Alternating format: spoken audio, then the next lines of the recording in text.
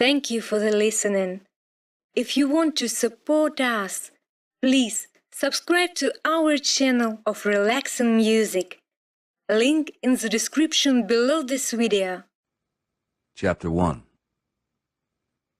in which I am pulled over by police officers in Arkansas during our 1975 U.S. tour, and a standoff ensues.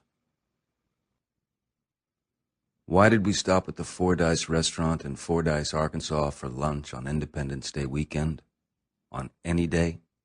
Despite everything I knew from 10 years of driving through the Bible Belt. Tiny town of Fordyce, Rolling Stones on the police menu across the United States. Every copper wanted to bust us by any means available, to get promoted and patriotically rid America of these little fairy Englishmen. It was 1975, a time of brutality and confrontation. Open season on the Stones had been declared since our last tour, the tour of '72, known as the STP. The State Department had noted riots, true. Civil disobedience, also true. Illicit sex, whatever that is, and violence across the United States. All the fault of us, mere minstrels. We had been inciting youth to rebellion. We were corrupting America, and they had ruled never to let us travel in the United States again. It had become, in the time of Nixon, a serious political matter. He had personally deployed his dogs and dirty tricks against John Lennon, who he thought might cost him an election. We, in turn, they told our lawyer officially, were the most dangerous rock and roll band in the world. In previous days, our great lawyer, Bill Carter, had single-handedly slipped us out of major confrontations devised and sprung by the police forces of Memphis and San Antonio. And now Fordyce, small town of 3,500, whose high school emblem was some weird red bug, might be the one to take the prize. Carter had warned us not to drive through Arkansas at all, and certainly never to stray from the interstate. He pointed out that the state of Arkansas had recently tried to draw up legislation to outlaw rock and roll. Loved to see the wording of the statute, where there be loudly and insistently 4 beats to the bar. And here we were driving back roads in a brand new yellow Chevrolet Impala. In the whole of the United States, there was perhaps no sillier place to stop with a car loaded with drugs. A conservative, redneck Southern community not happy to welcome different-looking strangers. In the car with me were Ronnie Wood, Freddie Sessler, an incredible character, my friend and almost a father to me, who will have many parts in this story, and Jim Callaghan, the head of our security for many years. We were driving the 400 miles from Memphis to Dallas, where we had our next gig the following day at the Cotton Bowl. Jim Dickinson, the Southern boy who played piano on Wild Horses, had told us that the Texarkana landscape was worth the car ride, and we were planed out. We'd had a scary flight from Washington to Memphis, dropping suddenly many thousands of feet, with much sobbing and screaming. The photographer Annie Leibowitz hitting her head on the roof, and the passengers kissing the tarmac when we landed. I was seen going to the back of the plane and consuming substances with more than usual dedication, as we tossed about the skies, not wanting to waste. So we drove, and Ronnie and I had been particularly stupid. We pulled into this roadhouse called the Fordyce, where we sat down and ordered, and then Ronnie and I went to the John. You know, just start me up. We got high. We didn't fancy the clientele out there or the food, and so we hung in the John, laughing and carrying on. We sat there for 40 minutes, and you don't do that down there. Not then. That's what excited and exacerbated the situation, and the staff called the cops. As we pulled out, there was this black car parked on the side. No number plate. And the minute we took off, 20 yards down the road, we get sirens and the little blinking light, and there they are with shotguns in our faces. I had a denim cap with all these pockets in it that were filled with dope. Everything was filled with dope. In the car doors themselves, all you had to do was pop the panels, and there were plastic bags full of coke and grass, peyote and mescaline. Oh my God, how are we going to get out of this? It was the worst time to get busted. It was a miracle we had been allowed into the States at all for this tour. Our visas hung on a thread of conditions, as every police force in the big cities also knew, and had been fixed by Bill Carter with very hard long-distance footwork with the State Department and the Immigration Service over the previous 2 years. It was obviously condition zero that we weren't arrested for possession of narcotics, and Carter was responsible for guaranteeing this. I wasn't taking the heavy shit at the time.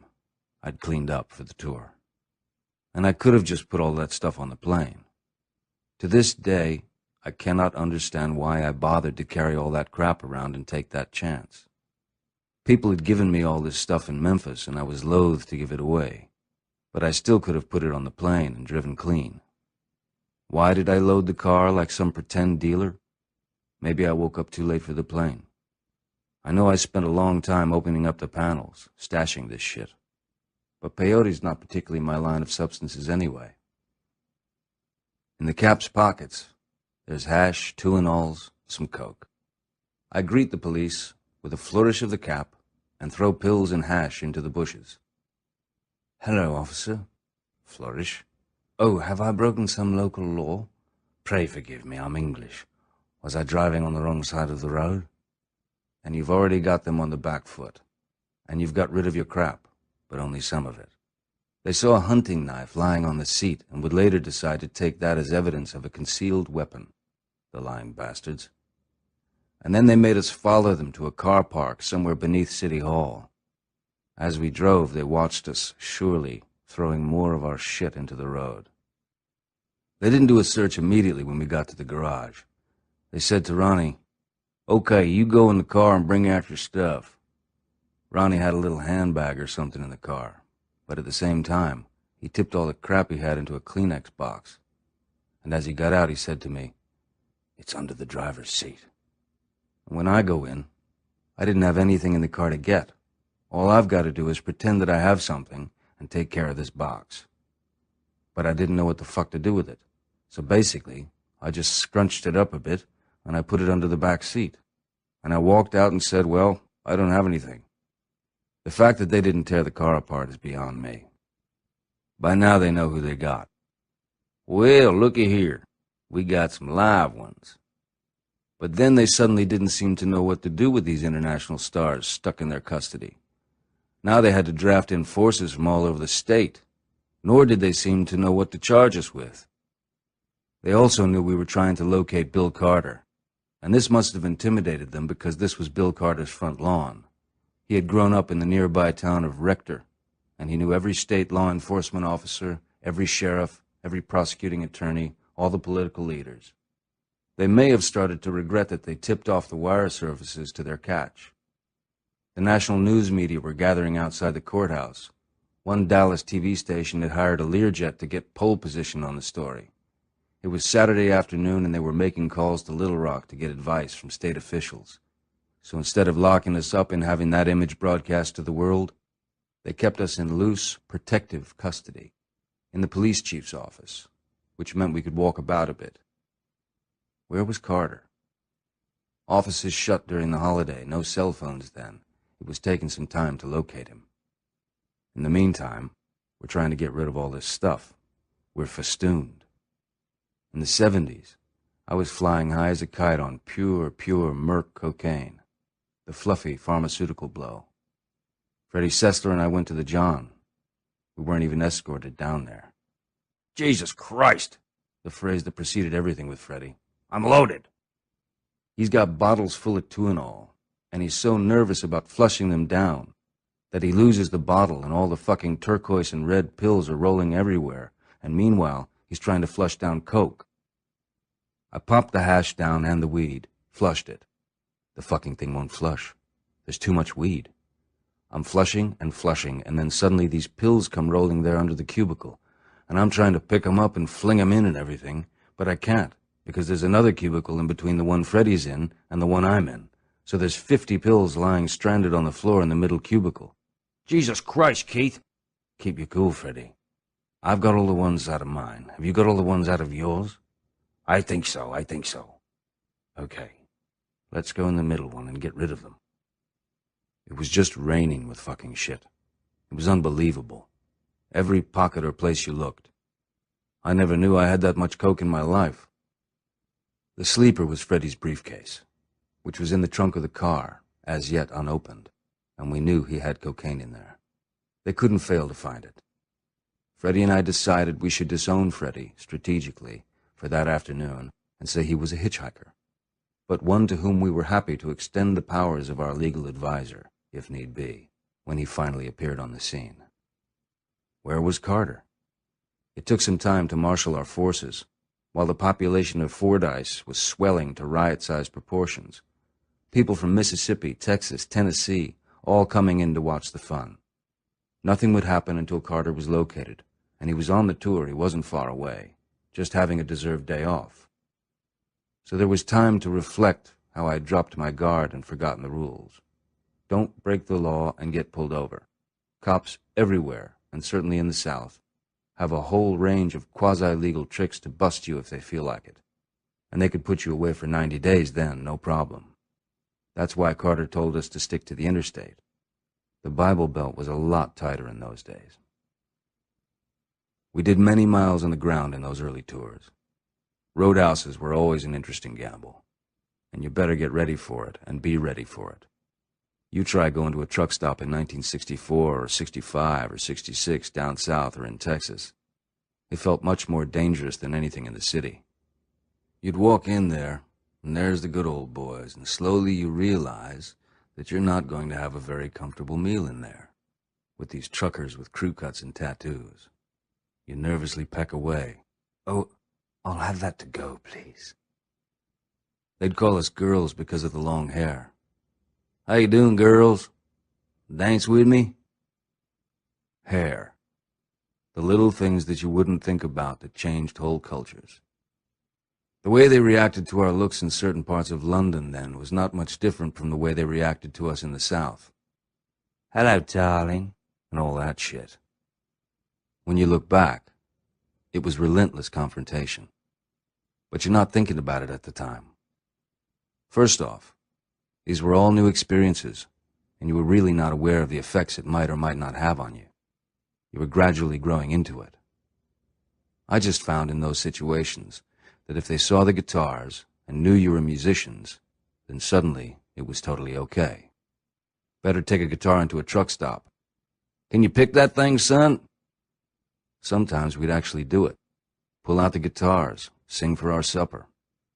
But then all you had to do was cross the tracks and you'd get a real education. If we were playing with black musicians, they'd look after us. It was, "Hey, you want to get laid tonight? She'll love you. She ain't seen anything like you before." You got welcomed, you got fed, and you got laid.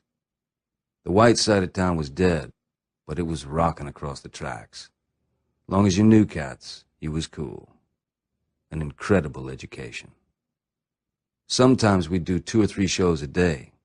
They wouldn't be long shows. You'd be doing 20 minutes, half an hour, 3 times a day, waiting for the rotation because they were mostly review shows, black acts, amateurs, local white hits, whatever. And if you went down south, it was just endless. Towns and states just went by. It's called white line fever. If you're awake, you stare at the white lines down the middle of the road, and every now and again somebody says, "I need a crap," or "I'm hungry." Then you walked into these brief bits of theater behind the road. These are minor roads in the Carolinas, Mississippi and stuff. You get out, dying for a leak. You see men's, and some black bloke is standing there saying, "Coloreds only," and you think, "I'm being discriminated against." You drive by these little juke joints, and there's this incredible music coming out, and steam coming out the window. "Hey, let's pull over here." Could be dangerous. "Nah, come on, listen to that shit." And there'd be a band, a trio playing. Big black fuckers, and some bitches dancing around with dollar bills in their thongs. And then you'd walk in, and for a moment, there's almost a chill, because you're the first white people they've seen in there.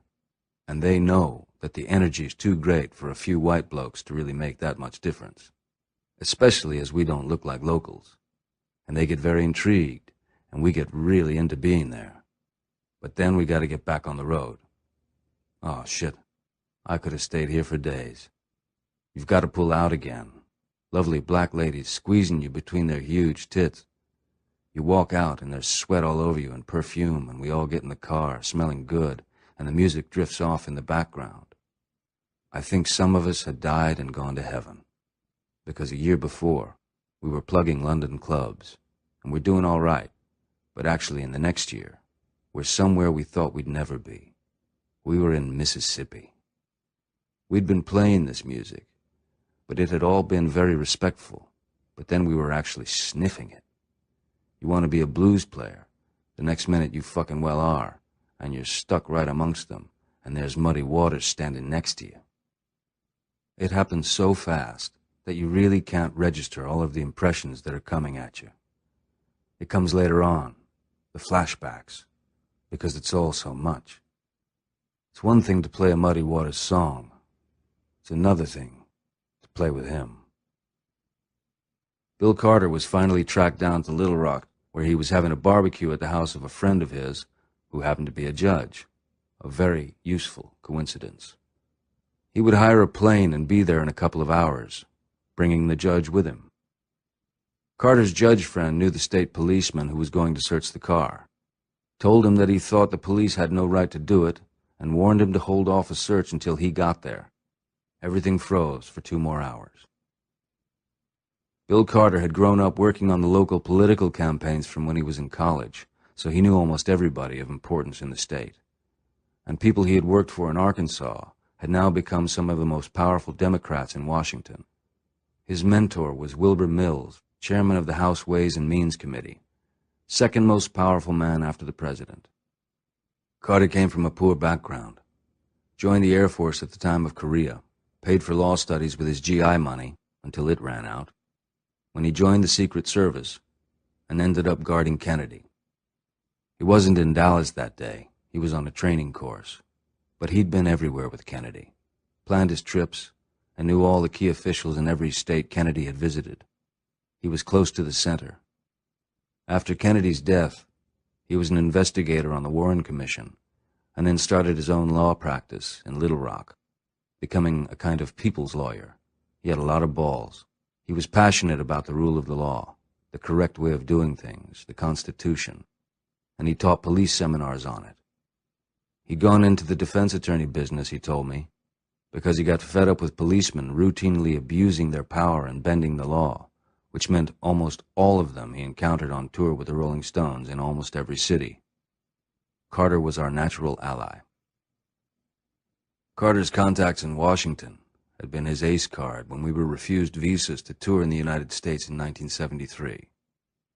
What Carter found when he first went to Washington on our behalf late that year was that the Nixon dictum prevailed and ran through the bureaucracy down to the lowest level. He was told officially that the Stones would never tour in the United States again. Apart from our being the most dangerous rock and roll band in the world, inciting riots, purveying gross misconduct and contempt for the law, there was widespread anger that Mick had appeared on stage dressed as Uncle Sam, wearing the Stars and Stripes. That by itself was enough to refuse him entry. It was bunting. You had to guard yourself against being attacked from that area. Brian Jones got pulled in because he picked up an American flag that was lying around backstage in the mid-'60s in Syracuse, New York, I think it was. He put it over his shoulder, but a corner of it touched the ground. This was after the show, and we were making our way back, and the police escort barged us all into an office and started screaming, "Dragging the flag on the ground? You're demeaning my nation, an act of sedition." Then there was my record. No getting away from it. It was also widely known. What else did the press write about me? That I had a heroin addiction. I'd just had a conviction in the UK for possession of drugs in October 1973, and I had been convicted of possession in France in 1972. Watergate was heating up when Carter began his campaign. Some of Nixon's henchmen had been jailed, and Nixon was soon to fall along with Haldeman, Mitchell, and the rest, some of whom had been involved personally with the FBI in the underhanded campaign against John Lennon. Carter's advantage at the Immigration Department was that he was one of the boys. He came from law enforcement. He had respect for having been with Kennedy. He did an "I know how you boys feel," and just said he wanted a hearing because he didn't think we were being treated fairly. He worked his way in, many months of slogging.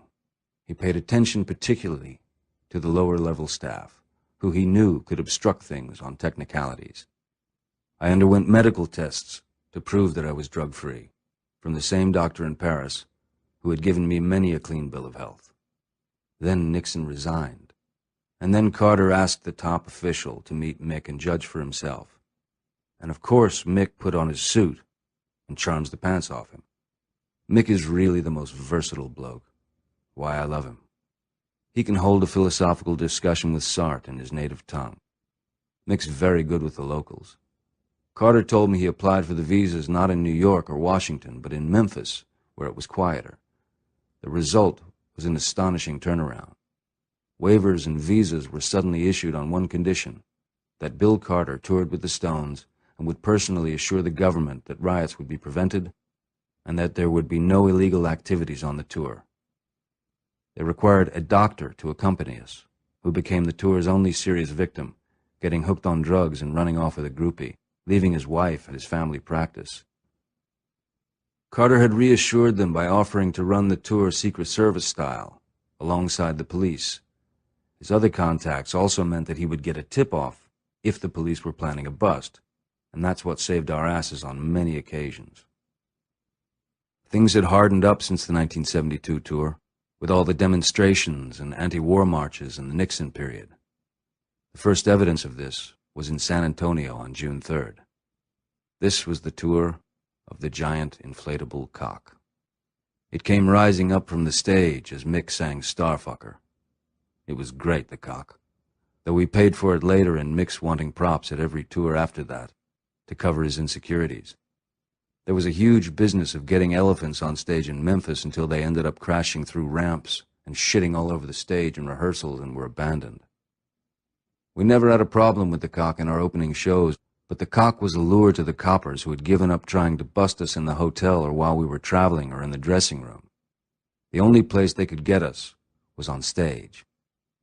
They threatened to arrest Mick if the cock rose that night, and there was a mighty standoff. Carter warned them that the kids would burn down the arena. He'd taken the temperature and realized the kids weren't going to stand for it. In the end, Mick decided to defer to the sentiments of the authorities, and it didn't direct itself in San Antonio.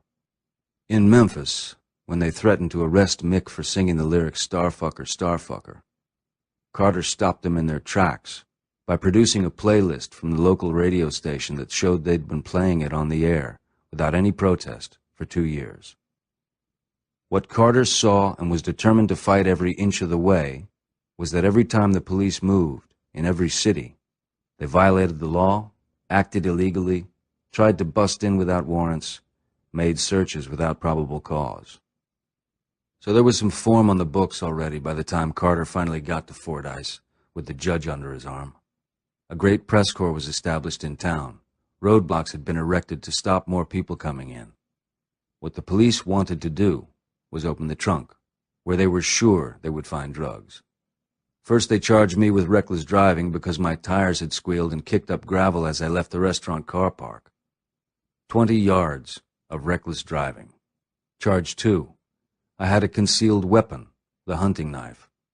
But to open the trunk legally, they needed to show probable cause, meaning there had to be some evidence or reasonable suspicion that a crime had been committed. Otherwise, the search is illegal, and even if they find the stuff, the case will be thrown out. They could have opened the trunk if they'd seen contraband when they looked through the car window, but they hadn't seen anything.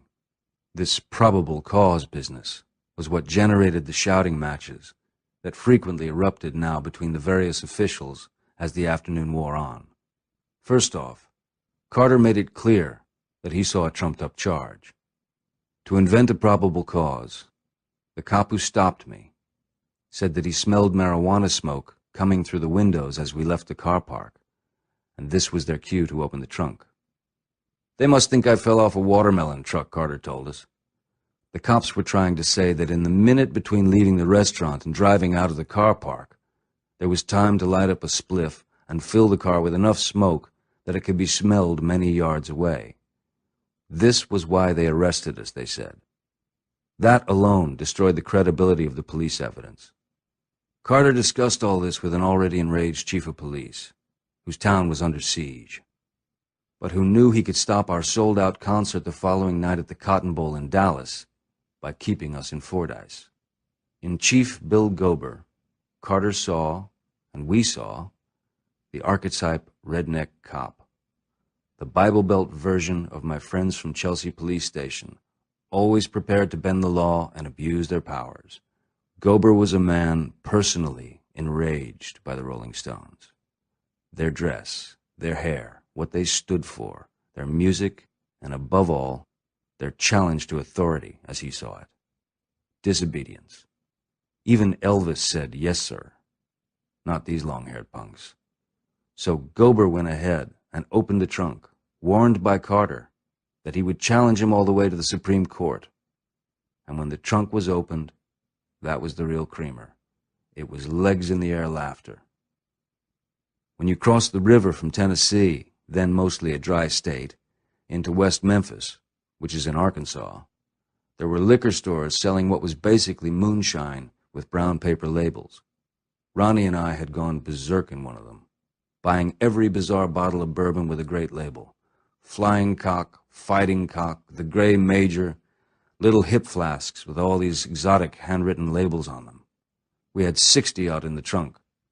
So now, we were suddenly suspected of being bootleggers. No, we bought them. We paid for them. So I think all of that booze confused them. This is the 70s, and boozers are not dopeheads. In those days, there was that separation. At least they're men and they drink whiskey. Then they found Freddie's briefcase, which was locked, and he told them he'd forgotten the combination. So they smacked it open, and there, sure enough, were 2 small containers of pharmaceutical cocaine. Gober thought he had us. Or at least, he had Freddie, cold. It took some time to find the judge, now late in the evening, and when he arrived, he'd been out on the golf course all day, drinking, and by now, he was flying. Now we have total comedy, absurdity. Keystone Cops as the judge takes to his bench and the various lawyers and cops try to get him to follow their versions of the law. What Gober wanted to do was to get the judge to rule that the search and the finding of the coke were legal and that all of us would be detained on felony charges, i.e., put in the slammer. On this little point of law, arguably, hung the future of the Rolling Stones. In America, at least. What happened then is pretty much as follows, from what I overheard from Bill Carter's later testimony, and this is the quickest way to tell it, with apologies to Perry Mason. The cast. Bill Gober, police chief, vindictive, enraged. Judge Wynn, presiding judge in Fordyce, very drunk. Frank Wynn, prosecuting attorney, the judge's brother. Bill Carter, well-known aggressive criminal lawyer representing the Rolling Stones, native of Arkansas from Little Rock. Tommy Mays, prosecuting attorney, idealistic, fresh out of law school. Others present, Judge Fairley, brought along by Carter to witness fair play and to keep him out of jail. Outside courthouse, 2,000 Rolling Stones fans who were pressed against barricades outside the town hall chanting, "Release Keith! Release Keith!" Inside courtroom. Judge. Now, I think what we are judging here is a felony. A felony, gentlemen. I will take submissions, Mr. Attorney. Young prosecuting attorney. Your Honor, there is a problem here about evidence. Judge. Y'all have to excuse me a minute. I'll recess. Perplexity in court. Proceeding held up for 10 minutes. Judge returns. His mission was to cross the road and buy a pint bottle of bourbon before the store closed at 10 p.m. The bottle is now in his sock. Carter, on telephone to Frank Wynn, the judge's brother. Frank, where are you? You better come up. Tom's intoxicated. Yeah. Okay. Judge. Proceed, Mr. Proceed. Young prosecuting attorney. I don't think we can legally do this, Your Honor. We don't have justification to hold them. I think we have to let them go. Police chief to judge, yelling. Damn, we do. You gonna let these bastards go? You know I'm gonna place you under arrest, Judge. You damn right I am. You are intoxicated. You are publicly drunk. You are not fit to sit on that bench. You are causing a disgrace to our community. He tries to grab him. Judge, yelling. You son of a bitch, get away from me. You threaten me, I'm gonna have your ass out of... A scuffle. Carter, moving to separate them. Whoa now, boys. Let's stop squabbling. Let's keep talking. This is no time to get the liver out and put the knives in, ha-ha. We got TV, the world's press outside, won't look good. You know what the governor's going to say about this? Let's proceed with the business. I think we can reach some agreement here. Courtroom official. Excuse me, Judge. We have the BBC on live news from London. They want you now. Judge. Oh, yeah? Excuse me a minute, boys. Be right back.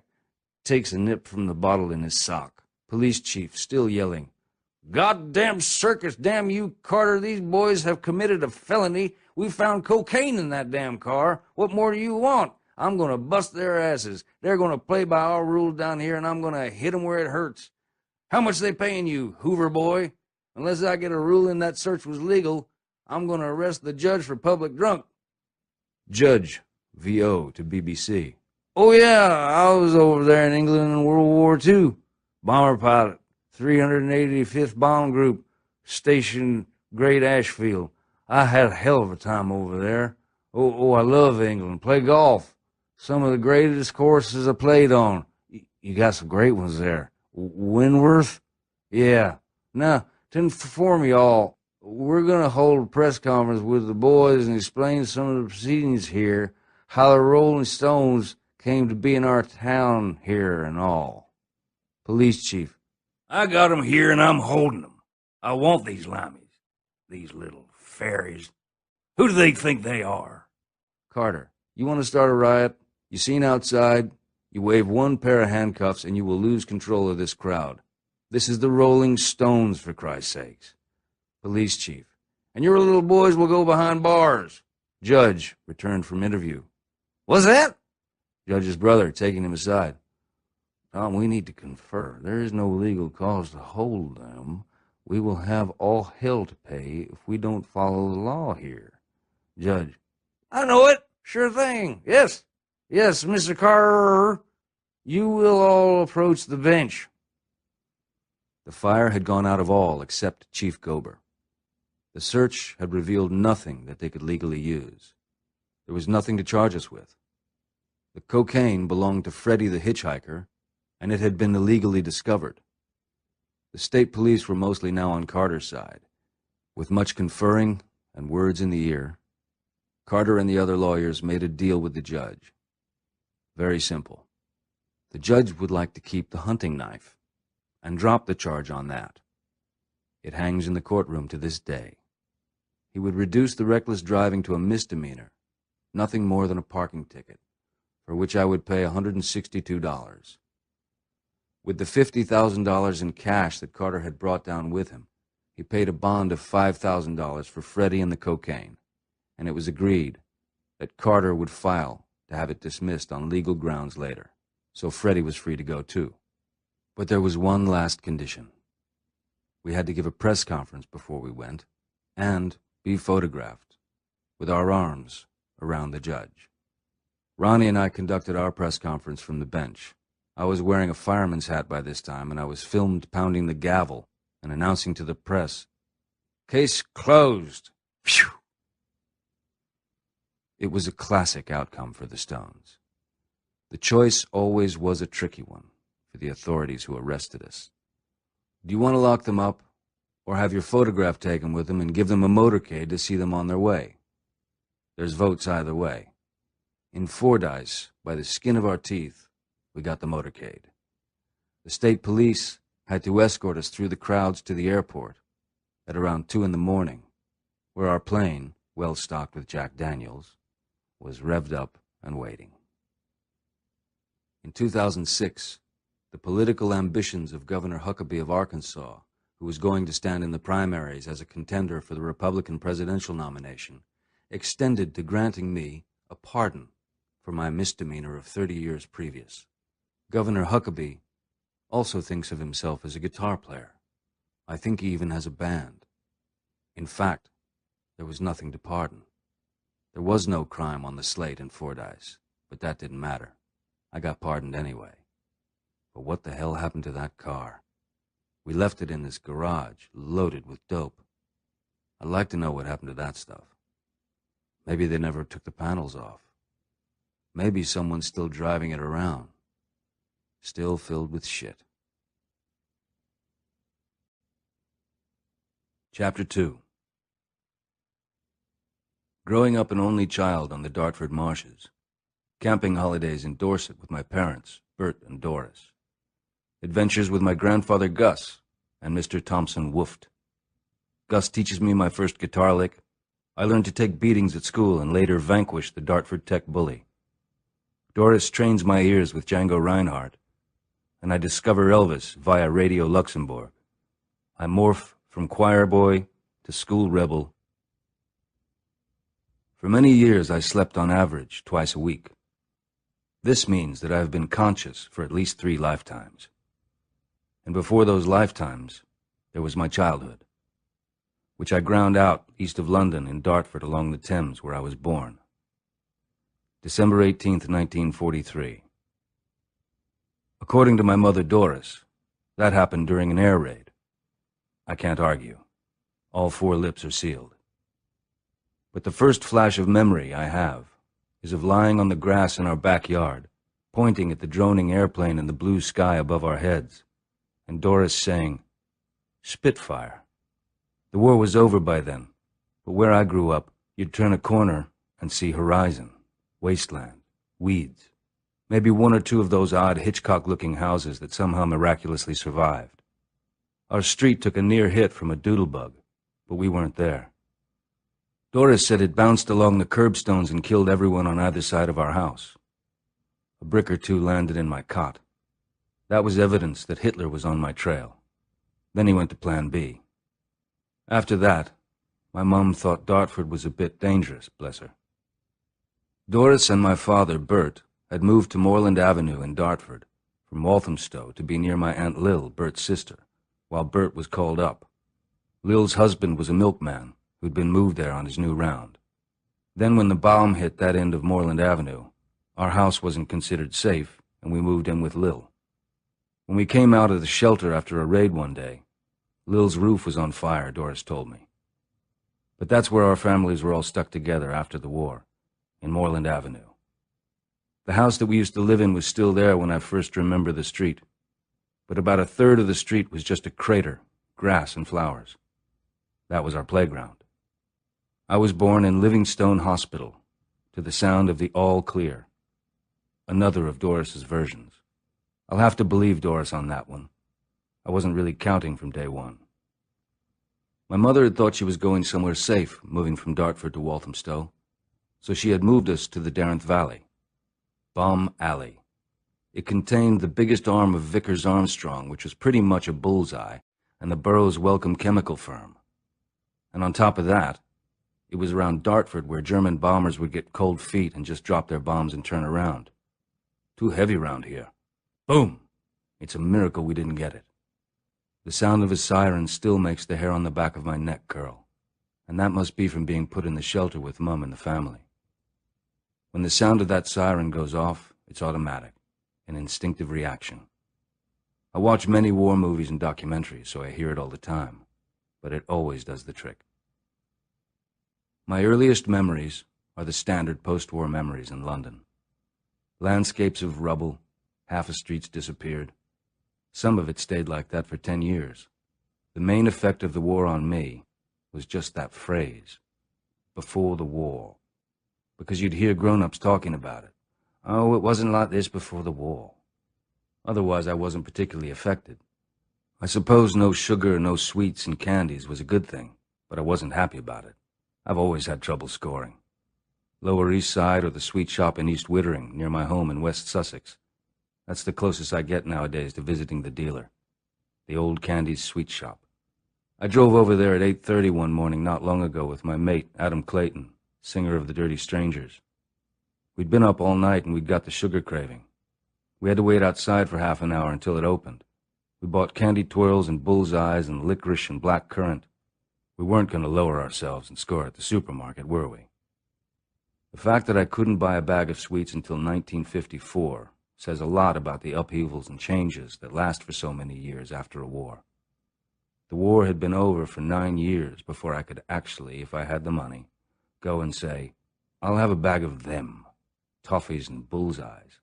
Otherwise it was, you got your ration stamp book? The sound of those stamps stamping. Your ration was your ration. One little brown paper bag. A tiny one. A week. Bert and Doris had met working in the same factory in Edmonton. Bert a printer and Doris working in the office. And they had started out together living at Walthamstow.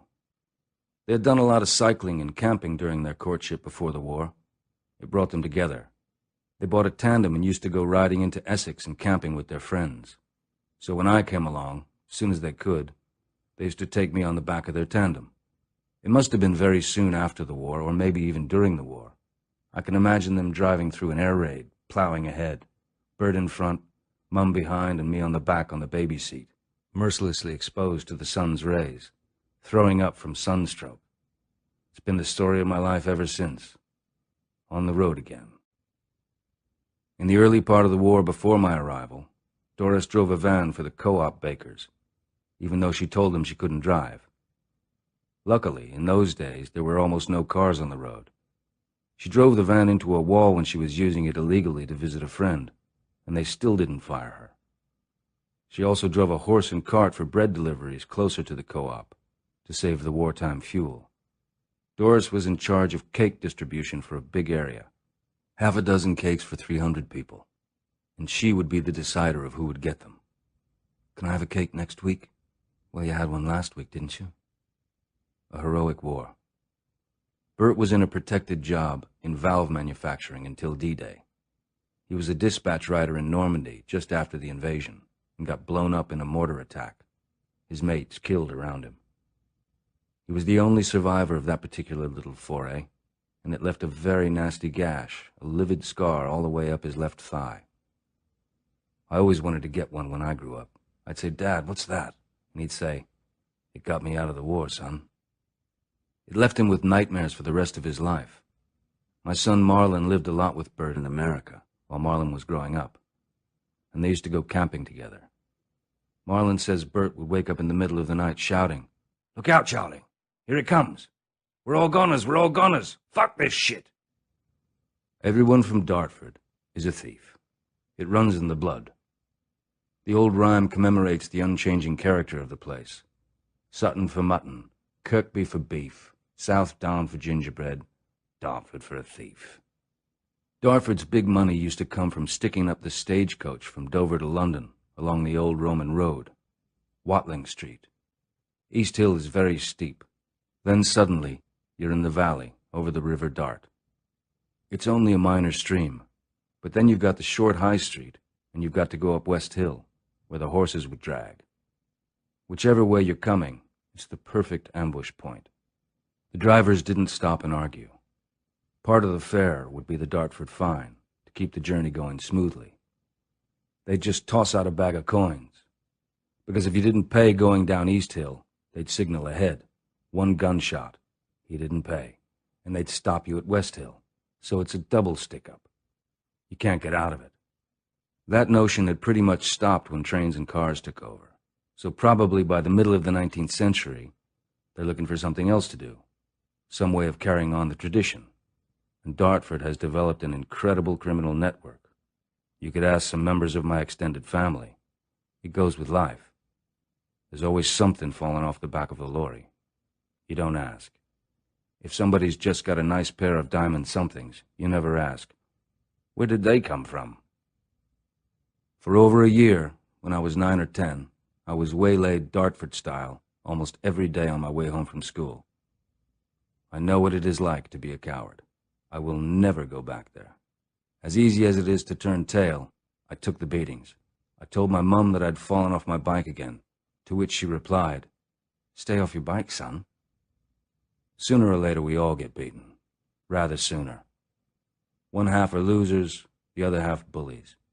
It had a powerful effect on me, and taught me some lessons for when I grew big enough to use them. Mostly to know how to employ that thing little fuckers have, which is called speed, which is usually run away. But you get sick of running away. It was the old Dartford stick-up. They have the Dartford Tunnel now with toll booths, which is where all the traffic from Dover to London still has to go. It's legal to take the money, and the bullies have uniforms. You pay, one way or another. My backyard was the Dartford Marshes, a no-man's land that stretches 3 miles on either side along the Thames. A frightening place and fascinating at the same time, but desolate. When I was growing up, as kids we'd go down to the riverbank, a good half-an-hour ride on a bike. Essex County was on the other side of the river, the northern shore, and it might as well have been France. You could see the smoke of Dagenham, the Ford plant, and on our side the Gravesend cement plant. They didn't call it Gravesend for nothing. Everything unwanted by anyone else had been dumped in Dartford since the late 19th century. Isolation and smallpox hospitals, leper colonies, gunpowder factories, lunatic asylums, a nice mixture. Dartford was the main place for smallpox treatment for all of England from the time of the epidemic of the 1880s. The river hospitals overflowed into ships anchored at Longreach, a grim sight in the photographs or if you were sailing up the estuary into London. But the lunatic asylums were what Dartford and its environs were famous for. The various projects run by the dread Metropolitan Asylums Board for the mentally unprepared people, or whatever they call it these days. The deficient in brain. The asylums drew a belt around the area, as if somebody had decided, right, this is where we're going to put the loonies. There was a massive one, very grim, called Darrenth Park, which was a kind of labor camp for backward children until quite recent times. There was Stonehouse Hospital, whose name had been changed to something more genteel than the City of London Lunatic Asylum, which had Gothic gables and a tower and observation post Victorian style, where at least one suspect for Jack the Ripper, Levy, was imprisoned and died of syphilis. Some of the nut houses were harder cases than others. When we were 12 or 13, Mick Jagger had a summer job at the Bexley Nut House, the Maypole, as it was called. I think they were a bit more upper-class nutters. They got wheelchairs or something. And Mick used to do the catering, taking round their lunches. Almost once a week you'd hear sirens going. Another loony escaped. And they'd find him in the morning in his little nightshirt, shivering on Dartford Heath. Some of them escaped for quite a while, and you'd see them flitting through the shrubbery. It was a feature of life when I was growing up. You still thought you were at war, because they used the same siren if there was a breakout. You don't realize what a weird place you're growing up in. You'd give people directions. Go past the loony bin, not the big one, the small one, and they'd look at you as if you were from the loony bin yourself. The only other thing that was there was the Wells firework factory, just a few little isolated sheds on the marsh. It blew itself up one night in the 50s, and a few guys with it. Spectacular. As I looked out my window, I thought the war had started again. All the factory was making then was your tuppenny banger, your Roman candles and your golden shower, and your jumping jacks. Everybody from around there remembers that. The explosion that blew the windows out for miles around. One thing you've got is your bike. Me and my mate Dave Gibbs, who lived on Temple Hill, decided it would be cool if we put these little cardboard flappers on the back wheel so it sounded like an engine when the spokes went round. We'd hear, "Take that bloody thing away. Trying to get some sleep round here." So we used to ride down to the marshes and the woods by the Thames. The woods were very dangerous country. There were buggers in there, hard men who'd scream at you, "Fuck off!" We took the cardboard flappers out. It was a place of madmen and deserters and tramps. Many of these guys were British Army deserters, a little like the Japanese soldiers who still thought the war was on. Some of them had been living there for 5 or 6 years. They'd cobbled together maybe a caravan or some treehouse for shelter. Vicious, dirty swine they were, too. The first time I got shot was by one of those bastards. A good shot. An airgun pellet on the bum. One of our hangs was a pillbox, an old machine gun post, of which there were many along the tideway. We used to go and pick up the literature, which was always pin-ups, all crumpled up in the corner. One day we found a dead tramp in there, huddled up, covered in blue bottles. A dead paraffin lamp, rhyming slang for tramp. Filthy magazines lying around, used rubbers, flies buzzing, and this paraffin had croaked. He'd been there for days, weeks even. We never reported it. We ran like the fucking Nile. I remember going from Aunt Lil's to infant school, to West Hill School, screaming my head off. "No way, Mum, no way!" Refusing and kicking and refusing to go, but I did go. They had a way about them, the grown-ups. I put up a fight, but I knew it was a full-on moment. Doris felt for me, but not that much. This is life, boy. Something we can't fight. I remember my cousin, who was Aunt Lil's son. Big boy. He was at least 15, with a charm that cannot be imagined. He was my hero. He had a check shirt, and he went out when he wanted. I think he was called Reg. Cousin Kay was their daughter. She pissed me off because she had really long legs, could always run faster than me. I came in a valiant second every time. She was older than me, though. We rode my first horse together, bareback. A great old white mare that barely knew what was going on, that had been put out to pasture, if you could call it that round where we lived.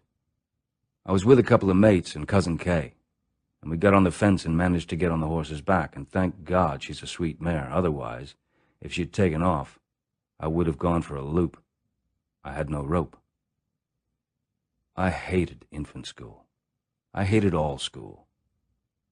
Doris said I was so nervous. She remembered bringing me home on her back because I couldn't walk. I was trembling so hard.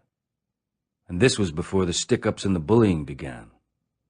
What they fed you was awful. I remember at infant school being forced to eat gypsy tart, which revolted me. I just refused it. It was pie with some muck burned into it, marmalade or caramel.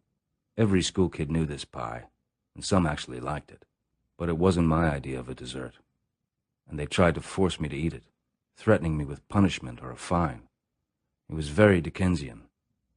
I had to write out, "I will not refuse food," 300 times in my infantile hand. And after so many times, I had it down. I will. I was known to have a temper, as if nobody else has one. A temper that was aroused by gypsy tart. In retrospect, the British education system, reeling from the war, had not much to work with. The PT master had just come from training commandos, and didn't see why he shouldn't treat you the same as them, even though you were 5 or 6 years old. It was all ex-army blokes. All these guys had been in World War II, and some of them were just back from Korea, so you were brought up with this kind of barking authority.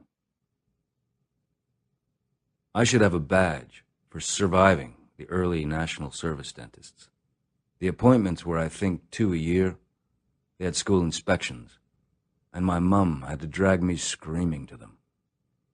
She'd have to spend some hard-earned money to buy me something afterwards, because every time I went there was sheer hell. No mercy. "Shut up, kid." The red rubber apron like Edgar Allan Poe. They had those very rickety machines in those days, 49, 50.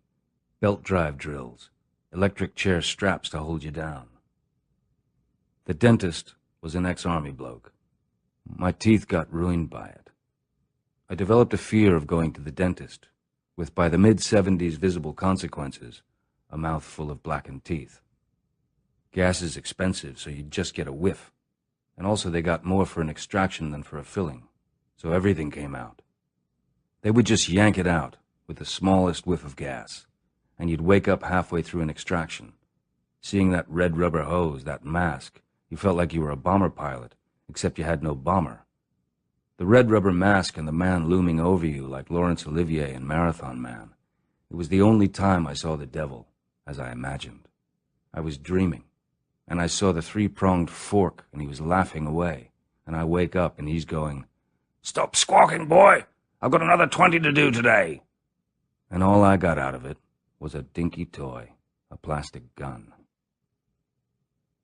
After a time, the town council gave us a flat over a greengrocer's and a little row of shops in Chastilian Road, 2 bedrooms and a lounge. Still there. Mick lived 1 street away, in Denver Road, Posh Town we used to call it. The difference between detached and semi-detached houses. It was a 5-minute bike ride to Dartford Heath, and only a street away from my next school, the school Mick and I both went to, Wentworth Primary School. I went back to Dartford to breathe the air not long ago. Nothing much had changed in Chastilian Road. The greengrocer's is now a florist called the Darling Buds of Kent, whose proprietor came out with a framed photograph for me to sign, almost the moment I'd stepped onto the pavement. He behaved as if he was expecting me, the picture ready, as unsurprised as if I came every week, whereas I hadn't been around there for 35 years. As I walked into our old house, I knew exactly the number of stairs. For the first time in 50 years, I entered the room where I lived in that house, where the florist now lives. Tiny room, exactly the same. And Bert and Doris in the tiny room across a 3-foot landing. I lived there from about 1949 to 1952. Across the street, there were the co-op and the butchers. That's where the dog bit me. My first dog bite. It was a vicious bugger, tied up outside. Finley's tobacconist was on the opposite corner. The post box was still in the same place, but there used to be a huge hole on Ashton Drive where a bomb dropped, which is now covered over. Mr. Stedman used to live next door. He had a TV, and he used to open the curtains to let us kids watch. But my worst memory, the most painful that came back to me, standing in the little back garden, was the day of the rotten tomatoes. I've had some bad things happen, but this is still one of the worst days of my life. The greengrocer used to stack old fruit crates in the back garden, and a mate and I found all these far-gone tomatoes. We just squidged the whole packet up. We started having a rotten tomato fight, and we splashed them everywhere. Tomatoes all over the place, including all over myself, my mate, the windows, the walls. We were outside, but we were bombing each other. "Take that, swine!" Rotten tomato in your face. And I went inside, and my mom scared the shit out of me. I've called the man. What are you talking about? I've called the man. He's going to take you away, because you're out of control. And I broke down. He's coming here in 15 minutes. He'll be here any minute now to take you away into the home. And I shat myself. I was about 6 or 7. "Oh, Mum," I'm on my knees. I'm pleading and begging. "I've had it up to here with you. I don't want you anymore." "No, Mum, please." And on top of that, "I'm going to tell your dad." "Oh, Mum." That was a cruel day. She was relentless. She kept it going for about an hour, too, until I cried myself to sleep and realized eventually that there was no man at all, and that she'd been putting me on, and I had to figure out why. I mean, a few rotten tomatoes? I guess I needed a lesson. You don't do that around here. Doris was never strict. It was just, this is the way it is, this is what's going to happen, and you're going to do this and do that. But that's the only time she put the fear of God into me. Not that we ever had the fear of God in our family.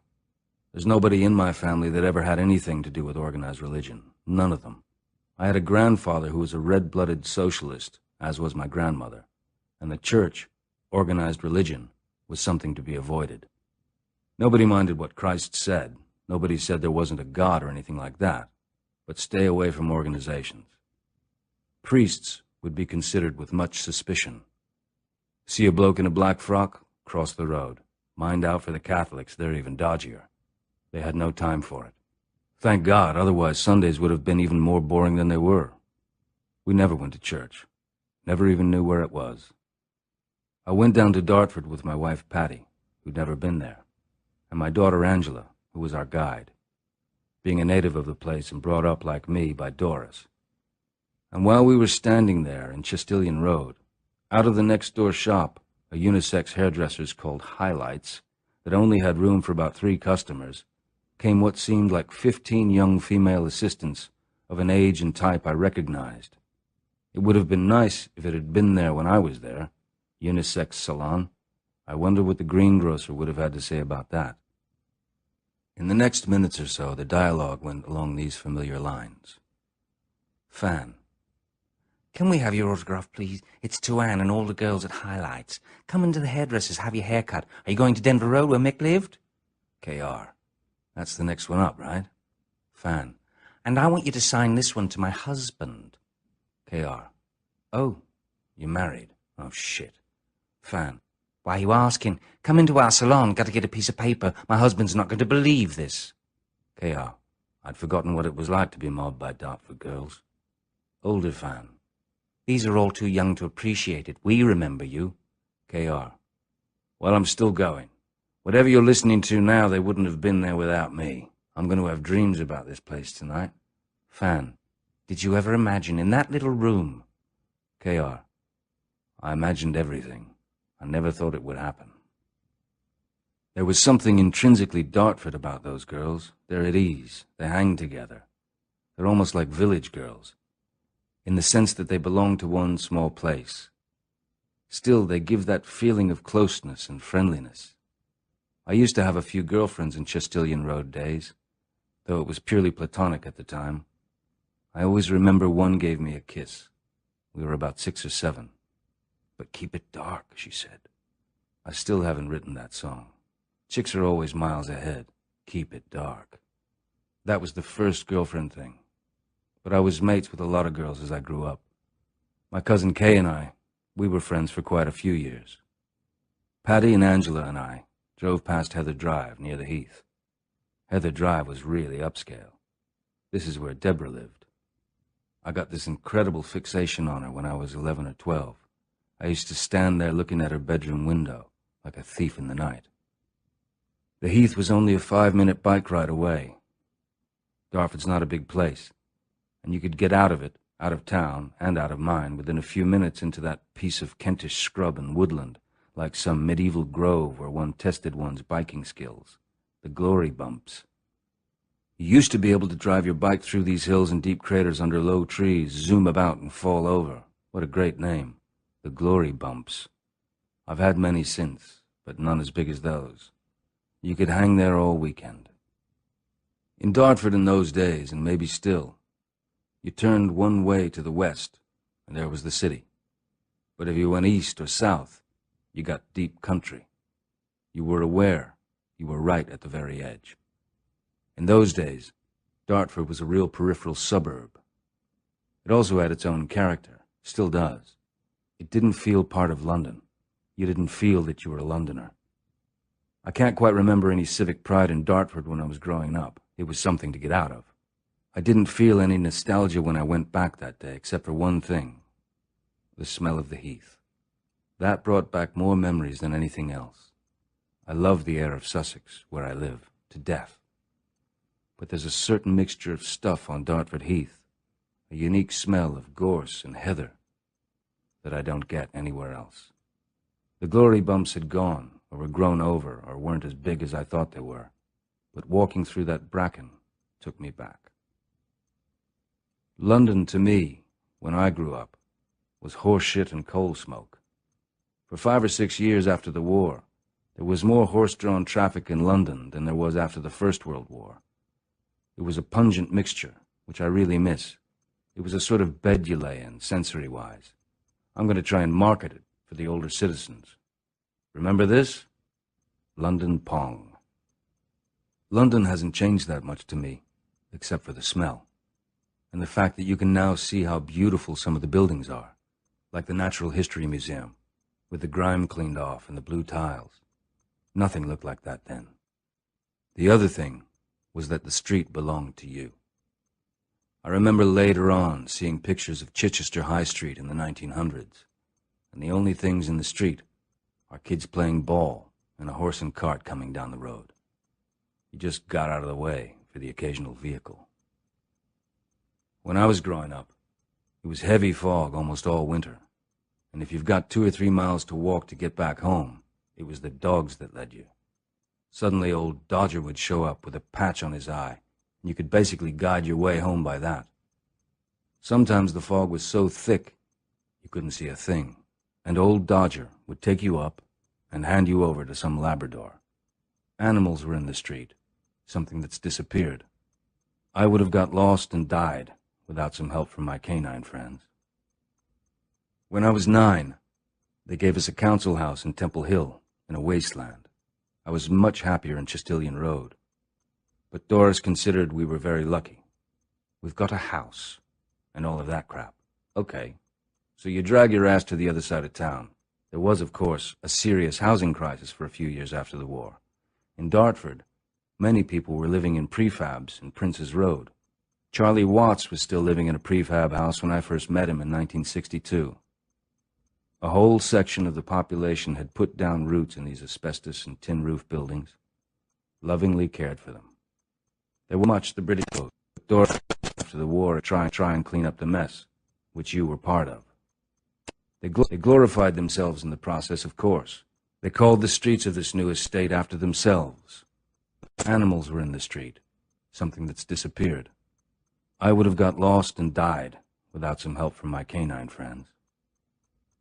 When I was 9, they gave us a council house in Temple Hill, in a wasteland. I was much happier in Chastilian Road. But Doris considered we were very lucky. We've got a house, and all of that crap. Okay, so you drag your ass to the other side of town. There was, of course, a serious housing crisis for a few years after the war. In Dartford, many people were living in prefabs in Prince's Road. Charlie Watts was still living in a prefab house when I first met him in 1962. A whole section of the population had put down roots in these asbestos and tin roof buildings, lovingly cared for them. There wasn't much the British government could do after the war except try and clean up the mess, which you were part of. They glorified themselves in the process, of course. They're a lot rougher now. Parts of Temple Hill are no-go areas, real youth gang hell. It was still under construction when we moved in. There was a building shed on the corner, no trees, armies of rats. It looked like a moonscape. And even though it was 10 minutes from the Dartford that I knew, the old Dartford, it sort of made me feel for a while, at that age, that I'd been transported to some sort of alien territory. I felt like I'd been moved to some other planet for at least a year or so before I could get to know a neighbor. But Mom and Dad loved the council house. I had no choice but to bite my tongue. As a semi-detached goes, it was new and it was well built, but it wasn't ours. I thought we deserved better, and it made me bitter.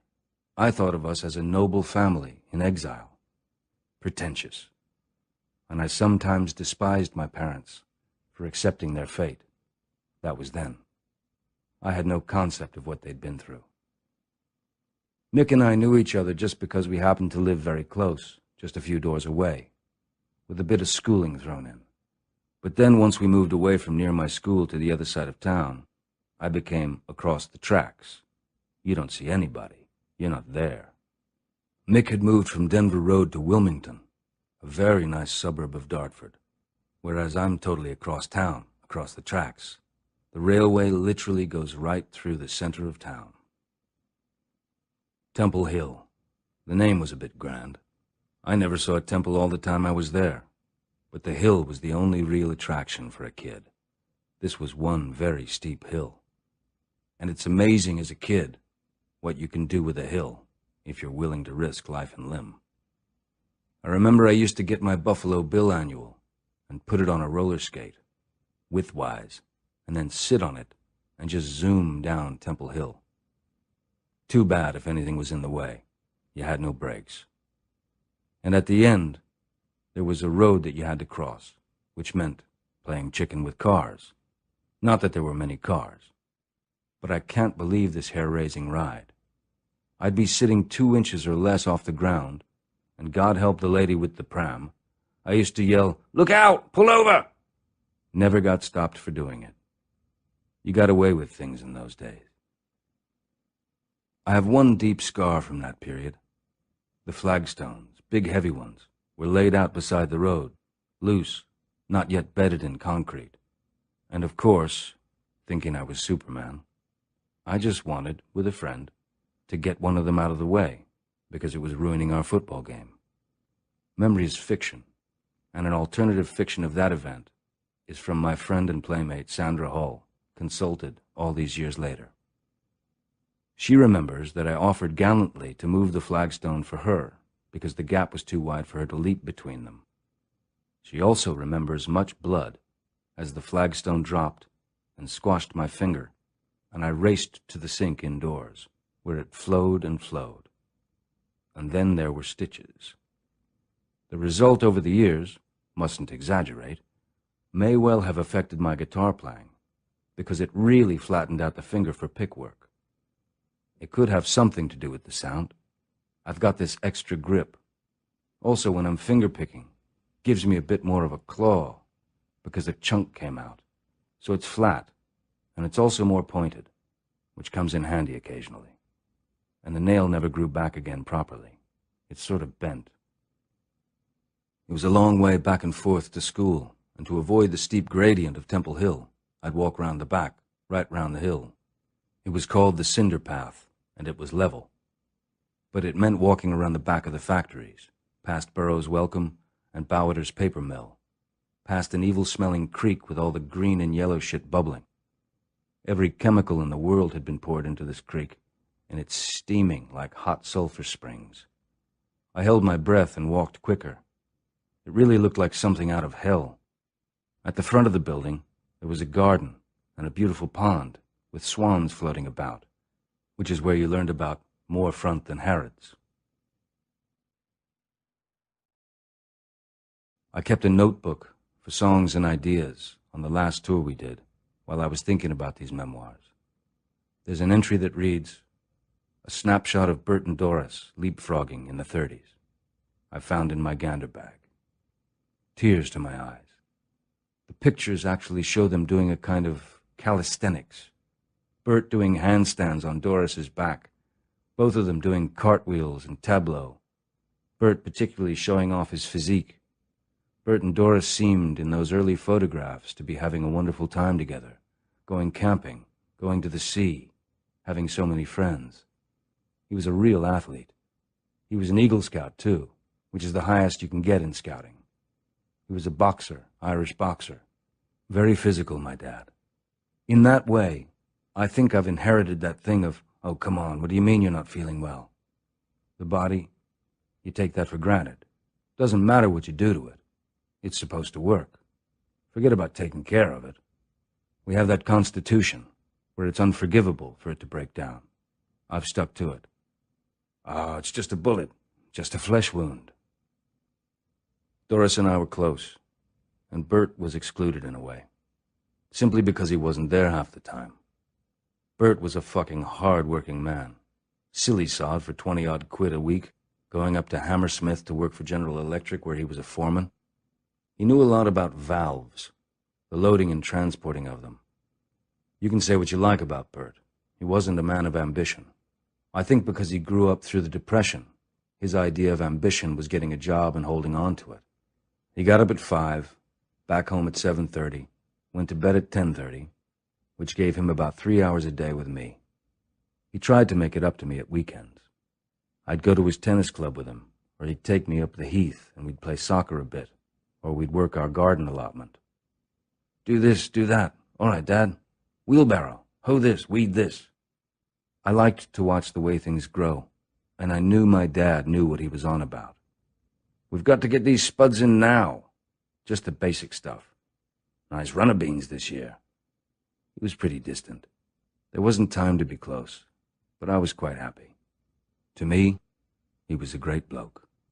He was just me dad. Being an only child forces you to invent your world. First, you're living in a house with 2 adults, and so certain bits of childhood will go by with you listening almost exclusively to adult conversation. And hearing all these problems about the insurance and the rent, I've got nobody to turn to. But any only child would tell you that. You can't grab hold of a sister or a brother. You go out and make friends, but playtime stops when the sun goes down. And then the other side of that, with no brothers or sisters and no immediate cousins in the area, I've got loads of extended family, but they weren't there, was how to make friends and who to make friends with. It becomes a very important, a very vital part of existence when you're that age. Holidays were particularly intense from that point of view. We'd go to B. Sands in Devon, where we used to have a caravan. It was next to a village called Hallsands, which had fallen into the sea, a ruined village, which was very interesting to a young kid. It was really five-go-mad in Dorset. All these dilapidated houses, and half of them you can see under the water. These weird, romantic ruins right next door. B Sands was an old fishing village, right on the beach, where fishing boats pulled up.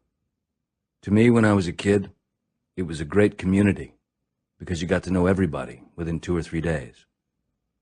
Within 4 days, I'm talking with a deep Devon burr and relishing being a local. I'd meet tourists. "Which way's Kingbridge?"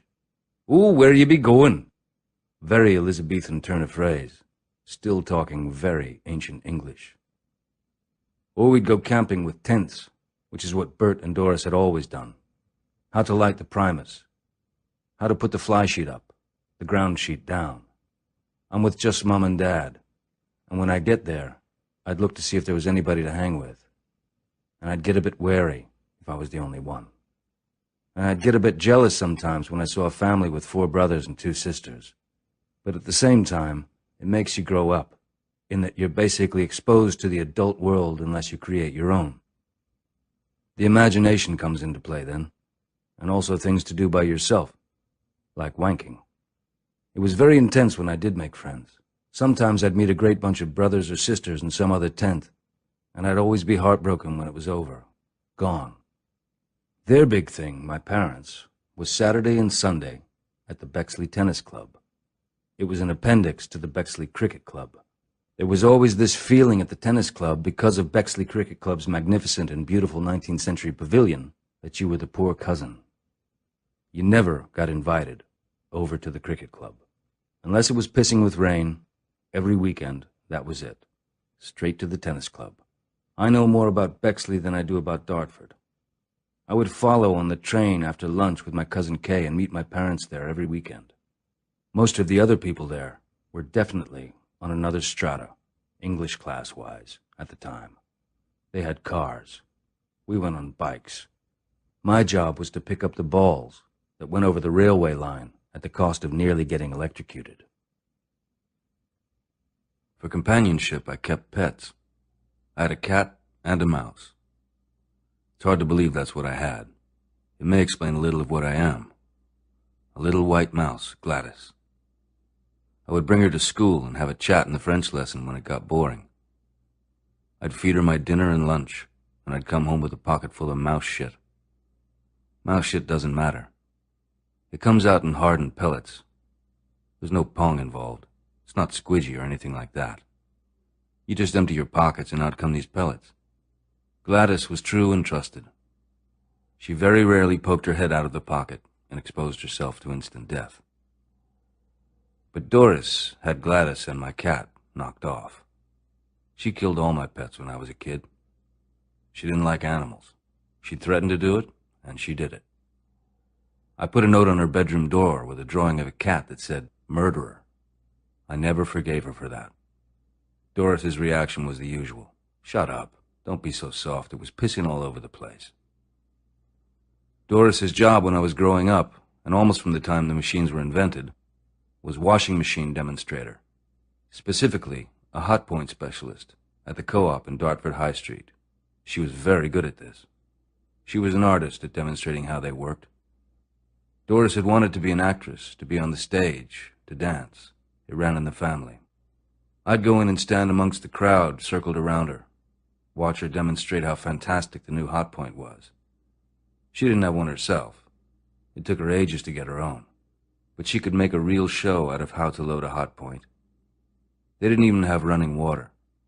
You had to fill them and empty them with a bucket. They were new things in those days, and people would say, "I'd love a machine to wash my clothes, but Jesus, it's like rocket science to me." And my mom's job was to say, "No, it's not. It's this easy." And when later on we were living skint and nasty in the peeling refuse bin of Edith Grove before the stones took off, we always had clean clothes because Doris would demonstrate them, iron them, and send them back with her admirer, Bill, the taxi driver. Send them in the morning, back at night. Doris just needed dirty material. Can we provide, baby? Years later, Charlie Watts would spend day after day in Savile Row with his tailors, just feeling the quality, deciding which buttons to use. I couldn't go there at all. Something to do with my mother, I think. She was always going into drapery stores looking for curtains, and I had no say in it. I'd just be parked on a chair or bench or shelf or something, and I'd watch Mum. She's got what she wanted, and they're wrapping it up, and then, oh no. She suddenly turns around and sees something else she wants, pushing the man to the limit. At the cash and carry, the money went through those tubes in a little canister. I used to sit there watching for hours, while my mother decided what she couldn't afford to buy. But what can you say about the first woman in your life? She was Mum. She sorted me out. She fed me. She was forever slicking my hair and straightening my clothes in public. Humiliation. But it's Mum. I didn't realize until later that she was also my mate. She could make me laugh. There was music all the time, and I do miss her so. How my mum and dad got together is a miracle. Something so random, the random of opposites in their backgrounds and personalities. Bert's family were stern, rigid socialists. His father, my grandfather, Ernest G. Richards, known locally as Uncle Ernie, was not just a Labor Party stalwart. Ernie was up in arms for the working man, and when he started, there was no socialist movement. There was no Labor Party. Ernie and my grandmother, Eliza, were married in 1902, at the very beginning of the party. They had 2 MPs in 1900, and he won that part of London for Keir Hardie, the party's founder. He would hold that fort for Keir, come what may, day in, day out, canvassing and recruiting after the First World War. Walthamstow was fertile Labour territory then. It had taken in a big working-class exodus from the East End of London and a new rail commuter population, the political front line. Ernie was staunch in the real meaning of that word. No backing down, no retreat. Walthamstow became a Labour stronghold, a safe enough seat for Clement Attlee, the first Labour Prime Minister, who'd put Churchill out in 1945, and who was the MP for Walthamstow in the 1950s. He sent a message when Ernie died, calling him the salt of the earth, and they sang The Red Flag at his funeral, a song they have only just stopped singing at the Labour Party conferences. I'd never taken in the touchiness of the lyrics. Then raise the scarlet standard high, within its shade we'll live and die. Though cowards flinch and traitors sneer, we'll keep the red flag flying here. And Ernie's job? He was a gardener, and he worked for the same food production firm for 35 years. But Eliza, my grandmother, was, if anything, saltier. She was elected a councillor before Ernie, and in 1941, she became the mayor of Walthamstow. Like Ernie, she had risen through the political hierarchy. Her origins were Bermondsey working class, and she more or less invented child welfare for Walthamstow, a real reformer. She must have been a piece of work. She became chairman of the housing committee in a borough that had one of the biggest programs of council house expansion in the country. Doris always complained that Eliza was so upright, she wouldn't let her and Bert have a council house when they were first married. Wouldn't push them up the list. I can't give you a house. You're my daughter-in-law. Not just strict, but rigid. So it's always intrigued me. The unlikelihood of somebody from that family getting together with this other lot of libertines. Doris and her 6 sisters, I come from a matriarchy on both sides of my family, grew up in 2 bedrooms, one for them and another for my grandparents, Gus and Emma, in Islington. That's tight accommodation. One front room that was only used on holidays, and a kitchen and parlor in the back. The whole family in those rooms in that small kitchen, another family living upstairs. My grandfather Gus, God bless him. I owe so much of my love of music to him. I send him notes frequently and pin them up. Thanks, Granddad. Theodore Augustus Dupree, the patriarch of this family, surrounded by women, lived near 7 Sisters Road, with 7 daughters, at 13 Crosley Street, N7.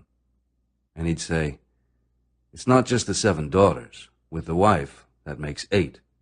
His wife, Emma, my long-suffering grandmother, whose maiden name was Turner, and who was a very good piano player. Emma was really a step above Gus, very ladylike, spoke French. How he got his hands on her, I don't know. They met on a Ferris wheel at the agricultural fair in Islington. Gus was a looker, and he always had a gag. He could always laugh. He used that humor, that habit of laughing, to keep everything alive and going in dire times. Many of his generation were like that. Doris certainly inherited his insane sense of humor, as well as his musicality. We're supposed not to know where Gus came from, but then none of us know where we come from. The pits of hell, maybe. Family rumor is that that elaborate name wasn't his real name. For some weird reason, none of us ever bothered to find out. But there it is, on the census form. Theodore Dupree, born in 1892 from a large family in Hackney, one of 11 children. His father is listed as paperhanger, born in Southwark. Dupree is a Huguenot name, and many of those came originally from the Channel Islands, Protestant refugees from France. Gus had left school at 13 and trained and worked as a pastry cook around Islington and learned to play violin from one of his father's friends in Camden Passage. He was an all-around musician. He had a dance band in the 30s. He played saxophone then, but he claimed he got gassed in the First World War and couldn't blow afterwards. But I don't know. There are so many stories. Gus managed to cover himself in cobwebs and mists. Bert said he was in the catering detachment, from his trade as a pastry cook, and he wasn't in the front line. He was just baking bread, and Bert said to me, if he got gassed, it was in his own oven. But my Aunt Marge, who knows everything and still lives as this is written, aged 90-something, says that Gus was called up in 1916 and was a sniper in World War I. She said that whenever he talked about the war, he always had tears in his eyes. Didn't want to kill anybody. He was wounded in the leg and shoulder, either at Passchendaele or the Somme. When he couldn't play the saxophone, he took up the violin again and the guitar. His wound aggravated his bowing arm, and a tribunal awarded him 10 shillings a week for the wounding. Gus was a close friend of Buddy Howes, who was a famous musical star of the 1930s. They were in the war together, and they did a double act in the officers' mess and cooked for them, so they had a better chance to feed themselves than the average soldier. So says Auntie Margie. By the 1950s, he had a square dance band, Gus Dupree and his boys, and used to do well playing the American air bases, playing hoedowns. He'd work in a factory in Islington in the day and play at night, getting up in a white-fronted shirt, a dickie. He played Jewish weddings and Masonic dues, and he brought cakes back in his violin case. All my aunts remember that. He must have been very hard up. He never, for example, bought new clothes, only second-hand clothes and shoes. Why was my grandmother long-suffering, apart from being in various states of pregnancy for 23 years? Gus's great delight was to play violin while Emma played piano. But during the war, she caught him bunking an ARP warden in a blackout. Caught him up to the usual, on the piano too, even worse. And she never played piano for him again. That was the price. And she was very stubborn. In fact, she was very unlike Gus, not attuned to his artist's temperament. So he roped his daughters in. But it was never quite the same, Keith, he would tell me. Never quite the same. With the stories he told me, you'd think Emma was Arthur Rubinstein. There was nothing like Emma. She could play, he'd say. He turned it into a long-lost love, a yearning. Unfortunately, that hadn't been his only infidelity. There were lots of little rumpuses and walkouts. Gus was a ladies' man, and Emma just got fed up. The fact is that Gus and his family were a very rare thing for those days. They were about as bohemian as you could get. Gus encouraged a kind of irreverence and nonconformity, but it was in the genes, too. One of my aunts was in repertory, into amateur dramatics.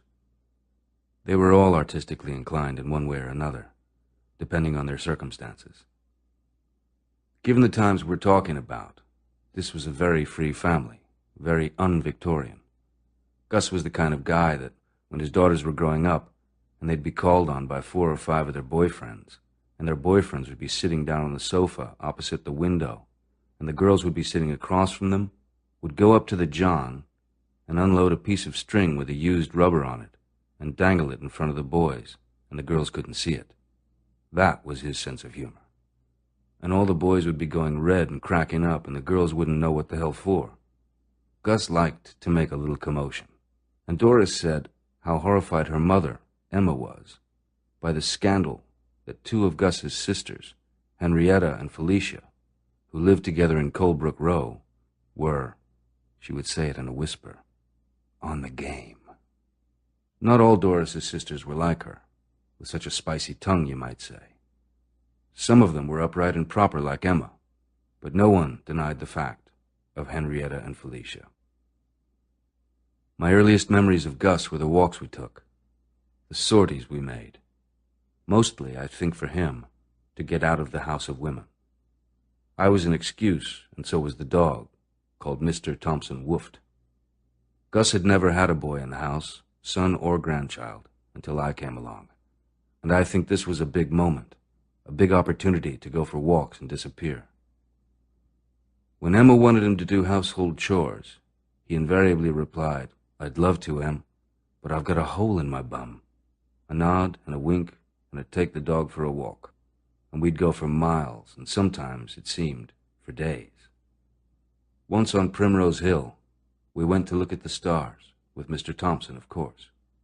"Don't know if we can make it home tonight," said Gus. So we slept under a tree. "Let's take the dog for a walk." That was the code for "we're moving." "All right. Bring your Mac. It's not raining. Bring your Mac." Gus once asked me, when I was about 5 or 6 years old, while out for a stroll, "Have you got a penny on you?" "Yeah, Gus." "See that kid on the corner?" "Yeah, Gus." "Go give it to him." "What, Gus?" "Go on. He's harder up than you." I give the penny. Gus gives me 2 back.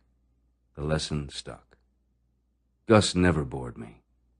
On New Cross Station late at night in deep fog, Gus gave me my first dog end to smoke. No one will see. A familiar Gusism was to greet a friend with, "Hello, don't be a cunt all your life."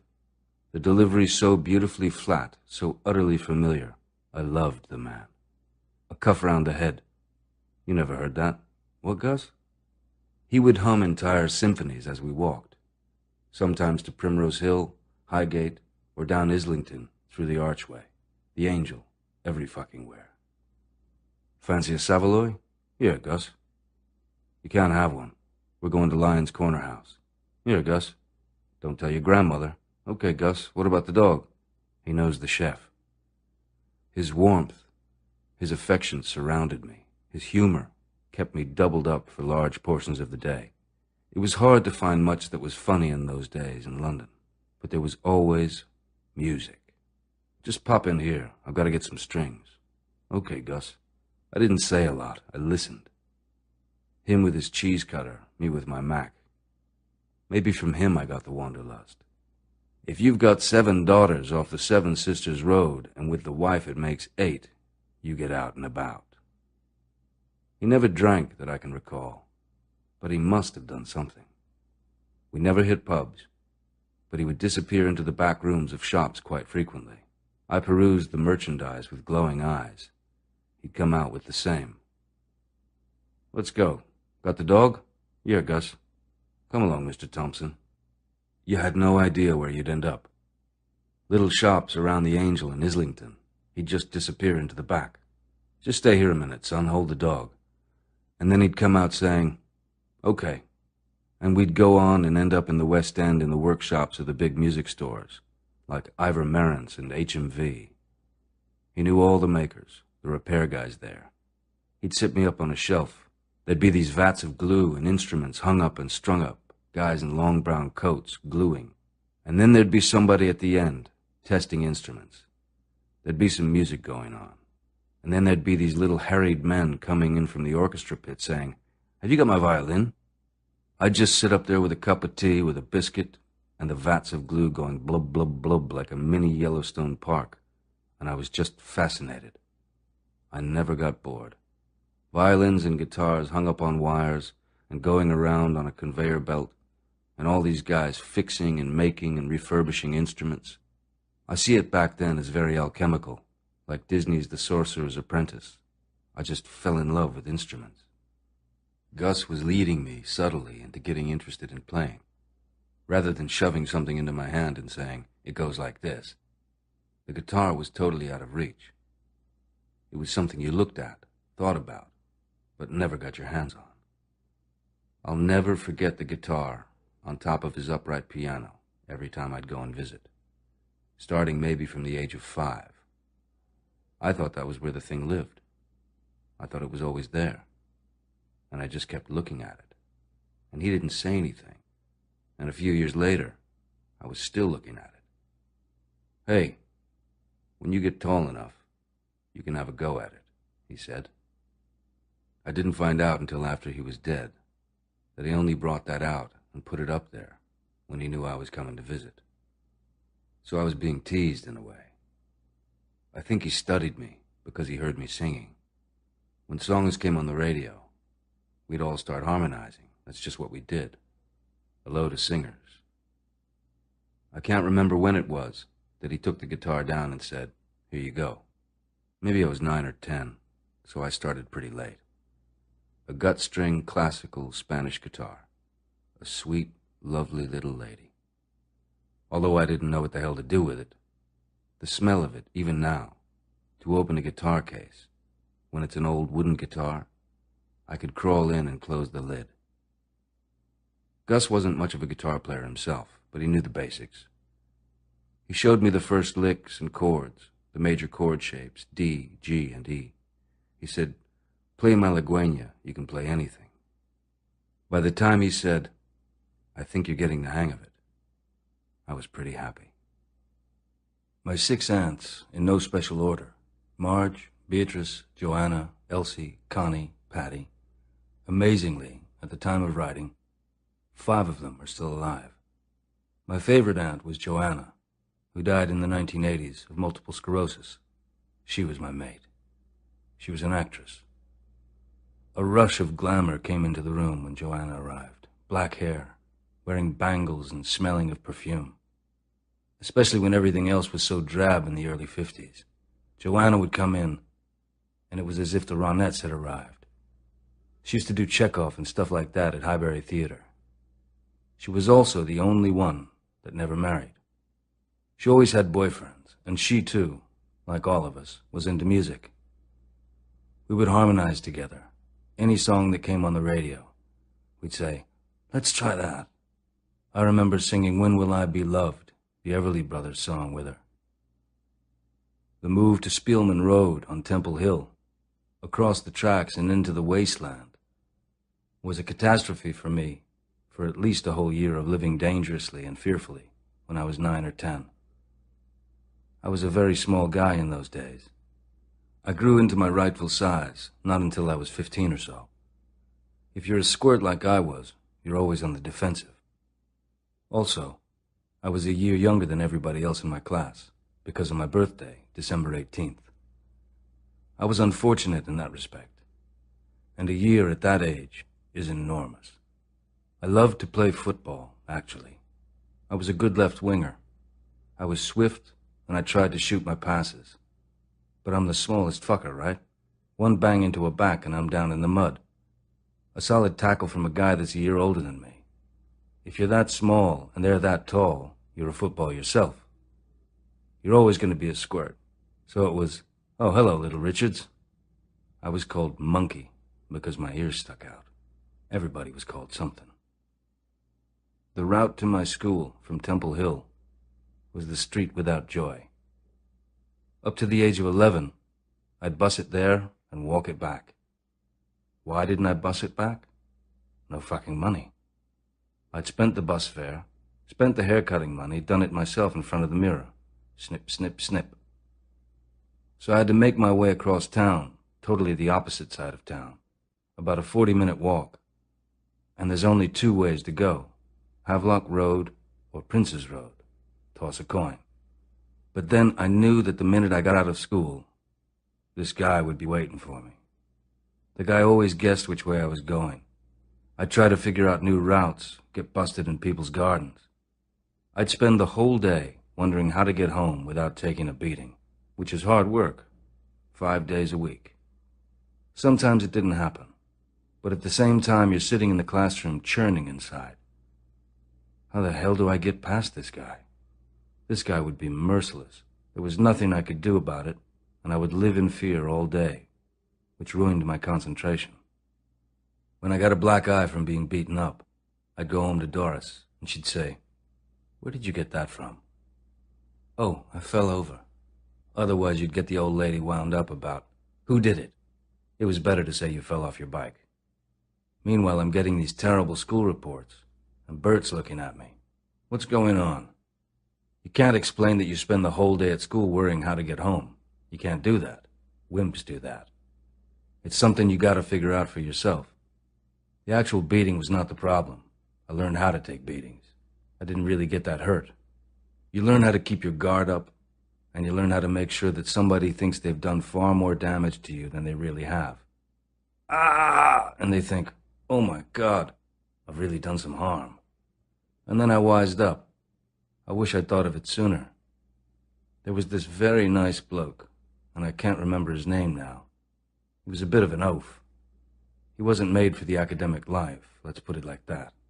And he was big, and he lived on the estate. And he was so worried about his homework, I said, "Look, I'll do your fucking homework, but you come home with me. It's not that far out of your way." So for the price of doing his history and geography, suddenly I had this minder. I always remember the first time. A couple of guys waiting for me as usual, and they saw him coming, and we beat the shit out of them.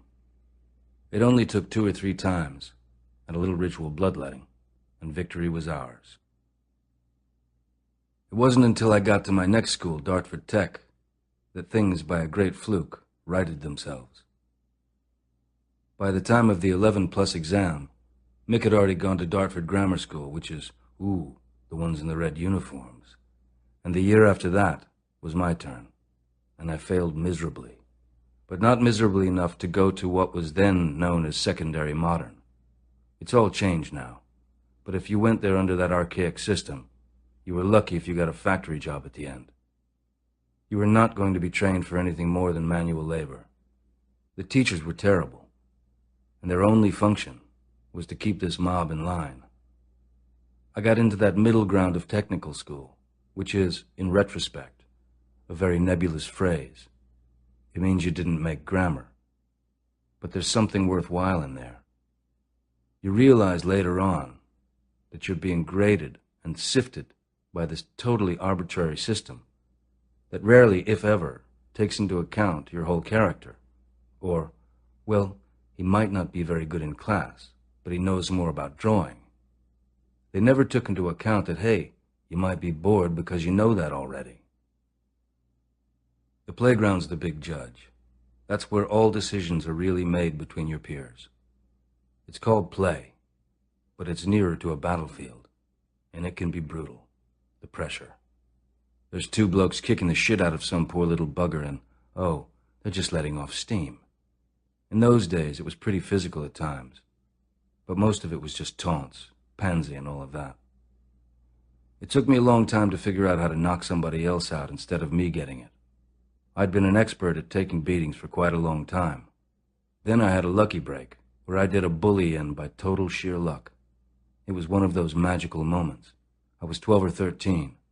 1 minute on the mark, and with just one swift move, I put the big man in school down.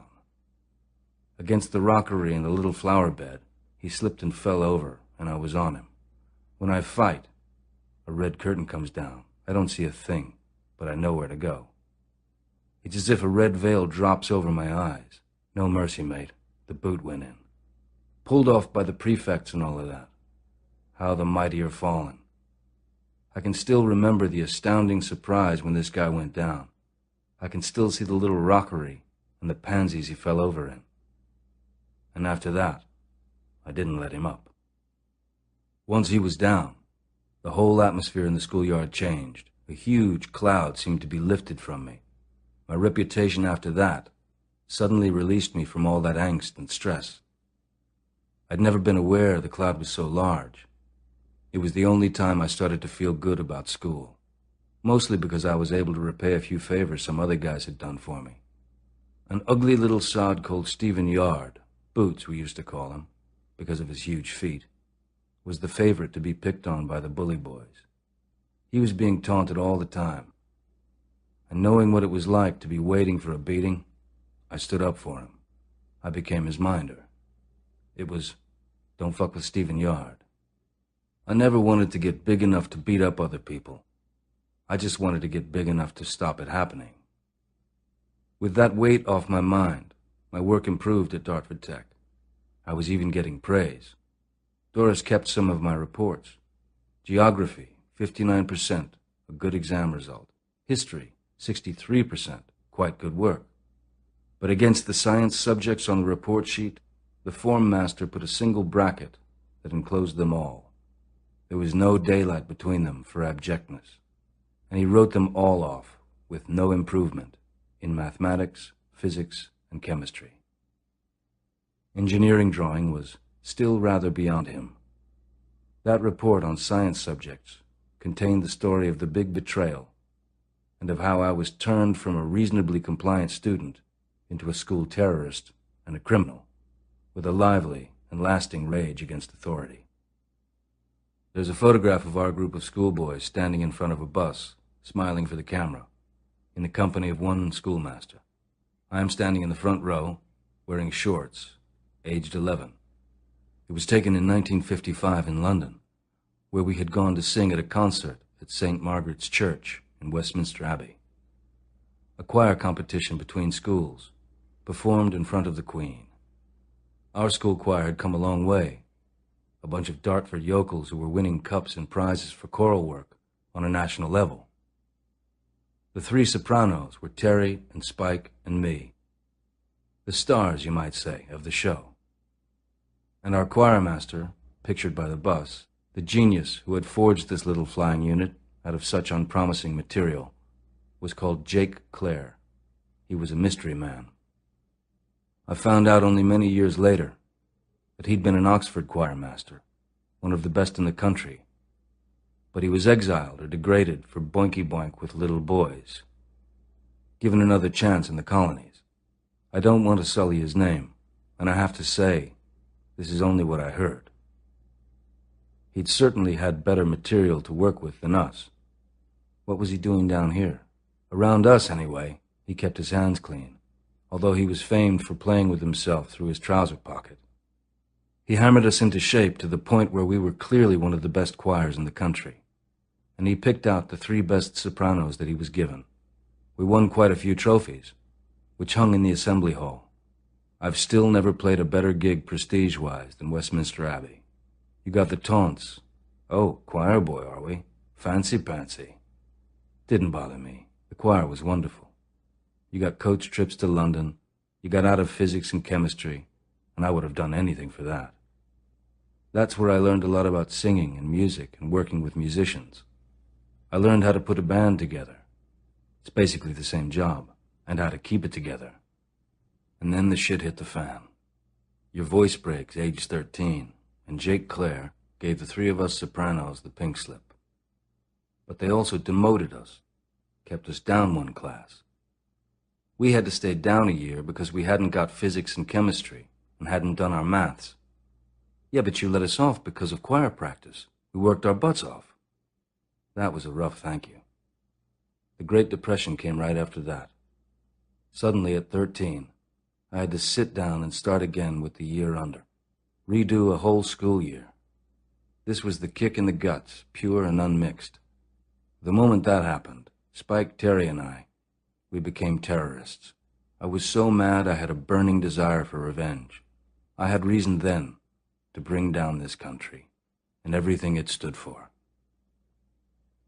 I spent the next 3 years trying to fuck them up. If you want to breed a rebel, that's the way to do it. No more haircuts, 2 pairs of trousers, the skin-tight ones under the regulation flannels, which came off the minute I was out of the gate. Anything to annoy them. Didn't get me anywhere. Got me a lot of black looks from my dad, but even that didn't stop me. I really didn't like to disappoint my dad, but sorry, Dad. It still rankles, that humiliation. It still hasn't gone out, the fire. That's when I started to look at the world in a different way, not their way anymore. That's when I realized that there's bigger bullies than just bullies. There's them, the authorities. And a slow burning fuse was lit. I could have got expelled easily after that, in any different way. But then I'd have to face my dad. And he would have spotted that immediately, that I'd manipulated it. So it had to be a slow-moving campaign. I just lost total interest in authority or trying to make good under their terms. School reports? Give me a bad one. I'll forge it. I got very good at forgery. He could do better. Somehow I managed to find the same ink, make it. He could not do better. My dad would look at it. He could not do better. Why does he give you a B-? Pushing my luck a bit there. But they never detected the forgeries. I was actually hoping they would, because then I could be done, expelled for forgery. But apparently it was too good, or they decided that that one is not going to work, boy. I lost total interest in school after choir went down the tube. Technical drawing, physics, mathematics, a yawn. Because it didn't matter how much they tried to teach me algebra. I just don't get it. And I don't see why I should. I'll understand at gunpoint, on bread and water and a whip. I would learn it, I could learn it, but there's something inside of me saying, this is going to be of no help to you. And if you do want to learn it, you'll learn it by yourself.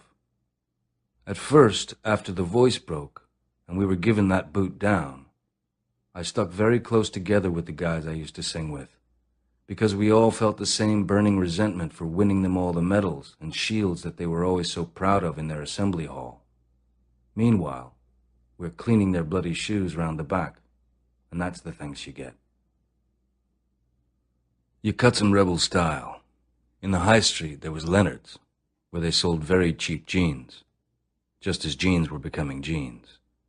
And they would sell fluorescent socks around 56, 57, rock and roll socks that glow in the dark, so she always knows where I am, with black musical notes on them, pink and green. Used to have a pair of each. More daring still, I'd have pink on one foot and green on the other. That was really like, wow. Dimacio's was the ice cream parlor, coffee shop. Old Dimacio's son went to school with us, big fat Italian boy. But he could always make plenty of friends by bringing them down to his dad's joint. There was a jukebox there, so it was a hang. Jerry Lee Lewis and Little Richard, apart from a load of schlock. It was the one bit of Americana in Dartford. Just a little store, counter down the left side, jukebox, some seats and tables, the ice cream machine. At least once a week, I went to the cinema, and usually to the Saturday morning pictures, either at the Gem or the Granada. Like Captain Marvel, Shazam. If you said it right, it might actually happen. Me and my mates in the middle of the field going, Shazam! We're not saying it right. Other blokes laughing behind our heads. Yeah, you're not gonna laugh when I get it right. Shazam! Flash Gordon. Those little puffs of smoke. He had bleach blonde hair. Captain Marvel. You could never remember what it was about. It was more about the transformation, about just a regular guy who says one word, and suddenly he's gone.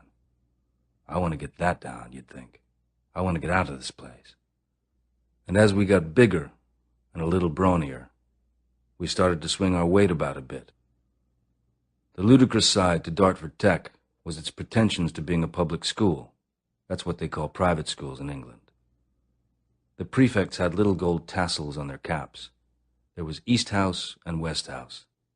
It was trying to recapture a lost world, as if the war hadn't happened, of cricket, cups and prizes, schoolboy glory. All of the masters were totally substandard, but they were still aiming for this ideal, as if it were Eton or Winchester, as if it were the 20s or the 30s, or even the 1890s. In the midst of this, there was, in my middle years there, soon after the catastrophe, a period of anarchy that seemed to go on for a very long time, a prolonged period of chaos. Maybe it was just one term in which, for whatever reason, these mad mass bundles would go on in the playing fields. There were about 300 of us, everybody leaping around. It is strange thinking back that nobody stopped us. There were probably just too many of us running about, and nobody got hurt. But it allowed a certain degree of anarchy to the point that when the head prefect did come along and try to stop us one day, he was set upon and lynched. He was one of those perennial martinets, captain of sport, head of school, the most brilliant at all things. He swung his weight around. He would be really nasty to the younger kids, and we decided to give him a taste. His name was Swanton. I remember him well, and it was raining, very nasty weather, and we stripped him and then chased him until he climbed a tree. We left him with his hat with the little gold tassels. That's all he had left on. Swanton came down from the tree and rose to become a professor of medieval studies at the University of Exeter, and wrote a key work called English Poetry before Chaucer. Of all the schoolmasters, the one sympathetic one who didn't bark out orders was the religious instruction teacher. He used to wear a powder blue suit with cum stains down the leg. Mr. Etheridge, the wanker. Religious instruction, 45 minutes. Let's turn to Luke. And we were saying, either he's pissed himself, or he's just been round the back shagging Mrs. Mountjoy, who was the art mistress. I had adopted a criminal mind. Anything to fuck them up. We won cross-country 3 times, but we never ran it. We'd start off, go and have a smoke for an hour or so, and then chip in towards the end. And the 3rd or 4th time, they got wise and put monitors down the whole trail, and we weren't spotted along the other 7 miles. He has maintained a low standard, was the 6-word summary of my 1959 school report, suggesting correctly that I had put some effort into the enterprise. I was taking in a lot of music then, without really knowing it. England was often under fog, but there was a fog of words that settled between people too. One didn't show emotions. One didn't actually talk much at all. The talk was all around things, codes and euphemisms. Some things couldn't be said or even alluded to. It was a residue of the Victorians, and all that brilliantly portrayed in those black and white movies of the early 60s. Saturday night and Sunday morning, this sporting life.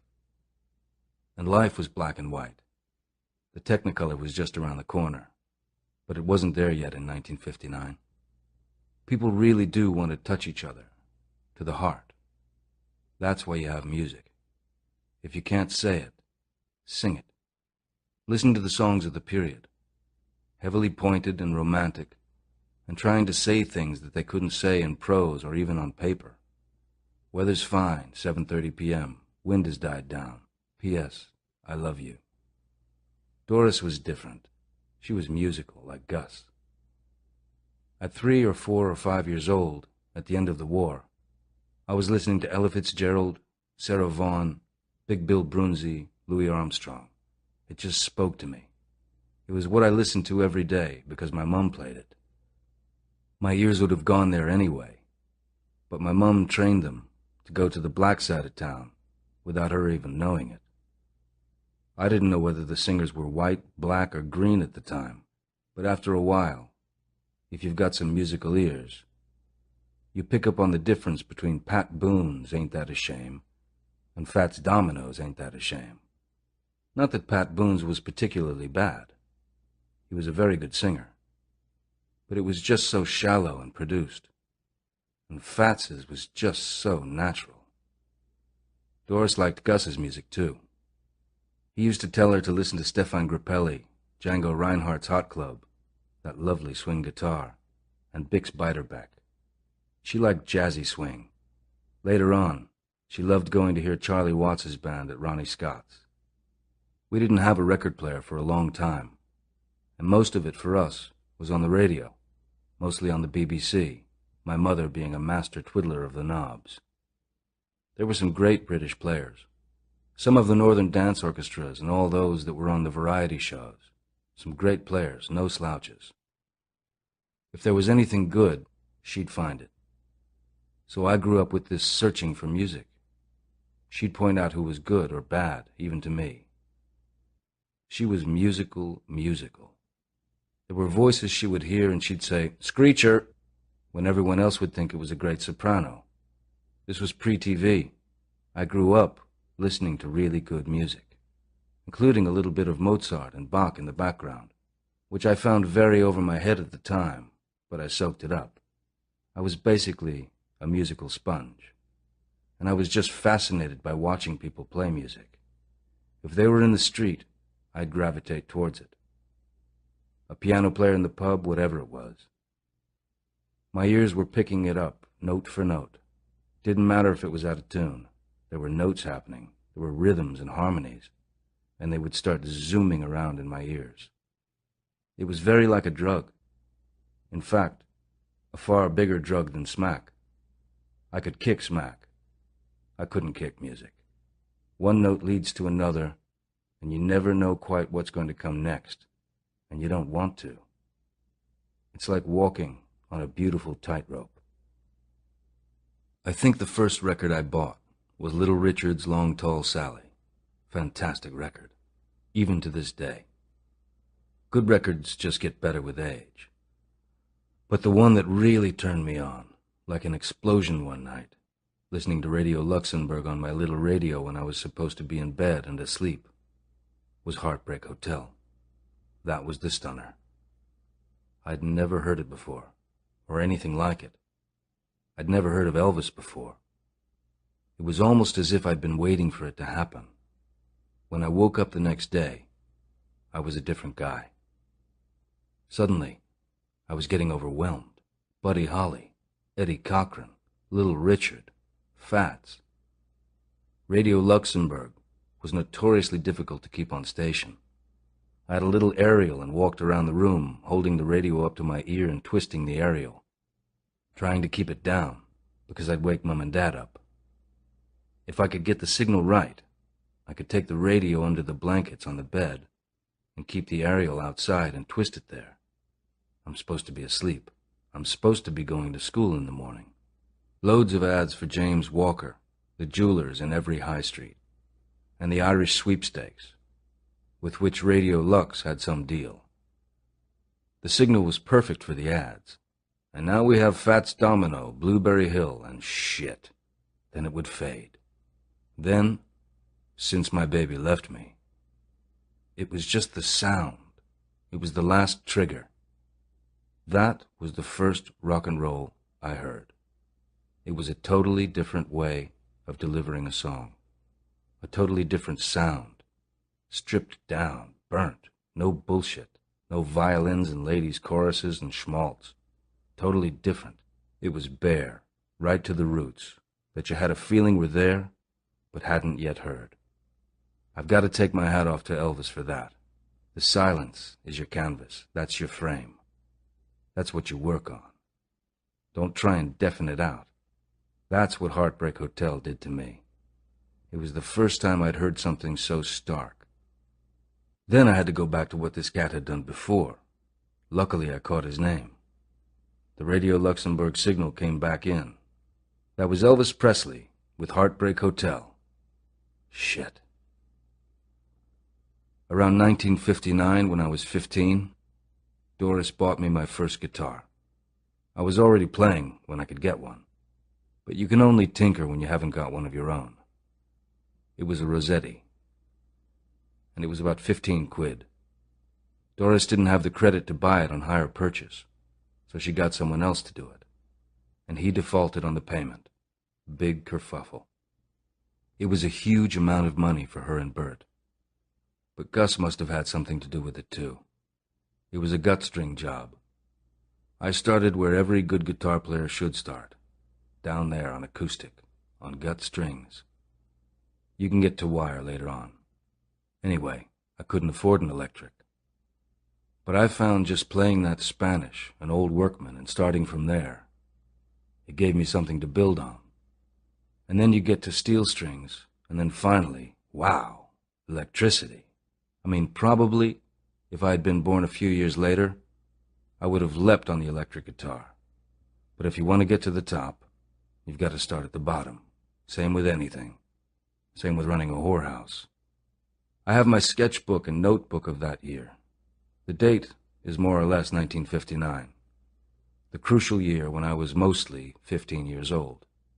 It's a neat, obsessive piece of work in blue biro. The pages are divided by columns and headings, and page 2, after a crucial page about Boy Scouting, of which more later, is called Record List 45 RPM.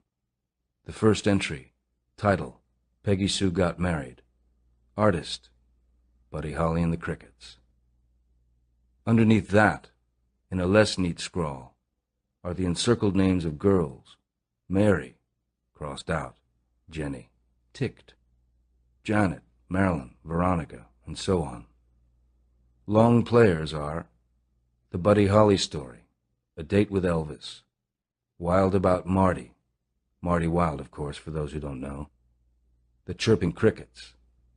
The lists include the usuals, Ricky Nelson, Eddie Cochran, Everly Brothers, Cliff Richard, Travelin' Light, but also Johnny Restivo, The Shape I'm In, which was number 3 on one of my lists, The Fickle Chicken by the Atmospheres, Always by Sammy Turner, Forgotten Jewels.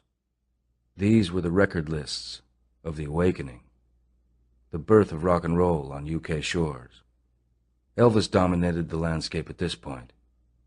He had a section in the notebook all to himself. The very first album I bought, Mystery Train, Money Honey, Blue Suede Shoes, I'm Left, You're Right, She's Gone. The creme de la creme of his son stuff. I slowly acquired a few more, but that was my baby. As impressed as I was with Elvis, I was even more impressed by Scotty Moore and the band. It was the same with Ricky Nelson. I never bought a Ricky Nelson record. I bought a James Burton record. It was the bands behind them that impressed me, just as much as the frontmen. Little Richard's band, which was basically the same as Fats Domino's band, was actually Dave Bartholomew's band. I knew all this. I was just impressed by ensemble playing. It was how guys interacted with one another, natural exuberance and seemingly effortless delivery. There was a beautiful flippancy, it seemed to me. And of course, that goes even more for Chuck Berry's band. But from the start, it wasn't just the singer. What had to impress me behind the singer would be the band. I think my foray into scouting must have happened just before the guitar really set in, or maybe before I owned one, because when I really started playing the guitar, that was my other world. I would just play every spare moment I got. People described me as being oblivious to my surroundings. I'd sit in a corner of the room when a party was going on or a family gathering and be playing. Some indication of my love of my new instrument is Aunt Margie telling me that when Doris went to the hospital and I stayed with Gus for a while, I was never parted from my guitar. I took it everywhere, and I went to sleep with my arm laid across it. But I had other preoccupations. One of the best things that happened to me at that time, believe it or not, was joining the Boy Scouts. Its leader, Baden Powell, a genuinely nice man who was well tuned in to what small boys liked doing, did believe that without the Scouts, the Empire would collapse. This is where I came in, as a member of the 7th Dartford Scouts Beaver Patrol, although the Empire was showing signs of collapsing anyway, for reasons that had nothing to do with character or tying knots. It was a separate thing from music. I wanted to know how to survive, and I'd read all of Baden Powell's books, and now I've got to learn all these tricks. I want to know how to find out where I am. I want to know how to cook something underground. For some reason, I needed survival skills, and I thought it was important to learn. I already had a tent in the back garden, where I would sit for hours eating raw potatoes and such. How to pluck a fowl, how to gut things, what bits to leave in and what bits to leave off, and whether to keep the skin or not. Is it any use? Nice pair of gloves? It was kind of miniature SAS training. It was mainly a chance to swagger around with a knife on your belt. That was the attraction for a lot of us. You didn't get the knife until you got a few badges. Beaver Patrol had its own shed, one of the other dad's unused garden shed, which we took over and where we had planned meetings about what the patrol was going to do. You're good at that, you're good at that. We'd sit around and talk and have a smoke, and we went on field trips to Bexley Heath or Seven Oaks. Scout leader Bass was the scoutmaster, who seemed ancient at the time, but was probably only about 20. He was a very encouraging guy. He'd say, "All right, tonight is knotting, the sheepshank, the bowlin', the running bowlin'." I had to practice at home. How to start a fire without matches. How to make an oven. How to make a fire without smoke. I'd practice in the garden all week, rubbing 2 sticks together. Forget about it. Not in that climate. It might work in Africa or some other unhumid area. So it was basically the magnifying glass and dry twigs. Then suddenly, after only 3 or 4 months, I've got 4 or 5 badges, and I'm promoted to patrol leader. I had badges all over the place. Unbelievable. I don't know where my scout shirt is now, but it's adorned, stripes and strings and badges all over the place. Looked like I was into bondage. All that boosted my confidence at a crucial moment, after my ejection from the choir, especially the fact that I was promoted so fast. I think it was more important, that whole scouting period, than I've ever realized. I had a good team. I knew my guys, and we were pretty solid. Discipline was a little lax, I must admit, but when it came to, this is the task for today, we did it. There was the big summer camp at Crowborough. We'd just won the bridge building competition. That night, we drank whiskey and had a fight in the bell tent. It's pitch black, there's no light. Everybody's just swinging, breaking things, especially themselves. First bone I ever broke was hitting the tent pole in the middle of the night. The only time I pulled rank was when my scouting career came to an end. I had a new recruit, and he was such a prick. He couldn't get along with anybody. And it was like, I've got an elite patrol here, and I've got to take this bum in? I'm not here to wipe snot. Why'd you dump him on me? He did something, and I just gave him a whack. Bang, you cunt. Next thing I know, I'm up before the disciplinary board, on the carpet. Officers do not slap, and all that bullshit. I was in my hotel room in St. Petersburg on tour with the Stones, when I found myself watching the ceremony commemorating the 100th anniversary of the Boy Scouts. It was at Brownsea Island, where Baden-Powell started his first camp. All alone in my room, I stood up, made the 3-fingered salute and said, "Patrol leader, Beaver Patrol, 7th Dartford Scouts, sir." I felt I had to report. I had summer jobs to while the time away, usually working behind the counter in various stores or loading sugar. I don't recommend that. In the back of the supermarket, it comes in great big bags, and sugar cuts you up like a motherfucker, and it's sticky. You do a day's loading of sugar, and you're humping it on your shoulder, and you're bleeding. And then you package it. It should have been enough to put me off the stuff, but it never did. Before sugar, I did butter. Today you go in the shop and look at that nice little square, but the butter used to come in huge blocks. We used to chop it up and wrap it up, there in the back of the shop.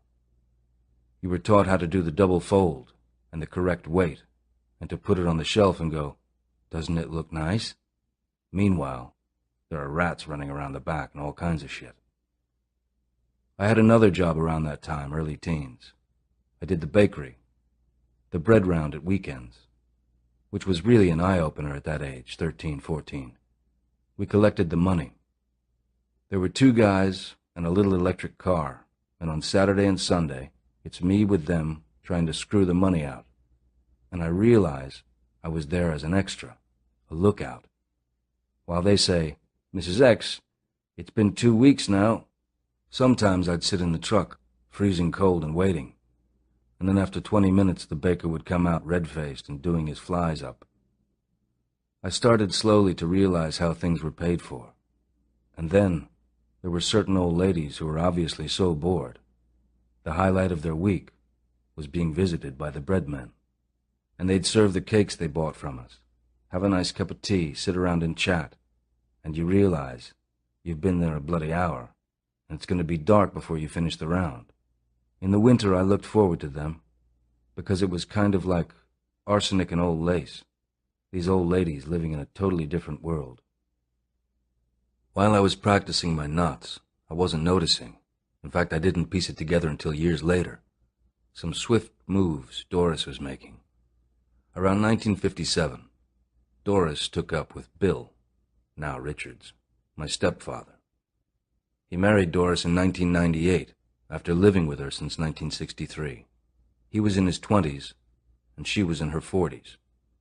I just remember that Bill was always there. He was a taxi driver, and he was always driving us about, always willing to take on anything that involved driving. He even drove us on holiday, me, Mum, and Dad. I was too young to know what the relationship was. Bill, to me, was just like Uncle Bill. I didn't know what Bert thought, and I still don't know. I thought Bill was Bert's friend, a friend of the family. He just turned up and he had a car. That's partly what did it for Doris back in 1957. Bill had first met her and me in 1947, when he lived opposite us in Chastilian Road, working in the co-op. Then he joined a firm of taxi drivers, and didn't reappear until Doris came out of Dartford Station one day and saw him. Or, as Doris told it, I only knew him from living opposite him, and he was at the cab one day, and I came off the station and I went, "Hello," and he came running after me and said, "I'll take you home." I said, "Well, I don't mind," because I would have had to wait for a bus otherwise, and he took me home. And then it started, and I can't believe it. I was so brazen. Bill and Doris had to get up to some deception, and I feel for Bert if he knew.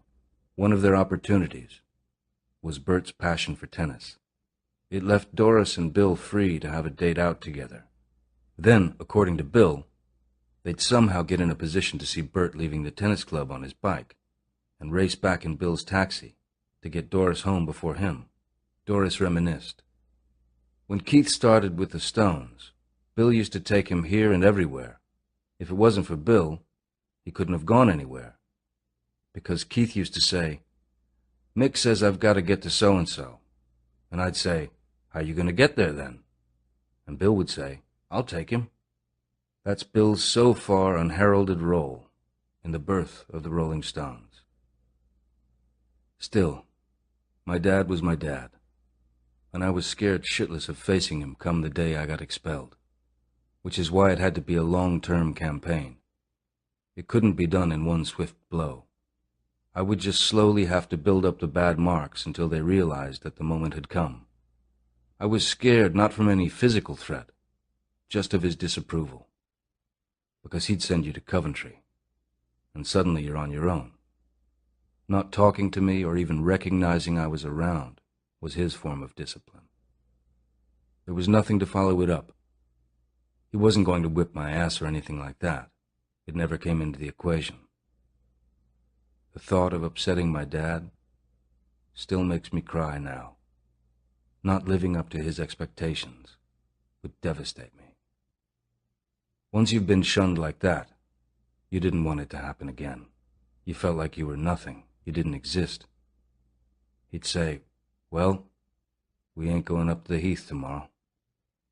On the weekend, we used to go up there and kick a football about. When I found out how Bert's dad treated him, I thought I was very lucky, because Bert never used physical punishment on me at all. He was not one to express his emotions, which I'm thankful for in a way. Some of the times I pissed him off, if he had been that kind of guy, I'd have been getting beatings like most of the other kids around me at the time. My mum was the only one that laid a hand on me now and again, round the back of the legs, and I deserved it. But I never lived in fear of corporal punishment. It was psychological. Even after a 20-year gap, when I hadn't seen Bert for all that time, and when I was preparing for our historic reunion, I was still scared of that. He had a lot to disapprove of in the intervening 20 years, but that's a later story. The final action that got me expelled was when Terry and I decided to not go to assembly on the last day of the school year. We'd been to so many, and we wanted to have a smoke, so we just didn't go. And that, I believe, was the actual final nail in the coffin of getting me expelled. At which, of course, my dad nearly blew up, but by then, I think he'd written me off as any use to society. Because by then, I was playing guitar, and Bert wasn't artistically minded, and the only thing I'm good at is music and art. The person I have to thank at this point, who saved me from the dung heap, from serial relegation, is the fabulous art instructor, Mrs. Mountjoy. She put in a good word for me to the headmaster. They were going to dump me onto the labor exchange, and the headmaster asked, "What's he good at?" "Well, he can draw." And so I went to Sidcup Art College, class of 1959, the musical intake. Bert didn't take it well. "Get a solid job." "What, like making light bulbs, Dad?" And I started to get sarcastic with him. I wish I hadn't. Making valves and light bulbs? By then I had big ideas, even though I had no idea how to put them into operation. That required meeting a few other people later on. I just felt that I was smart enough, one way or another, to wriggle out of this social net and playing the game. My parents were brought up in the Depression, when if you got something, you just kept it, and you held it, and that was it. Bert was the most unambitious man in the world. Meanwhile, I was a kid, and I didn't even know what ambition meant. I just felt the constraints. The society and everything I was growing up in was just too small for me. Maybe it was just teenage testosterone and angst, but I knew I had to look for a way out. Chapter 3, in which I go to art college, which is my guitar school. I play in public for the first time and end up with a chick that same night. I meet Mick at Dartford railway station with his Chuck Berry records. We start playing, Little Boy Blue and the Blue Boys. We meet Brian Jones at the Ealing Club. I get Ian Stewart's approval at the Bricklayer's Arms, and the Stones form around him. We want Charlie Watts to join, but can't afford him. I don't know what would have happened if I hadn't been expelled from Dartford and sent to art college. There was a lot more music than art going on at Sidcup, or any of the other art colleges in South London that were turning out suburban beatniks, which is what I was learning to be. In fact, there was almost no art to be had at Sidcup Art College. After a while, you got the drift of what you were being trained for, and it wasn't Leonardo da Vinci. Loads of flash little sons of bitches would come down in their bow ties from J. Walter Thompson, or one of the other big advertisers, for one day a week to take the piss out of the art school students and try and pick up the bitches. They'd lord it over us, and you got taught how to advertise. There was a great feeling of freedom when I first went to Sidcup. "You mean you can actually smoke?" "Yeah. You're with lots of different artists, even if they're not really artists, different attitudes, which was really important to me. Suddenly, you're not with everybody you've been with for 4 years. Some are eccentrics, some are wannabes, but they're an interesting bunch of people, and a very different breed, thank God, to what I was used to. We'd all got there out of boys' schools, and suddenly, we're in classes with chicks. Everybody's hair was getting long, mainly because you could. You were that age, and for some reason it felt good. And you could finally dress any way you wanted. Everybody had come from uniforms. You actually looked forward to getting on the train to Sidcup in the morning. You actually looked forward to it. At Sidcup, I was Ricky. I realize now that we were getting some dilapidated tail end of noble art teaching tradition from the pre-war period. Etching, stone lithographs, classes on the spectrum of light, all thrown away on advertising Gilby's gin. Very interesting, and since I liked drawing anyway, it was great. I was learning a few things. You didn't realize you were actually being processed into some sort of so-called graphic designer, probably letraset setter, but that came later. The art tradition staggered on, under the guidance of burnt-out idealists like the life classes teacher, Mr. Stone, who had been trained at the Royal Academy. Every lunchtime, he'd down several pints of Guinness at the Black Horse and come to class very late and very pissed, wearing sandals with no socks, winter and summer. Life class was often hilariously funny. Some lovely old fat Sidcup lady with her clothes off, ooh, way, hey, tits, and the air heavy with Guinness breath, and a swaying teacher hanging onto your stool. In homage to high art and the avant-garde that the faculty aspired to, one of the school photographs, designed by the principal, had us arranged like figures in a geometric garden from the big scene in Last Year at Marienbad, the Alan Rene film. The height of existentialist cool and pretentiousness. It was a pretty lax routine. You did your classes, finished your projects, and went to the John, where there was this little hangout cloakroom where we sat around and played guitar. That was what really gave me the impetus to play.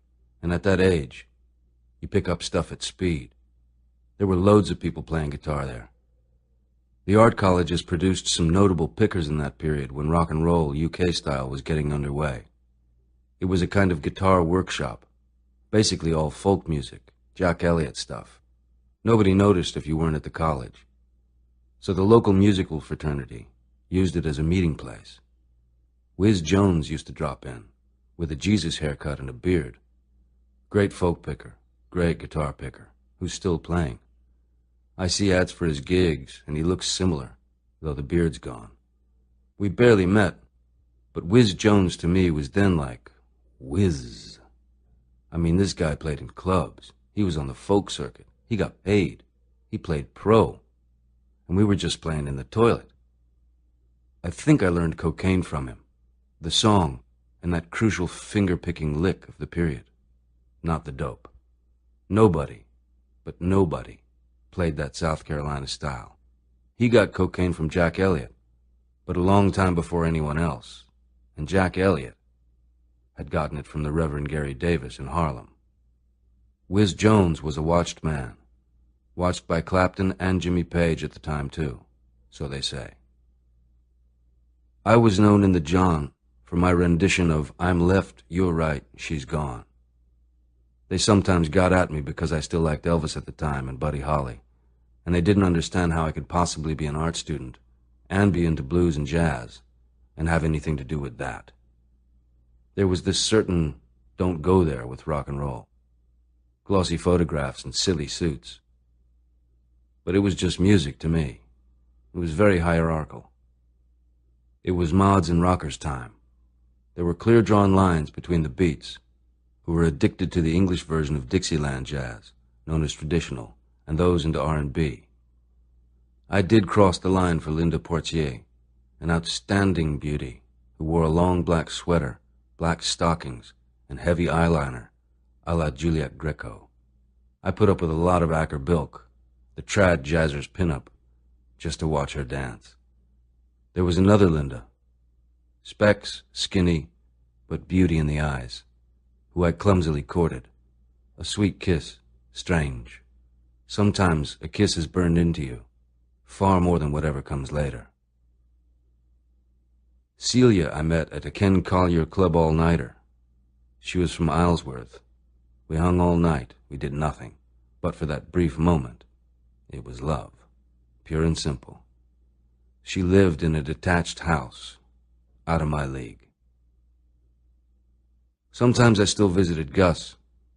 By that time, because I'd been playing for 2 or 3 years, he said, "Come on, give me Malagueña." I played it for him, and he said, "You got it."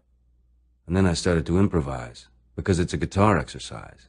And he said, "That's not how it goes." And I said, "No, Granddad, but it's how it could go. You're getting the hang of it." In fact, early on, I was never really that interested in being a guitar player. It was just a means to an end, to produce sound.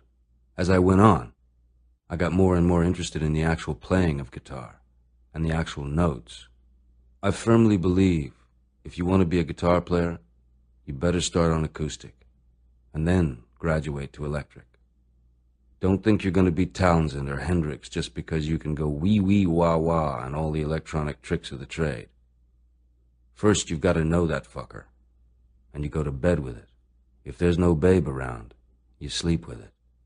She's just the right shape. I've learned everything I know off of records.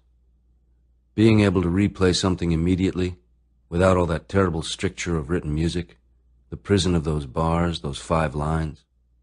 Being able to hear recorded music freed up loads of musicians that couldn't necessarily afford to learn to read or write music, like me.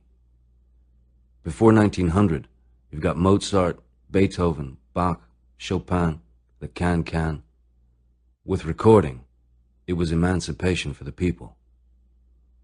As long as you or somebody around you could afford a machine, suddenly, you could hear music made by people. Not set up rigs and symphony orchestras. You could actually listen to what people were saying, almost off the cuff. Some of it can be a load of rubbish, but some of it was really good. It was the emancipation of music. Otherwise, you'd have to go to a concert hall, and how many people could afford that? It surely can't be any coincidence that jazz and blues started to take over the world the minute recording started. Within a few years, just like that. The blues is universal, which is why it's still around. Just the expression and the feel of it came in because of recording. Suddenly with records, people were listening. It was like opening the audio curtains, and available and cheap. It's not just locked into one community here and one community there, and the twain shall never meet. And of course that breeds another totally different kind of musician in a generation. I don't need this paper. I'm going to play it straight from the ear, straight from here, straight from the heart to the fingers. Nobody has to turn the pages. Everything was available in Sidcup. It reflected that incredible explosion of music as style, of love of Americana. I would raid the public library for books about America. There were people who liked folk music, modern jazz, trad jazz, people who liked bluesy stuff. So you're hearing prototype soul. All those influences were there. And there were the seminal sounds, the tablets of stone, heard for the first time. There was Muddy. There was Howlin' Wolf's Smokestack Lightnin' Hopkins. And there was a record called Rhythm and Blues, Volume 1. It had Buddy Guy on it doing First Time I Met the Blues. It had a little Walter track, a Jimmy Reed track. I didn't know Chuck Berry was black for 2 years after I first heard his music. And this obviously long before I saw the film that drove 1,000 musicians, Jazz on a Summer Day, in which he played Sweet Little 16. And for ages, I didn't know Jerry Lee Lewis was white. You didn't see their pictures if they had something in the top 10 in America. The only faces I knew were Elvis, Buddy Holly, and Fats Domino. It was hardly important. It was the sound that was important. And when I first heard Heartbreak Hotel, it wasn't that I suddenly wanted to be Elvis Presley. I had no idea who he was at the time. It was just the sound. The use of a different way of recording. The recording, as I discovered, of that visionary Sam Phillips of Sun Records. The use of echo, no extraneous additions. You felt you were in the room with them, that you were just listening to exactly what went down in the studio.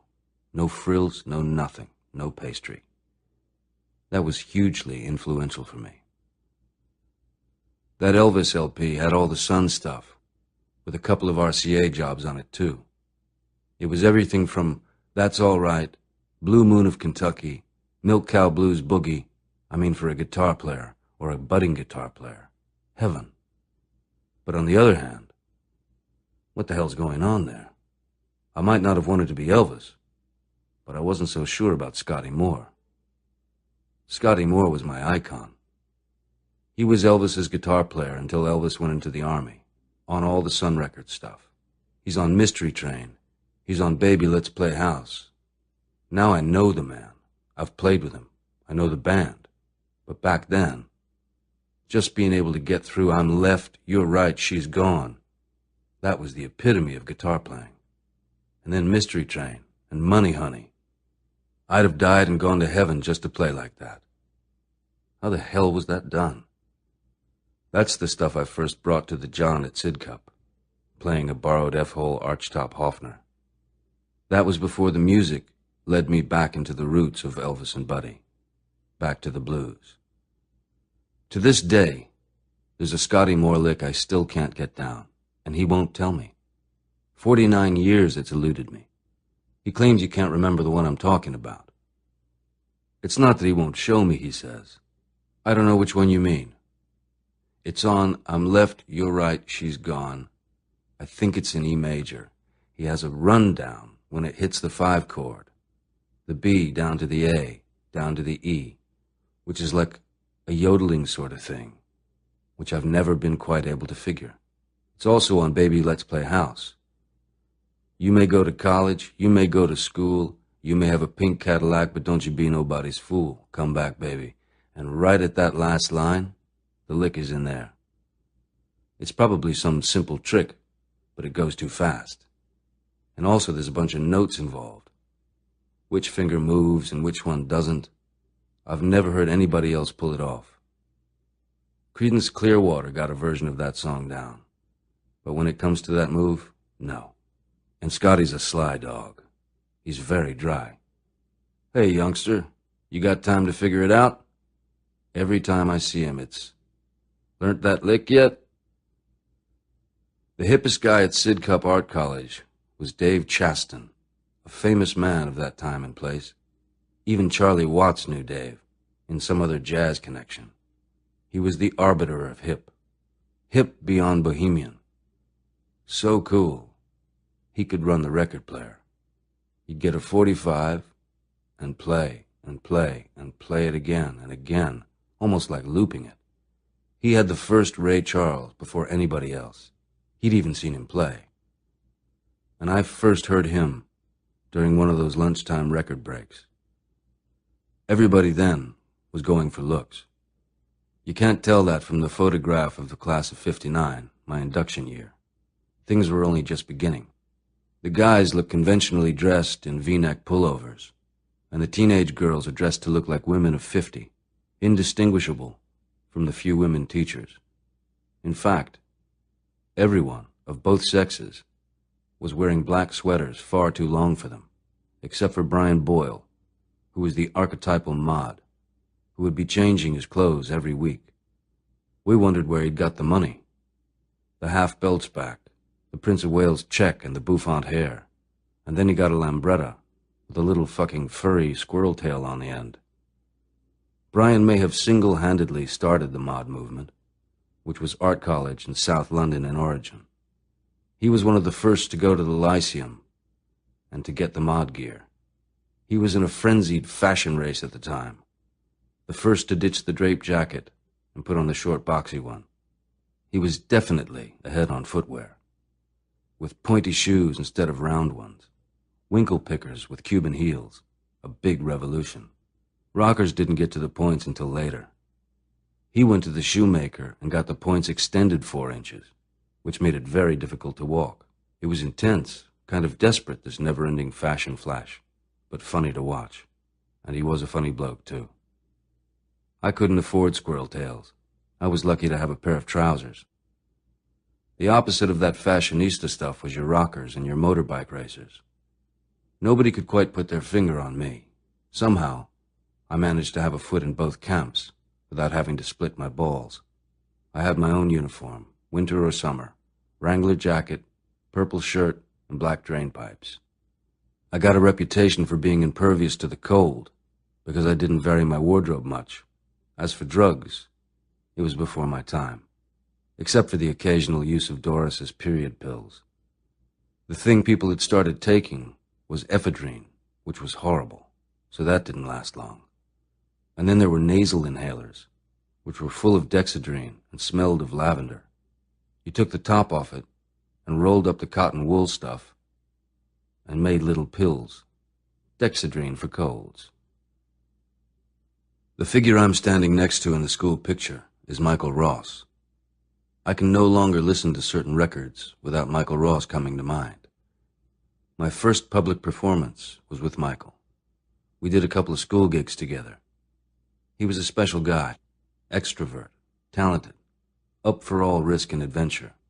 He was a really gifted illustrator, taught me many tricks of how to work pen and ink, and he was into music big time. Michael and I liked the same kind of music, something that was available for us to play. That's why we gravitated to country music and blues, because we could play it, with just ourselves. One's enough, so much better with two. He introduced me to Sanford Clark, a heavy-duty country singer very like Johnny Cash. Came out of the cotton fields and the Air Force with a U.S. hit called The Fool.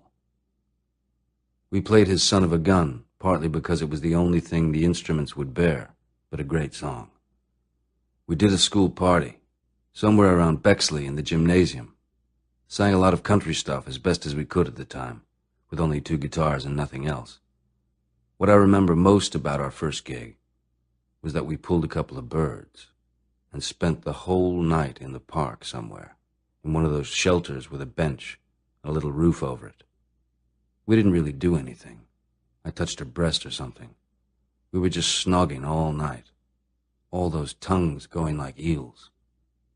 And then we just slept there till morning, and I thought, my first gig, and I end up with a chick. Shit, maybe I've got a future here. Ross and I played more. It drifted on without any sort of concentrated thought, but you go back again next weekend, and there's a bigger crowd. And there's nothing like an audience doing that to encourage you. I guess somewhere in there was the glimmer. I had spent my entire school life expecting to do national service. It was in my brain. I was going to art school and then into the Army. And suddenly, just before my 17th birthday, in November 1960, it was announced that it was over, ended forever. The Rolling Stones would soon be cited as the single reason why it should be brought back. But that innocent day I remember at art school.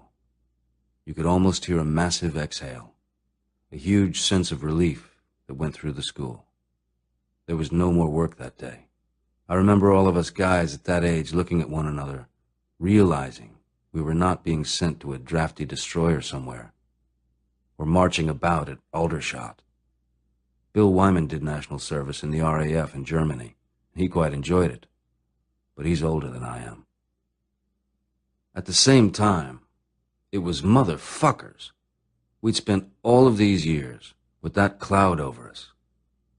Some guys round school would start to deliberately develop a twitch, working their way up to a dangerous personality disorder so they could be let off. It was a whole built-in system. Everyone comparing notes about how you could get out of it. I've got corns, I can't march. It changes guys. I saw my older cousins, older friends who'd been through it. They'd come out different men, basically. Left, right, that drill. It's brainwashing. You can do it in your goddamn sleep. Sometimes these guys did. Their whole mind changed, and their sense of who they were, what level they inhabited. I've been put in my place, and I know where it is.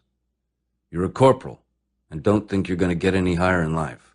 I was very aware of it with guys I knew that had done it. A lot of steam seemed to have been taken out of them. They took 2 years off in the national service and came back, and they're still schoolboys. But by then, they're 20. Suddenly you felt like you had 2 free years. But it was a complete illusion, of course. You didn't know what to do with it. Even your parents didn't know what to do with those years, because they were expecting you to disappear at 18. It all happened so fast. My life had been plodding along nicely until I found out there was no national service. There was no way I was going to get out of this goddamn morass, the council estate, the very small horizons. Of course, if I'd done it, I'd probably be a general by now. There's no way to stop a primate. If I'm in, I'm in. When they got me in the Scouts, I was a patrol leader in 3 months. I clearly like to run guys about. Give me a platoon, I'll do a good job. Give me a company, I'll do even better. Give me a division, and I'll do wonders. I like to motivate guys, and that's what came in handy with the Stones. I'm really good at pulling a bunch of guys together. If I can pull a bunch of useless Rastas into a viable band, and also the Winos, a decidedly unruly band of men, I've got something there. It's not a matter of cracking the whip.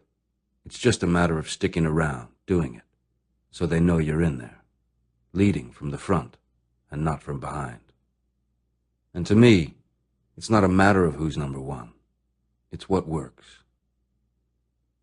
Not long before this book went to press, a letter of mine came to light, which had been in the possession of my Aunt Patti for almost 50 years, and had never been seen outside my family. She was still alive when she gave it to me in 2009. In it, I describe, among other things, the moment I met Mick Jagger on the train station at Dartford in 1961. The letter was written in April 1962, only 4 months later, when we were already hanging out and trying to learn how to do it. 6 Spielman Road, Dartford, Kent. Dear Pat, so sorry not to have written before. I plead insane, in blue bottle voice. Exit right, amid deafening applause. I do hope you're very well. We have survived yet another glorious English winter. I wonder which day summer falls on this year. Oh, but my dear, I have been so busy since Christmas, beside working at school. You know I was keen on Chuck Berry, and I thought I was the only fan for miles. But one morning, on Dartford STN, that's so I don't have to write a long word like station, I was holding one of Chuck's records when a guy I knew at primary school, 7 to 11 years, you know, came up to me. He's got every record Chuck Berry ever made, and all his mates have too. They're all rhythm and blues fans, real R&B, I mean, not this Dinah Shore Brooke Benton crap. Jimmy Reed, Muddy Waters, Chuck, Howlin' Wolf, John Lee Hooker, and all the Chicago bluesmen. Real low-down stuff. Marvelous. Bo Diddley, he's another great. Anyways, the guy on the station, he is called Mick Jagger, and all the chicks and the boys meet every Saturday morning in the Carousel, some juke joint. Well, one morning in January, I was walking past and decided to look him up. Everybody's all over me. I get invited to about 10 parties. Beside that, Mick is the greatest R&B singer this side of the Atlantic, and I don't mean maybe. I play guitar, electric, Chuck style. We got us a bass player and drummer and rhythm guitar, and we practice 2 or 3 nights a week. Swinging. Of course, they're all rolling in money and in massive detached houses. Crazy. One's even got a butler. I went round there with Mick, in the car. Of course Mick's, not mine, of course. Oh boy, English is impossible. Can I get you anything, sir? Vodka and lime, please. Certainly, sir. I really felt like a lord. Nearly asked for my coronet when I left. Everything here is just fine. I just can't lay off Chuck Berry, though. I recently got an LP of his, straight from Chess Records, Chicago. Cost me less than an English record. Of course, we've still got the old lags here, you know, Cliff Richard, Adam Faith, and 2 new shockers, Shane Fenton and John Layton. Such crap you have never heard, except for that greaseball Sinatra. Still, I don't get bored anymore. This Saturday, I'm going to an all-night party. I looked at my watch. It was 4:05. Man, I didn't know if I was dead or alive. Quote Chuck Berry, reelin' and a-rockin'. 12 gallons of beer, barrel of cider, 3-bottle whiskey, wine, her ma and pa gone away for the weekend. I'll twist myself till I drop, I'm glad to say. The Saturday after, Mick and I are taking 2 girls over to our favorite rhythm and blues club over in Ealing, Middlesex. They got a guy on electric harmonica, Cyril Davies. Fabulous. Always half drunk, unshaven, plays like a madman. Marvelous. Well then, I can't think of anything else to bore you with, so I'll sign off. Good night, viewers. Big grin, Luff, Keith, XXXXX. Who else would write such bloody crap? Did we hit it off? You get in a carriage with a guy that's got Rockin' at the Hops by Chuck Berry on Chess Records, and the best of Muddy Waters also under his arm. You are gonna hit it off. He's got Henry Morgan's Treasure, It's the real shit. I had no idea how to get a hold of that. I realize now I'd met him once before outside Dartford Town Hall when he was selling ice creams for a summer job. He must have been about 15, just before he left school. About 3 years before we actually started the Stones. Because he just happened to mention that he occasionally did a dance around there, doing Buddy Holly and Eddie Cochran stuff. It just clicked in my mind that day. I bought a chalk ice. I don't know. It might have been a cornet. I plead the statute of limitations. And then, I didn't see him again until that fateful day on the train. And he was carrying this stuff. Where the hell did you get this? It was always all about records. From when I was 11 or 12 years old, it was who had the records who you hung with. They were precious things. I was lucky to get 2 or 3 singles every 6 months or something. And he said, well, I got this address. He was already riding off to Chicago, and funnily enough, to Marshall Chess, who had a summer job with his dad in the mailroom there, and who later became the president of Rolling Stones Records. It was a mail-order thing, like Sears Roebuck. He'd seen this catalog, which I'd never seen. And we just started talking. He was still singing in a little band, doing Buddy Holly stuff, apparently. I'd never heard about any of that. I said, well, I play a little. I said, come on round, play some other stuff. I almost forgot to get off at Sidcup because I was still copying down the Matrix numbers of the Chuck Berry and Muddy Waters records he happened to have with him. Rockin' at the Hops, Chess Records, CH-9259. Mick had seen Buddy Holly play at the Woolwich Granada. It's one of the reasons I cottoned to him, and because he had far more contacts than me, and because this man's got some shit. I was well out of the loop then. I was a yokel compared to Mick in a way. He had the London thing down, studying at the London School of Economics, meeting a wider range of people. I didn't have the money, I didn't have the knowledge. I just used to read the magazines, like New Musical Express. Eddie Cochran appearing with Buddy Holly, wow. When I grow up, I'll get a ticket. Of course, they all croaked before then. Almost immediately after we met, we'd sit around, and he'd start to sing, and I'd start to play. And hey, that ain't bad. And it wasn't difficult. We had nobody to impress except us, and we weren't looking to impress ourselves. I was learning too. With Mick and me at the beginning, we'd get, say, a new Jimmy Reed record, and I'd learn the moves on the guitar, and he would learn the lyrics and get it down. And we would just dissect it as much as two people can. Does it go like that? Yeah, it does, as a matter of fact. And we had fun doing it. I think we both knew we were in the process of learning, and it was something that you wanted to learn, and it was 10 times better than school. I suppose at the time, it was the mystery of how it was done, and how could you sound like that? This incredible desire to sound that hip and cool. And then you bump into a bunch of other guys that feel the same way. And via that, you meet other players and people, and you think it can actually be done. Mick and I must have spent a year, while the Stones were coming together and before, record hunting. There were others like us, trawling far and wide, and meeting one another in record shops. If you didn't have money, you would just hang out and talk. But Mick had these blues contacts. There were a few record collectors, guys that somehow had a channel through to America before anybody else. There was Dave Golding up in Bexley Heath, who had an in with Sue Records, and so we heard artists like Charlie and Inez Fox, Solid Duty Soul, who had a big hit with Mockingbird a little after this. Golding had the reputation for having the biggest soul and blues collection in southeast London, or even beyond. And Mick got to know him, and so he would go round. He wouldn't nick records or steal them. There were no cassettes or taping. But sometimes there would be little deals where somebody would do a Grundig reel-to-reel copy for you of this and that. And such a strange bunch of people. Blues aficionados in the 60s were a sight to behold. They met in little gatherings like early Christians, but in the front rooms in southeast London. There was nothing else necessarily in common amongst them at all. They were all different ages and occupations. It was funny to walk into a room where nothing else mattered except he's playing the new Slim Harpo, and that was enough to bond you all together. There was a lot of talk of matrix numbers.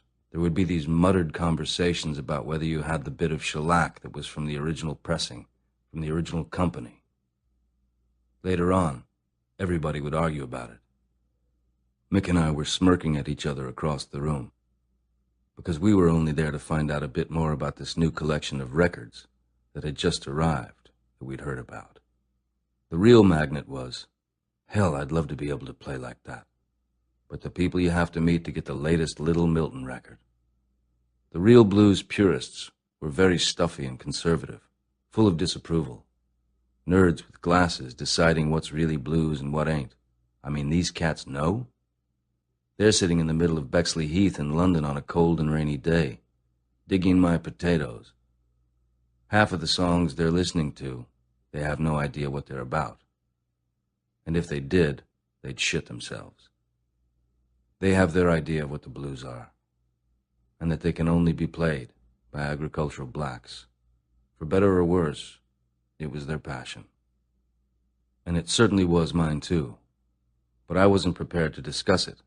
I wouldn't argue about it. I would just say, can I get a copy? I know how they're playing it, but I just need to check. That's what we lived for, basically. It was very unlikely that any chick would get in the way at that point of getting a chance to hear the new B.B. King or Muddy Waters. Mick had the use of his parents' Triumph Herald at the weekend, and I remember we went to Manchester to see a big blues show. And there's Sonny Terry, and there's Brownie McGee, and John Lee Hooker, and Muddy Waters. He was the one we wanted to see particularly. But we also wanted to see John Lee. There were others, like Memphis Slim. It was a whole revue that was going through Europe. And Muddy came on, acoustic guitar, Mississippi Delta stuff, and played a magnificent half an hour. And then there was an interval, and he came back with an electric band, and they virtually booed him off the stage. He plowed through them like a tank, as Dylan did a year or so later at the Albert Hall. But it was hostile, and that's when I realized that people were not really listening to the music. They just wanted to be part of this wised-up enclave. Muddy and the band were playing great. It was a knockout band. He had Junior Wells with him. I think Hubert Sumlin was on there too. But for this audience, blues was only blues if somebody got up there in a pair of old blue dungarees and sang about how his old lady left him. None of these blues purists could play anything, but their Negroes had to be dressed in overalls and go, "Yes'm, boss." And in actual fact, there's city blokes who are so hip it's not true. What did electric have to do with it? Cats playing the same notes. It's just a little louder, and it's a little more forceful. But no, it was rock and roll. Fuck off. They wanted a frozen frame, not knowing that whatever they were listening to was only part of the process. Something had gone before, and it was going to move on. Passions ran very high in those days. It wasn't just mods against bikers, or the loathing of the threatened trad jazzers for us rock and rollers. There were micro squabbles almost unbelievable to imagine now. The BBC was giving live coverage to the Beaulieu Jazz Festival in 1961, and they had to actually shut down the broadcast when trad jazz and modern jazz fans started to beat the shit out of each other, and the whole crowd lost control. The purists thought of blues as part of jazz, so they felt betrayed when they saw electric guitars. A whole bohemian subculture was threatened by the leather mob. There was certainly a political undercurrent in all this. Alan Lomax and Ewan McCall, singers and famous folk song collectors who were patriarchs or ideologues of the folk boom, took a Marxist line that this music belonged to the people and must be protected from the corruption of capitalism.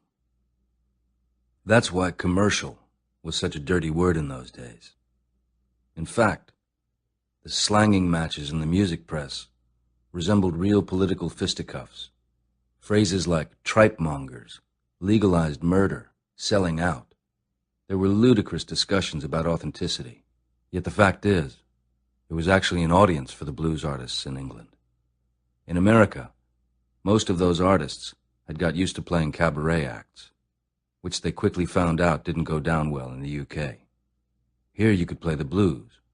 Big Bill Brunzi realized he could pick up a bit of dough if he switched from Chicago blues to being a folksy bluesman for European audiences. Half of those black guys never went back to America because they realized that they were being treated like shit at home, and meanwhile, lovely Danish birds were tripping over themselves to accommodate them. Why go back? They'd found out after World War II that they were treated well in Europe, certainly in Paris, like Josephine Baker, Champion Jack Dupree, and Memphis Slim. That's why Denmark became a haven for so many jazz players in the 50s. Mick and I had a totally identical taste in music. We never needed to question or explain. It was all unsaid. We'd hear something, we'd both look at each other at once. Everything was to do with sound. We'd hear a record and go, "That's wrong. That's faking. That's real." It was either that's the shit or that isn't the shit, no matter what kind of music you were talking about. I really liked some pop music if it was the shit, but there was a definite line of what the shit was and what wasn't the shit. Very strict. First off, I think to Mick and me it was like, we've got to learn more. There's more out there. Because then we branched out to rhythm and blues. And we loved the pop records. Give me the Ronettes or the Crystals, I could listen to them all night. But the minute we went on stage trying to do one of those songs, it was like, go to the broom closet. I was looking for the core of it, the expression.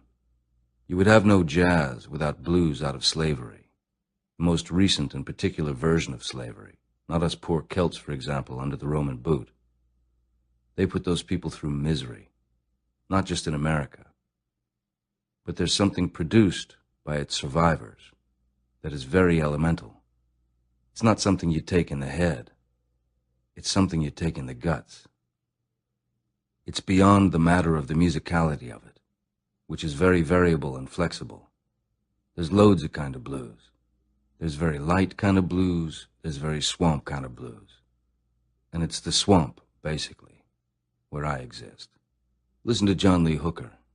His is a very archaic form of playing. Most of the time, it ignores chord changes. They're suggested, but not played. If he's playing with somebody else, that player's chord will change, but he stays. He doesn't move, and it's relentless.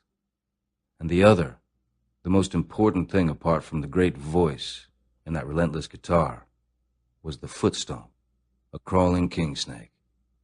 He carried his own 2x4 wood block to amplify his stomps. Bo Diddley was another one who loved to do just that one elemental chord. Everything on one chord. The only thing that moves is the vocal and the way you're playing it. I really only learned more about this later on. Then there was the power in people's voices, like Muddy, John Lee, Bo Diddley.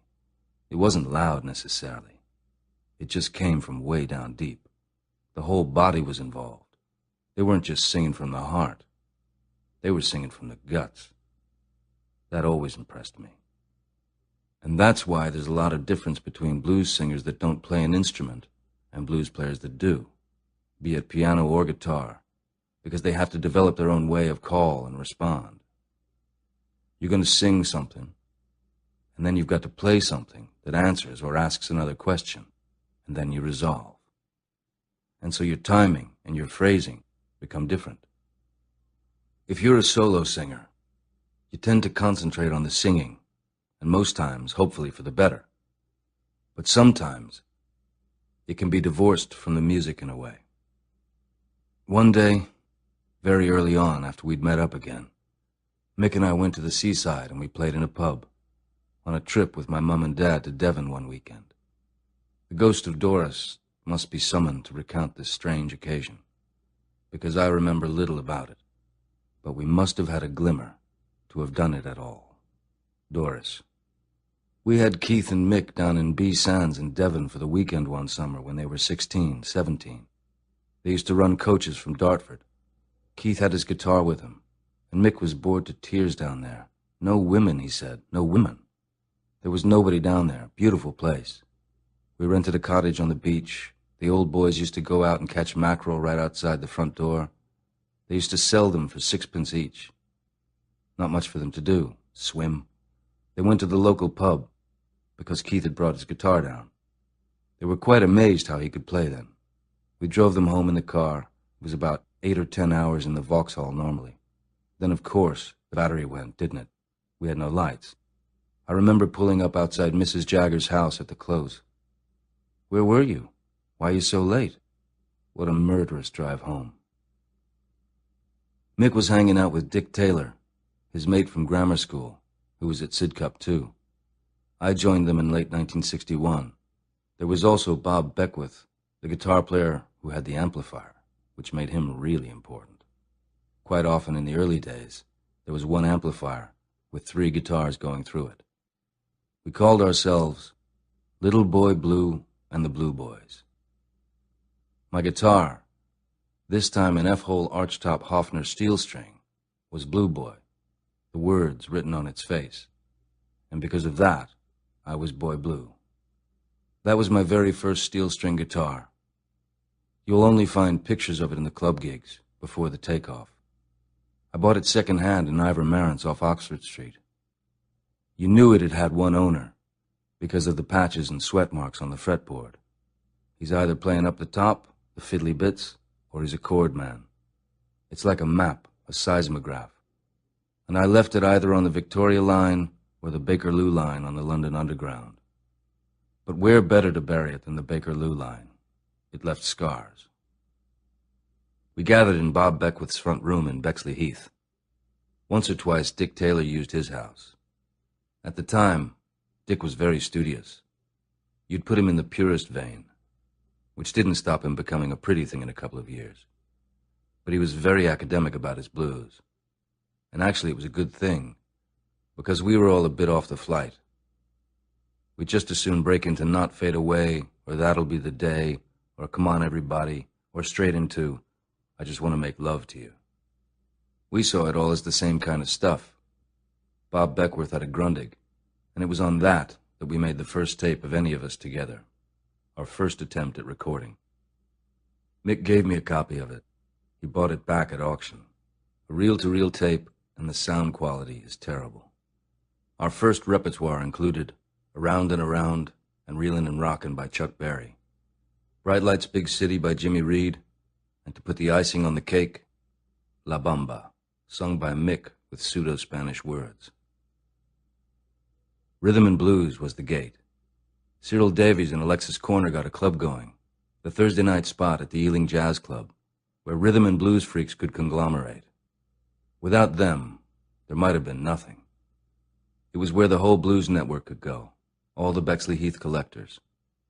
People who read the ad came down from Manchester in Scotland, just to meet the faithful, and hear Alexis Corner's Blues Incorporated, which also had the young Charlie Watts on drums, and sometimes Ian Stewart on piano. That's where I fell in love with the men. Almost nobody was booking this kind of music in clubs at the time. It's where we all met to swap ideas and swap records and hang. Rhythm and blues was a very important distinction in the 60s. Either you were blues and jazz, or you were rock and roll. But rock and roll had died and gone pop. Nothing left in it. Rhythm and blues was a term we pounced on because it meant really powerful blues jump bands from Chicago. It broke through barriers. We used to soften the blow for the purists who liked our music, but didn't want to approve of it by saying it's not rock and roll, it's rhythm and blues. Totally pointless categorization of something that is the same shit. It just depends on how much you lay the backbeat down or how flash you play it. Alexis Corner was the daddy of the London blues scene. Not a great player himself, but a generous man and a real promoter of talent. Also something of an intellectual in the musical world. He lectured on jazz and blues at such places as the Institute of Contemporary Art. He used to work at the BBC, DJing and interviewing musicians, which meant he was in close contact with God. He knew his stuff backwards. He knew every player who was worth his salt. He was part Austrian, part Greek, and had been brought up in North Africa, He had a real gypsy-looking face with long sideburns. But he spoke with a really rich, "I say, old boy," voice. Very precise English. Alexis's band was damn good. Cyril Davies was a hell of a harp player. One of the best harp players you've ever heard. Cyril was a panel beater from Wembley, and his manners and his way of coming on were exactly what you'd expect of a panel beater from Wembley, with a huge thirst for bourbon. He had this aura because he'd actually been to Chicago, and he'd seen Muddy and Little Walter, so he came back with a halo around him. Cyril didn't like anybody. He didn't like us because he felt the winds of change coming and he didn't want it. He died very soon afterwards in 1964. But he'd already broken away from Alexis's band to form the R&B All-Stars, also with Charlie Watts on drums, who had a weekly gig at the Marquee in '62 when we first played there. The Ealing Club was a trad jazz club that they took over one night a week. It was a funky room, sometimes ankle-deep in condensation. It was under Ealing Tube Station, and the roof over the stage was one of those thick glass cobbled pavements. So there's all these people walking over your head, and every now and again, Alexis would say, "You want to come up and play?" And you're playing an electric guitar, and you're ankle-deep in water, and you're just hoping everything's grounded right. Otherwise, sparks will fly. My equipment was always on a knife edge. When I got round to wire strings, they were expensive. If one broke, you'd keep another one and then loop them together and extend it and put it back on, and it would work. If the string could at least cover the fretboard, you knotted it just above the nut and then extended it to cover the tuning pegs.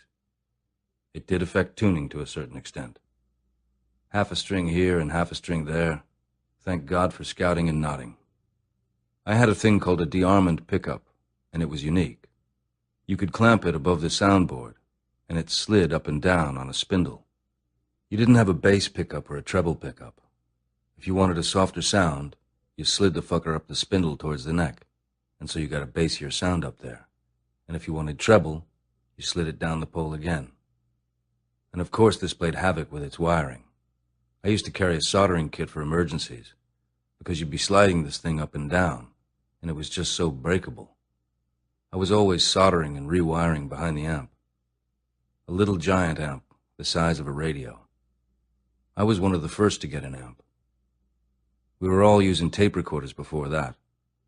Dick Taylor used to plug into his sister's Bush record player. My first amp was a radio. I just took that apart. My mother was pissed off. The radio's not working because I've got it apart, and I'm plugging zzz, just trying to get a sound. In that respect, good training for later on, honing your sound, matching guitars to amps. We started from scratch with the tubes and valves. Sometimes, if you take one valve out, you can get this really raunchy, dirty sound because you're pushing the machine, and it's got to work overtime. If you put the AA valve back in, then you've got this sweeter sound. That's how I got electrocuted so many times. I kept forgetting to unplug the fucker before I started poking around in the back. We first met Brian Jones at the Ealing Jazz Club. He was calling himself Elmo Lewis. He wanted to be Elmore James at the time. "You'll have to get a tan and put on a few inches, boy." But slide guitar was a real novelty in England, and Brian played it that night. He played Dust My Broom, and it was electrifying. He played it beautifully. We were very impressed with Brian. I think Mick was the first one to go up and talk to him, and discovered that he had his own band, most of whom deserted him in the next few weeks. Mick and I had come up together to the club and done Chuck Berry numbers, which annoyed Cyril Davies, who thought it was rock and roll, and he couldn't play it anyway. When you start to play in public, and you're playing with some guys that have done it before, you're low in the hierarchy, and you always feel you're being tested. You got to be there on time, your equipment's got to be working, which it rarely was in my case. You have to measure up. Suddenly, you're in with the big boys. You're not just pissing around in school gyms. Shit, this is pro, at least semi-pro, pro with no money. I left art school around this time. At the end, your teacher says, "Well, I think this is pretty good. And they send you off to J. Walter Thompson, and you have an appointment. And by then, in a way, you know it's coming. 3 or 4 real smarty pants with the usual bow ties. Keith, is it? Nice to see you. Show us what you've got. And you lay the folder out. I say. We've had a good look at this, Keith, and it does show some promise. By the way, do you make a good cup of tea? I said yes, but not for you. I walked downstairs with my folio. It was green, I remember, and I dumped it in the garbage can when I got downstairs. That was my final attempt to join society on their terms. The second pink slip. I didn't have the patience or the facility to be a hack in an advertising agency. I was going to end up the T-boy. I wasn't very nice to them in the interview. Basically, I wanted an excuse to be thrown out on my own and thrown back on music. I think, okay, I've got 2 free years, not in the army. I'm going to be a blues man. I went to the Bricklayer's Arms, a seedy pub in Soho for the first time, for the first rehearsal, for what turned out to be the Stones. I think it was May of '62. Lovely summer evening, just off Wardour Street, Strip Alley. I get there, I've got my guitar with me, and as I get there, the pub's just opened. Typical brassy blonde old barmaid, not many customers, stale beer. She sees the guitar and says, "Upstairs." And I can hear this boogie-woogie piano, this unbelievable Meade Lux Lewis and Albert Ammons stuff. I'm suddenly transported in a way. I feel like a musician, and I haven't even got there. I could have been in the middle of Chicago, in the middle of Mississippi. I've got to go up there and meet this man who's playing this, and I've got to play with him. And if I don't measure up, it's over. That was really my feeling as I walked up those stairs. Creak, creak, creak. In a way, I walk up those stairs and come down a different person. Ian Stewart was the only one in the room, with this horsehair sofa that was split, horsehairs hanging out. He's got on a pair of Tyrolean leather shorts. He's playing an upright piano, and he's got his back to me because he's looking out the window where he's got his bike chained to a meter, making sure it's not nicked. At the same time, he's watching all the strippers going from one club to another with their little round hat boxes and wigs on. Phew, look at that. All the while, this Leroy Carr stuff is rumbling off his fingers. And I walk in with this brown plastic guitar case and just stand there. It was like meeting the headmaster. All I could hope for was that my amp would work. Stu had gone down to the Ealing Club because he'd seen an ad Brian Jones had placed in Jazz News in the spring of '62 for players wanting to start an R&B band. Brian and Stu started rehearsing with a bunch of different musicians. Everybody would chip in £2 for an upstairs room in a pub. He'd seen Mick and me at the Ealing Club doing a couple of numbers and invited us along. In fact, to give Mick his due, Stu remembered that Mick had been coming already to his rehearsals, and Mick said, "I'm not doing it if Keith's not doing it." "Oh, you made it, did you?" And I started with him, and he says, "You're not going to play that rock and roll shit, are you?" Stu had massive reservations, and he was suspicious of rock and roll. Yeah. And then I start to play some Chuck Berry, and he's, "Oh, you know Johnny Johnson?" who was Chuck's piano player. And we started to sling the hash, boogie-woogie. That's all we did. And then the other guys slowly started to turn up. It wasn't just Mick and Brian. Jeff Bradford, a lovely slide blues guitar player who used to play with Cyril Davies. Brian Knight, a blues fan, and his big number was Walk On, Walk On. He had that down, and that was it.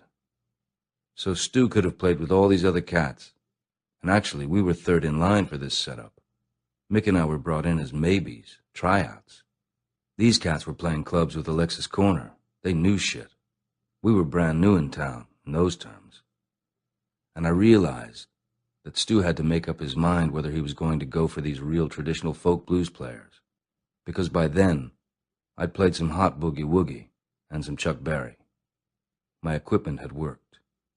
And by the end of the evening, I knew there was a band in the making. Nothing was said, but I knew that I'd got Stu's attention. Jeff Bradford and Brian Knight were a very successful blues band after the Stones, Blues by Six. But they were basically traditional players who had no intention of playing anything else except what they knew. Sonny Terry and Brownie McGee, Big Bill Broonzy. Stu, I think, that day realized, by the time I'd sung him Sweet Little 16 and Little Queenie, and he'd got behind me, that somehow a deal had been made without anything being said. We just hit a chord together. So I'll be back then, right? See you next Thursday. Ian Stewart. I'm still working for him. To me, the Rolling Stones is his band. Without his knowledge and organization, without the leap he made from where he was coming from to take a chance on playing with this bunch of kids, we'd be nowhere. I don't know what the attraction was with Stu and me, but he was absolutely the main impetus behind what happened next. Stu, to me, was a much older man, actually only by about 3 or 4 years. But at that time, so it seemed. And he knew people. I knew nothing. I'd just come from the sticks. I think he'd started to enjoy hanging around with us. He just felt there was some energy there. So somehow, these blues players fell away, and it was Brian, Mick, Stu and me, and Dick Taylor on bass. At first, that was the skeleton, and we were looking for a drummer.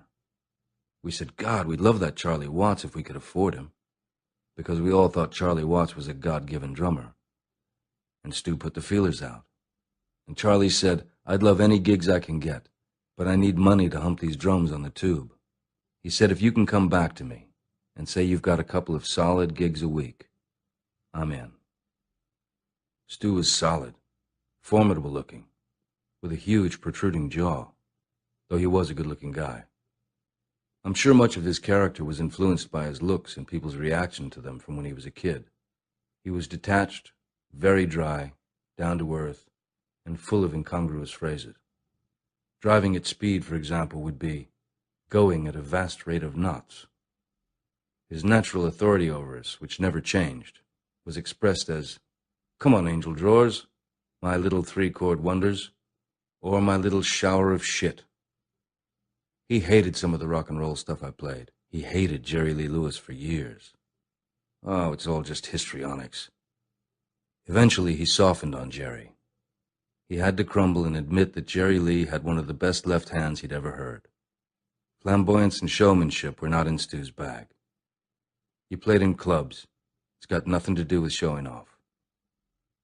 By day, Ian worked in a suit and tie at Imperial Chemical Industries near Victoria Embankment.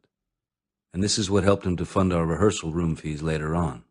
He put his money where his mouth was, at least where his heart was, because he didn't talk a lot about it. The only fantasy Stu ever had was his insistence that he was the rightful heir to Pittenweem, which is a fishing village across the river from St. Andrew's Golf Course. He always felt cheated, usurped through some weird Scottish lineage. You can't argue with a guy like that. Why wasn't the piano loud enough? Look, you're talking to the Laird of Pittenweem. In other words, this is not worth discussing, you know? I once said, what's the tartan, then, of the Stewart clan? He said, ooh, black and white check with various colors. Stu was very dry. He saw the funny side of things. And it was Stu who had to pick up all the crap after the mayhem. There were loads of guys that were technically 10 times better, but with his feel on the left hand, they could never get to where he was. He might have been the Laird of Pittenweem, but his left hand came out of the Congo. By this time, Brian's got 2 babies with 2 different women, and he's living in London with his latest, Pat, and the kid, having finally left Cheltenham with shotguns firing at his heels. They were living in this damp basement in Powys Square with fungus growing up the wall, and that's where I first heard Robert Johnson and came under Brian's tutorship and delved back into the blues with him. I was astounded at what I heard. It took guitar playing, songwriting, delivery to a totally different height. And at the same time, it confused us. Because it wasn't band music. It was one guy. So how can we do this? And we realized that the guys we were playing, like Muddy Waters, had also grown up with Robert Johnson and had translated it into a band format. In other words, it was just a progression. Robert Johnson was like an orchestra all by himself. Some of his best stuff is almost Bach-like in construction. Unfortunately, he screwed up with the chicks and had a short life, but a brilliant burst of inspiration. He gave you a platform to work on, no doubt as he did to Muddy and the other guys we were listening to. What I found out about the blues and music, tracing things back, was that nothing came from itself. As great as it is, this is not one stroke of genius. This cat was listening to somebody, and it's his variation on the theme. And so you suddenly realize that everybody's connected here. This is not just that he's fantastic and the rest are crap. They're all interconnected. And the further you went back into music and time and with the blues, you go back to the 20s, because you're basically going through recorded music. You think, thank God for recording. It's the best thing that's happened to us since writing. But real life sometimes entered our domain. And in this case, Mick had come back drunk one night to visit Brian, found he wasn't there, and screwed his old lady. This caused a seismic tremble, upset Brian very badly, and resulted in Pat leaving him. Brian also got thrown out of his flat. Mick felt a little responsible, so he found a flat in a dismal bungalow in Beckenham, in a suburban street, and we all went to live there. It was there I went in 1962 when I left home. It was a gradual departure, a night here and there, then a week, then forever. There was no final moment of parting, of shutting the wicker gate behind me. Doris had this to say on the subject. Doris. From 18 till he left home at 20, Keith was in between jobs. Nothing. That's why his dad got on at him. Get your hair cut and get yourself a job. I waited till Keith left before I moved out. I wouldn't go while he was at home. I couldn't leave him, could I? Break his heart. Then, on the day I moved out, Bert went to work. Keith wasn't with me. I had an electric light bill in my hand, and I went out and I posted the electric light bill back in, so Bert could pay it. Nice gesture, wasn't it? Bill bought a ground floor flat because I told him I had to get out. They were just finishing these new flats, and he went up, done a deal with the builders, and we moved in. Bill had some money. Bought it straight out. First telephone I ever had was when Bill bought that flat. I phoned Keith up one night. He said, "Yes?" I said, "Keith, we've moved into this flat." I said, "I've got a phone. Isn't it lovely?" He wasn't that pleased. It was here in Beckenham that we began mysteriously to collect this little core collection of early fans, including Halima Mohammed, my first love. Recently, someone sold back to me a diary I kept in 1963. I think the only diary I ever wrote, more like a logbook of the Stones' progress in those dire days. I must have left it in one of the flats we were always vacating, and whoever it was held on to it for all that time. In its back pocket was a tiny picture of Lee, as I called her. She was a beauty, with a slightly Indian look about her. It was the eyes that always got me, and her smile, and they're both in the picture, as I remember her. She was at least 2 or 3 years younger than me, 15 or at the most 16, and she had an English mother. I never saw her father, but I remember meeting the rest of her family. I remember going to pick her up and just saying hello to them in Holborn. I was in love with Lee. Our relationship was touchingly innocent. Maybe partly because if we ever got close, we'd have to bunk up in a room full of other people, like Mick or Brian. And she was very young and lived with her parents in Holborn, an only child like me. She must have put up with a lot, however fond she was of me. And it's clear that we had one breakup and then got together again. Second time around, says the diary, bitterly. She was one of a gang of girls who used to come around in 1962. Where they came from, we never figured out, though my diary shows that we met at least once at the Ken Collier Club. There wasn't a fan club in those days. This was the pre-fan club period.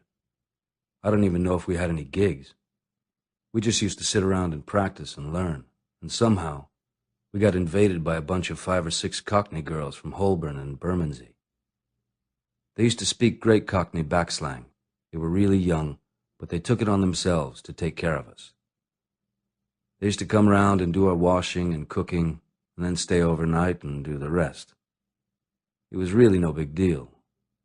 Sex then was mostly just like, "It's a bit chilly, let's cuddle. The gas has gone out and no shillings left." I was in love with Lee for a long time. She was just incredibly nice to me. It wasn't a big sexual thing. We just sort of grew into each other. Maybe we were a little pissed one night, and also that shit builds up. Whenever we saw each other, we kept looking at each other, and you know there's something between you. It's whether, can you get across the gap? And eventually, it usually happens. And according to the diary, she came back a second time. She must have been around for our first gig as the Rolling Stones, a band name Stu highly disapproved of. Brian, after figuring out how much it would cost, called up Jazz News, which was a kind of who's playing where rag, and said, "We've got a gig at, what do you call yourselves?" We stared at one another. It? Then thing? This call is costing. Muddy Waters to the rescue. First track on the best of Muddy Waters is Rollin' Stone. The cover's on the floor. Desperate, Brian, Mick, and I take the dive. The Rolling Stones. Phew. That saved sixpence. A gig. Alexis Corner's band was booked to do a BBC live broadcast on July 12, 1962, and he'd asked us if we'd fill in for him at the Marquee. The drummer that night was Mick Avery, not Tony Chapman, as history has mysteriously handed it down, and Dick Taylor on the bass. The core Stones, Mick, Brian, and I, played our set list. Dust My Broom, Baby What's Wrong, Doing the Crawdaddy, Confessing the Blues, Got My Mojo Working. You're sitting with some guys, and you're playing and you go, "Ooh, yeah." That feeling is worth more than anything. There's a certain moment when you realize that you've actually just left the planet for a bit, and that nobody can touch you. Don't matter. They can't even bust you. Not that you're thinking about getting busted, but you're elevated, because you're with a bunch of guys that want to do the same thing as you. And when it works, baby, you've got wings. And you know you've been somewhere most people will never get. You've been to a special place, and then you want to keep going back and keep landing again. And when you land, you get busted. But you always want to go back there. It's flying without a license. Chapter 4. Mick, Brian, and me in Edith Grove, summer of '62. Learning Chicago blues, Marquee, Ealing Club, Crawdaddy Club, turf fights with the trad jazzers. Bill Wyman comes with his Vox. Wong in the Pog at the Station Hotel. We get Charlie on board. Andrew Loog Oldham signs us with Decca. First UK tour with the Everly Brothers, Bo Diddley, and Little Richard. Our music drowned in riots. The Beatles give us one. Andrew locks Mick and me in a kitchen, and we write our first song. The Rolling Stones spent the first year of their life hanging places, stealing food, and rehearsing. We were paying to be the Rolling Stones.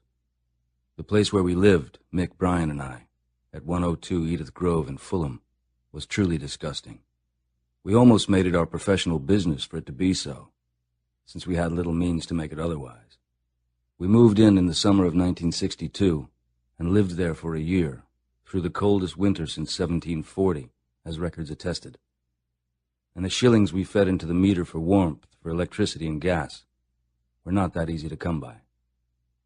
It was mattresses and no furniture to speak of, only a threadbare carpet. There was no fixed rotation between the two beds and a couple of mattresses, and it really didn't matter much. Usually all three of us would wake up on that floor, where we had the enormous radiogram that Brian had brought with him, a great 50s warm-up number.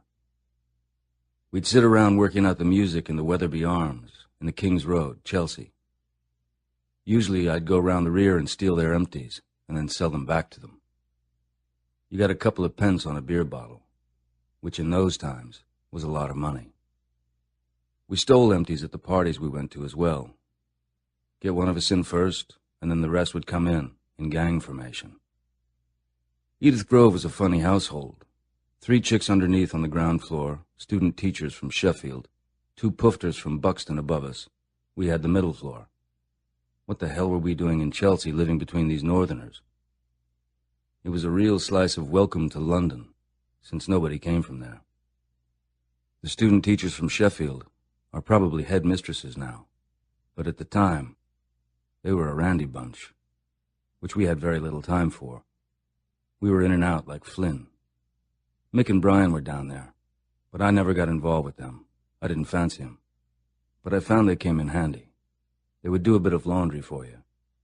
Or my mum would send the washing via bill from her washing machine demonstrations.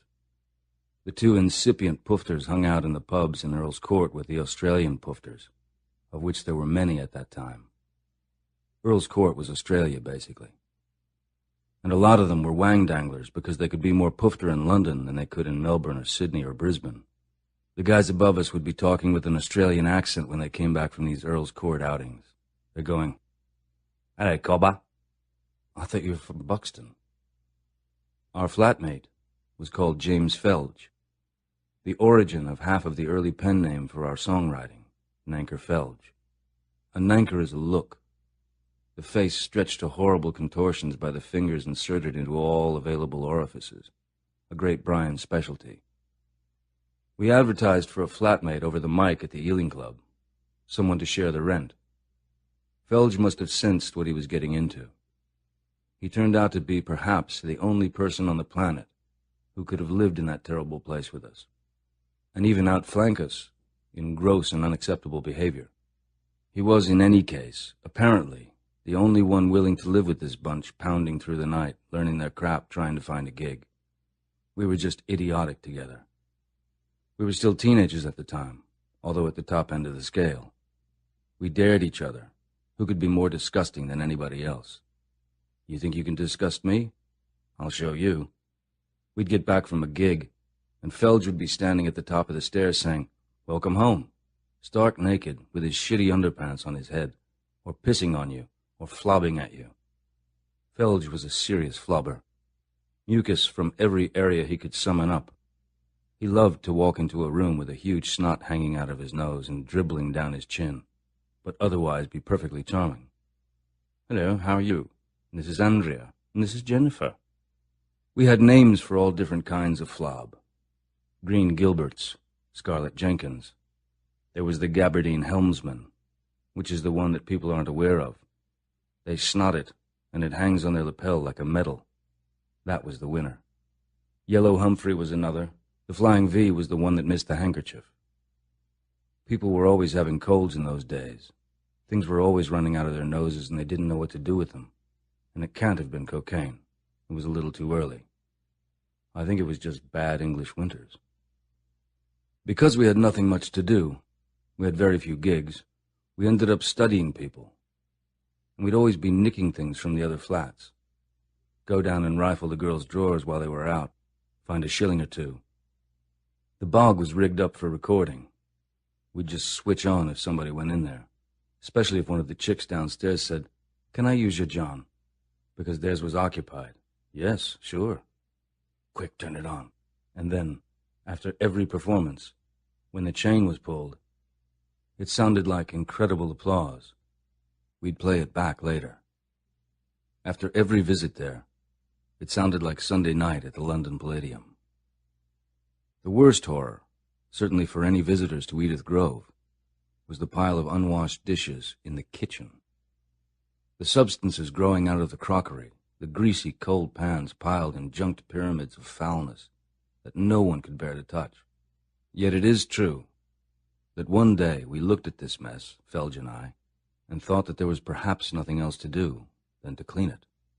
Given that Felge was one of the filthiest people in the world, that was some historic decision. But that day we were overwhelmed by the amount of rubbish, and so we went downstairs and stole a bottle of washing-up liquid. At the time, the poverty seemed constant, unmovable. To go through that winter of '62 was rough. It was a cold winter. But then Brian had this fantastic idea of bringing up his friend Dick, who had his territorial army bonus, and Brian was merciless towards Dick. We didn't mind because we were getting the fallout. This is when nobody's got 2 pennies to rub together. Dick was from Tewksbury, and Brian almost killed the man. He would force him to walk behind him and pay for everything. Cruel, cruel, cruel. He would make him stand outside while we ate, and he paid. Even Mick and I were shocked, and we were pretty cold-blooded. Sometimes he'd let him in for dessert. There was a streak of real cruelty in Brian. Dick was Brian's old school friend, and he was panting like a puppy after Brian. Once Brian left the poor sod outside with no clothes on, and it's snowing, and he's begging, and Brian's laughing. And I'm not going to go to the window. I'm laughing too much. How could a guy let himself get into that position? Brian stole all his clothes and then sent him outside in his underpants, in a snowstorm. What do you mean I owe you 23 pounds? Fuck off. He's just paid for us all evening. We've been feasting like kings. Terrible, really. Terrible. I said, Brian, that's just cold-blooded, man. Brian, a cold-blooded, vicious motherfucker. Only short and blonde with it. I wonder what happened to him. If he survived that, he could survive anything. We were cynical, sarcastic, and rude where necessary. We used to go to the local cafe, which we called the Ernie, because everyone in there was named Ernie, or so it seemed. Ernie became everybody else. What a fucking Ernie, Christ. Anybody that insisted on doing his job without doing you a favor was a fucking Ernie. Ernie was the working man. Only got one thing on his mind: making another extra shilling. If I'd had the choice of finding one diary of any 3-month period of the Stones' history, it would have been this one, the moment the band was hatching. And I did find one, covering January to March of 1963. The real surprise was that I kept any record of this period. It covers the crucial span when Bill Wyman arrived, or more important, his Vox amplifier appeared, and Bill came with it. And when we were trying to snare, to coin a phrase, Charlie Watts. I even kept accounts of the money we earned at gigs, the pounds, shillings, and pence. Often, it just said 0 when we played for beer at tiny end-of-term school dances. But entries also show January 21st, Ealing Club, 0. January 22nd, Flamingo, 0. February 1st, Red Lion, £1 10 shillings. At least we'd got a gig. As long as you've got a gig, life is wonderful. Somebody called us up and booked us. I mean, wow. We must be doing something right. Otherwise, shoplifting, picking up beer bottles, and hunger was the order of the day. We used to pool our money for guitar strings, mending amplifiers, and valves. Just to keep what we had going was an incredible expense. Inside the cover of the pocket diary are the heavily inked words, Chuck, Reed, Diddley. There you have it. That was all we listened to at the time. Just American blues or rhythm and blues or country blues. Every waking hour of every day was just sitting in front of the speakers trying to figure out how these blues were made. You collapsed on the floor with a guitar in your hands. That was it. You never stopped learning an instrument, but at the time, it was still very much searching about. You had to make sounds if you wanted to play a guitar. We went for a Chicago blues sound, as close as we could get it. 2 guitars, bass and drums, and a piano. And sat around and listened to every chess record ever made. Chicago blues hit us right between the eyes. We'd all grown up with everything else that everybody had grown up with, rock and roll. But we focused on that. And as long as we were all together, we could pretend to be black men. We soaked up the music, but it didn't change the color of our skin. Some even went whiter. Brian Jones was a blonde Elmore James from Cheltenham. And why not? You can come from anywhere and be any color. We found that out later. Cheltenham, admittedly, is a bit far-fetched. Blues players from Cheltenham? There ain't a lot. And we didn't want to make money. We despised money. We despised cleanliness. We just wanted to be black motherfuckers. Fortunately, we got plucked out of that. But that was the school. That's where the band was born. The early days of the magic art of guitar weaving started then. You realize what you can do playing guitar with another guy, and what the two of you can do is to the power of 10, and then you add other people. There's something beautifully friendly and elevating about a bunch of guys playing music together. This wonderful little world that is unassailable. It's really teamwork, one guy supporting the others, and it's all for one purpose. And there's no flies in the ointment, for a while. And nobody conducting. It's all up to you. It's really jazz. That's the big secret.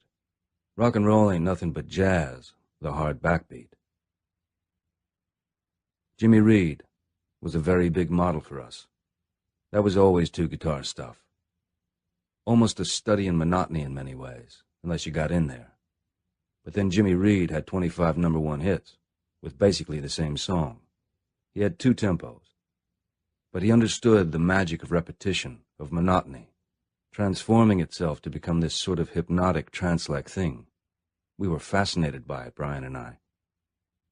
We would spend every spare moment trying to get down Jimmy Reed's guitar sounds.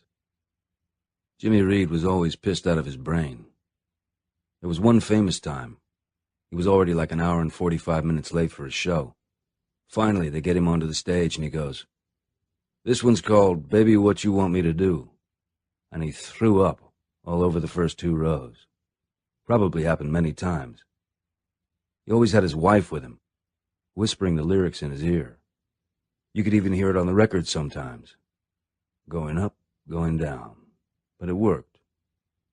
He was a solid favorite to the black folks in the South, and occasionally in the whole world. It was a fascinating study in restraint. Minimalism has a certain charm. You say that's a bit monotonous, but by the time it's finished, you're wishing it hadn't. There's nothing bad about monotony. Everyone's got to live with it. Great titles. Take out some insurance. This is not your everyday song title. And it would always come down to him and his old lady having a fight or something. Bright Lights, Big City, Baby What You Want Me to Do, String to Your Heart, wicked songs. One of Jimmy's lines was, "Don't take no subway, I'd rather see you pull a train," which actually means, don't go on the dope, don't go underground. I'd rather see you either drunk or on cocaine. Took me years and years to decipher this. And I was heavily into Muddy Waters guitarist Jimmy Rogers, and the guys that played behind Little Walter, the Myers brothers. Talk about an ancient form of weaving. They were the masters. Half of the band was the Muddy Waters band, which included Little Walter as well. But while he was making these records, he had another little team, Louis Myers and his brother David, founders of the Aces, 2 great guitar players. Pat Hare used to play with Muddy Waters, and also did a few tracks with Chuck Berry. One of his unreleased numbers was called "I'm Gonna Murder My Baby," dug up from the Sun Vaults after he did just that, and then killed the policeman sent to investigate. He went in for life in the early 60s, and died in a Minnesota jail. There was Matt Murphy and Hubert Sumlin. They were all Chicago blues players, some more solo than others. But as teams, if we keep it down to that, the Myers brothers definitely go way up to the top of the list.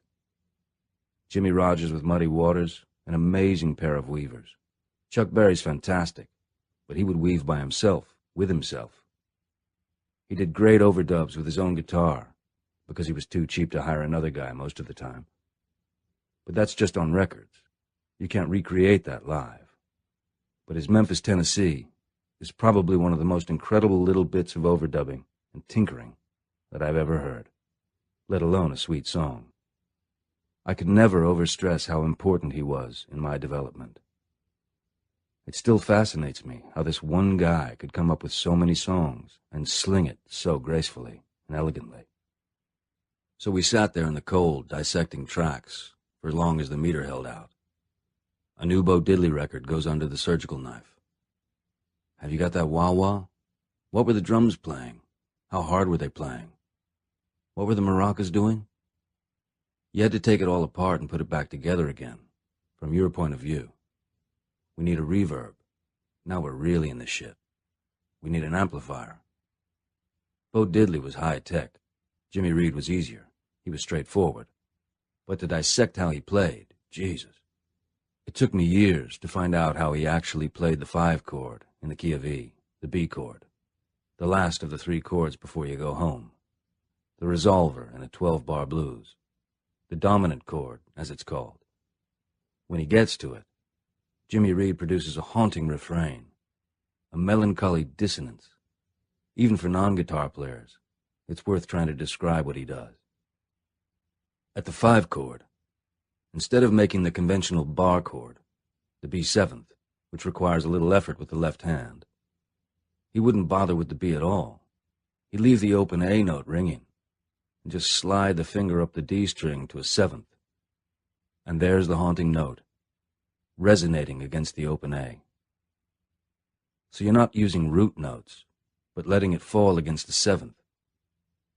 Believe me, it's A, the laziest, sloppiest single thing you can do in that situation, and B, one of the most brilliant musical inventions of all time.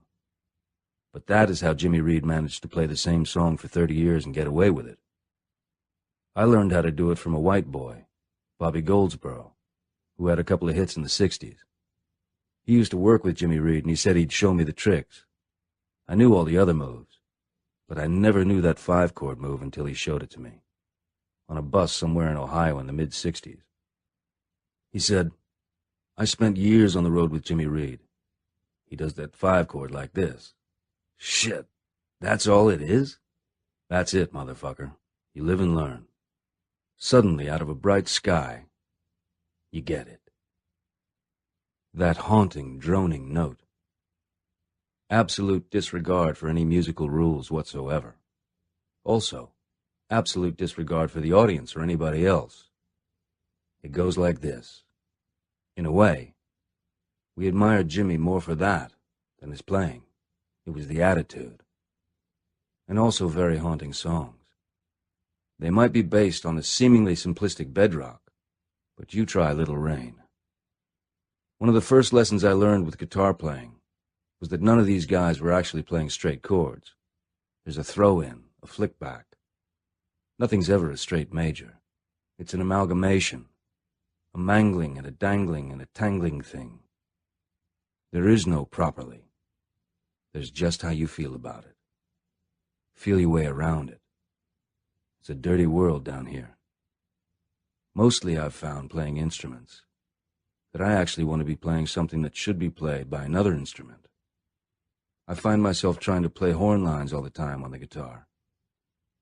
When I was learning how to do these songs, I learned there is often one note doing something that makes the whole thing work. It's usually a suspended chord. It's not a full chord. It's a mixture of chords, which I love to use to this day. If you're playing a straight chord, whatever comes next should have something else in it. If it's an A chord, a hint of D. Or if it's a song with a different feeling, if it's an A chord, a hint of G should come in somewhere, which makes a 7th, which then can lead you on. Readers who wish to can skip Keefe's Guitar Workshop, but I'm passing on the simple secrets anyway, which led to the open chord riffs of later years, the Jack Flash and Gimme Shelter ones. There's some people looking to play guitar. There's other people looking for a sound. I was looking for a sound when Brian and I were rehearsing in Edith Grove.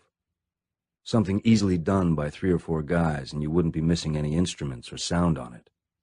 You had a wall of it in your face. I just followed the bosses. A lot of those blues players of the mid-50s, Albert King and B.B. King, were single-note players. T-Bone Walker was one of the first to use the double-string thing, to use 2 strings instead of 1. And Chuck got a lot out of T-Bone. Musically impossible, but it works. The notes clash, they jangle. You're pulling two strings at once, and you're putting them in a position where actually their knickers are pulled up. You've always got something ringing against the note or the harmony. Chuck Berry is all double-string stuff. He very rarely plays single notes. The reason the cat started to play like that, T-Bone and so on, was economics. To eliminate the need for a horn section. With an amplified electric guitar, you could play two harmony notes, and you could basically save money on two saxophones and a trumpet. And my double-string playing was why in the very first Sid Cup days, I was looked on as a bit of a wild rock and roller, and not really a serious blues player. Everybody else was playing away on single strings. It worked for me because I was playing a lot by myself, so two strings were better than one. And it had the possibility of getting this dissonance and this rhythm thing going, which you can't do picking away on one string. It's finding the moves. Chords are something to look for.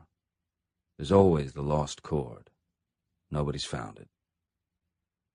Brian and I, we had the Jimmy Reed stuff down. When we were really hunkering down and working, Mick obviously felt a little bit out of it. Also, he was away at the London School of Economics for much of the day to start with. He couldn't play anything. That's why he picked up on the harp and the maracas. Brian had picked up on the harmonica very quickly at first, and I think Mick didn't want to be left behind. I wouldn't be surprised if from the beginning it wasn't just from being in competition with Brian. He wanted to play in the band musically as well, and Mick turned out to be the most amazing harp player. I'd put him up there with the best in the world on a good night. Everything else we know he can do. He's a great showman, but to a musician, Mick Jagger is a great harp player. His phrasing is incredible. It's very Louis Armstrong, Little Walter, and that's saying something. Little Walter Jacobs was one of the best singers of the blues, and a blues harp player par excellence. I find it hard to listen to him without awe. His band, the Jukes, was so hip and sympathetic. His singing was overshadowed by the phenomenal harp, which was based on a lot of Louis Armstrong's cornet licks. Little Walter would smile in his grave for the way Mick plays. Mick and Brian played totally different styles. Mick sucking like Little Walter, Brian blowing like Jimmy Reed, both bending notes. When you play like that, the Jimmy Reed style, it's called high and lonesome, and when you hear it, it just touches the heart. Mick is one of the best natural blues harp players I've ever heard. His harp playing is the one place where you don't hear any calculation. I say, why don't you sing like that? He says they're totally different things, but they're not. They're both blowing air out of your gob. This band was very fragile. No one was looking for this thing to fly. I mean, we're anti-pop, we're anti-ballroom. All we want to do is be the best blues band in London and show the fuckers what's what, because we know we can do it. And these weird little bunches of people would come in and support us. We didn't even know where they came from or why, or how they found out where we were. We didn't think we were ever going to do anything much except turn other people onto Muddy Waters and Bo Diddley and Jimmy Reed. We had no intention of being anything ourselves. The idea of making a record seemed to be totally out of the picture. Our job at that time was idealistic. We were unpaid promoters for Chicago blues. It was terribly shining shields and everything like that, and monastic intense study, for me at least. Everything from when you woke up to when you went to sleep was dedicated to learning, listening, and trying to find some money, a division of labor. The ideal thing was, right, we've got enough to live on, a few bob in case of emergencies, and on top of that, beautiful. These girls come around, 3 or 4 of them, Lee Muhammad and her mates, and clear up for us, cook for us, and just hang about. What the hell they saw in us at the time, I don't know. We didn't have any other interest in the world except how to keep the electricity going and how to nick a few things out of the supermarket for food. Women were really third on that list. Electricity, food, and then hey, you got lucky. We needed to work together. We needed to rehearse. We needed to listen to music. We needed to do what we wanted to do. It was a mania. Benedictines had nothing on us. Anybody that strayed from the nest to get laid, or to try to get laid, was a traitor. You were supposed to spend all your waking hours studying Jimmy Reed, Muddy Waters, Little Walter, Howlin' Wolf, Robert Johnson. That was your gig. Every other moment taken away from it was a sin. It was that kind of atmosphere, that kind of attitude that we lived with. The women around were really quite peripheral. The drive in the band was amazing among Mick, Brian, and myself. It was incessant study. Not really in the academic sense of it. It was to get the feel of it. And then, I think we realized, like any young guys, that blues are not learned in a monastery. You've got to go out there and get your heart broke, and then come back, and then you can sing the blues. Preferably several times. At that time, we were taking it on a purely musical level, forgetting that these guys were singing about shit. First you've got to get in the shit, and then you can maybe come back and sing it. I thought I loved my mother, and I left her. She still did my laundry. And I got my heart broken, but not right away. My sights were still set on Lee Muhammad. The venues in the diary are the Flamingo Club in Wardour Street, where Alexis Corner's Blues Incorporated played, the Ealing Club, mentioned already. Richmond was the Crawdaddy Club in the Station Hotel, where we really took off. The Marquee was then in Oxford Street, where Cyril Davies' R&B All-Stars performed after he'd broken away from Corner. The Red Lion was in Sutton, South London, and the Manor House was a pub in North London. The sums of money were the paltry earnings from playing our guts out. But they began to get better. I don't think the Stones would have actually coagulated without Ian Stewart pulling it together. He was the one that rented the first rehearsal rooms, told people to get there at a certain time. Otherwise, it was so nebulous. We didn't know shit from Shinola. It was his vision, the band, and basically, he picked who was going to be in it. Far more than anybody actually realizes, he was the spark and the energy and the organization that actually kept it together in its early days, because there wasn't much money, but there was this idealistic hope that we can bring the blues to England. We have been chosen, all that dopey sort of stuff. And Stu had such incredible enthusiasm in that way. He'd stepped out, made a split with the people he played with. He took a leap in the dark there, really. It was against the grain. It alienated him from his cozy little club scene. Without Stu, we'd have been lost. He'd been around the club scene a lot longer. We were just new kids on the block. One of his first strategies was to wage guerrilla war against the trad jazzers. That was a big, bitter cultural shift. The traditional jazz bands, a.k.a. Dixieland bands, semi-beatniks, were doing very, very well. Midnight in Moscow, Acker Bilk, the whole goddamn lot of them. They flooded the market. Very good players, Chris Barber and all of those cats. They ran the scene. But they couldn't understand that things were moving, and that they should incorporate something else into their music. How could we dislodge the Dixieland Mafia? There seemed to be no chinks in their armor. It was Stu's idea that we play the interval at the Marquee, while Acker was having a beer. No money in it, but the interval was the thin end of the wedge. Stu figured out that strategy. He would just turn up and say, no money, but interval at the Marquee or the Manor House. Suddenly, the interval became more interesting than the main event. You put the interval band on, and they're playing Jimmy Reed, 15 minutes, and it was really only a matter of months before the traditional jazz monopoly faded away. There was bitter hatred of us. I don't like your music. Why don't you play in ballrooms? You go, we're staying. But we had no idea that the ground was shifting at the time. We weren't that arrogant. We were just happy to get a gig. There is a parable on film of the changeover of power between jazz and rock and roll, in Jazz on a Summer's Day, a hugely important film for aspiring rock musicians at the time, mostly because it featured Chuck Berry at the Newport Jazz Festival in 1958, playing Sweet Little 16. The film had Jimmy Giuffre, Louis Armstrong, Thelonious Monk, but Mick and I went to see the man, that black coat. He was brought on the stage, a very bold move by someone, with Joe Jones on drums, a jazz great.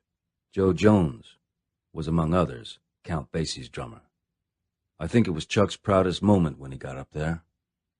It's not a particularly good version of Sweet Little 16, but it was the attitude of the cats behind him, solid against the way he looked, the way he was moving. They were laughing at him. They were trying to fuck him up.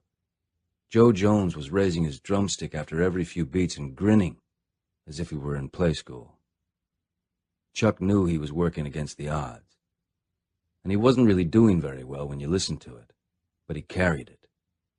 He had a band behind him that wanted to toss him, but he still carried the day. Joe Jones blew it right there.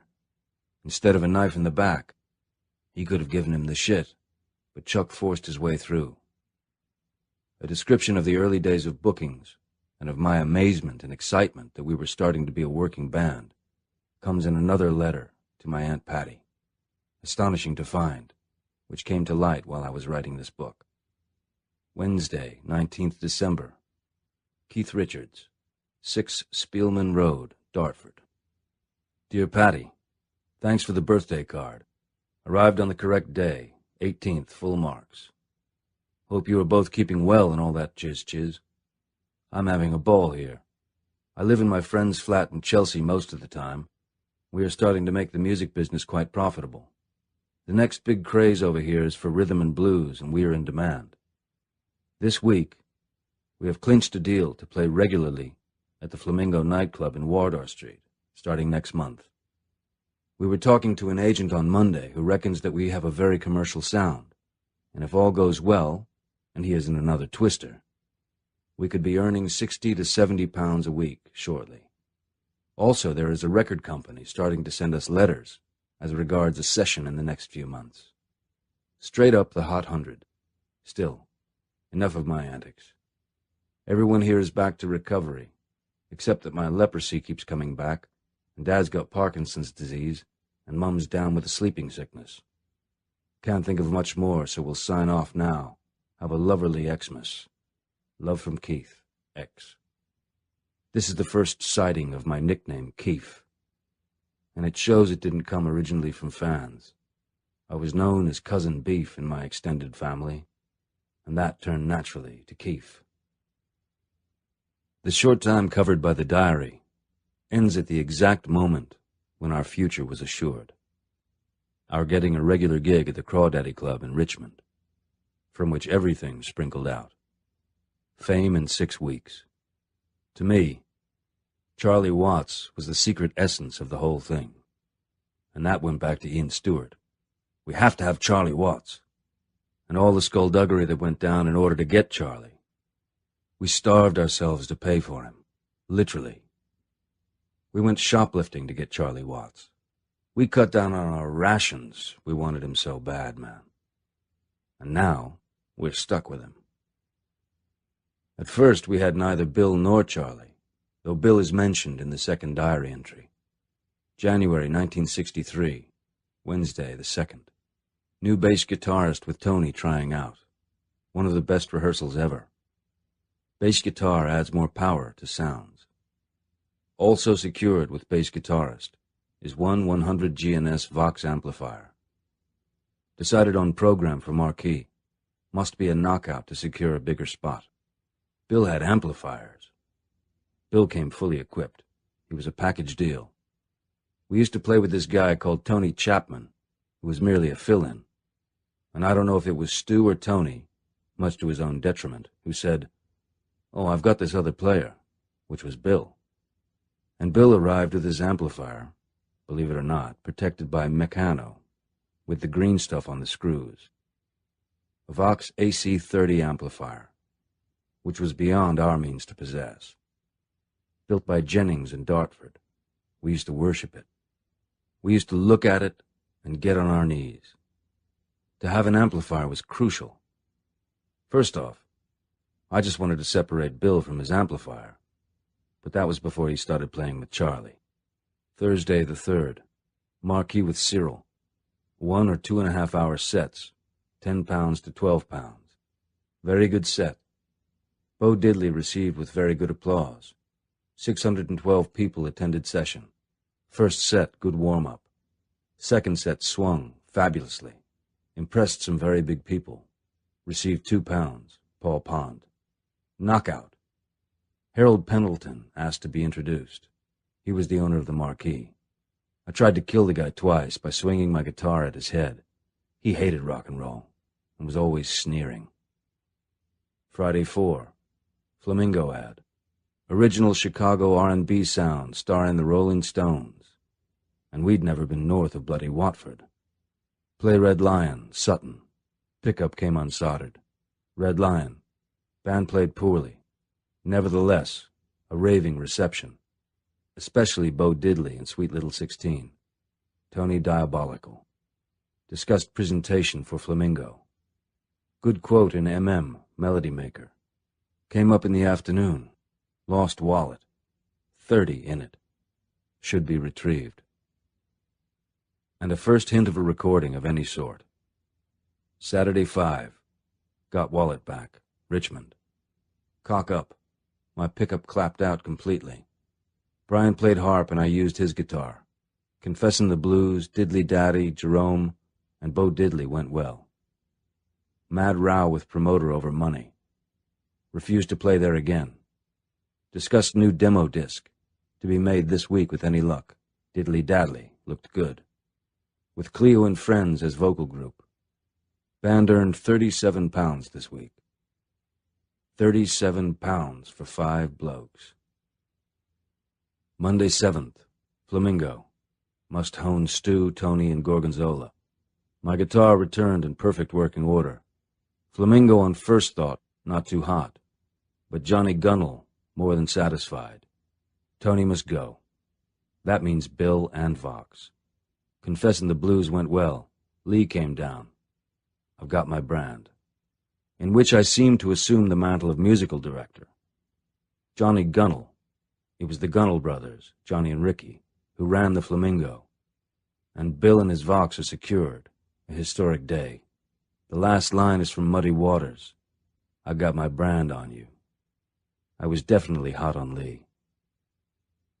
Tuesday 8. 30 pound 10.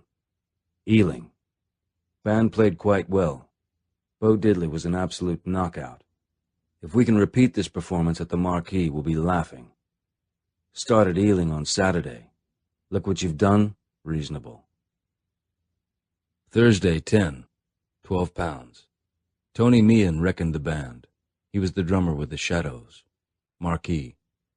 First set, 8:30 or 9 o'clock, musically very good, but didn't quite click. Second set, 9:45 to 10:15, swung much better. Brian and I rather put off by lack of volume due to work to rule in Power Station. Bo Diddley, tremendous applause as usual. Lee and the girls came down. Approached Charlie for regular work. Halfway through the set, and suddenly the power went down. We were fucked. We were rocking. And then they put us to half power, due to an industrial action by the electricity workers. And we're looking at one another. We're looking at our amplifiers. We're looking at the sky, the ceiling. Friday 11. Bill agrees to stay on, even if we chuck Tony. Monday 14. Tony sacked. Flamingo. Surprise. Rick and Carlo played. Without a doubt, the Rolling Stones were the most fantastic group operating in the country tonight. Rick and Carlo are two of the best. Audience was changed from last week, which is the main thing. Money not quite so exciting, 8 pounds, still. Should rise steam now. Rick and Carlo.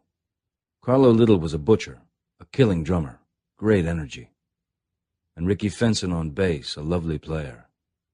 They had bleached their hair blonde for the gig. And who did they really work for? Screaming Lord effing such. From time to time, they'd sit in with us. That's when Charlie still wasn't with us, and it's why he decided to join the band, because he heard we had this red-hot rhythm section. Ricky and Carlo, if they went into a solo, they would go into turbo max. The room would take off. They almost blew us off the stage, they were so good, the two of them together. When Carlo set into that bass drum, this is what I'm talking about. This was rock and roll. As a kid, to play with these guys, who were only 2 or 3 years older than we were, but they had been at it a long time, was something. The first time they took me in there, okay, goes like this, and I suddenly had this rhythm section behind me. Whoa! That was the first time I got 3 feet off the ground and into the stratosphere. This was before I was working with Charlie and Bill or anything. And from the earliest, I always felt good on stage. You get nervous before you go up there before a lot of people, but to me the feeling was, let the tiger out the cage. Maybe that's just another version of butterflies, it could be. But I've always felt very comfortable on stage, even if I screw up. It always felt like a dog. This is my turf. Piss around it. While I'm here, nothing else can happen. All I can do is screw up. Otherwise, have a good time. Next day is the first mention of Charlie playing with us. Tuesday 15. All group money to be given up for at least 2 weeks to buy amp and mics. Ealing, Charlie. Maybe due to my cold, but didn't sound right to me. But then Mick and Brian and myself still groggy from chills and fever. Charlie swings, but hasn't got right sound yet. Rectify that tomorrow. Poor crowd, no money, chucking it. Have a day off. Rick and Carlo to play Saturday and Monday. So Charlie was coming in. We were going to try and figure out how to separate Bill from the amplifier and still end up winning. But at the same time, Bill and Charlie were starting to play together, and there was something happening here. Bill is an incredible bass player. There's no doubt about it. I discovered it gradually. Everybody was learning. Nobody had any firm ideas of what they wanted to do, and everybody came from a slightly different background. Charlie was a jazz man. Bill was from the Royal Air Force. At least he'd been abroad. Charlie Watts has always been the bed that I lie on musically, and to see that note about how to rectify his sound seems extraordinary. But like Stu, Charlie had come to rhythm and blues because of its jazz connection. A few days later I write, Charlie swings very nicely, but can't rock. Fabulous guy, though. He had not got rock and roll down at that time. I wanted him to hit it a little harder. He was still too jazz for me. We knew he was a great drummer, but in order to play with the Stones, Charlie went and studied Jimmy Reed and Earl Phillips, who was the drummer for Jimmy Reed, just to get the feel of it. That sparse, minimalized thing, and he's always retained it. Charlie was the drummer we wanted, but first off, could we afford him? And second off, would he give up some of his jazz ways for us? Tuesday, 22nd, 0 pounds, Ealing, Charlie. Cock up number 2. Only 2 people turned up by 8:50, so we went home. Nevertheless, we did a couple of numbers, one using maracas, tambourine, and wailing guitar with Charlie doing a big jungle rhythm, which just shows he can do it. Stopped by cops on way to flat. Frisked. Moaning bastards. No more work until Saturday. The big jungle rhythm was the Bo Diddley lick. Shave and a haircut, 2 bits. It's what the beat's called, and what it sounds like. Bo diddley, have you heard? My pretty baby said she was a bird. As for the frisk, when I read that, I thought, even then? We had nothing, not even money. It's not surprising that when they hit on me for the real shit later, I knew about it. Frisked for no reason at all. And my reaction is still the same. Fucking moaning bastards. They always moan. You wouldn't be a cop if you weren't a moaner. Come on, assume the position. Back then, there was nothing to find. I was frisked 100 times before I even thought, oh my God, I've got something on me. Thursday, 24. No marquee. Cyril's scared of the applause we get, according to Carlo and Rick. Laid off for a month. If nothing shows up in the meantime, we'll go back. Spent day practicing. Worthwhile, I hope. Must preserve the fingerstyle. Great opportunities, I feel. Bastard, though. Can't control him. Bleeding spider, feels like. Saturday, 26. 16 pounds. Ealing. Rick and Carlo. Band bit rusty. Quite good, though. Audience up. Sweaty and crowded. Lovely. 2 pounds. Lee was there. Funny. Can't seem to fit all my new practice dodgy bits into the act. Don't relax enough. Boy's a bit cynical lately. Monday, 28. Toss's sister said Lee was crazy to have me, but didn't want to make a fool of herself, and would I give her some help? I did fair, I reckon. Lee and I had broken up, and this was the reproachment. Mutually agreed on both sides. Toss was short for Tosca, her girlfriend. Saturday, 2, 16 pounds, Ealing, Charlie and Bill. Fabulous evening with big crowd. Sound returned with a bang. Charlie fabulous. By February 2, that night, we were playing with the final lineup and the rhythm section.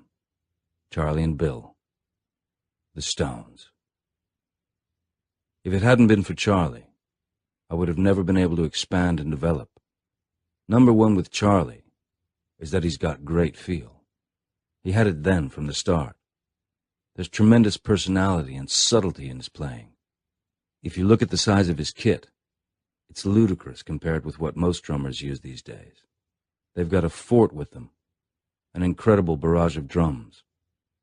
Charlie, with just that one classico setup, can pull it all off. Nothing pretentious, and then you hear him, and it don't half go bang. He plays with humor, too. I love to watch his foot through the perspex. Even if I can't hear him, I can play to him just by watching. The other thing is Charlie's trick that he got, I think from Jim Keltner or Al Jackson. On the hi-hat, most guys would play on all 4 beats, but on the 2 and the 4, which is the backbeat, which is a very important thing in rock and roll, Charlie doesn't play. He lifts up. He goes to play and pulls back. It gives the snare drum all of the sound, instead of having some interference behind it. It'll give you a heart arrhythmia if you look at it. He does some extra motion that's totally unnecessary. It pulls the time back because he has to make a little extra effort. And so part of the languid feel of Charlie's drumming comes from this unnecessary motion every 2 beats. It's very hard to do, to stop the beat going just for 1 beat and then come back in. And it also has something to do with the way Charlie's limbs are constructed, where he feels the beat. Each drummer's got a signature as to whether the hi-hat's a little bit ahead of the snare. Charlie's very far back with the snare and up with the hi-hat. And the way he stretches out the beat and what we do on top of that is a secret of the Stones' sound. Charlie's quintessentially a jazz drummer, which means the rest of the band is a jazz band in a way. He's up there with the best, Elvin Jones, Philly Joe Jones. He's got the feel, the looseness of it, and he's very economical. Charlie used to work weddings and bar mitzvahs, so he knows the schmaltz too. It comes from starting early, playing the clubs, when he was really young. A little bit of showmanship, without himself being the showman. Ba-bam! And I've got used to playing with a guy like this. 40 years on, Charlie and I are tighter than we could express or even probably know. I mean, we even get daring enough to try and screw each other up sometimes on the stage. Back then, I used to rag Stu and Charlie wicked about jazz. We were supposed to be getting the blues down, and sometimes I'd catch Stu and Charlie listening to jazz on the sly. Stop that shit! I was just trying to break their habits, trying to put a band together, for Christ's sakes. You've got to listen to the blues. You've got to listen to fucking Muddy. I wouldn't even let them listen to Armstrong, and I love Armstrong. Bill always felt looked down upon, mainly because his real last name was Perks, and he was stuck in this dead-end job in South London, and he was married. Brian was very class-conscious, you see. Bill Perks, to him, was some lowlife. I wish we could find a new bass player. This one's a right fucking Ernie with his greasy hair, Felge remembers Brian saying. Bill was still a bit of a teddy boy at the time, with the quiff. But that was all so superficial. Meanwhile, Brian was the king rat of the whole gang. By February, we were paying off hire purchase. I bought 2 guitars in the space of a month. January 25, day off. Buy a new guitar. Harmony or Hawk? Harmony has good price, but do you get guarantee? Hawk has, and also has case supplied. Both models, 84 pounds. Got 2 thumb picks. Bought Harmony with 2 pickups. Sunburst finish in 2-tone case, 74 pounds. Wednesday 13, February. Rehearsal. Got new Giddy from Ivor's. Lovely instrument. What a sound. New numbers. Who Do You Love and Route 66. Great. Revised Crawdaddy. Fabulous. All Brian's ideas. At least I give credit. And the venues were beginning to jump. Saturday 9, 1800. Amp payments due. Ealing. Collier's all-nighter? Crossed out. Must have been near record steaming hot and packed full. Band raved. Get real little girl fans there. 2 pounds. Stopped at flat. Paid Bill 6 pounds for Vox. Monday 11, day off. Dead bored. The last 2 entries are the key to what was happening, all of a sudden. We were going to record, and we were about to take up the Richmond gig. Thursday 14, Manor House. Quite good. Small crowd. Blues by 6 frightened them all away. New Giddy takes some getting used to. New numbers went well. Stu says Glyn Johns will record us Monday or Thursday next week with ideas of selling them to Decca. 1 pound. Friday 15, Red Lion. Can't get any sound out of this place. Punch up during session. Offered Richmond Hotel every Sunday from coming Sunday. Windfall. On the inside of the cover of the diary is written the phrase, Wong in the Pog. And next to that, under the personal notes section, in case of accident, please inform. I've written, my mum. No details. Wong in the Pog was when we'd look at all these people dancing around, hanging from rafters, going crazy. What are they doing? They're Wong in the Pog, ain't they? At least we got them Wong in the Pog. It meant you got paid. The gigs were getting tight and hot. We had this groundswell going on in London. When you've got 3 queues going around a whole damn block waiting to get into a show, you say, we've got something going here. This is no longer just begging. All we need to do now is nurture this thing. The spaces were small, which suited us. It suited Mick best of all. Mick's artistry was on display in these small venues, where there was barely space to swing a cat, perhaps more so than it ever was later. I think Mick's movements come a lot from the fact that we used to play these very, very small stages. With our equipment on stage, we'd sometimes have no more room than a table as a viable space to work. The band was 2 feet behind Mick. He was right in the middle of the band. There were no delay effects or separation, and because Mick was playing a lot of harmonica, he was part of the band. I can't think of any other singer at the time in England that played harp and was the lead singer. because the harp was, still can be, a very important part of the sound, especially when you're doing the blues. Give Mick Jagger a stage the size of a table, and he could work it better than anybody, except maybe James Brown. Twists and turns, and he's got the maracas going. Come on, baby. We used to sit on stools and play, and he would work around us because there was no room to move. You swung a guitar, you hit somebody else in the face. He used to play 4 maracas while he sang. It's a long time since I've reminded him about the maracas. He was brilliant. Even at that age, I was astounded by how he used that small space to do so much. It was like watching a Spanish dancer. Richmond is where we learned the gig. That's where we realized that we really did have a good band, and we could really release people for a few hours and get that reciprocation between the stage and the audience, because it's not an act, whatever Mick Jagger thinks.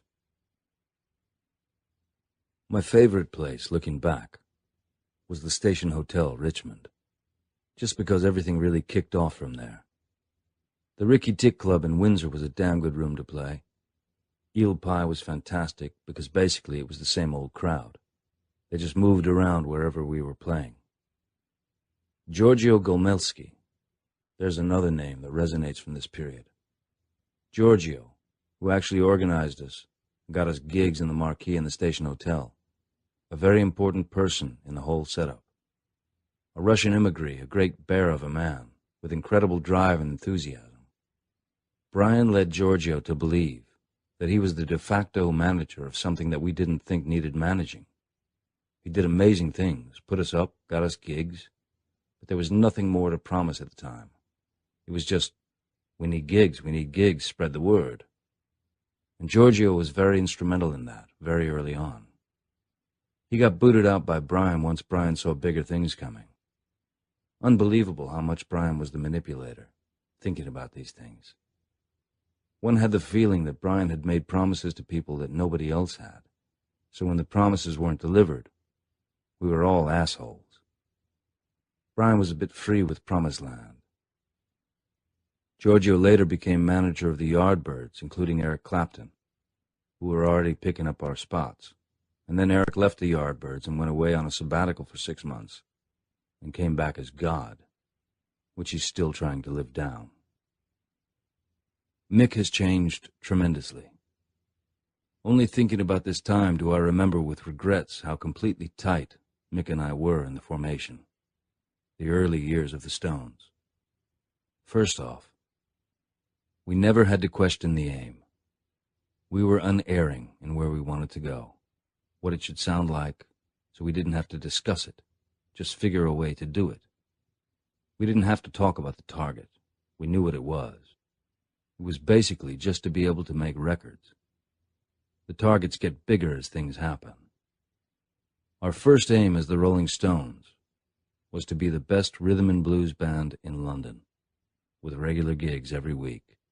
But the main aim was somehow to get to make records, to actually get into the portal, the Holy of Holies, the recording studio.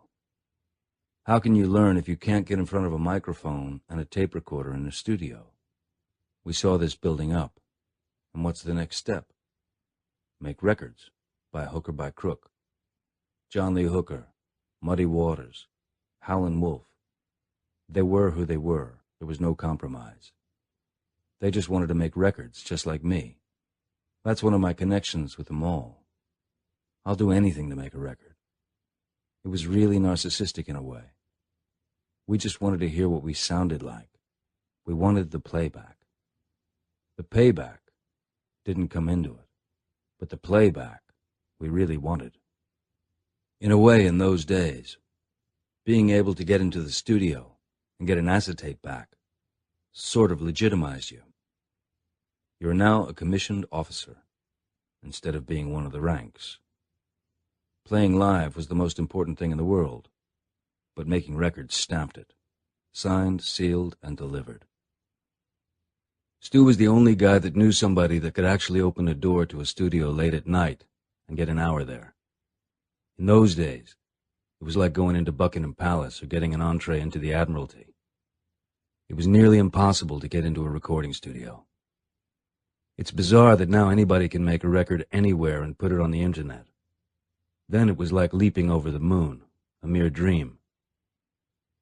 The first studio I actually went into was IBC in Portland Place, right across the road from the BBC. But of course there was no connection.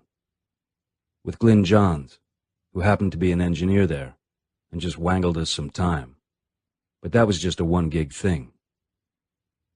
Then came the day that Andrew Loog Oldham came to see us play at Richmond, and things began to move at devastating speed.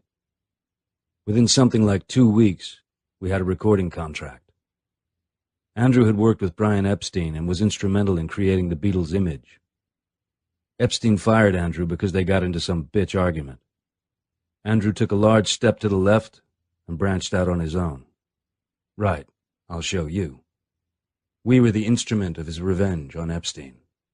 We were the dynamite. Andy Oldham, the detonator. The irony is that Oldham, at the start, the great architect of the Stones' public persona, thought it was a disadvantage for us to be considered long-haired and dirty and rude. He was a very pristine boy himself at the time. The whole idea of the Beatles and the uniforms, keeping everything uniform, still made sense to Andrew. To us it didn't. He put us in uniforms. We had those damn houndstooth, dog-tooth check jackets on Thank Your Lucky Stars. But we just dumped them immediately and kept the leather waistcoats that he'd got us from Charing Cross Road. Where's your jacket? I don't know, my girlfriend's wearing it. And he did cotton on real quick to the fact that he'd have to go with it. What are you going to do? The Beatles are all over the place like a fucking bag of fleas, right? And you've got another good band. The thing is not to try and regurgitate the Beatles. So we're going to have to be the anti-Beatles. We're not going to be the Fab Four, all wearing the same shit. And then Andrew started to play that to the hilt. Everybody's too cute and they all wear uniforms and it's all showbiz. And it was actually Andrew that disintegrated the way you can present yourself. Do everything wrong. At least from a showbiz Fleet Street point of view. Of course, we had no idea. We're too good for this shit, man. We're blues players, you know? At all of 18 years old. We've done Mississippi, been through Chicago. You kid yourself. But it was really flying into the face of it. And of course the timing was dead right. You got the Beatles.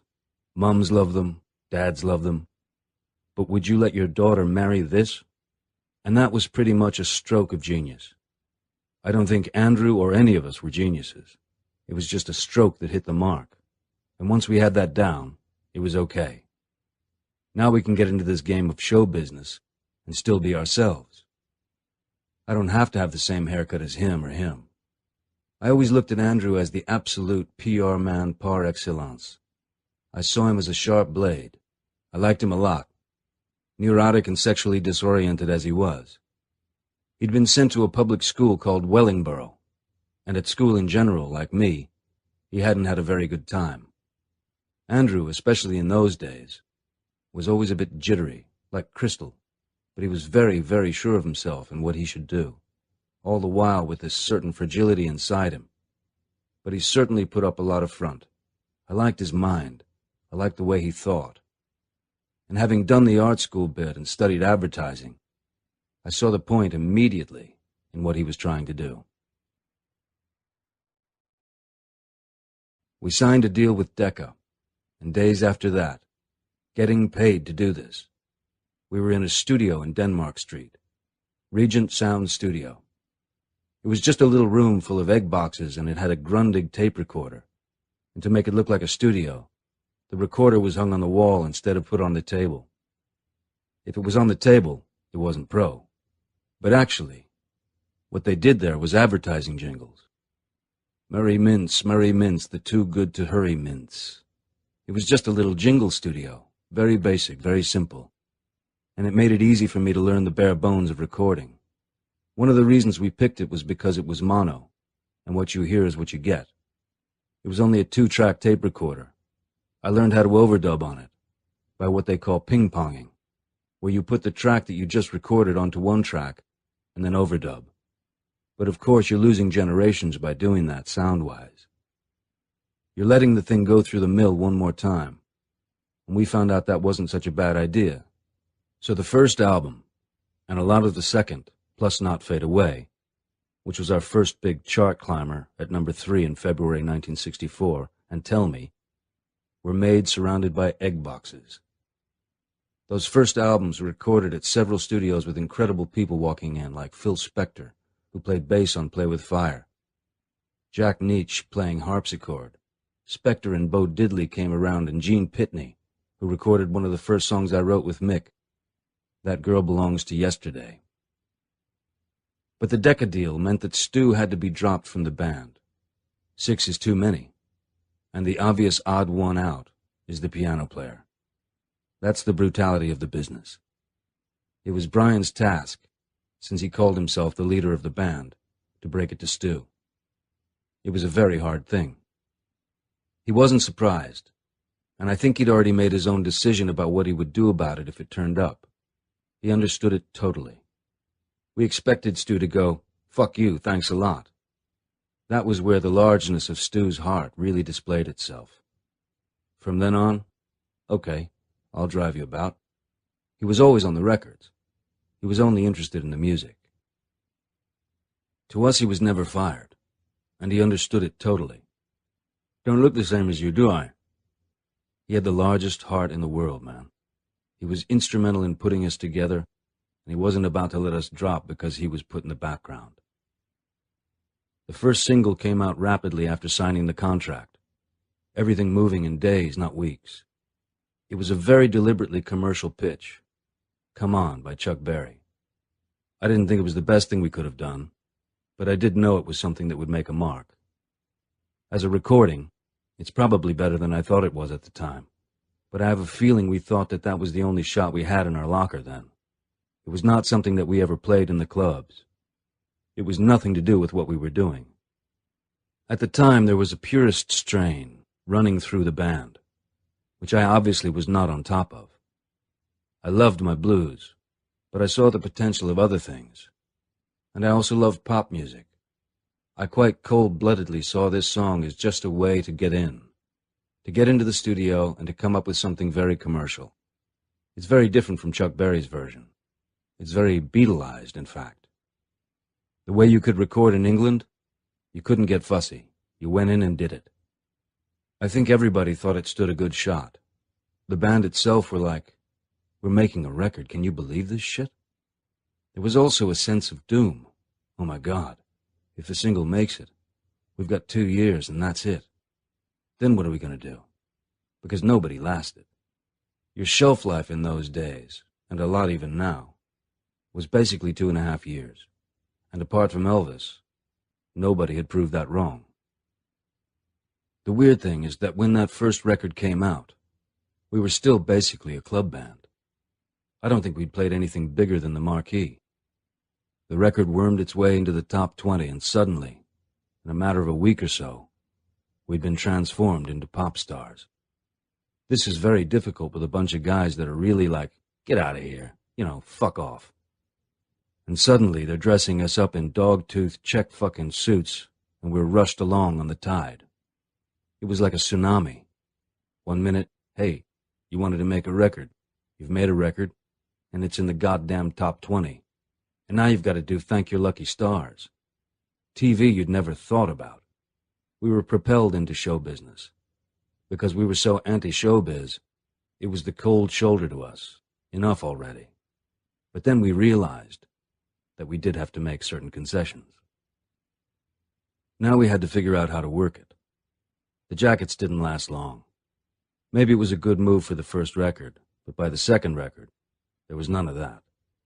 The crowds at the Crawdaddy Club had got so huge, Gmelski moved the club to the Athletic Ground, Richmond. July 1963, we actually moved out of London for a gig, for the first time ever, to Middlesbrough, Yorkshire, and the first taste of Bedlam. Between then and 1966, for 3 years, we played virtually every night, or every day, sometimes 2 gigs a day. We played well over 1,000 gigs, almost back-to-back, with barely a break and perhaps 10 days off in that whole period. Maybe if we'd been wearing our houndstooth jackets and looking like little dolls, we wouldn't have outraged the males in the audience at the Wisbech Corn Exchange in Cambridgeshire in July 1963. We were city boys, and this music is what's happening in the city. But you try playing Wisbech in 1963 with Mick Jagger. You got a totally different reaction. All of these hayseeds literally chewing on straw. The Wisbech Corn Exchange. Out in the goddamn marshes. And a riot was started because the local yokels, the boys, couldn't stand the fact that all of their chicks were gawping and blowing themselves out about this bunch of fags, as far as they were concerned, from London. By gum! That was a very good riot, which we were lucky to escape from. By the greatest contrast known to rock and roll audiences, the previous night we'd played a debutante ball at Hastings Caves for someone called Lady Lampson, all via Andrew Oldham. An awfully super-duper upper-crusty affair doing a low-life bash in Hastings Caves, which are quite big. And we were just part of the entertainment. We were told, when we were not working, to go into the catering area. That got our backs up. But we were playing it cool until one of them came up to Ian Stewart and said, "I say, piano chappie, can you play Moon River?" Bill decked him or took him out one way or another. Lord Lampson, or whoever it was at the time, said, "Who's that horrid little man? You can play at our parties, but we'll treat you like a black man." It was all right for me. I felt very proud. I mean, I love to be treated as black. But it was Stu that had to take the first remark. "I say, piano chappie." At first, our audiences were female-driven, until towards the end of the 60s, when it evened out. These armies of feral, body-snatching girls began to emerge in big numbers about halfway through our first UK tour in the fall of 1963. That was an incredible lineup. The Everly Brothers, Bo Diddley, Little Richard, Mickey Most. We felt like we were in Disneyland or the best theme park we could imagine. At the same time, we had this unique opportunity to check out the top cats. We used to hang from the rafters in the Gaumonts and the Odeons to watch Little Richard, Bo Diddley, and the Everlys at work. It was a 6-week tour. We went everywhere. Bradford, Cleethorpes, Albert Hall, Finsbury Park, big gigs, small gigs. There was that amazing feeling of, wow, I'm actually in a dressing room with Little Richard. One part of you is the fan, oh my God. And the other part of you is, you're here with the man, and now you better be a man. The first time we went up on that stage, at the New Victoria Theatre in London, it went to the horizon. The sense of space, the size of the audience, the whole scale, was breathtaking. We just felt so puny up there. Obviously, we weren't that bad. But we all looked at one another with shock. And the curtains opened and, working the Coliseum. You get used to it pretty quick, you learn. But that first night, I felt so miniature. And of course we're not sounding like we usually are in a small room. Suddenly, we're sounding like little tin soldiers. There were so many things to learn real quick. That was the biggest deep end, really. We were probably disastrously horrible in some of those shows, but by then there was a buzz going on. The audience was louder than we were, which certainly helped. Great backup vocals of chicks screaming. So in a way, we learned through this barrage of shrieking. Little Richard's stage presentation was outrageous and brilliant. You never knew which way he was going to arrive. He had the band thumping out Lucille for almost 10 minutes, which is a long time to keep that riff going. The whole place blacked out, nothing to see but the exit signs. And then he'd come out of the back of the theater. Other times he'd run on stage and then disappear again and come back. He had a different intro almost every time. What you realized was that Richard had checked the theater, talked to the lighting people. Where can I come from? Is there a doorway up there? And figured out how he could get the most effective intro possible. Whether it's bang, straight in, or whether to let the riff roll for 5 minutes and then turn up from the loft. Suddenly, you're not just playing a club, where presentation means nothing, where there's no room to move, no way of doing anything. Suddenly, To see stage work going on, with Bo Diddley too, it was mind-blowing. Like you'd been elevated somehow by a miracle and allowed to talk to the gods. On and on went Lucille, thumping away, until you wondered if he'd ever show up. And suddenly, there's a spotlight on the balcony, and the Reverend is alive. Reverend Penniman, and the riff is on. So we learned their showmanship. After all, Little Richard was one of the best masters we could have learned from. I used this trick a lot with the X-Pensive Winos, where we'd black out the stage and the whole band would sit in a circle smoking a joint and having a drink. And people didn't know we were there. And then the lights go up and we break.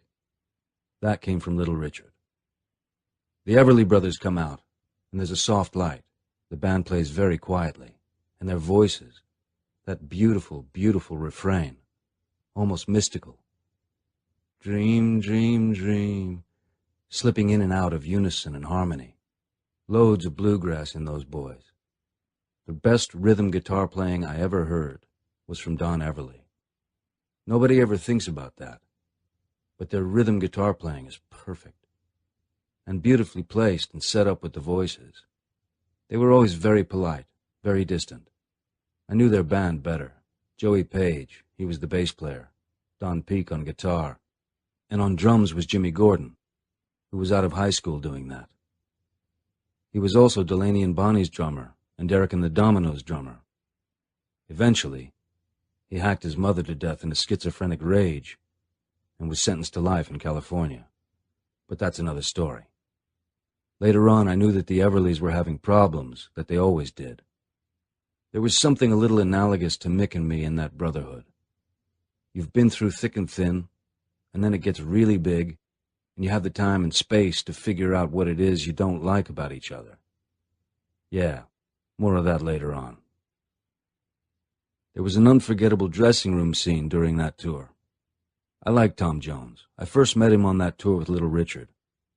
I'd been on the road with Little Richard for 3 or 4 weeks, and Richard was not hard to get along with, and still isn't, and we'd have a laugh together. But in Cardiff, guys like Tom Jones and his band, the Squires, were still living 5 years behind. They all walk into Little Richard's dressing room, and they've still got the leopard skin coats with the black velvet collars and the drapes, a procession of teddy boys all bowing and scraping. And Tom Jones actually kneels in front of Little Richard as if he's the Pope. And of course Richard rises right to the occasion. My boys. They don't realize that Richard is a screaming fag, so they don't know how to take this. Well, baby, you're a Georgia peach. This total culture clash. But they were so in awe of Richard that they would take anything he would say. And he's giving me a nod and a wink. I love my fans, oh baby. The Reverend Richard Penniman. Never forget he comes from the Gospel Church, like most of them do. We all sang Hallelujah at one time or another. Al Green, Little Richard, Solomon Burke, they all got ordained. Preaching is tax-free, very little to do with God, a lot to do with money. Jerome Green was Bo Diddley's maracas shaker. He'd been with him on all the records, and he was sloppy drunk. One of the sweetest motherfuckers you could ever meet. He would just fall into your arms. He was almost Bo's partner. They'd been together through everything. There was a lot of call and response going on. Hey, man, your old lady's so ugly, I had to chase her away with an ugly stick. Jerome must have been an important part of Bo's life for Bo to keep him on. But the maracas were amazing. He used to play 4 in each hand, 8 maracas, very African. And the sound was incredible, pissed or not. That would be his thing. I can't go on. I'm not drunk. I took over the job of being Jerome's roadie for some reason. We liked each other a lot, and he was great fun. He was a big guy, looked a little like Chuck Berry. Suddenly there'd be this cry backstage. Anybody seen Jerome? And I'd say, I bet I know where he is. He'll be in the nearest pub from backstage. In those days, I wasn't that famous. People wouldn't recognize me. I'd zip round to the pub closest to the backstage, and there'd be Jerome, and he'd be talking to the locals, and they'd all be buying him drinks because they didn't often meet a 6-foot black man from Chicago. I was his minder. "Jerome, you're on. Bo's looking for you." "Oh, Christ, I'll be right back." By the end of the tour, he felt pretty ill. That's when I learned to call up doctors and get organized. I had him living at my apartment. "I've given up on this English food, man. Where can I get some goddamn American food around here? I want a hamburger." So I'd go round Wimpy's to get him one. "Call this a hamburger?" "Sorry, Jerome." In a way, I did it just because he was always such a laugh. And also, he really was such a charming guy. Didn't mind taking you for a few bucks either. But you felt if you weren't there, he'd fall under a bus or flush himself down the toilet if possible. He left Bo's band not long after this. That first tour was bizarre. I was never that confident about my own playing, but I knew that between us, we could do things and that there was something happening. We started off opening the show, and then we got to ending the intermission, and then we got to opening up the second half, and within 6 weeks, the Everly Brothers were virtually saying, "Hey, you guys better top the bill." Within 6 weeks. Something happened as we were going round England. The chicks started screaming. It was teeny boppers. And to us, being blues men, this was, well, we're really going downhill here. We don't want to be some fucking ersatz Beatles. Shit. We've worked this hard to be a very, very good blues band. But the money's better. And suddenly, with the size of the audience, like it or not, you're no longer just a blues band. You're now what they're going to call a pop band, which we despised. In a matter of weeks, we went from nowhere to London's crowning triumph. The Beatles couldn't fill in all of the spots on the charts. We filled in the gaps of the first year or so. You can put it down to Bob Dylan's "The Times They Are Changin'." You knew it. You sniffed it in the air, and it was happening fast.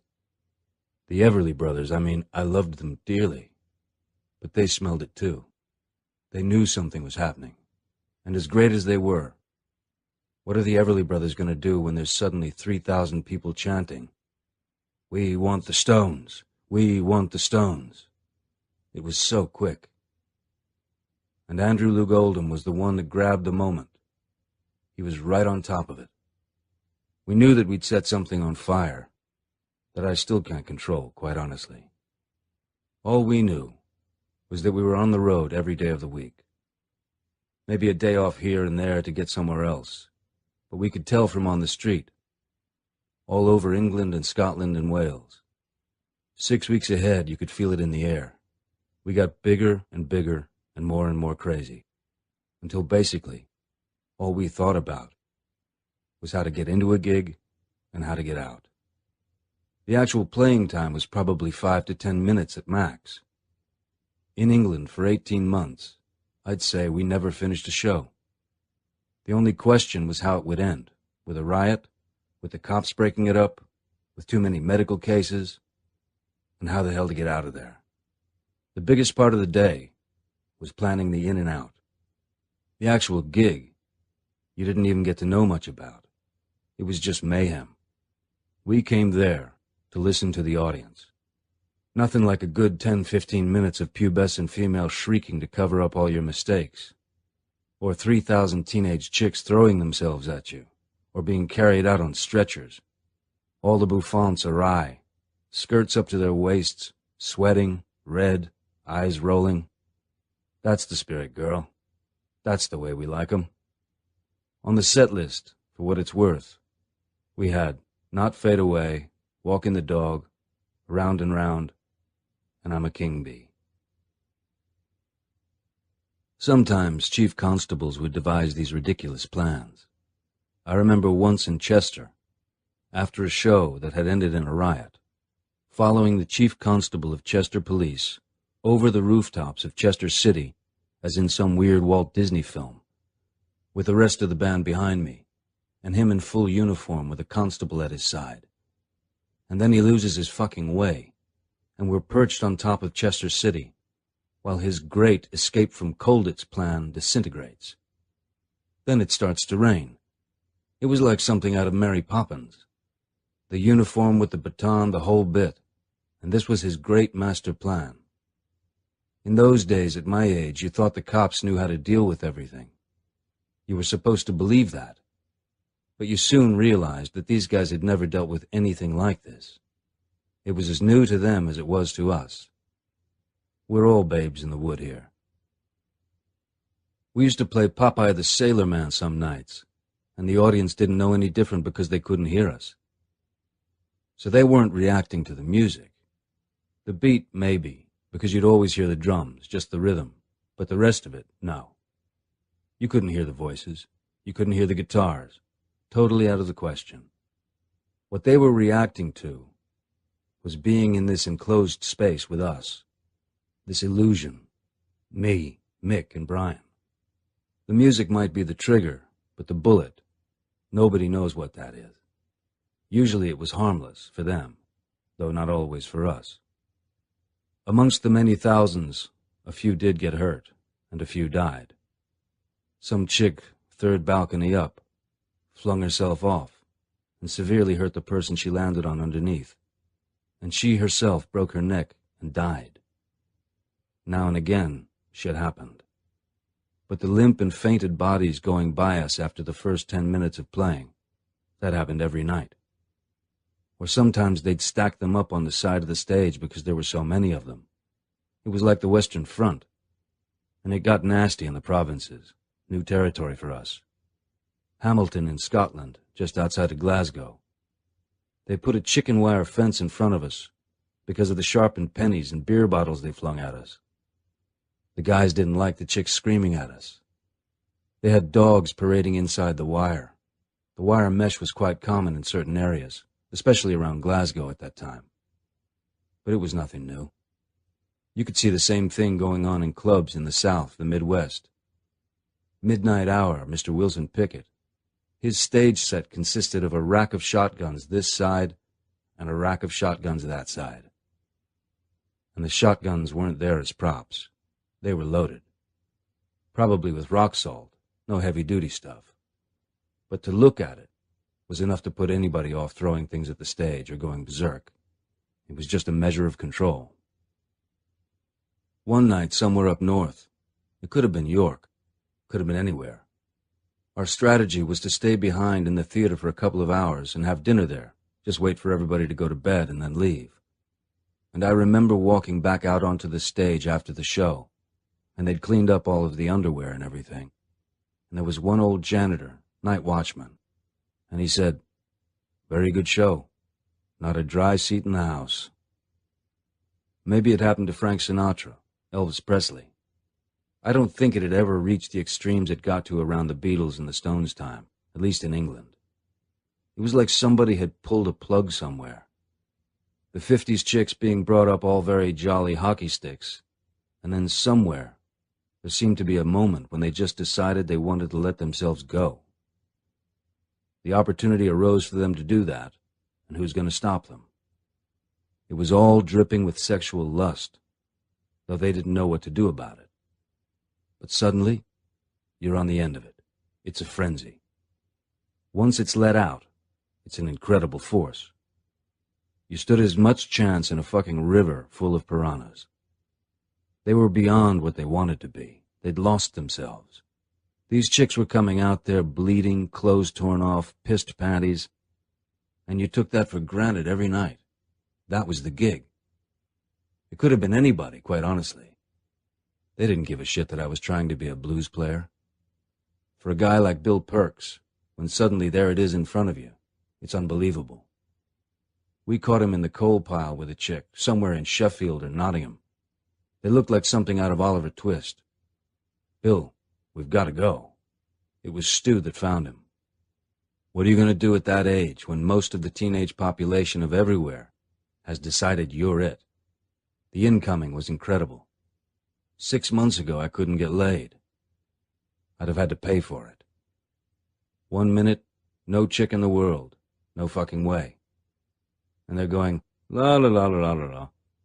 And the next day they're sniffing around. And you're going, wow.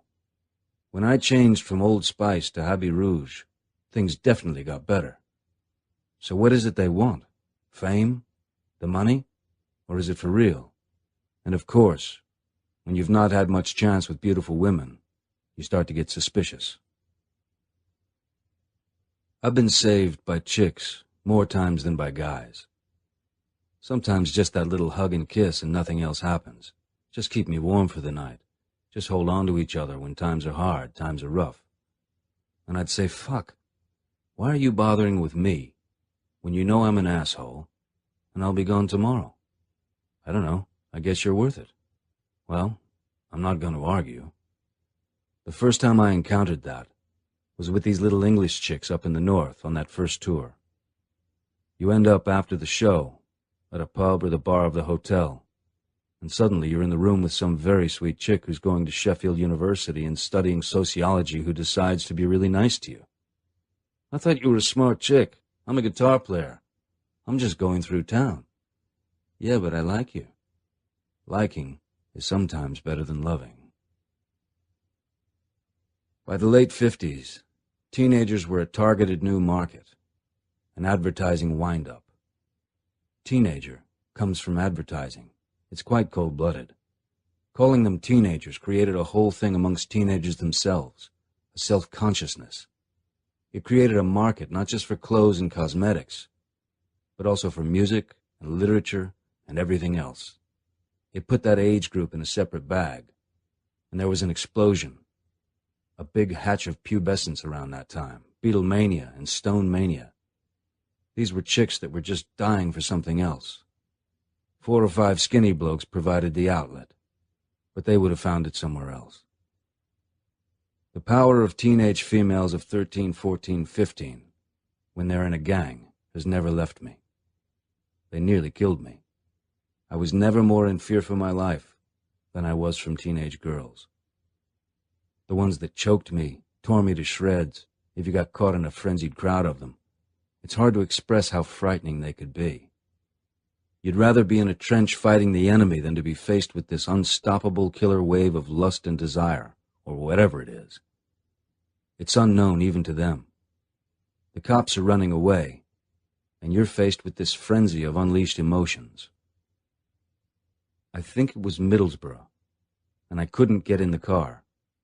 It was an Austin Princess, and I'm trying to get in the car, and these bitches are ripping me apart. The problem is, if they get their hands on you, they don't know what to do with you. They nearly strangled me with a necklace. One grabbed one side of it, the other grabbed the other, and they're going, "Keith, Keith!" Meanwhile, they're choking me.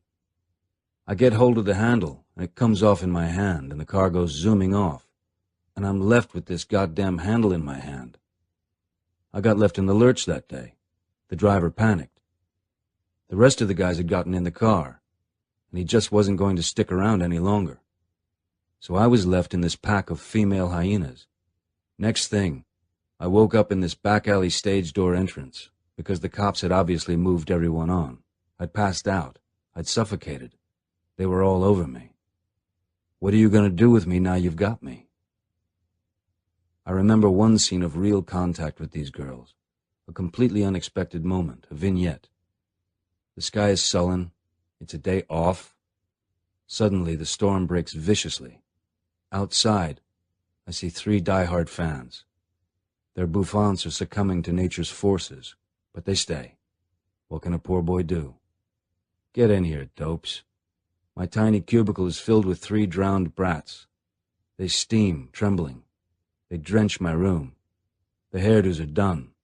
They are trembling from the storm and from suddenly being in their, or one of their, idol's room. Confusion reigns. They don't know whether to squat or go blind. I'm equally confused. It's one thing to play on stage to them. It's another to be face to face. Towels become an important issue, as does the John. They make a poor attempt to resurrect themselves. It's all nerves and tension. I get them some coffee, laced with a little bourbon. But sex is not even in the air. We sit and talk and laugh until the sky clears. I get them a cab. We part as friends. September 1963. No songs. At least none that we thought would make the charts. Nothing in the ever-depleting R&B barrel looked likely. We were rehearsing at Studio 51 near Soho. Andrew had disappeared to walk about and absent himself from this gloom, and he'd walked into John and Paul, getting out of a taxi in the Charing Cross Road. They had a drink, and they detected Andrew's distress. He told them, no songs. They came back to the studio with him, and gave us a song that was on their next album, but wasn't coming out as a single. I Want to Be Your Man. They played it through with us. Brian put on some nice slide guitar. We turned it into an unmistakably Stones rather than Beatles song. It was clear that we had a hit, almost before they left the studio. They deliberately aimed it at us. They're songwriters. They're trying to flog their songs. It's Tin Pan Alley. And they thought this song would suit us. And also, we were a mutual admiration society. Mick and I admired their harmonies and their songwriting capabilities.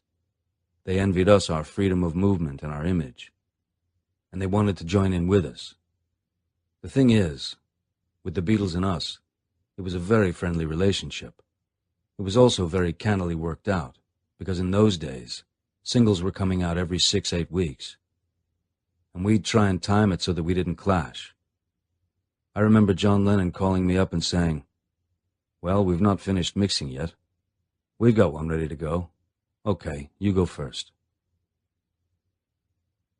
When we first took off, we were too busy playing on the road to think about writing songs. Also, we reckoned it wasn't our job. It hadn't occurred to us. Mick and I considered songwriting to be some foreign job that somebody else did. I rode the horse and somebody else put the shoes on. Our first records were all covers. Come On, Poison Ivy, Not Fade Away. We were just playing American music to English people, and we could play it damn good, and some American people even heard. We were already shocked and stunned to be where we were, and we were very happy as interpreters of the music that we loved. We thought we had no reason to step outside. But Andrew was persistent. Strictly pressure of business. You've got an incredible thing going here, but without more material, and preferably new material, it's over. You've got to find out if you can do that, and if not, then we've got to find some writers. Because you can't just live off cover versions. That quantum leap into making our own material, that took months. Though I found it a lot easier than I expected. The famous day when Andrew locked us in a kitchen up in Willesden and said, come out with a song. That did happen. Why Andrew put Mick and me together as songwriters and not Mick and Brian or me and Brian, I don't know. It turned out that Brian couldn't write songs, but Andrew didn't know that then. I guess it's because Mick and I were hanging out together at the time. Andrew puts it this way. I worked on the assumption that if Mick could write postcards to Chrissy Shrimpton and Keith could play a guitar, then they could write songs. We spent the whole night in that goddamn kitchen. And I mean, we're the Rolling Stones, like the Blues Kings. And we've got some food. Piss out the window or down the sink. It's no big deal. And I said, if we want to get out of here, Mick, we better come up with something. We sat there in the kitchen and I started to pick away at these chords. It is the evening of the day. I might have written that.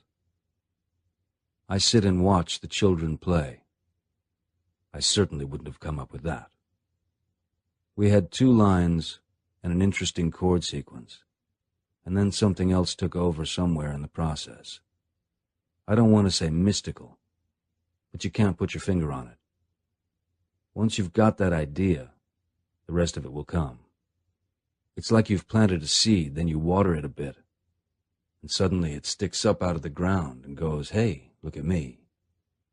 The mood is made somewhere in the song. Regret, lost love. Maybe one of us had just busted up with a girlfriend. If you can find the trigger that kicks off the idea, the rest of it is easy. It's just hitting the first spark. Where that comes from, God knows.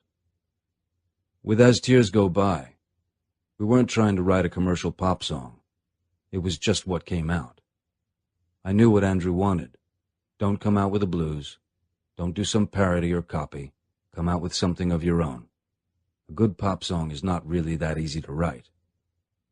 It was a shock, this fresh world of writing our own material, this discovery that I had a gift I had no idea existed. It was Blake-like, a revelation, an epiphany.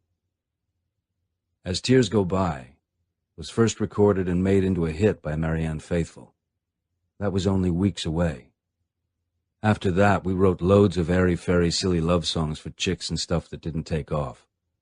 We'd give them to Andrew, and amazing to us, he got most of them recorded by other artists. Mick and I refused to put this crap we were writing with the Stones. We'd have been laughed out of the goddamn room. Andrew was waiting for us to come up with The Last Time. Songwriting had to be fitted in. After a show was sometimes the only time. It was impossible on the road. Stu would drive us, and he was merciless. We'd be stuck in the back of this Volkswagen, sealed in, one window at the back, and you sat on the engine. Most important was the gear, the amplifiers and the microphone stands and the guitars, and then, once that was loaded, wedge yourselves in. Find some room, and if you wanted to stop for a pee, forget about it. He'd pretend he couldn't hear you. And he had a huge stereo. Mobile sounds 40 years ahead of what they've got now. 2 huge JBLs next to his ears in his driving cabin, a traveling prison. The Ronettes were the hottest girl group in the world, and in early 1963, they'd just released one of the greatest songs ever recorded, Be My Baby, produced by Phil Spector. We toured with the Ronettes on our second UK tour, and I fell in love with Ronnie Bennett, the youngest of the trio, who was the lead singer. She was 20 years old, and she was extraordinary to hear, to look at, to be with. I fell in love with her silently, and she fell in love with me. She was as shy as I was, so there wasn't a lot of communication, but there sure was love. It all had to be kept very quiet because Phil Spector was, and notoriously remained, a man of prodigious jealousy. She had to be in her room all the time in case Phil called. And I think he quickly got a whiff that Ronnie and I were getting on, and he would call people and tell them to stop Ronnie seeing anybody after the show. Mick had cottoned to her sister, Estelle, who was not so tightly chaperoned. They came from a huge family.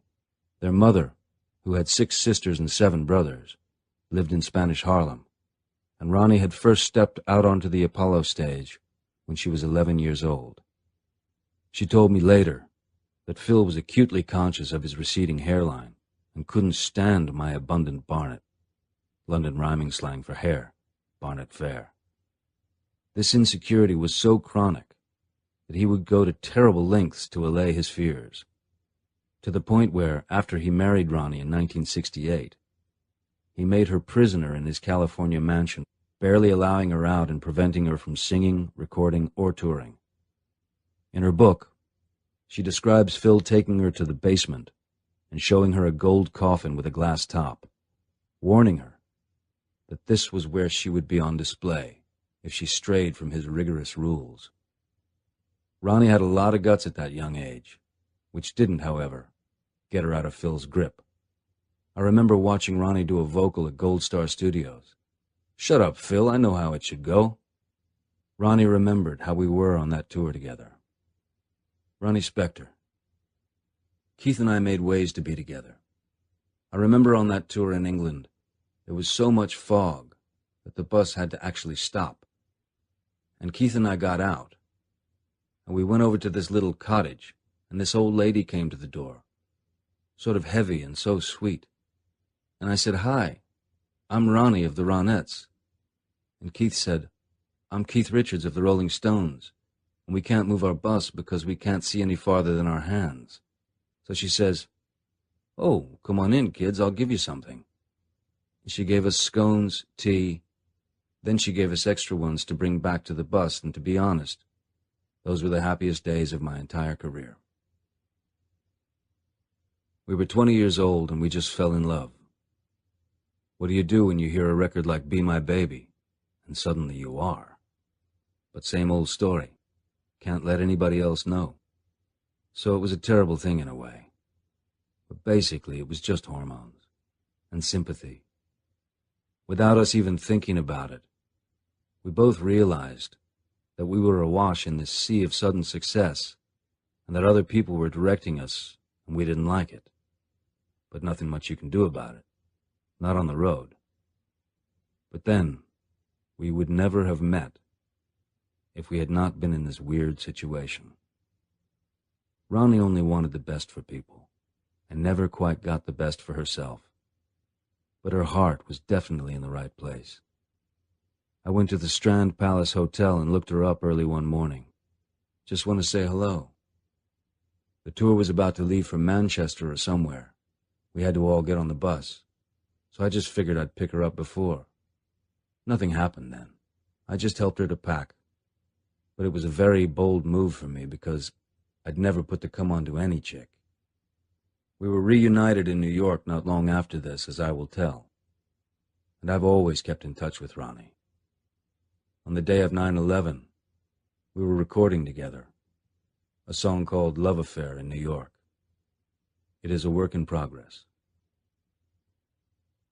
In the arrogance of youth, the idea of being a rock star or a pop star was taking a step down from being a blues man and playing the clubs. For us to have to dip our feet into commercialism in 1962 or 63 was for a small while distasteful. The Rolling Stones, when they started, the limits of their ambition was just to be the best fucking band in London. We disdained the provinces. It was a real London mindset. But once the world beckoned, it didn't take long for the scales to fall from the eyes. Suddenly the whole world was opening up. The Beatles were proving that. It's not that easy being famous. You don't want to be. But at the same time, you've got to be in order to do what you're doing. And you realize you've already made the deal at the crossroads. Nobody said this was the deal. But within a few weeks, months, you realize that you've made the deal, and that you are now set on a path that is not your aesthetically ideal path. Stupid teenage idealisms, purisms, bullshit. You're now set on the path, along with all those people that you wanted to follow anyway, like Muddy Waters' Robert Johnson. You've already made the fucking deal. And now, you have to follow it. Just like all your brothers and sisters and ancestors. You are now on the road.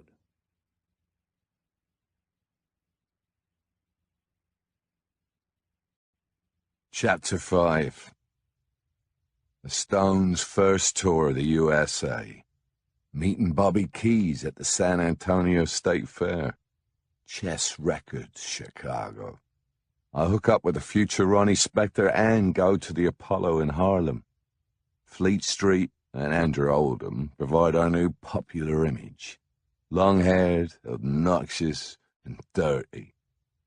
Mick and I write a song we can give the Stones. We go to LA and record with Jack Nietzsche at RCA. I write Satisfaction in my sleep, and we have our first #1. Alan Klein becomes our manager. Linda Keith breaks my heart. I buy my country house, Redlands. Brian begins to melt down and meets Anita Pallenberg.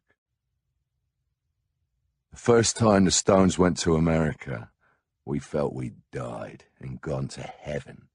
It was the summer of '64. Everybody had their own little thing about America.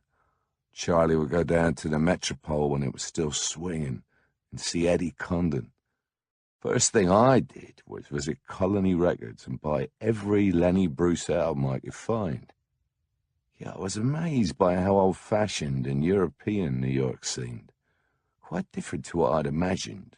Bellboys, maitre d's, all that sort of thing. Unnecessary fluff and very unexpected. It was as if somebody had said, these are the rules of 1920, and it hadn't changed a bit since. And on the other hand, it was the fastest moving modern place you could be. And the radio, you couldn't believe it after England. Being there at a time of a real musical explosion, sitting in a car with the radio on, was beyond heaven. You could turn the channels and get 10 country stations, 5 black stations, and if you were traveling the country and they faded out, you just turn the dial again, and there was another great song. Black music was exploding. It was a powerhouse. At Motown, they had a factory, but without turning out automatons. We lived off Motown on the road, just waiting for the next 4 tops or the next Temptations. Motown was our food, on the road and off. Listening to car radios through 1,000 miles to get to the next gig.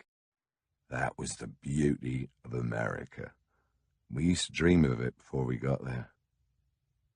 I knew Lenny Bruce might not be every American's sense of humor, but I thought from there I could get a thread to the secrets of the culture. He was my entree into American satire.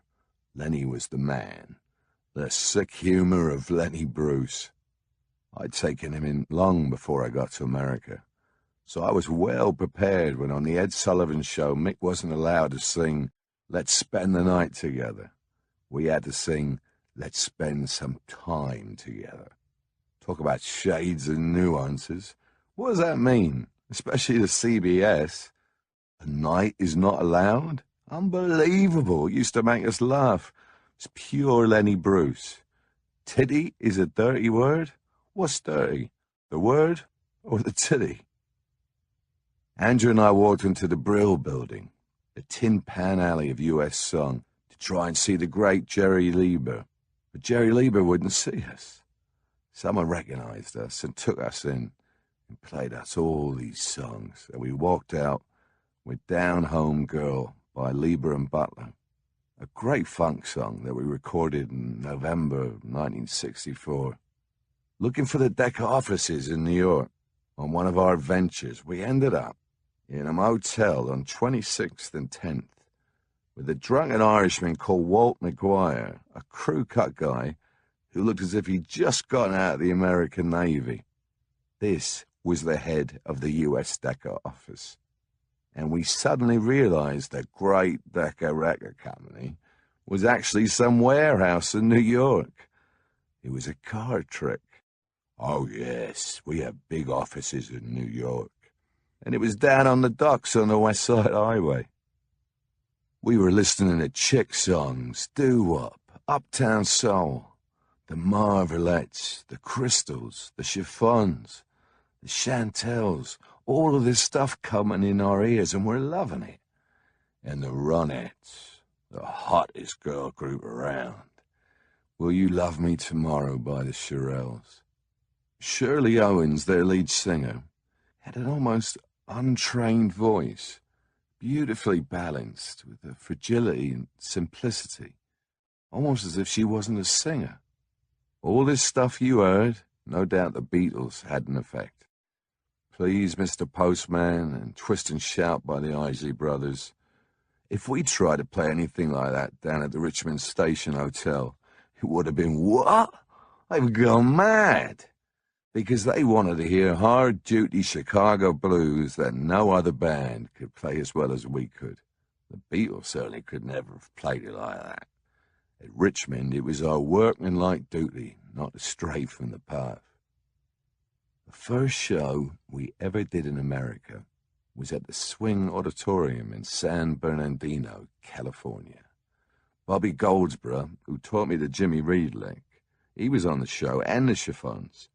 But earlier, we'd had the experience of Dean Martin introducing us at the taping of the Hollywood Palace TV show. In America, then, if you had long hair, you were a faggot as well as a freak. They would shout across the street, "Hey, fairies!" Dean Martin introduced us as something like, "These long-haired wonders from England, the Rolling Stones. They're backstage picking the fleas off each other." A lot of sarcasm and eyeball rolling.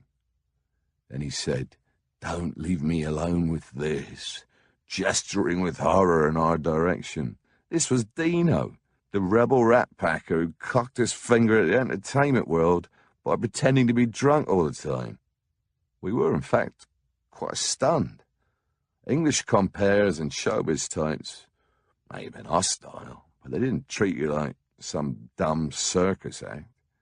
Before we'd gone on, he'd had the bouffanted King sisters and performing elephants standing on their hind legs.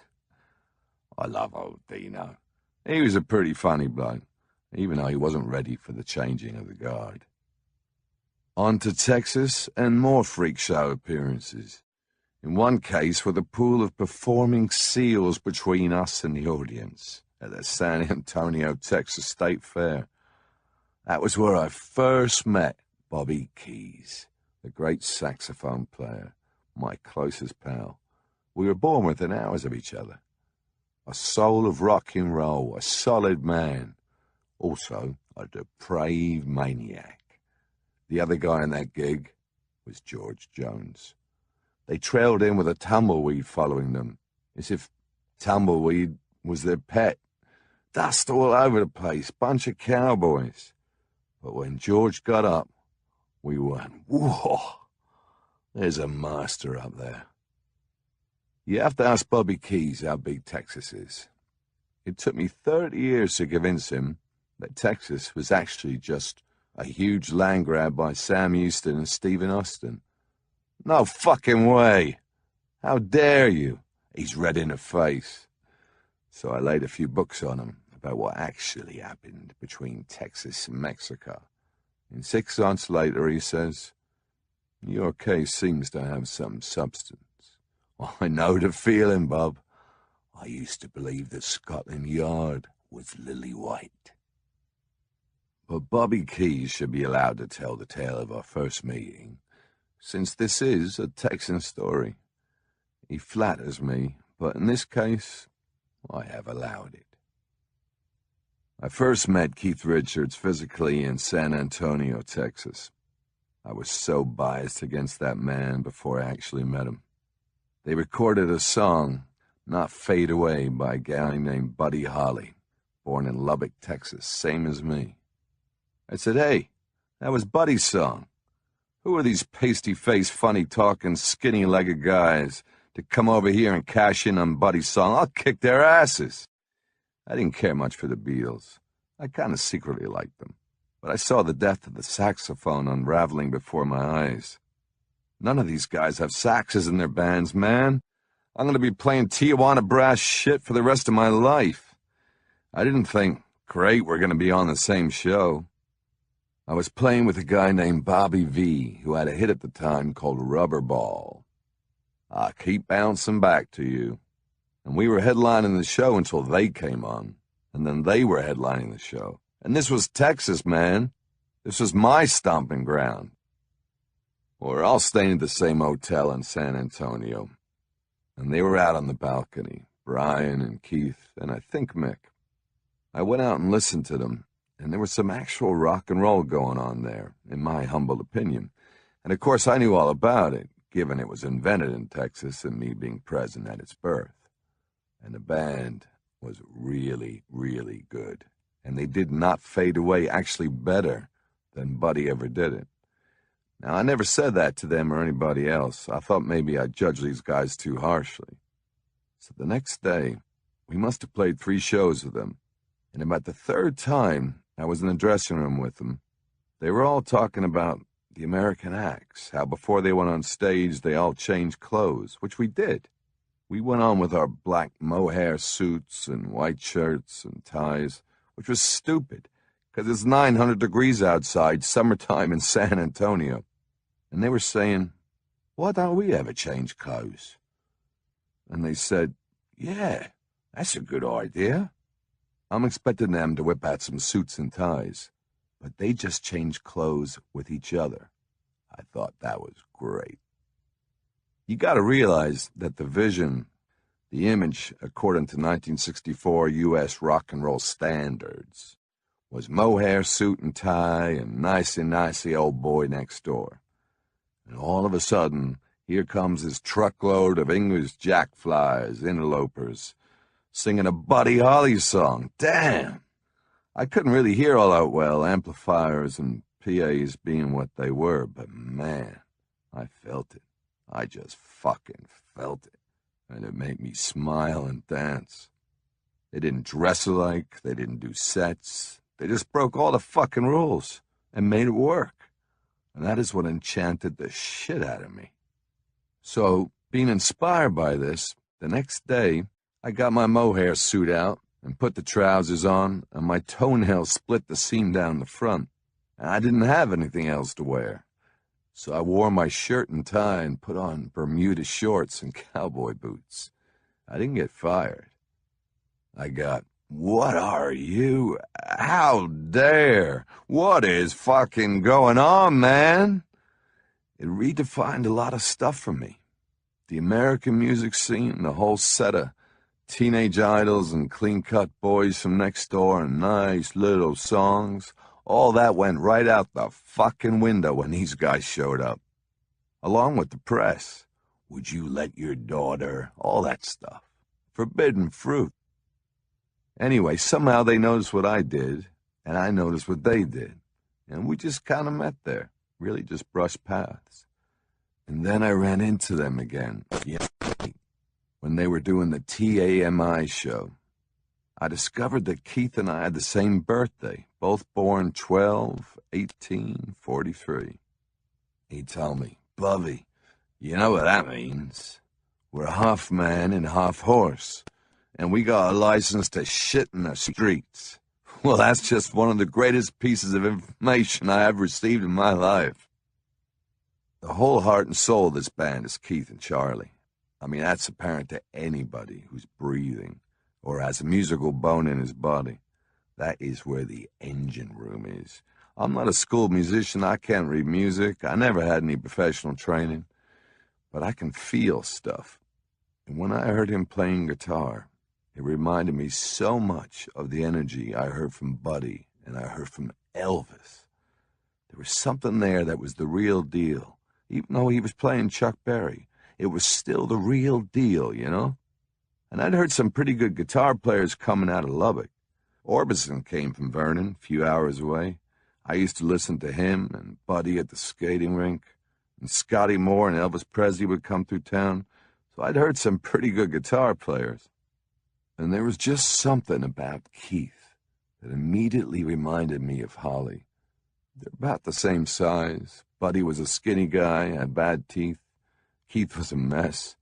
But some folks, they just got a look in their eye, and he looked dangerous, and that's the truth.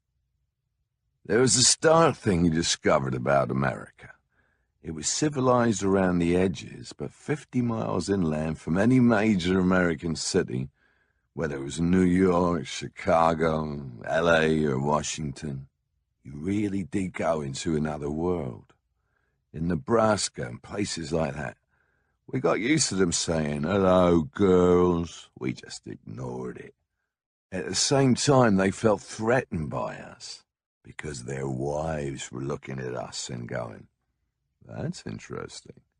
Not what they were used to every bloody day, not some beer-swilling redneck. Everything they said was offensive, but the actual drive behind it was very much defense. We just wanted to go in, have a pancake, or a cup of coffee with some ham and eggs. But we had to be prepared to put up with some taunting. All we were doing was playing music. But what we realized was we were going through some very interesting social dilemmas and clashes, and whole loads of insecurities, it seemed to me. Americans were supposed to be brash and self-confident. Bullshit. That's just a front. Especially the men, especially in those days. They didn't know quite what was happening. Things did happen fast. I'm not surprised that a few guys just couldn't get the spin on it. The only hostility I can recall on a consistent basis was from white people. Black brothers and musicians, at the very least, thought we were interestingly quirky. We could talk. It was far more difficult to break through to white people. You always got the impression that you were definitely a threat, and all you'd done was ask, Can I use your bathroom? You a boy or a girl? What you gonna do? Pull your cock out? Back in England, we had a #1 album, but out in the middle of America, nobody knew who we were. They were more aware of the Dave Clark 5 and the swinging blue jeans. In some towns, we got some real hostility, real killer looks in our direction. Sometimes we got the sense that an exemplary lesson was about to be taught us, right then and there. We'd have to make a quick getaway in our faithful station wagon with Bob Bonis, our road manager, great guy. He'd been on the road with midgets, performing monkeys, with some of the best acts of all time. He eased us into America, driving 500 miles a day. A lot of our gigs in 64, 65 were piggybacked onto these other tours that were already lined up. So for 2 weeks, we'd be with Patti LaBelle and the Bluebells, the Vibrations, and a contortionist called the Amazing Rubber Man. And then we'd switch on to another circuit. First time I ever saw anybody lip-sync on stage was the Shangri-Las. Remember, Walking in the Sand. 3 New York chicks, and they're very handsome and everything like that. But you suddenly realize there's no band. They're actually singing to a tape machine. And they were the Green Men, also Ohio, I think. They actually painted themselves green to perform their duty. Whatever was the flavor of the week or the month, some of them were damn good players, especially in the Midwest and the Southwest. Those little bands playing any given night in bars, never gonna make it, and they didn't even want to. That's the beauty of it. And some of them damn good pickers. Wealth of talent out there. Guys that could play much better than I could. Sometimes we were top of the bill, not always, but usually. And with Patti LaBelle and the Bluebells, there was young Sarah Dash, who had this woman's chaperone dressed in her Sunday church outfit. If you smiled, you got a glare. They used to call her Inch. She was sweet and short. 20 years later, she'll be back in my story. And of course, beginning in 65, I'm starting to get stoned. A lifelong habit now, which also intensified my impression of what was going on. Just smoking the weed at the time. The guys I met on the road were, to me then, older men in their 30s, some in their 40s, black bands that we were playing with. And we'd be up all night. We'd get to the gig, and there would be these brothers in their shark-skin suits, the chain, the waistcoat, their hair gel, and they're all shaved and groomed, so fit and sweet, and we just drag our asses in. One day, I was feeling so ragged getting to the gig, and these brothers were so together, and shit, they were working the same schedule we were. So I said to one of these guys, a horn player, "Jesus, how do you look so good every day?" And he pulled his coat back, reached into his waistcoat pocket, and said, "You take one of these, you smoke one of those." Best bit of advice. He gave me a little white pill, a white cross, and a joint. This is how we do it. You take one of these, and you smoke one of those. But keep it dark. That was the line I left the room with. Now we've told you, keep it dark. And I felt like I'd just been let into a secret society. "Is it all right if I tell the other guys?" "Yeah, but keep it amongst yourselves." Backstage, it had been going on from time immemorial. The joint really got my attention. The joint got my attention so much that I forgot to take the Benzedrine. They made good speed in those days. Oh yeah, it was pure. You could get hold of speed at any truck stop.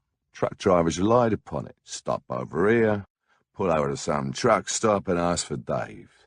Give me a Jack Daniels on the rocks and a bag. Give me a Pigfoot and a bottle of beer.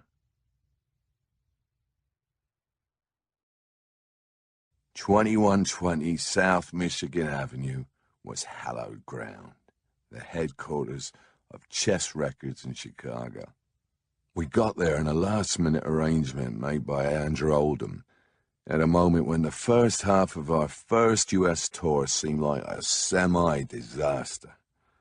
There, in the perfect sound studio, in the room where everything we'd listened to was made, perhaps out of relief or just the fact that people like Buddy Guy, Chuck Berry, and Willie Dixon were wandering in and out, we recorded 14 tracks in 2 days.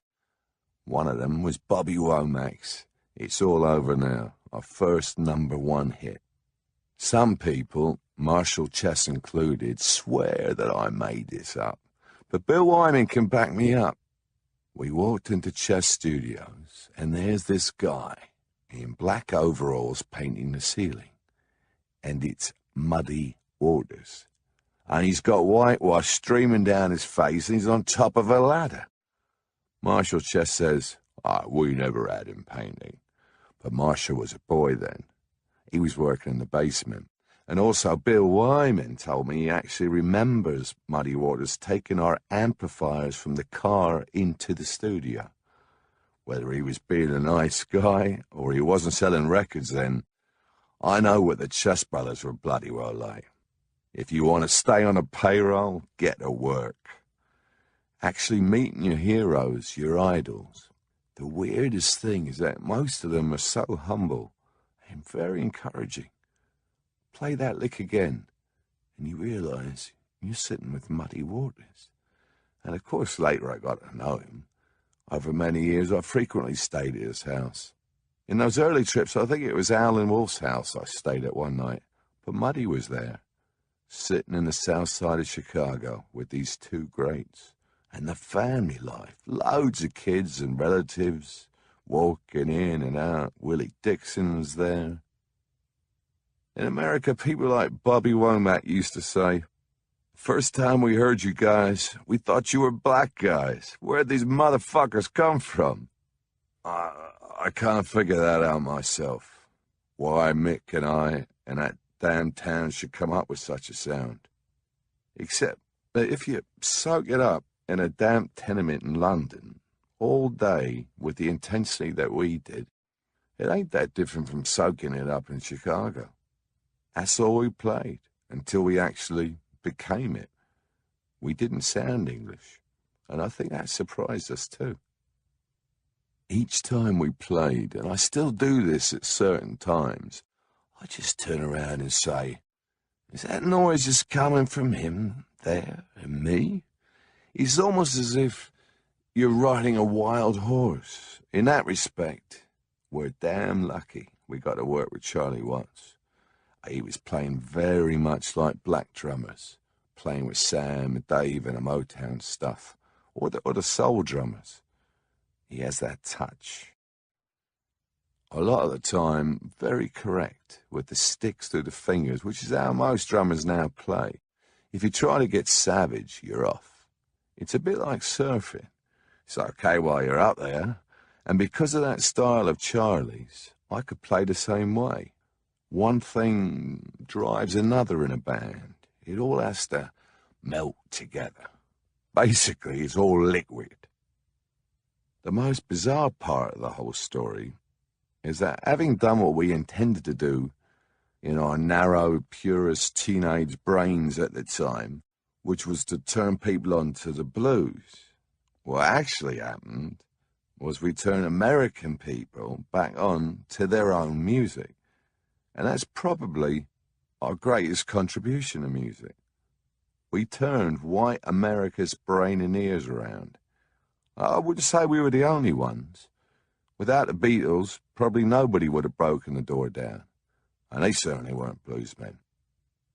American black music was going along like an express train. But white cats, after Buddy Holly died and Eddie Cochran died, and Elvis was in the army gone wonky, white American music when I arrived was the Beach Boys and Bobby V. They were still stuck in the past. And the past was just 6 months ago. It wasn't a long time, but shit changed. The Beatles were the milestone, and then they got stuck inside their own cage, the Fab Four. Hence, eventually, you got the Monkees, all this ersatz shit. But I think there was a vacuum somewhere in white American music at the time. When we first got to America and to LA, there was a lot of Beach Boys on the radio, which is pretty funny to us. It was before Pet Sounds. It was hot rod songs and surfing songs, pretty loudly played, familiar Chuck Berry licks going on. Round, round, get around, I get around. I thought that was brilliant. It was later on listening to Pet Sounds. Well, it's all a little bit overproduced for me, but Brian Wilson had something. In My Room, Don't Worry Baby. I was more interested in their B-sides, the ones he slipped in. There was no particular correlation with what we were doing, so I could just listen to it on another level. I thought, these are very well-constructed songs. I took easily to the pop song idiom. I'd always listened to everything, and America opened it all out. We were hearing records there that were regional hits. We get to know local labels and local acts, which is how we came across Time Is On My Side in L.A., sung by Irma Thomas. It was a B-side of a record on Imperial Records, a label we've been made aware of because it was independent and successful and based on Sunset Strip. I've talked to guys since, like Joe Walsh of the Eagles and many other white musicians, about what they listened to when they were growing up. And it was all very provincial and narrow and depended on the local, usually white FM radio station. Bobby Keys, he reckons he can tell where someone come from by their musical taste. Joe Walsh heard us play when he was at high school, and he's told me that it had a huge effect on him simply because nobody he knew had ever heard anything like that, because there wasn't anything. He was listening to doo-wop, and that was about it. He had never heard Muddy Waters. Amazingly, he was first exposed to the blues, he said, by hearing us. He also decided there and then that the minstrel's life was for him, and now you can't go into any diner without hearing him weaving that guitar of his on Hotel California. Jim Dickinson, the Southern boy, who played piano on Wild Horses, was exposed to black music through the powerful and only black radio station, WDIA, when he was growing up in Memphis. So when he went to college in Texas, he had a musical education that exceeded that of anybody he met there. But he never saw any black musicians, even though he lived in Memphis, except once he saw the Memphis Jug Band with Will Shade and Good Kid on the washboard when they was playing in the street when he was 9. But the racial barriers were so severe that those kind of players were inaccessible to him. Then Furry Lewis, whose funeral he played, and Booker White and others were being brought out to play via the folk revival.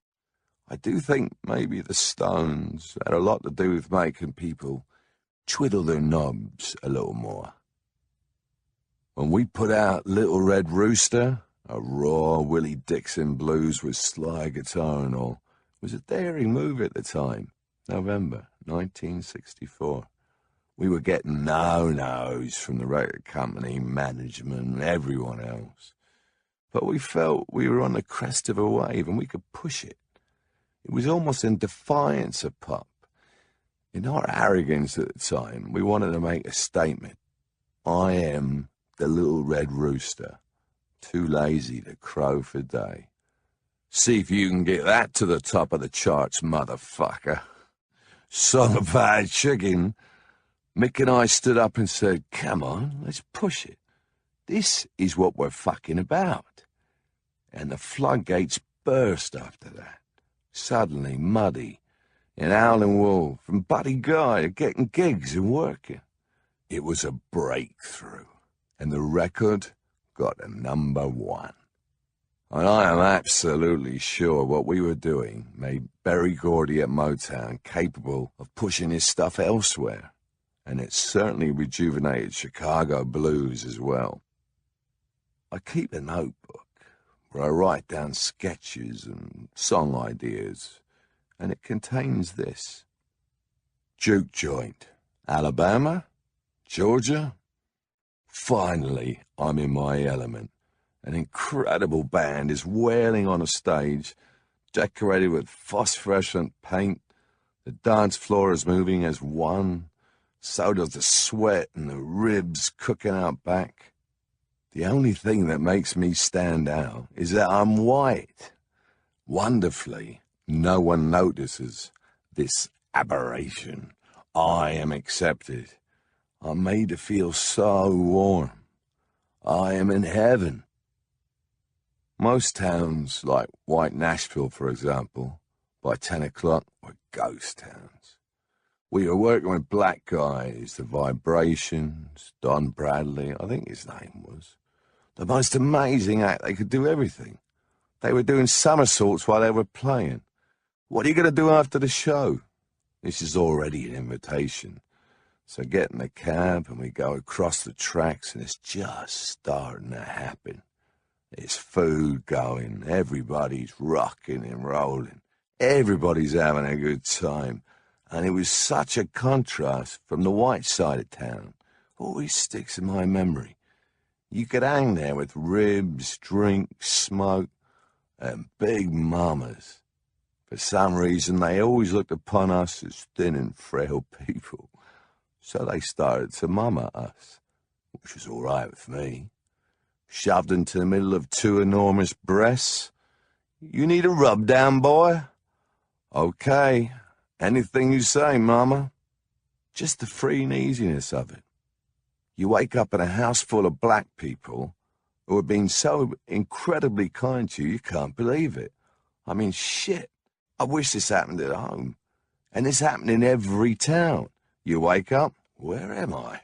And there's a big mama there, and you're in bed with her daughter, but you get breakfast in bed. The first time I stared into a gun barrel was in the men's room of the Civic Auditorium, I believe, in Omaha, Nebraska. It was in the fist of a big grizzled cop. I was with Brian backstage at Soundcheck. We used to drink scotch and coke at the time. Anyway, we took our paper cups with us and answered the call of nature, cup in hand. Happily, we splashed away. I heard the door open behind us. Okay, turn around slowly, a voice wheezed. Fuck off, Brian said. I mean, now came the wheeze. Shaking off the drips, we looked around. A massive cop with a huge revolver in his huge fist fixed us with a menacing regard.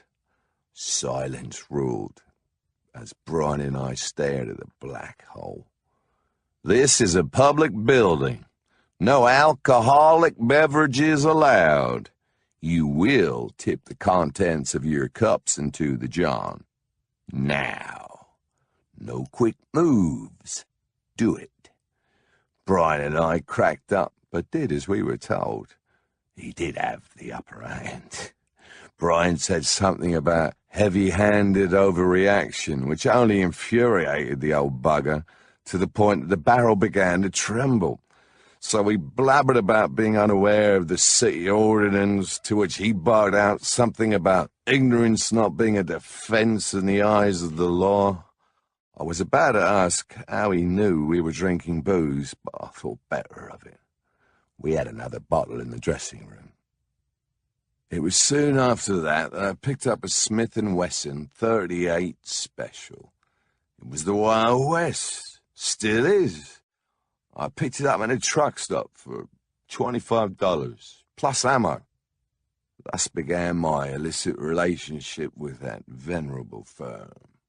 I'm not on their books. Quite a few of the guys we were traveling with were carrying shooters. They were fucking hard cats who I worked with. I remember that other side of it. pools of blood oozing out of dressing rooms, and realizing there's a beating going on and you don't want to get involved. But the biggest horror of all was seeing the cops turn up, especially backstage.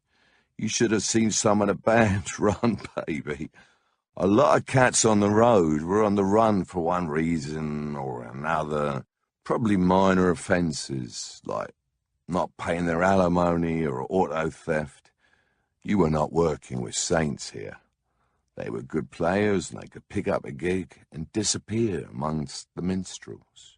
They were streetwise like motherfucker. Backstage, a squad of cops would arrive with a warrant for somebody who was playing guitar in some band. It was kind of like the press gang had arrived. Oh my God, the panic. You'd see Ike Turner's piano player zooming down the stairs. By the end of that first American tour, we thought we'd blown it in America. We'd been consigned to the status of medicine shows and circus freaks with long hair. When we got to Carnegie Hall in New York, we were suddenly back in England with screaming teeny boppers. America was coming around. We realized that it was just starting. Mick and I hadn't come all the way to New York in 1964 not to go to the Apollo, so I hooked up again with Ronnie Bennett. We went to Jones Beach with all the Ronettes in a red Cadillac. The desk rang up. "There's a lady downstairs." "Come on, let's go." And it was James Brown's week at the Apollo. Maybe Ronnie should describe what nice English boys we were, contrary to popular belief. The first time Keith and Mick came to America, they weren't successful. They slept on my mother's living room floor up in Spanish Harlem. They had no money, and my mom would get up in the morning and make them bacon and eggs. And Keith would always say, "Thank you, Mrs. Bennett." And then I took them to see James Brown at the Apollo. And that's what made them so determined. Those guys went home and they came back superstars. Because I showed them what I did, how I grew up, and how I went to the Apollo Theater when I was 11 years old. I took them backstage and they met all these rhythm and blues stars. I remember Mick standing there shaking when we passed James Brown's room. The first time I went to heaven was when I awoke with Ronnie, later Spectre, Bennett, asleep with a smile on her face. We were kids. It doesn't get any better than that. Just more refined. What can I say? She took me to her parents' house, took me to her bedroom, several times. But that was the first time. And I'm just a guitar player, you know what I mean? James Brown had the whole week there at the Apollo. Go to the Apollo and see James Brown, damn fucking right. I mean, who would turn that down? He was a piece of work. So on the button. We thought we were a tight band. The discipline in the band impressed me more than anything else. On stage, James would snap his fingers if he thought somebody had missed a beat or hit a wrong note. And you could see the player's face fall. He would signal the fine he'd impose with his fingers. These guys would be watching his hands. I even saw Maceo Parker, a sax player who was the architect of James Brown's band, who I finally got to work with in the Winos. Get fined about $50 that night. It was a fantastic show. Mick's looking at his foot moves. Mick took more notice than I did that day. Lead singer, dancing, he calls the shots. Backstage that night, James wanted to show off to these English folk. He's got the famous flames, and he's sending one out for an hamburger. He's ordering another to polish his shoes, and he's humiliating his own band. To me, it was the famous flames, and James Brown happened to be the lead singer. But the way he lorded it over his minions, his minders, and the actual band, to Mick was fascinating. When we got back to England, The big difference was seeing old friends, mostly musicians, who were already amazed that we were the Rolling Stones, but now you've been to the States, man. You were suddenly aware that you'd been distanced just by the fact that you'd been to America. It actually really pissed off the English fans. It happened with the Beatles fans, too. You were no longer theirs. There was a sense of resentment, never more so than in Blackpool. There, at the Empress Ballroom, a few days after our return, we faced the mob again, though this time a rabble army of Scotch drunks baying for blood. They used to have what they called Scotch Week. All the factories in Glasgow shut down, and nearly everybody from there went to Blackpool, the seaside resort. We start the gig, and it's jam-packed. A lot of guys, a lot of them very, very pissed, all dressed up in their Sunday best. And suddenly, while I'm playing, this little red-headed fucker flobs on me. So I move aside, and he follows me and flobs on me again, hits me in the face. So I stand in front of him again, and he spits at me again, and with the stage, his head was just about near my shoe, like a penalty shot in football. I just went bang and knocked his fucking head off with the grace of Beckham. He's never walked the same since. And after that, the riot broke out. They smashed everything, including the piano. We didn't see a piece of equipment that came back any bigger than 3 inches square with wires hanging out. We got out of there by the skin of our teeth. In the days after our return from the US, we appeared on Jukebox Jury, a long-established format presided over by a TV pro called David Jacobs, in which the celebs on the jury discussed the records Jacobs played and then voted them hits or misses. This was one of those landmark moments that completely escaped us while it was happening. But in the media later, it was seen as a declaration of generational war, the cause of outrage, fear, and loathing. On the same day, we taped a show called Top of the Pops to promote our Bobby Womack single, It's All Over Now. I'd gotten used to lip-syncing without blushing. That's the way it was done. Very few shows were live. We were getting a little bit cynical about the tripe market. You realized that you're really in one of the sleaziest businesses there is, without actually being a gangster. It was a business where the only time people laughed was when they screwed someone else over. I have a feeling that by then we kind of realized the role that we were being cast in, and that there was no fighting it. And anyway, nobody had really played it before, and this would be kind of fun, and we didn't give a shit. Andrew Oldham describes our Jukebox Jury appearance in his book Stoned. With no prompting from me, they proceeded to behave as complete and utter yobbos, and in 25 minutes managed to confirm the nation's worst opinion of them for once and all. They grunted, they laughed among themselves, were merciless towards the drivel that was played, and hostile towards the unflappable Mr. Jacobs. This was no planned press move. Brian and Bill made some effort to be polite, but Mick and Keith and Charlie would have none of it. Nobody was particularly witty or anything. We just trashed every record they played. While the record was playing, we were going, I'm not fit to comment on this. You can't listen to this stuff, be serious. And there's David Jacobs trying to cover up the dirt. Jacobs was smarmy, but he was actually quite a nice guy. I mean, it had been so easy up till then. Helen Shapiro and Al McCogan, reliable variety club sorts of people. All those showbiz, comfy societies that everybody was roped into. And then we come out of nowhere. I've no doubt that David was thinking, thanks a lot, BBC. I want a raise after working with this lot. It won't get any better. Wait for the Sex Pistols, mate. The Variety Club was like the inner circle at the time in showbiz.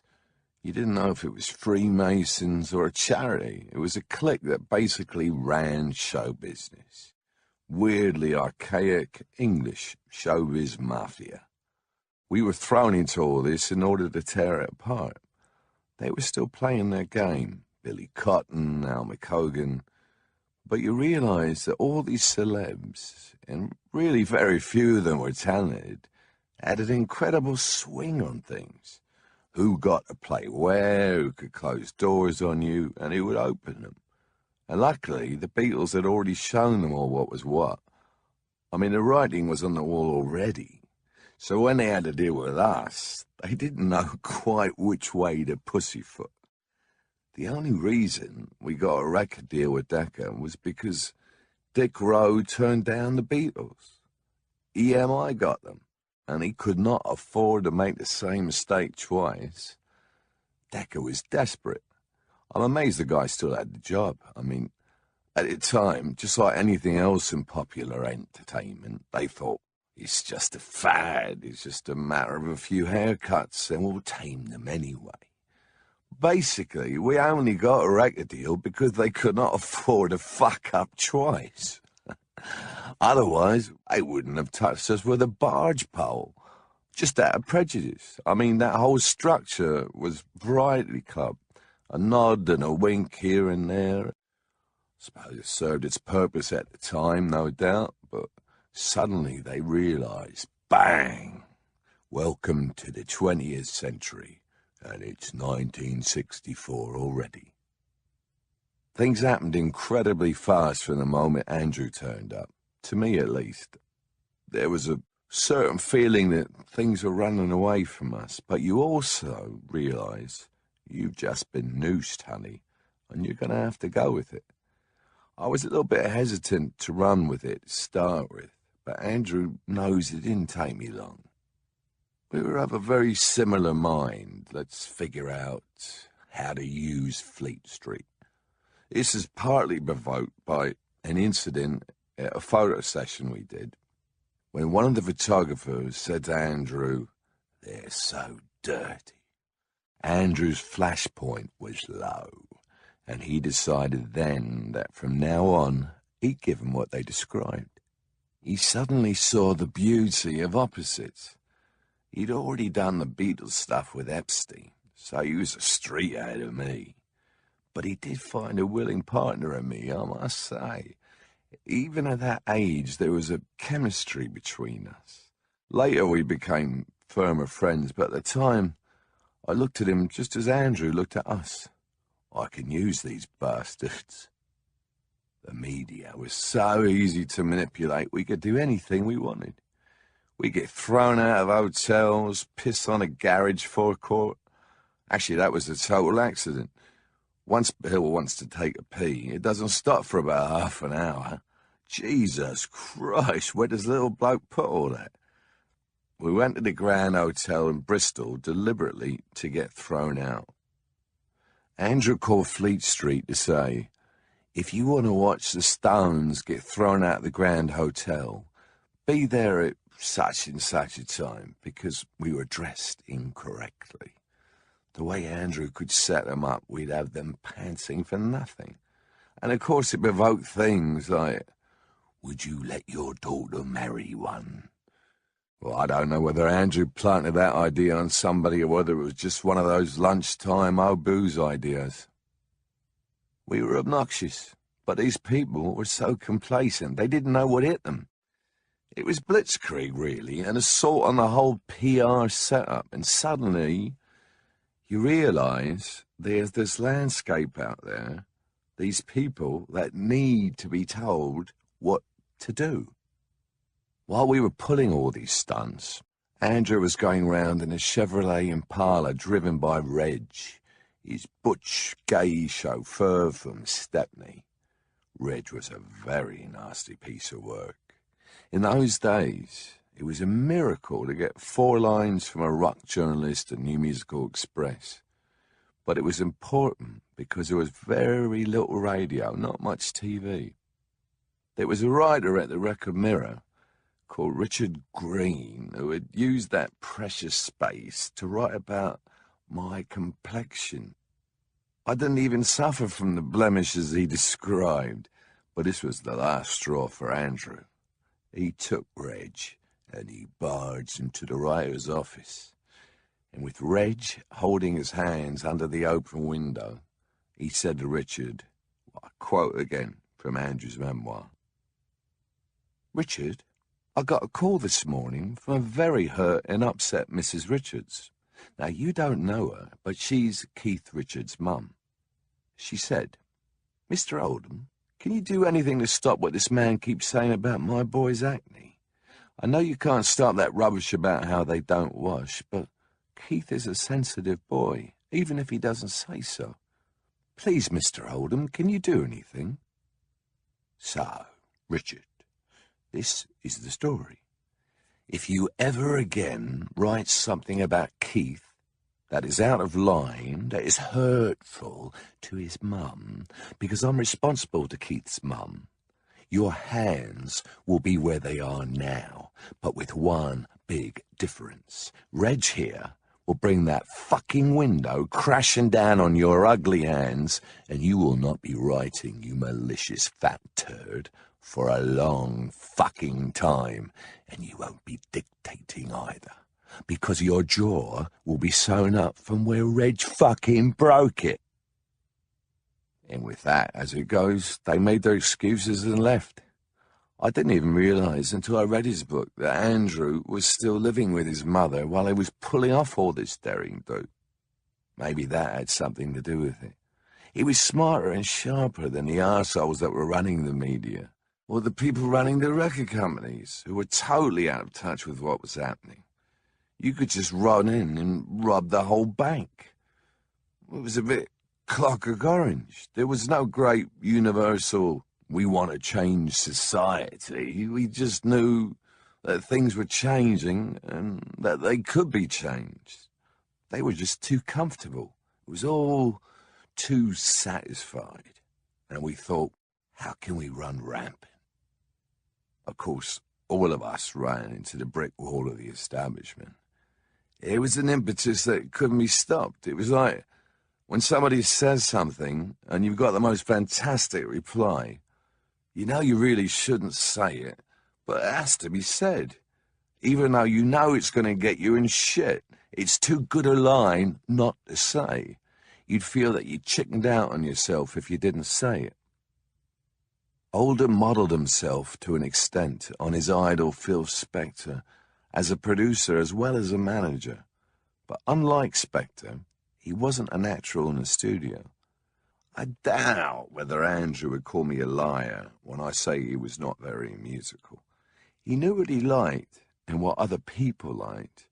But if you said E7th to him, you might as well be saying, what's the meaning of life? To me, a producer is somebody that at the end of the day comes out with everybody going, yeah, we got it. Andrew's musical input was minimal, and it was usually saved for backup vocals, la la la here, okay, we'll throw someone. He never got in the way of the way we did things, whether he agreed with it or not.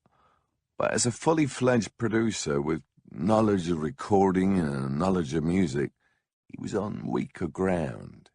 He had good taste for the market, especially once we went to America. The minute we got to America, it took the scales from his eyes as to what we were about, and more he let us just get on with it. And basically, that was the genius, I think, of Andrew's method of producing, to let us make the records, and to provide a lot of energy and enthusiasm. When you've got to take 30 and you're starting to flag a bit, you need that encouragement thing.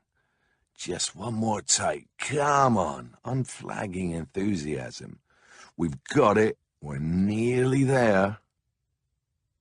When I was growing up, the idea of leaving England was pretty much remote. My dad did it once, but that was in the army to go to Normandy and get his leg blown off. The idea was totally impossible. You just read about other countries and looked at them on TV and in National Geographic.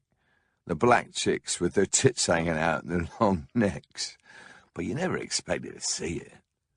Scraping up the money to get out of England would have been way beyond my capabilities. One of the first places I remember us going to, after the USA, was Belgium. And even that was an adventure. It was like going to Tibet and the Olympia and Paris. And then suddenly you're in Australia and you're actually seeing the world. And they're paying you. But my God, there are some black holes. Dunedin, for instance, almost the southernmost city in the world in New Zealand. It looked like Tombstone and it felt like it. It still had hitching rails. It was Sunday, a wet, dark Sunday in Dunedin in 1965. I don't think you could have found anything more depressing anywhere. The longest day of my life. It seemed to go on forever.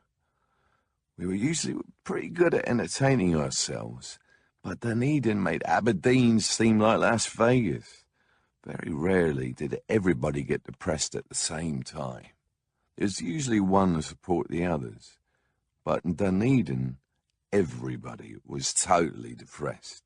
No chance of any redemption or laughter. Even the drink didn't get you pissed. On Sunday, there'd be little knocks on the door. Church in 10 minutes. It was just one of those miserable grey days that took me back to my childhood, I suppose. A day that will never end, a gloom, and not anything on the horizon. Boredom is an illness to me, and I don't suffer from it. But that moment was the lowest ebb. I think I'll stand on my head, try and recycle the drugs. But Roy Orbison, it was only because we were with Roy Orbison that we were there at all. He was definitely top of the bill that night. What a beacon in the southernmost gloom. The amazing Roy Orbison. He was one of those Texan guys who could sail through anything, including his whole tragic life. His kids die in a fire. His wife dies in a car crash. Nothing in his private life went right for the Big O. But I cannot think of a gentler gentleman or a more stoic personality. That incredible talent for blowing himself up from 5'6" to 6'9", which he seemed to be able to do on stage. It was amazing to witness. He's been in the sun, looking like a lobster, pair of shorts on, and we're just sitting around, playing guitars, having a chat, smoke and a drink. Well, I'm on in 5 minutes. We watch the opening number, and out walks this totally transformed thing that seems to have grown at least a foot with presence and command over the crowd. He was in his shorts just now. How did he do that?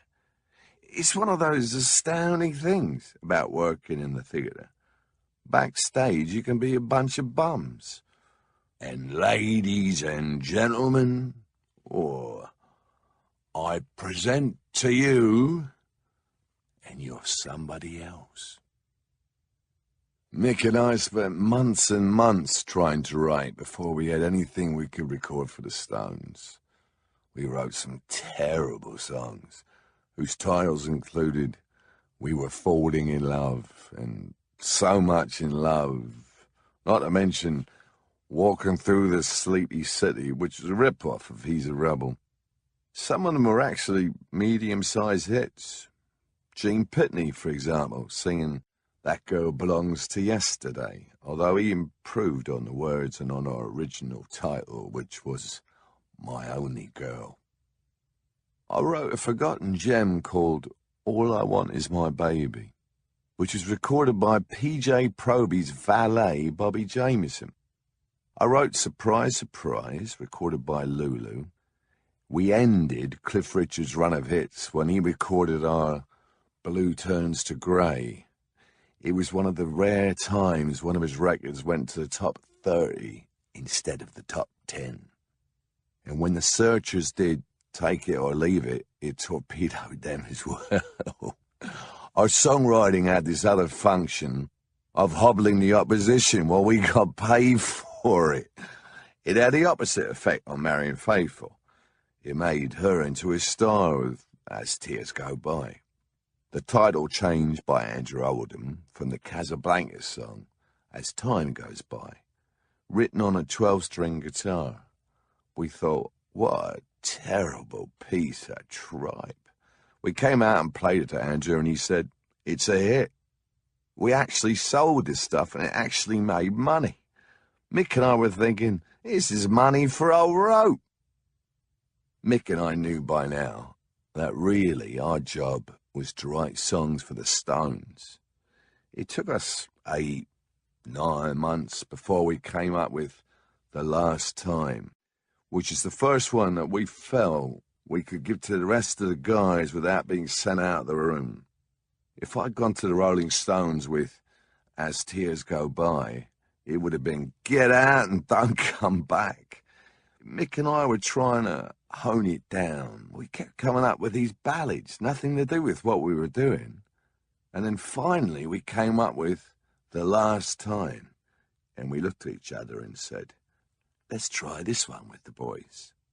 The song has the first recognizable Stones riff or guitar figure on it. The chorus is from the Staple Singers version, This May Be the Last Time. We could work this hook. Now we had to find a verse. It had a Stones twist to it, one that maybe could have been written earlier, a song about going on the road and dumping some chick. You don't try very hard to please me. Not the usual serenade to the unattainable object of desire. And that was when it really clicked with that song, when Mick and I felt confident enough to actually lay it in front of Brian and Charlie and Ian Stewart, especially Arbiter of Events. With those earlier songs, we would have been chased out of the room. But that song defined us in a way, and it went to #1 in the UK. Andrew created an amazing thing in my life. I'd never thought about songwriting. He made me learn the craft, and at the same time I realized, yeah, I am good at it. And slowly, this whole other world opens up. Because now you're not just a player or trying to play like somebody else. It isn't just other people's expression. I can start to express myself. I can write my own music. It's almost like a bolt of lightning. The Last Time was recorded during a magical period at the RCA studios in Hollywood. We recorded there intermittently across 2 years between June 1964 and August 1966, which culminated in the album Aftermath. All of his songs were penned by Mick and me, the Glimmer Twins, as we later called ourselves. It was the period where everything, songwriting, recording, performing, stepped into a new league, and the time where Brian started going off the rails. The work was always intensely hard. The gig never finished just because you got off the stage. We had to go back to the hotel and start honing down these songs. We come off the road and we had 4 days to cut the tracks for an album, a week maximum. A track would get 30 to 40 minutes to get down. It wasn't that difficult because we're on the road, the band's well oiled. And we got 10, 15 songs, but it was non-stop, high-pressure work, which is probably good for us. When we recorded The Last Time in January 1965, we come back off the road, and everyone's exhausted. We'd gone in to record the single only. After we finished The Last Time, the only Stones left standing were me and Mick. Phil Spector was there. Andrew had asked him to come down and listen to the track, and so was Jack Nietzsche. A janitor had come to clean up, this silence sweeping in the corner of this huge studio, while this remaining group picked up instruments. Spector picked up Bill Wyman's bass. Nietzsche went to the harpsichord. And the B-side, Play With Fire, was cut with half the Rolling Stones and this unique lineup. When we first arrived in Los Angeles on that second tour, it was Sonny Bono who was sent to meet us at the airport with the car because he was the promotion man for Phil Spector then. A year later, Sonny and Cher were being feted at the Dorchester, presented to the world by Ahmet Ertegun. But back then, when he knew we were looking for a studio, Sonny put us in touch with Jack Nietzsche, and RCA was the first place he suggested. Well, we went more or less straight there, into the limo and pool world, from a 3-day tour of Ireland, in almost surreal contrast in cultures. Jack was in and out of the studio, more to get relief from Phil Spector and the enormous amount of work required to make the wall of sound than anything else. Jack was the genius, not Phil. Rather, Phil took on Jack's eccentric persona and sucked his insides out. But Jack Nietzsche was an almost silent and unpaid for reasons still not clear, except he did it for fun, arranger, musician, gluer together of the talent, a man of enormous importance for us in that period. He came to our sessions to relax and would throw in some ideas. He played when the mood took him. He's on Let's Spend the Night Together, when he took over my piano part while I took over bass. This is just one example of his input. I loved the man. Somehow, we still had no money, even by late 1964. Our first album, The Rolling Stones, was top of the charts, sold 100,000 copies, which is more than the Beatles initially sold. So where was the money? In fact, we simply figured that if we broke even, we were cool. But we also knew we weren't tapping a huge market that we had opened. The system was that you didn't get money from English sales until a year after the record came out, 18 months later if it was for foreign sales. There was no money in any of the American tours. Everyone was rooming with everybody. Oldham used to sleep on Phil Spector's couch.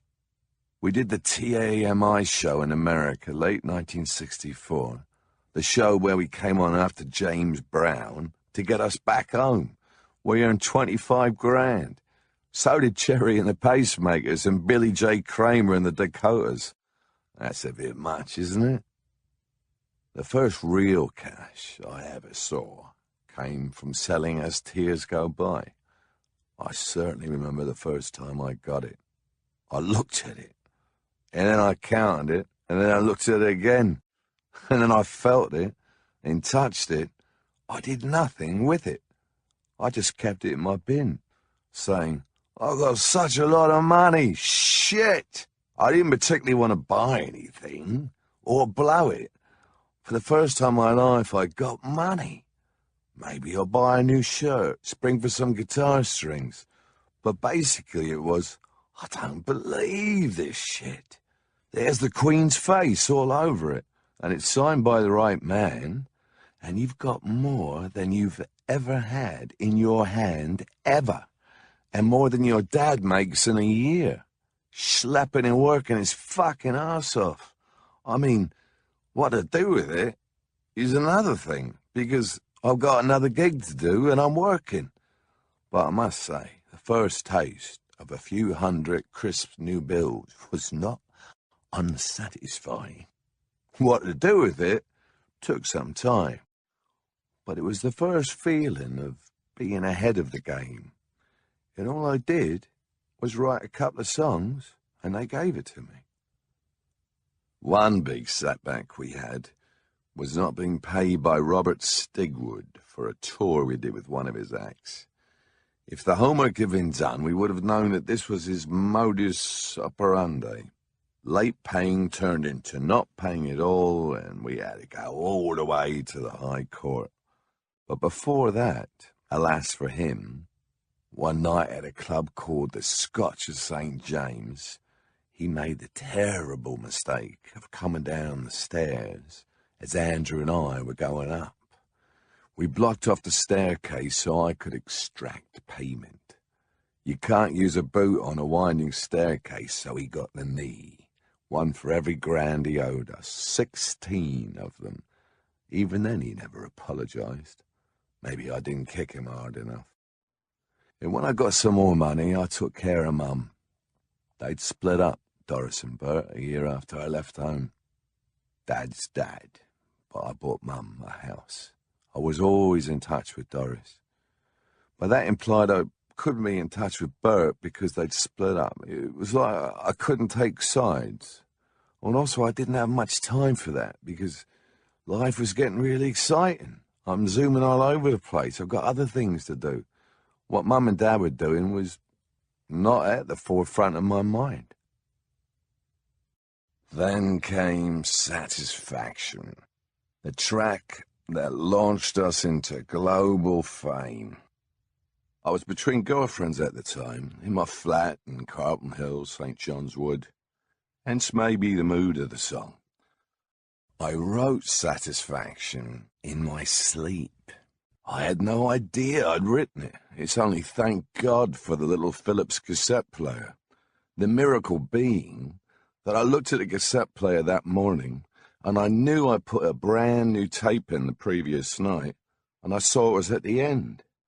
Then I pushed rewind, and there was Satisfaction. It was just a rough idea. It was just the bare bones of the song, and it didn't have that noise, of course, because I was on acoustic, and 40 minutes of me snoring. The bare bones is all you need. I had that cassette for a while. I wish I kept it. Mick wrote the lyrics by the pool in Clearwater, Florida, 4 days before we went into the studio and recorded it. First at Chess in Chicago, an acoustic version, and later with the fuzz tone at RCA in Hollywood. I wasn't exaggerating when I wrote a postcard home from Clearwater that said, "Hi, Mum. Working like a dog, same as ever. Love, Keith." It was really down to one little foot pedal, the Gibson fuzz tone, a little box they put out at that time. I've only ever used foot pedals twice. The other time was for some girls in the late 70s, when I used an XR box with a nice hillbilly Sun Records slap echo on it. But effects are not my thing. I just go for quality of sound. Do I want this sharp and hard and cutting, or do I want warm, smooth, beast of burden stuff? Basically, you go Fender or Gibson. In Satisfaction, I was imagining horns, trying to imitate their sound to put on the track later when we recorded. I'd already heard the riff in my head, the way Otis Redding did it later, thinking, this is going to be the horn line. But we didn't have any horns, and I was only going to lay down the dub. The fuzz tone came in handy so I could give a shape to what the horns were supposed to do. But a fuzz tone had never been heard before anywhere, and that's the sound that caught everybody's imagination. Next thing I know, we're listening to ourselves in Minnesota, somewhere on the radio. Hit of the week. And we didn't even know Andrew put the fucking thing out. At first, I was mortified. As far as I was concerned, that was just the dub. 10 days on the road, and it's #1 nationally. The record of the summer of '65. So I'm not arguing. And I learned that lesson. Sometimes you can overwork things. Not everything's designed for your taste, and your taste alone. Satisfaction was a typical collaboration between Mick and me at the time. I would say, on a general scale, I would come up with a song and the basic idea, and Mick would do all the hard work of filling it in and making it interesting. I would come up with, I can't get no satisfaction. I can't get no satisfaction. I tried and I tried and I tried and I tried. but I can't get no satisfaction. And then we put ourselves together, and Mick would come back and say, hey, when I'm riding in my car, and same cigarettes as me, and then we'd tinker about with that. In those years, that was basically the setup. Hey, you, get off my cloud. Hey, you, would be my contribution. Paint it black. I wrote the melody, he wrote the lyrics. It's not that you can say in one phrase, he wrote that and he did that, but the musical riff is mostly coming from me. I'm the riff master. The only one I missed, and that Mick Jagger got, was Brown Sugar. And I will tip my hat there. There he got me. I mean, I did tidy it up a bit, but that was his, words and music. A peculiarity of Satisfaction is that it's a hell of a song to play on stage. For years and years, we never played it, or very rarely, until maybe the past 10 or 15 years. Couldn't get the sound right. Didn't feel right. Just sounded weedy. It took the band a long time to figure out how to play Satisfaction on stage. What made us like it was when Otis Redding covered it. With that, and Aretha Franklin's version, which Jerry Wexler produced, we heard what we'd tried to write in the first place. We liked it and started playing it because the very best of soul music was singing our song. In 1965, Oldham bumped into Alan Klein, the pipe-smoking, smooth-talking manager. And I still think it was the best move Oldham made to put us together with him. Andrew loved the idea that Klein had put to him that no contract is worth the paper it's written on, which we later found out to be painfully true in our relations with Alan Klein himself. My attitude at the time was that Eric Easton, Andrew's partner and our agent, was just too tired. In fact, he was ill. Onward. Whatever happened later with Alan Klein, he was brilliant at generating cash. And he was also spectacular at first in blasting through the record companies and tour managers who'd been overpaying themselves and being inattentive to business. One of the first things Klein did was to renegotiate the contract between the Rolling Stones and Decca Records. And so one day, we walked into the Decca office. A stage-managed piece of theatre by Klein, the most obvious crass ploy.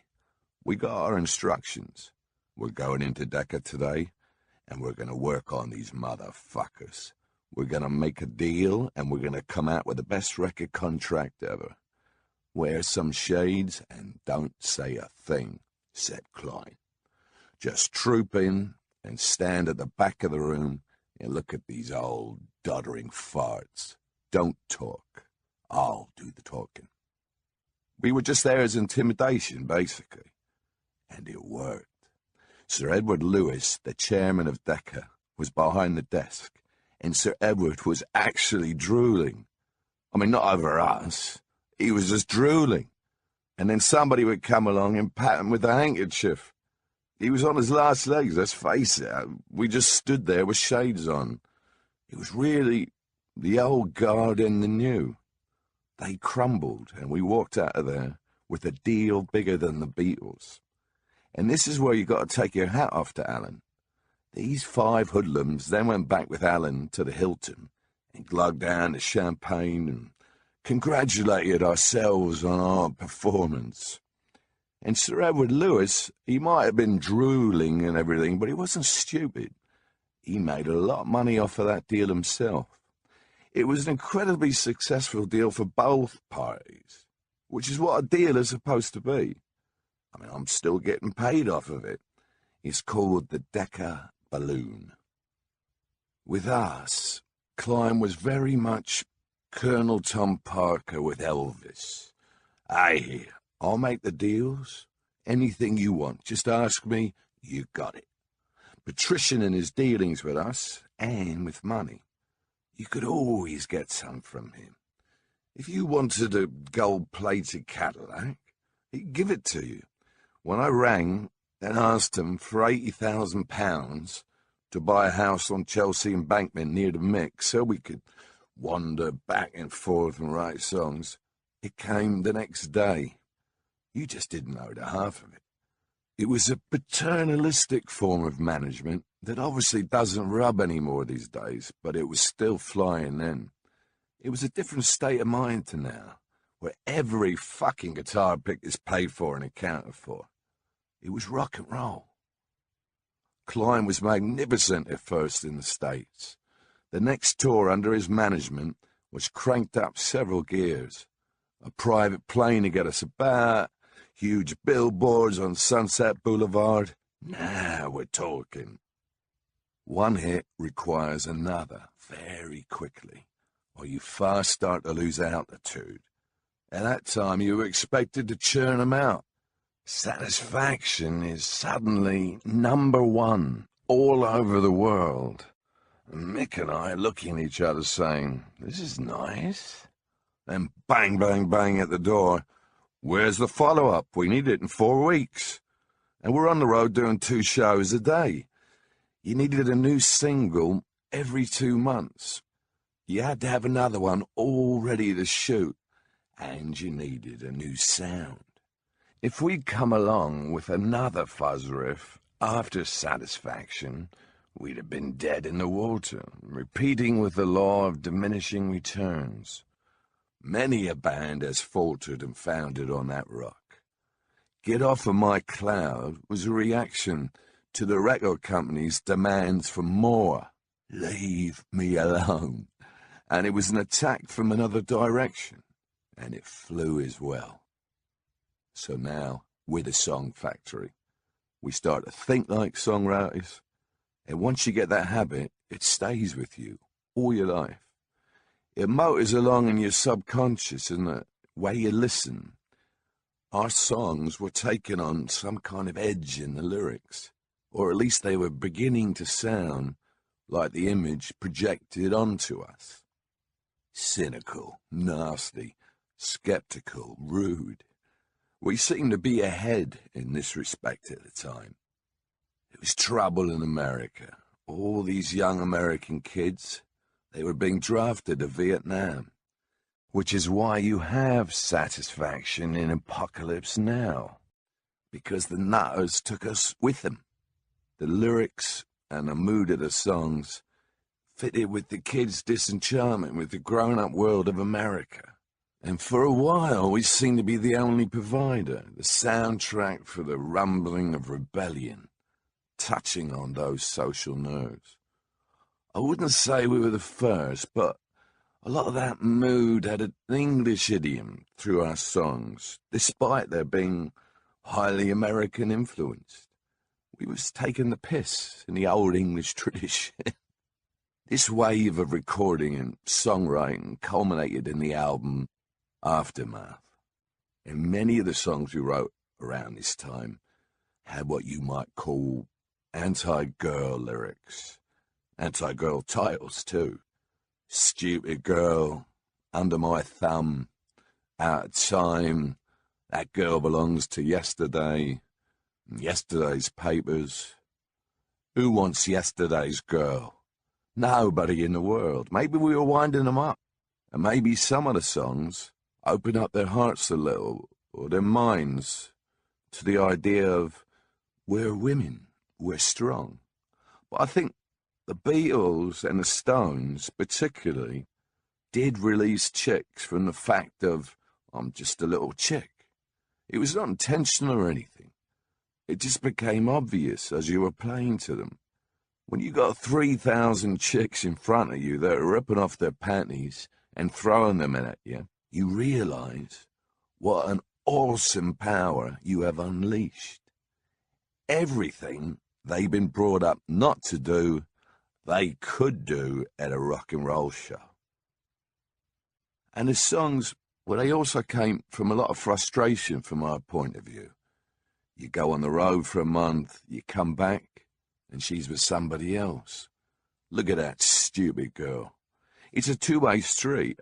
I know, too, that I was making unfavourable comparisons between the chicks at home who were driving us mad and the girls we fell in with on the tours who seemed so much less demanding. With English chicks, it was, you're putting a make on her or she's putting a make on you. Yay or nay. I always found with black chicks, that wasn't the main issue. It was just comfortable, and if shit happened later, okay. It was just part of life.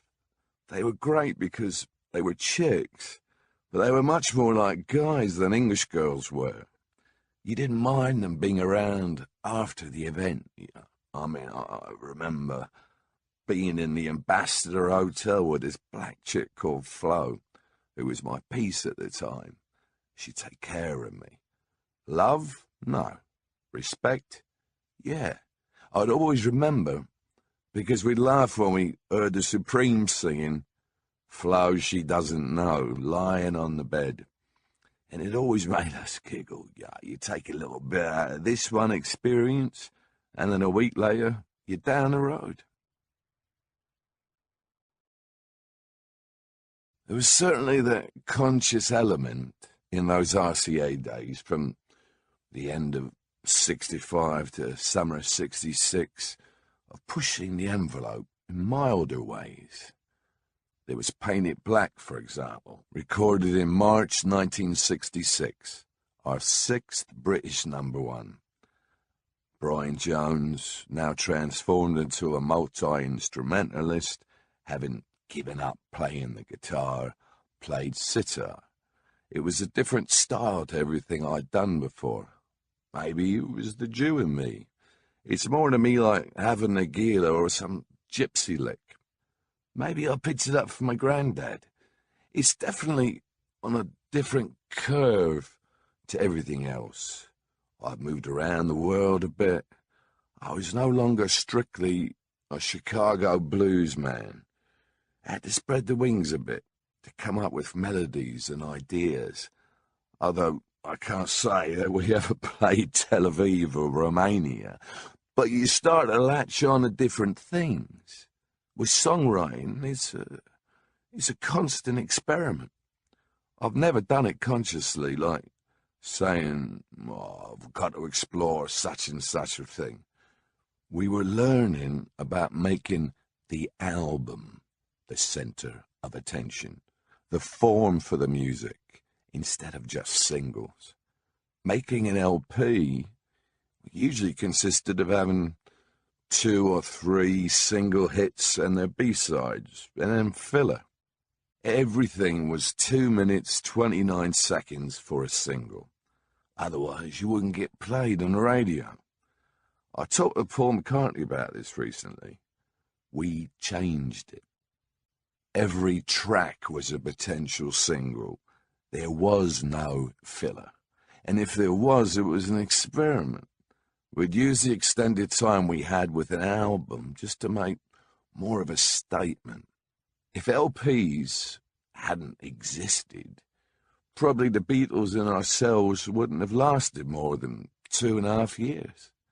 You had to keep condensing, reducing what it was you wanted to say to please the distributor. Otherwise, radio stations wouldn't play it. Dylan's Visions of Johanna was the breakthrough. Going Home was 11 minutes long. It ain't gonna be a single. Can you extend and expand the product? Can it be done? And that was really the main experiment. We said, you can't edit this shit. It either goes out like it is, or you're done with it. I've no doubt Dylan felt the same about Sad-Eyed Lady of the Lowlands, or Visions of Johanna. The record got bigger. And could anybody listen to that much? It's over 3 minutes. Can you keep their attention? Can you keep your audience? But it worked. The Beatles and ourselves probably made the album the vehicle for recording and hasten the demise of the single. It didn't go away immediately. You always needed a hit single. It just extended you without your even really knowing it. And because you've been playing every day, sometimes 2 or 3 shows a day, ideas are flowing. One thing feeds the other. You might be having a swim or screwing the old lady, but somewhere in the back of your mind, you're thinking about this chord sequence or something related to a song. No matter what the hell's going on, you might be getting shot at, and you'll still be, that's the bridge, and there's nothing you can do. You don't realize it's happening. It's totally subconscious, unconscious, or whatever. The radar is on, whether you know it or not. You cannot switch it off. You hear this piece of conversation from across the room. I just can't stand you anymore. That's a song. It just flows in. And also, the other thing about being a songwriter, when you realize you are one, is that to provide ammo, you start to become an observer. You start to distance yourself. You're constantly on the alert. That faculty gets trained in you over the years, observing people, how they react to one another, which in a way makes you weirdly distant. You shouldn't really be doing it. It's a little bit of peeping Tom to be a songwriter. You start looking round and everything's a subject for a song. The banal phrase, which is the one that makes it. And you say, I can't believe nobody hooked up on that one before. Luckily, there are more phrases than songwriters, just about. Linda Keith was the one that first broke my heart. It was my fault. I asked for it and I got it. Her first look was the deepest. Watching her, with all her tricks and movements, fearfully, from across the room and feeling that hit of longing and thinking, she's out of my league. I was sometimes in awe of the women I was with at the start because, they were the creme de la creme, and I come from the gutter as far as I was concerned. I didn't believe these beautiful women wanted to say hello, let alone lie down with me. Linda and I met at a party given by Andrew Oldham, a party of some forgotten Jagger Richards written single. It was the party where Mick first met Marian Faithfull. Linda was 17, strikingly beautiful, very dark hair, the perfect look for the 60s, a blinder, very self-assured in her jeans and a white shirt. She was in a magazine, she was modelling. David Bailey was photographing her. Not that she was particularly interested. The girl just wanted something to do to get out of the house. When I first met Linda, I was just astounded that she wanted to come along with me. Once again, the girl puts the make on me. She betted me, I didn't bet her. She made a line straight for me, and I was totally, absolutely in love. We fell for each other.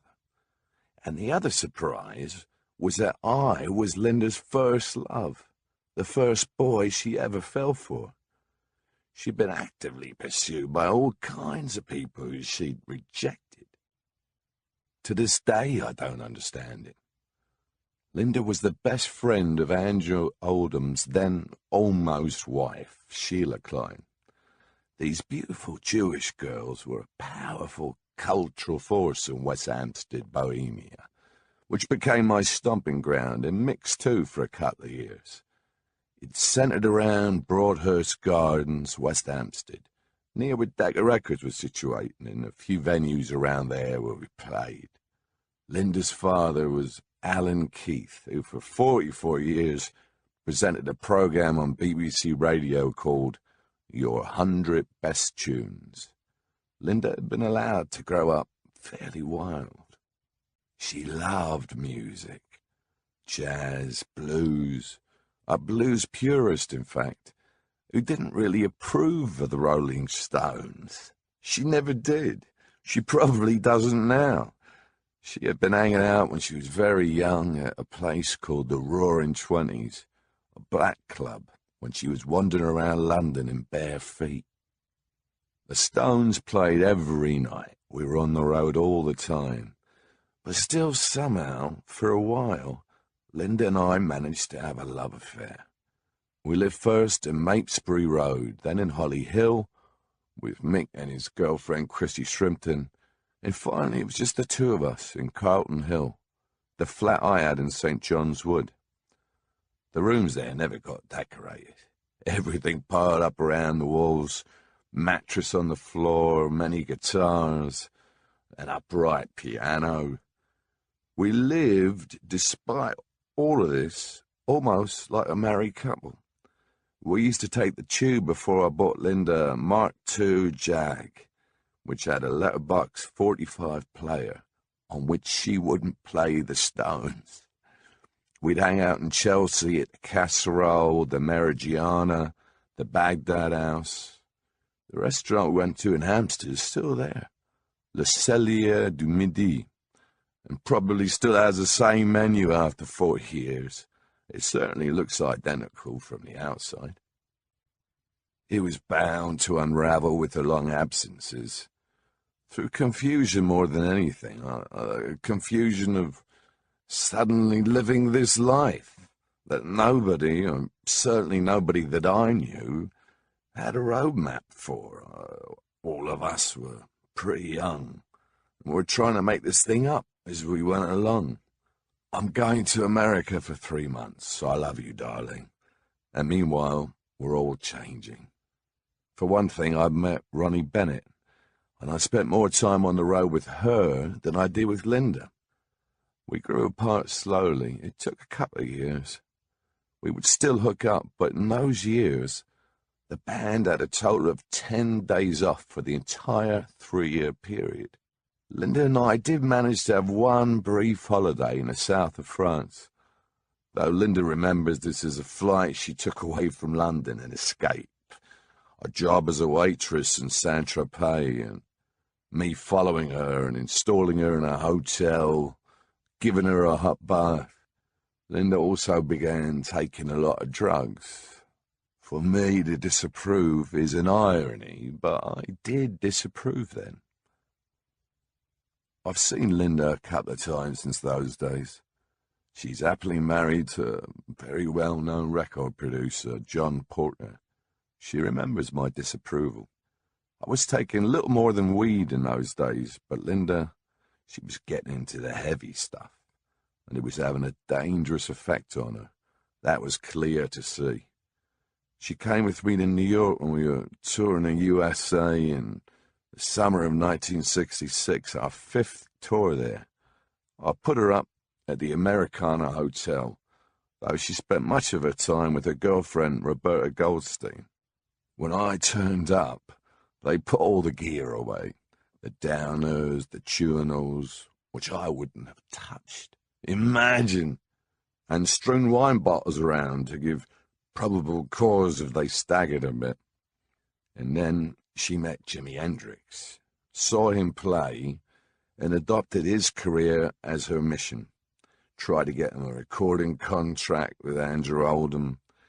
In her enthusiasm, during a long evening with Jimmy, as she tells it, she gave him a Fender Stratocaster of mine that was in my hotel room. And then, so Linda says, she also picked up a copy of a demo I had of Tim Rose singing a song called Hey Joe, and took that round to Roberta Goldstein's where Jimmy was and played it to him. This is rock and roll history. So he got the song from me, apparently. We went off on tour, and when I came back, London was suddenly Hippieville. I was already into that in America, but I wasn't expecting it when I came home to London. The scene had changed totally in a matter of weeks. Linda was on acid, and I'd been jilted. You shouldn't expect somebody that age to hang around for 4 months with all this stuff going on. I knew it was on the break. It was my presumptuousness to think she's going to sit like a little old lady at home at 18 or 19 years old, while I gallivanted around the world doing what I wanted. I found out that Linda had taken up with some poet, which I went bananas about. I went running through the whole of London, asking people, anybody seen Linda? Crying my eyes out from St. John's Wood to Chelsea, screaming, bitch, get out of my fucking way! Fuck the traffic lights! I only remember some very close accidents, nearly getting run over on the way through London to Chelsea. After I found out, I wanted to be sure. I wanted to see. I checked with my friends, where does this motherfucker live? I even remember his name. Bill Chanel. Some poet, so-called. He was a hip little bugger at the time because he came on with the Dylan-esque bit. Couldn't play anything. Ersatz hip, as it's called. I stalked her a couple of times, but I remember thinking, what would I say? I hadn't got that act down yet, how to confront my rival. In the middle of a wimpy bar, or some bistro. I even walked to where she was living with him in Chelsea, almost into Fulham, and stood outside. This is a love story, and I could see her in there with him, silhouettes on the shade. And that was it, like a thief in the night. That's the first time I felt the deep cut. The thing about being a songwriter is even if you've been fucked over, you can find consolation in writing about it and pour it out. Everything has something to do with something. Nothing is divorced. It becomes an experience, a feeling, or a conglomeration of experiences. Basically, Linda is Ruby Tuesday. But our story wasn't quite over. After she left me, Linda was in a really bad way. Chewinals are giving way to harder stuff. She went back to New York and took up further with Jimi Hendrix, who may have broken her heart as she broke mine. Certainly her friends say she was very much in love with him, but I knew she needed medical help. She was getting very close to the danger line, as she herself acknowledged later, and I couldn't deal with it because I'd burned my boats. I went to see her parents, and I gave them all the telephone numbers and places where they'd find her.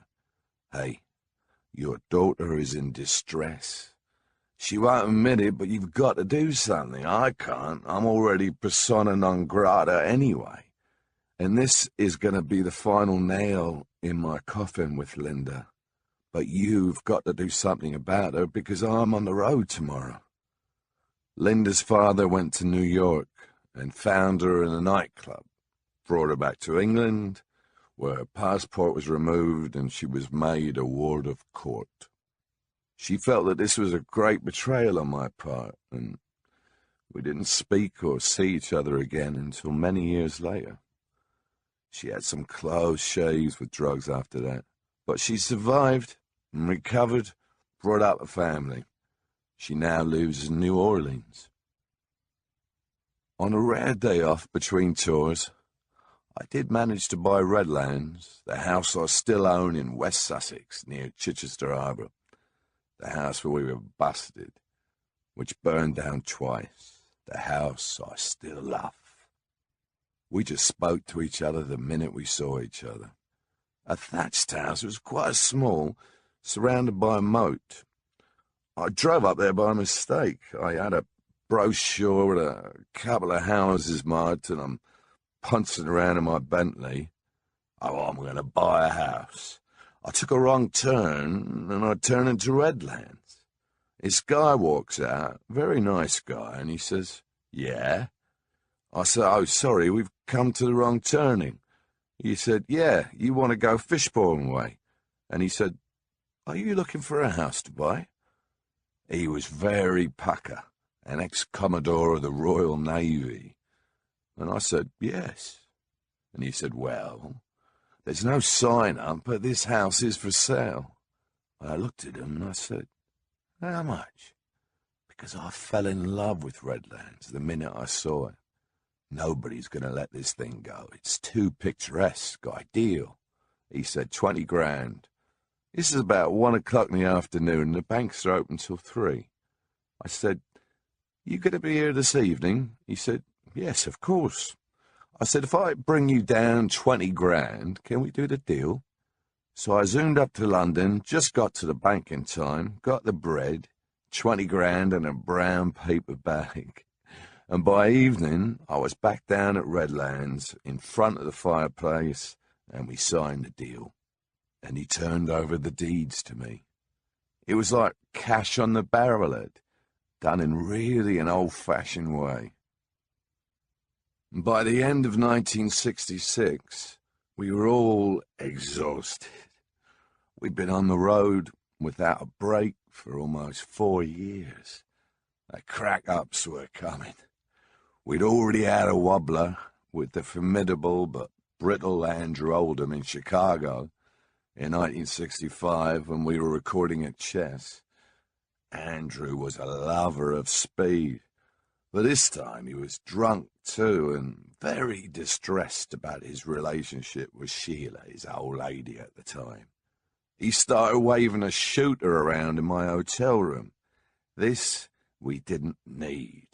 I hadn't come all the way to Chicago to get shot by some wonky public school boy whose gun barrel I was staring down, which looks very ominous at the time, that little black hole. Mick and I got the gun away from him, slapped him around a bit, put him to bed and forgot about it. I don't even know what happened to the shooter, an automatic. Tossed it out the window, probably. We're just getting going. Let's make this, forget it. But Brian was a different story. What was comic about Brian was his illusions of grandeur even before he got famous. He thought it was his band for some weird reason. The first demonstration of Brian's aspirations was the discovery on our first tour that he was getting £5 more a week than the rest of us, because he persuaded Eric Easton that he was our leader. The whole deal with the band was we split everything like pirates. You put the booty on a table and you split it, pieces of 8. Jesus Christ, who do you think you are? I'm writing the songs round here and you're getting £5 extra a week? Get out of here. It started with little things like that, which then exacerbated the friction between us as it went on, and he became more and more outrageous. In the early negotiations, it was always Brian who would go to the meetings as our leader. We were not permitted by Brian.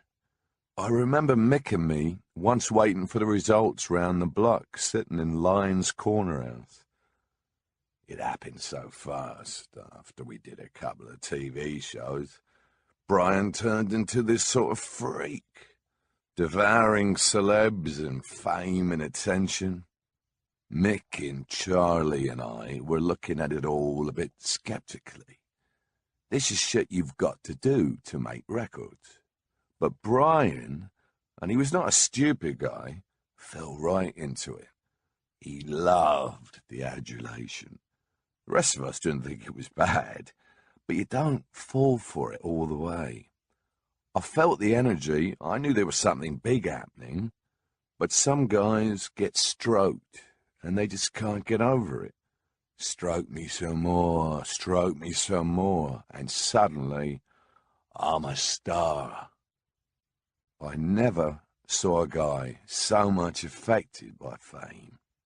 The minute we'd had a couple of successful records, zoom, he was Venus and Jupiter rolled into one. Huge inferiority complex that you hadn't noticed. The minute the chick started screaming, he seemed to go through a whole change, just when we didn't need it, when we needed to keep the whole thing tight and together. I've known a few that were really carried away by fame, but I never saw one that changed so dramatically overnight. No, we're just getting lucky, pal. This is not fame. It went to his head, and over the next few years of very difficult road work in the mid-60s, we could not count on Brian at all. He was getting really stoned out of it. He thought he was an intellectual, a mystic philosopher.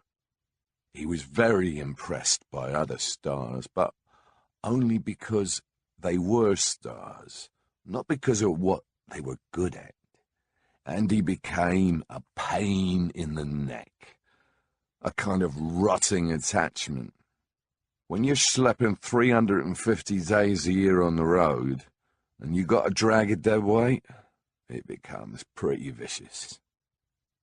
We were on a swing through the Midwest, and Brian's asthma had got him, and he was in hospital in Chicago. And hey, when a guy's sick, you double for him. But then we saw pictures of him zooming around Chicago, hanging at a party with so-and-so, fawning over stars with that silly little bow around his neck. We'd done 3, 4 gigs without him. That's double duty for me, pal. There's only 5 of us, and the whole point of the band is that it's a 2-guitar band. And suddenly, there's only 1 guitar. So I've got to figure out whole new ways to play all these songs. I've got to perform Brian's part as well. I learned a lot about how to do 2 parts at once, or how to distill the essence of what his part was and still play what I had to play and throw in a few licks. But it was damn hard work. And I never got a thank you from him, ever, for covering his ass. He didn't give a shit. I was out of it. That's all I would get. All right, are you going to give me your pay? Well, that's when I had it in for Brian. One can get very sarcastic on the road and quite vicious. Just shut up, you little creep. Preferred it when you weren't here. He had this way of ranting on, saying things that were just great.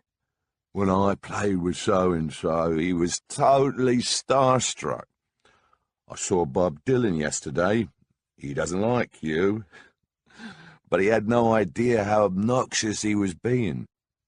So it would start off, "Oh, shut up, Brian." Or would imitate the way he cringed his head into his non-existent neck. And then it went to baiting him in a way. He had this huge Humber super snipe car, but he was a pretty short guy, and he had to have a cushion to see over the steering wheel. Mick and I would steal the cushion for a laugh, wicked schoolboy sort of stuff. Sitting at the back of the bus, we just let him have it, pretending he wasn't there. Where's Brian? Shit, did you see what he was wearing yesterday? It was the pressure of work. And the other side of it was that you hoped that kind of shock treatment would snap him out of it. There's no time to take time off and say, let's sort this out. But it was a love-hate relationship with Brian. He could be really funny. I used to enjoy hanging with him, figuring out how Jimmy Reed or Muddy Waters did this or T-Bone Walker did that. What probably really stuck in Brian's craw was when Mick and I started writing the songs. He lost his status and then lost interest. Having to come to the studio and learn to play a song Mick and I had written would bring him down. It was like Brian's open wound. Brian's only solution became clinging to either Mick or me, which created a triangle of sorts. He had it in for Andrew Oldham, Mick and me. He thought there was a conspiracy to roll him out, which wasn't true at all. But somebody's got to write the songs. You're quite welcome. I'll sit around and write a song with you. What have you come up with? But no sparks flew when I was sitting around with Brian. And then it was, I don't like guitar anymore. I want to play marimbas. Another time, pal. We've got a tour to do. So we got to rely on him not being there. And if he turned up, it was a miracle. When he was there and came to life, he was incredibly nimble. He could pick up any instruments that were lying around and come up with something. Sitar and paint it black. The marimbas on under my thumb. But for the next 5 days, we won't see the motherfucker, and we've still got a record to make. We've got sessions lined up, and where's Brian? Nobody can find him, and when they do, he's in a terrible condition. He barely ever played guitar in the last few years with us. Our whole thing was 2 guitars, and everything else wove around that. And when the other guitar ain't there half the time, or has lost interest in it, you start getting overdubbing. A lot of those records is me 4 times. I learned a lot more about recording doing that. And also how to cover unexpected situations. And just by the process of overdubbing and talking to the engineers, I learned a lot more about microphones, about amplifiers, about changing sounds of guitars, because if you've got one guitar player playing all the parts, if you're not careful, it sounds like it. What you really want is to make them each sound different. On albums like December's Children and Aftermath, I did the parts that Brian normally would have done. Sometimes I'd overlay 8 guitars and then maybe just use 1 bar of the take here and there and the mixing. So at the end of it, it sounds like it's 2 or 3 guitars and you're not even counting anymore. But there's actually 8 in there and they're just in and out in the mix. Then Brian met Anita Pallenberg. He met her backstage around September 1965 at the show in Munich. She followed us to Berlin, where there was a spectacular riot. And then slowly, over several months, she started going out with Brian. She was working hard as a model and traveling about. But eventually she came to London, and she and Brian began their relationship, with soon enough its bouts of high-volume violence.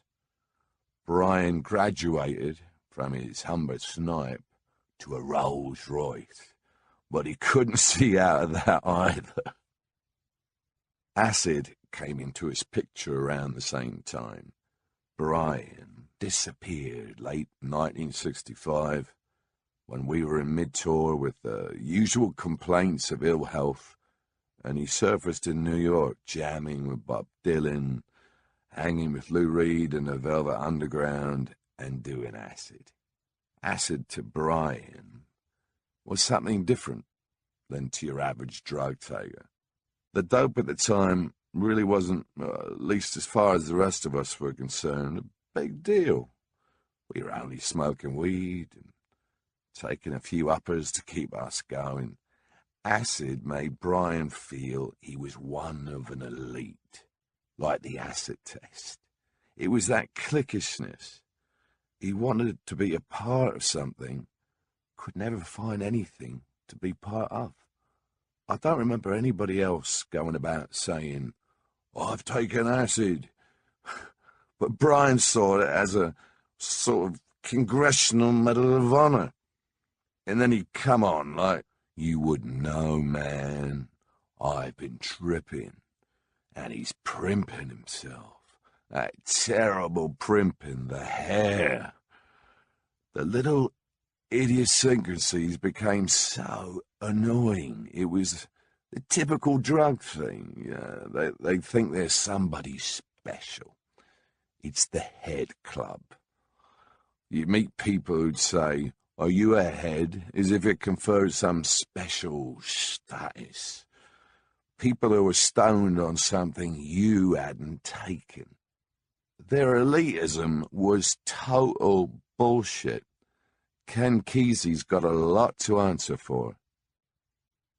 I remember well the episode Andrew Oldham describes in his memoir and gives such symbolic weight to, when Brian lay collapsed on the floor of the RCA studio in March 1966, straddling his guitar, which was buzzing and interfering with the sound.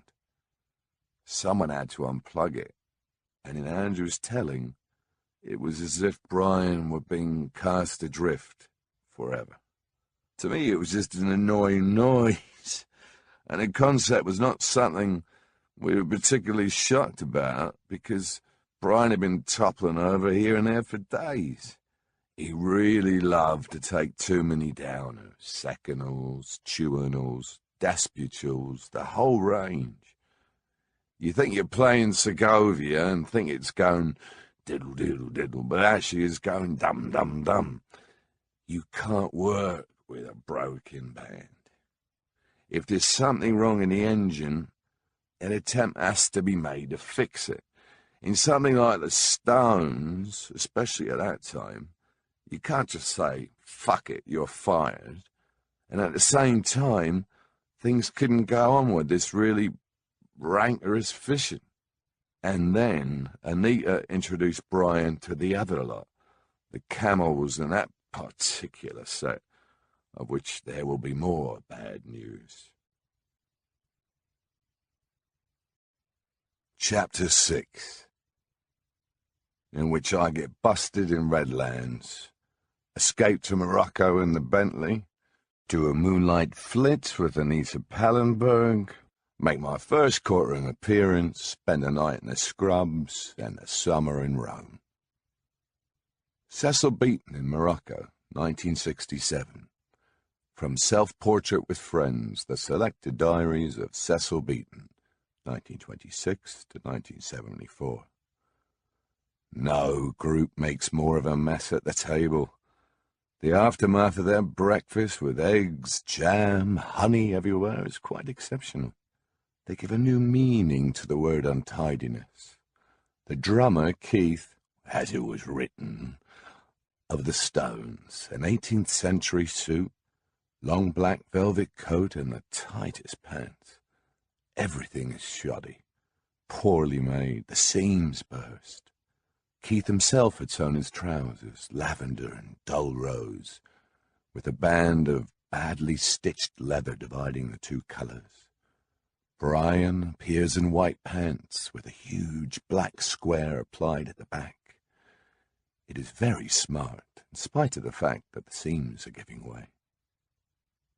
1967 was the watershed year, the year the seams gave way. There was that feeling that trouble was coming, which it did later, with all the riots, street fighting and all of that. It was a tension in the air. It's like negative and positive ions before a storm. You get that breathlessness that something's got to break. In fact, all it did was crack. We'd finished touring the previous summer, a grueling American tour, and wouldn't tour there again for 2 years. In all that time, the first 4 years of the band, I don't think we ever had more than 2 days rest between playing, travelling, and recording. We were always on the road. I felt I'd come to the end of an episode with Brian. At least it couldn't go on as it had while we were touring. Mick and I had gotten incredibly nasty to Brian when he became a joke, when he effectively gave up his position in the band. Things had been bad before that, too. I mean, there had been tension way before Brian started becoming an arsehole. But I was trying to mend fences at the end of 1966. We were a band, after all. I was footloose, fancy-free, having ended my affair with Linda Keith. And when Brian wasn't working, it was easier. And naturally I gravitated to Brian's and Anita's Courtfield Road, near Gloucester Road.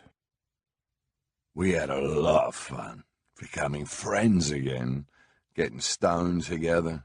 It was wonderful at first. So I started to move in with him.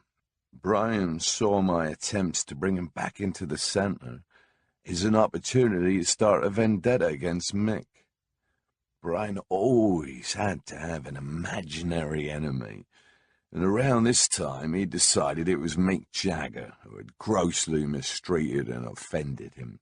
I just hung out as a guest and got a ringside seat on the world that Anita attracted around her, which was an exceptional gang of people. I used to walk back through Hyde Park to St. John's Wood at 6 in the morning at first, just to pick up a clean shirt, and then I just stopped going home. In those days on Courtfield Road, I had nothing to do with Anita, strictly speaking. I was fascinated by her from what I thought was a safe distance. I thought certainly that Brian had got very lucky. I could never figure out how he got his hands on her.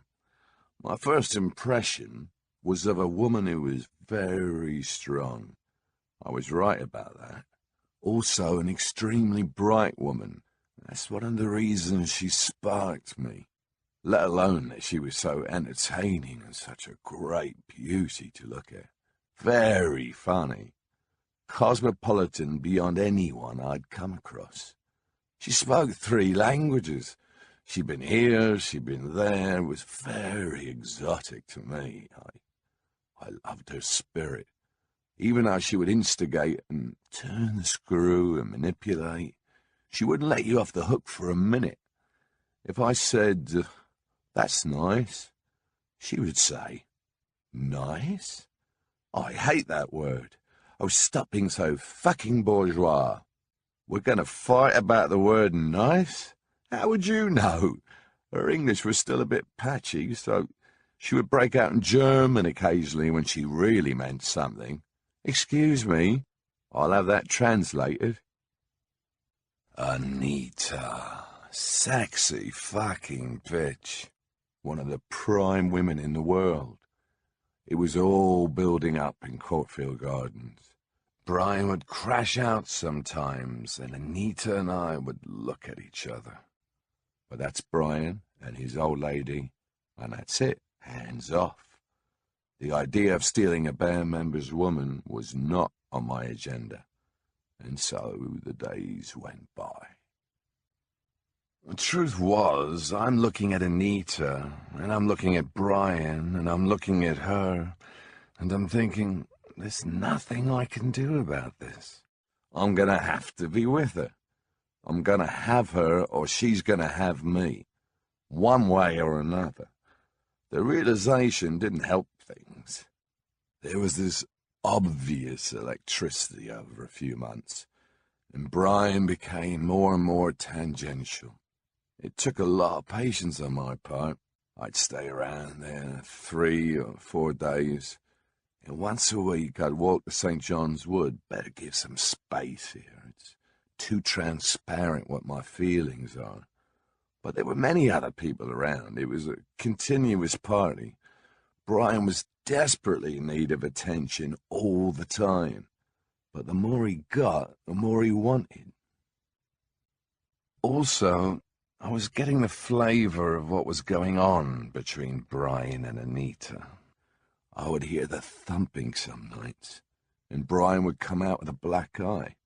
Brian was a woman beater. But the one woman in the world you did not want to try and beat up on was Anita Pallenberg. Every time they had a fight, Brian would come out bandaged and bruised. But it was nothing to do with me. Was it? I was there only to hang with Brian. Anita came out of an artistic world, and she had quite a bit of talent herself. She was certainly a lover of art, and Pally with its contemporary practitioners, wrapped up in the pop art world. Her grandfather and great-grandfather were painters, a family that had gone down, apparently, in a blaze of syphilis and madness. Anita could draw. She grew up in her grandfather's big house in Rome, but spent her teens in Munich at a decadent German aristocrat school where they threw her out for smoking, drinking, and worst of all, hitchhiking. When she was 16, she got a scholarship to a graphic school in Rome near the Piazza del Popolo, which was when she started hanging out at that tender age in the cafes with the Roman intelligentsia, Fellini and all those people, as she put it. Anita had a lot of style. She also had an amazing ability to put things together, to connect with people. This was Rome in the Dolce Vita period. She knew all the filmmakers, Fellini, Visconti, Pasolini. In New York, she connected with Warhol, the pop art world, and the beat poets. Mostly through her own skills, Anita was brilliantly connected to many worlds and many different people. She was the catalyst of so many goings-on in those days.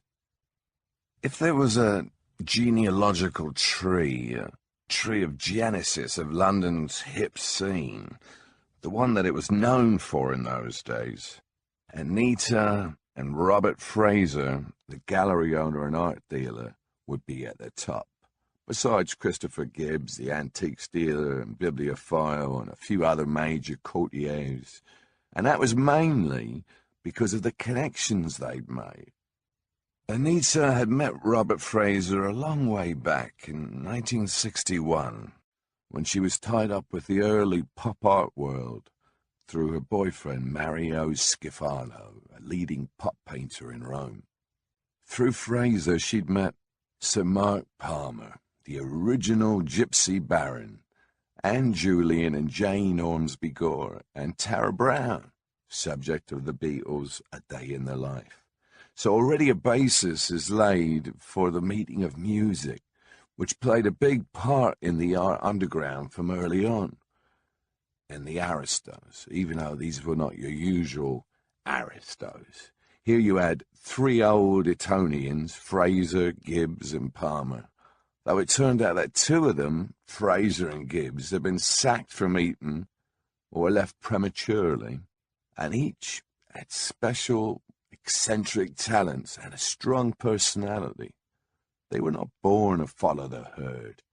Mick and Marianne would make pilgrimages with John Mitchell, a writer, and the Merlin of the group, to Herefordshire to observe flying saucers and ley lines and all that. Anita had a Paris life, dancing around nightly and diaphanously in regimes where they let her in for free. She had an equally glamorous Roman life. She worked as a model and she got parts in movies. The people she mixed with were hardcore avant-garde in the days when hardcore hardly existed. And that was when the drug culture had started to explode. First came the mandrax with the grass, then the acid in late 66, then the coke sometime in 67, then the smack. Always. I remember David Courts, the original maker of my skull ring, still a close friend, coming out to dinner in a pub near Redlands. He'd had some mandrax and some bevies, and now wanted to rest his head in the soup. I remember it only because Mick carried him on his back to the car. He would never do something like that now. And I realized, remembering that incident, how very long ago it was that Mick changed. But that is another country. Oh, they were some fascinating people. Captain Fraser, who'd had a commission in the King's African Rifles, the strong arm of colonial authority in East Africa, was posted in Uganda, where Idi Amin was his sergeant. He turned into Strawberry Bob, floating around in slippers and Rajasthani trousers by night, and gangster-sharp pinstripes and polka-dot suits by day. The Robert Fraser Gallery was pretty much the cutting edge. He was putting on Jim Dine shows. He represented Liechtenstein, He did Warhol's first thing in London, showing Chelsea girls in his flat. He showed Larry Rivers, Rauschenberg. Robert saw all the changes coming. He was very into pop art. He was aggressively avant-garde. I liked the energy that was going into it, rather than necessarily everything that was being done. It was that feeling in the air that anything was possible. Otherwise, the stunning, overblown pretentiousness of the art world made my skin crawl cold turkey, and I wasn't even using the stuff. Allen Ginsberg was staying at Mick's place in London once. I spent an evening listening to the old gas bag pontificating on everything. It was the period when Ginsberg sat around playing a concertina badly and making sounds, pretending he was oblivious to his socialite surroundings. Captain Fraser really loved his Otis Redding and his Booker T in the MGs. I'd sometimes drop by his flat in Mount Street, the salon of the period, in the morning, if I'd been up all night, and I'd just got the new Booker T or Otis album. And there was Mohammed, the Moroccan servant in the jalaba, preparing a couple of pipes, and we'd listen to Green Onions or Chinese Checkers or Chained and Bound. Robert was into smack. He had a cupboard full of double-breasted suits, all superbly made, with great fabrics, and his shirts were often handmade bespoke shirts.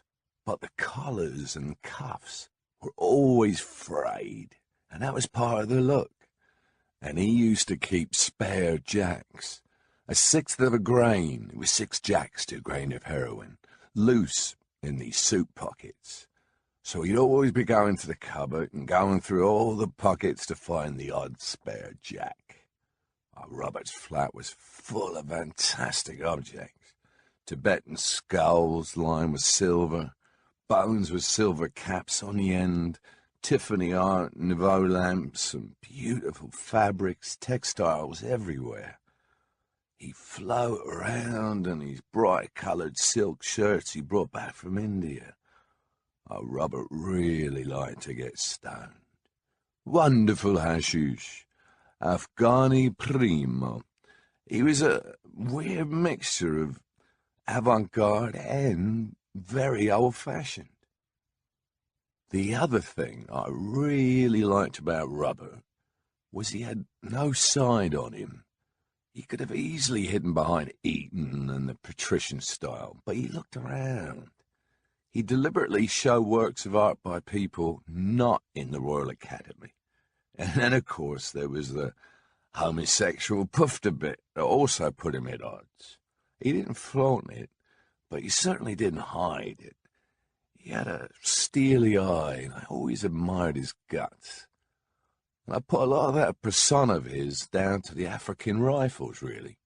He had his eyes open in Africa. Captain Robert Fraser, retired. If he wanted to, he could pull rank. But I have the feeling with Robert that he just detested more and more the way that the establishment at that time, as they called it, was still trying to cling on to something that was obviously crumbling. I admired his stand on, "This cannot go on." And I think that's why he attached himself to us and the Beatles and the avant-garde artists. Fraser and Christopher Gibbs had been at Eton together. When Anita first met Gibby, way back, he'd just come out of jail for taking a book from Sotheby's, age 18 or something. Always a passionate collector and with a very good eye. We linked up with Gibbs again through Robert when Mick decided he wanted to have a country life. Robert was not country inclined and said, "You better get Gibby onto this." So Gibbs started showing Mick and Marianne around England, and they looked at various palaces and estates. I've always loved Gibby in his own way. I used to stay at his apartment at Shaney Walk on the Embankment. He had a great library of books. I could just sit around, look at beautiful first editions, and great illustrations and paintings and stuff that I hadn't had time to get into because I've been working on the road. Very much in the flog and the furniture. Very nice pieces. A subtle promoter of his own wares. I've got this wonderful chest, 16th century. He was always flogging something off, or something was always available. At the same time, he was crazy, Christopher. He's the only guy I know that would actually wake up and break an emeryl nitrate popper under his nose. That even took me out. He'd have one by the side of the bed, just twist that little yellow file and wake up. I saw him do it. I was amazed. I didn't mind the poppers, but usually later at night. What Robert Fraser and Christopher Gibbs had in common was nerve and fearlessness, more front than Selfridge's. And they were mama's boys. Big mama fear amongst a lot of them. Maybe that's why they were all puffs. Strawberry Bob. He was always scared of his mum. Oh, my mother's coming. So what? Which didn't mean they were soft or pussy-whipped. It was just the respect for their mothers that was overpowering. Obviously, they had very strong mothers, because these guys were very strong guys. Only now have I learned that Gibby's mother was Queen of the Girl Guides worldwide, the Chief Commissioner for overseas. It's not something we talked about in those days. I never realized the influence of this duo back then, but they changed the landscape and they greatly influenced the style of the times. Gibbs and Fraser were only the front names and all that. There were Lampsons and Lamptons, Sykeses, Michael Rainey. There was Sir Mark Palmer, page boy to the Queen, an inveterate Didecoy, bless his heart. Him with the gold teeth and the whippets tied to baling twine, and the caravans that used to trundle through the country lanes and park on the estates of his friends. I guess if you're brought up and trained to carry the Queen's frock, gypsy caravan might look kind of attractive after a while. It was all right before you got hair on your cock. But after that, what do you do? I haul the Queen's frock? Suddenly, we were being courted by half the aristocracy, the younger scions, the heirs to some ancient pile, the Ormsby Gores, the tenants, the whole lot. I've never known if they were slumming or we were snobbing. They were very nice people. I decided it was no skin off my nose. If somebody's interested, they're welcome. You want to hang, you want to hang. Yeah, it was the first time I know of when that lot actively sought out musicians in such large numbers. They realized there was something blowing in the wind, to quote Bob. They felt embarrassed up there, the knights in blue, and they felt they were being left out of things if they didn't join in.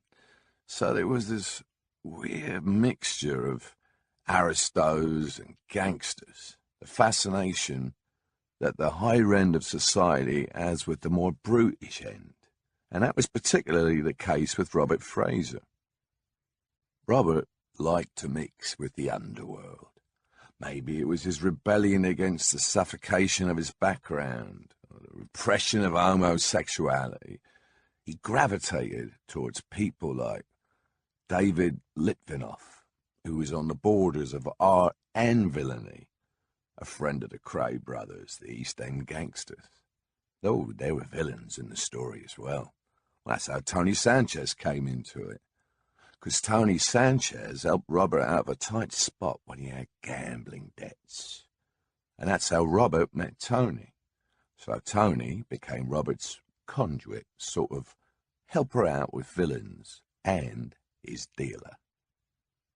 Tony rang a gambling casino for Spanish waiters in London after hours. He was a dope dealer and a gangster with a Mark 10 Jag, two-tone, all done up pimp style. His father ran a famous Italian restaurant in Mayfair. Spanish Tony was a hard man. Biff, bang, one of those. He was a great guy until he became a bad one. His trouble, just like many others, was that you can't be like that and also become a junkie. The two don't mix. If you're going to be a hard man, if you're going to be smart, be on your toes, which is what Tony could have been and was for a while, you can't afford to be on dope. It slows you down. If you're going to be selling it, okay, that's the way it is, but don't sample it. There's a big difference between a dealer and a consumer. To be a dealer, you've got to be way in front. Otherwise, you slip up. And that's what happened to Tony. He set me up a couple of times, without my knowing it. I found out later. He used me as a getaway driver on a hit-and-run jewel theft in the Burlington arcade. "Here, Keith, I've got this Jag. Do you want to try it out?" What they wanted was a clean car and a clean driver.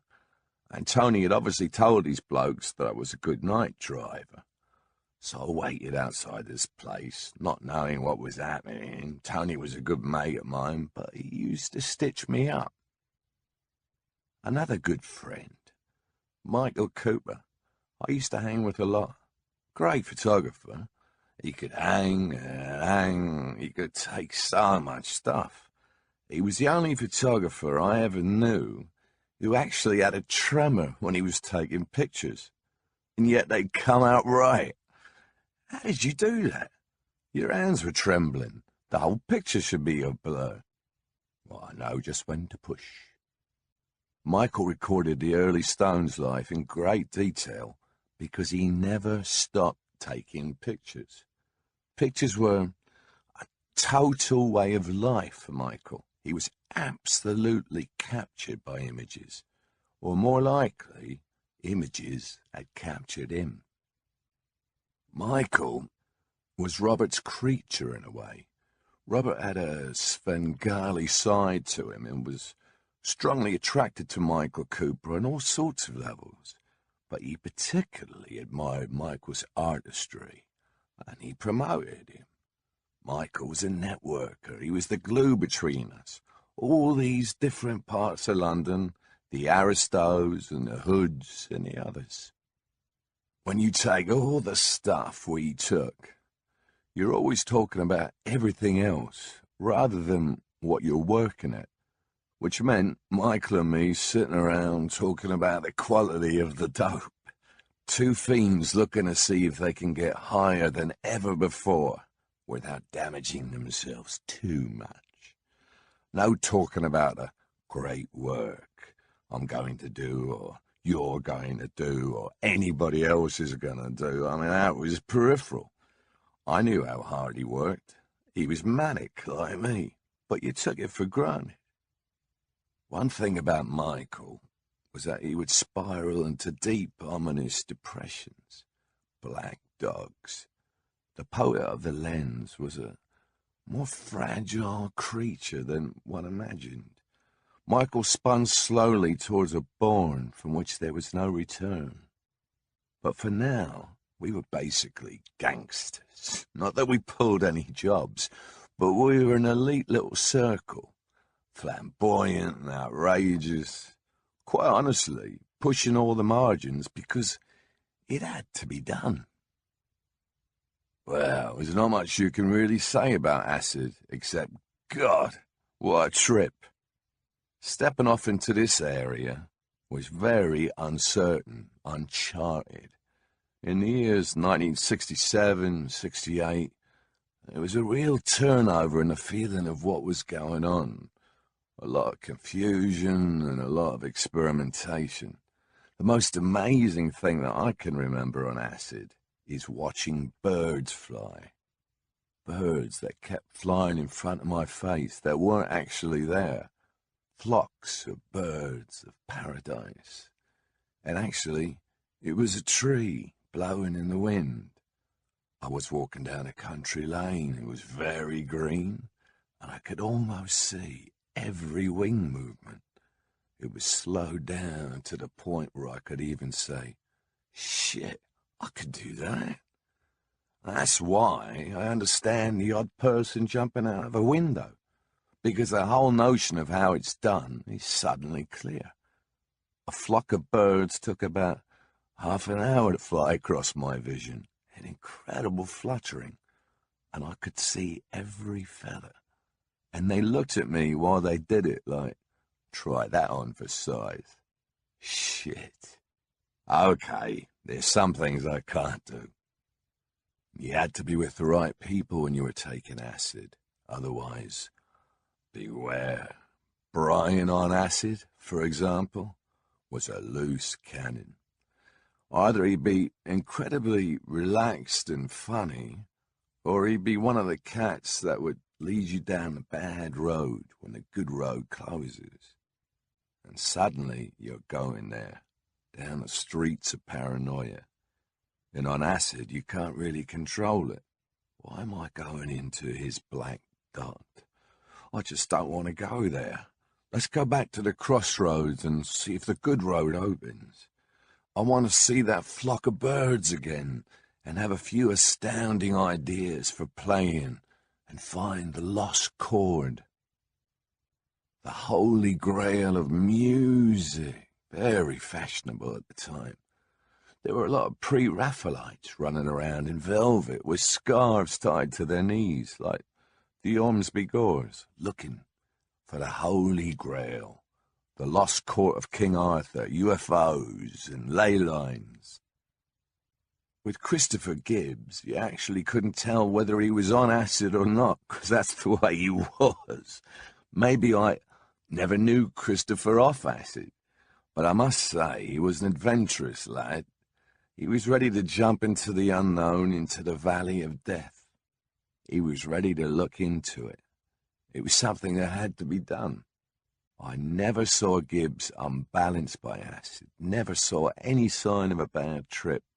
My memories of Christopher are that he was somehow always angelically 3 feet off the ground, as we all were, perhaps.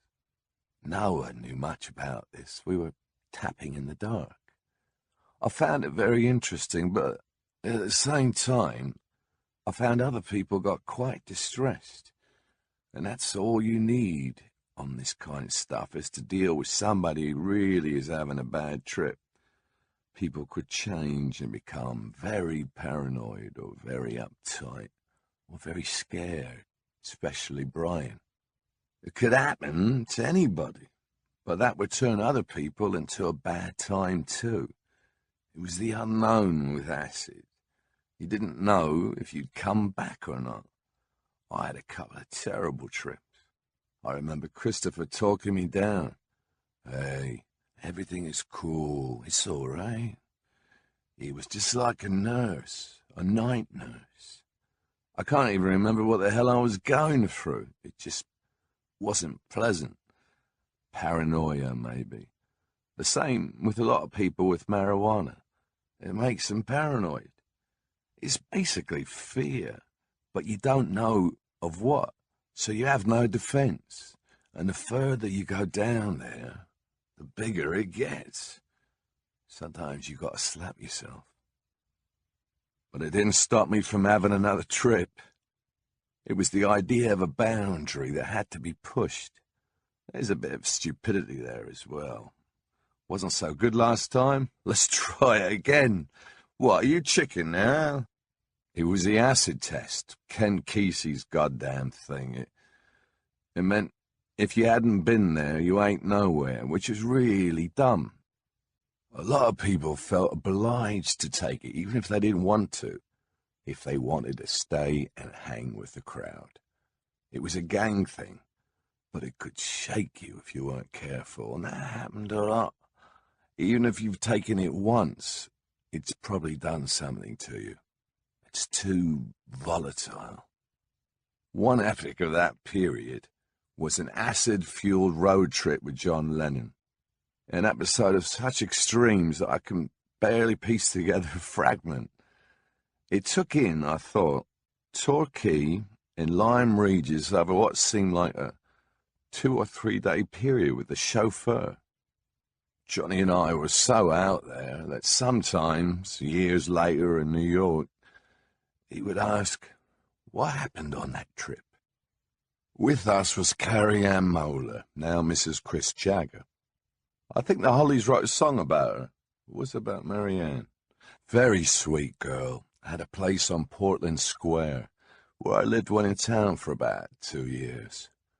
Her reminiscences, which I sought out recently for this book, were quite different from mine, but hers were at least not almost a total blank like mine. What is clear to me now is that we never thought we were overworked, but later on, you realize you didn't give yourself a break, boy. So when we had 3 unfamiliar days off, we got a little wild. I remembered going in a chauffeur-driven car, but Carrie Ann says we didn't have a chauffeur. We went in a cramped 2-door car with one other identifiable passenger. So maybe we did have a chauffeur. According to Carrie Ann, we started in Dolly's nightclub, the precursor of Tramp, and drove round Hyde Park Corner several times, wondering where to go. We drove to John's house in the country, she says, and said hi to Cynthia, and then Carrie Ann decided we'd go and visit her mum in Lyme Regis. What a nice visit for her mother. A couple of flying acid heads who'd been up for a couple of nights. We got there about dawn, so her story goes. One greasy spoon calf wouldn't serve us. John got recognized, and Carrie Ann realized that we couldn't go and visit her mother because we were so out of it. There followed, therefore, some missing hours because we didn't get back to John's house until after dark. There were palm trees, so it looks as if we sat on the Torquay, palm-lined esplanade for a great many hours, engrossed in a little world of our own. We got home, and so everyone was happy. It was one of those cases of John wanting to do more drugs than me. Huge bag of weed, lump of hash, and acid. I usually pick my spots with acid. Moving around didn't come into it if you could avoid it. I liked John a lot. He was a silly sod in many ways. I used to criticize him for wearing his guitar too high. They used to wear them up by their chests, which really constricts your movement. It's like being handcuffed. Got your fucking guitar on your fucking chin, for Christ's sake. It ain't a violin. I think they thought it was a cool thing. Jerry and the Pacemakers, all the Liverpool bands did it. We used to fuck around like that. Try a longer strap, John. The longer the strap, the better you play. I remember him nodding and taking it in.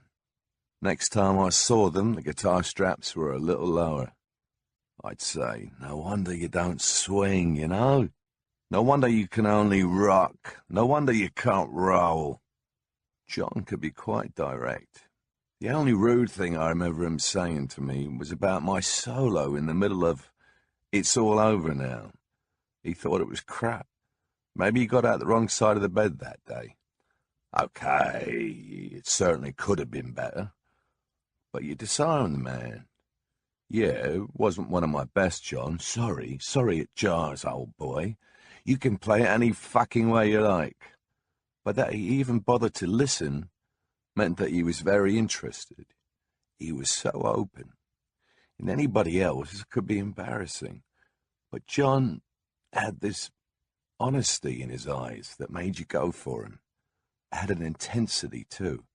He was a one-off. Like me, we were attracted to each other in a strange way. Definitely a 2-alpha clash to start with.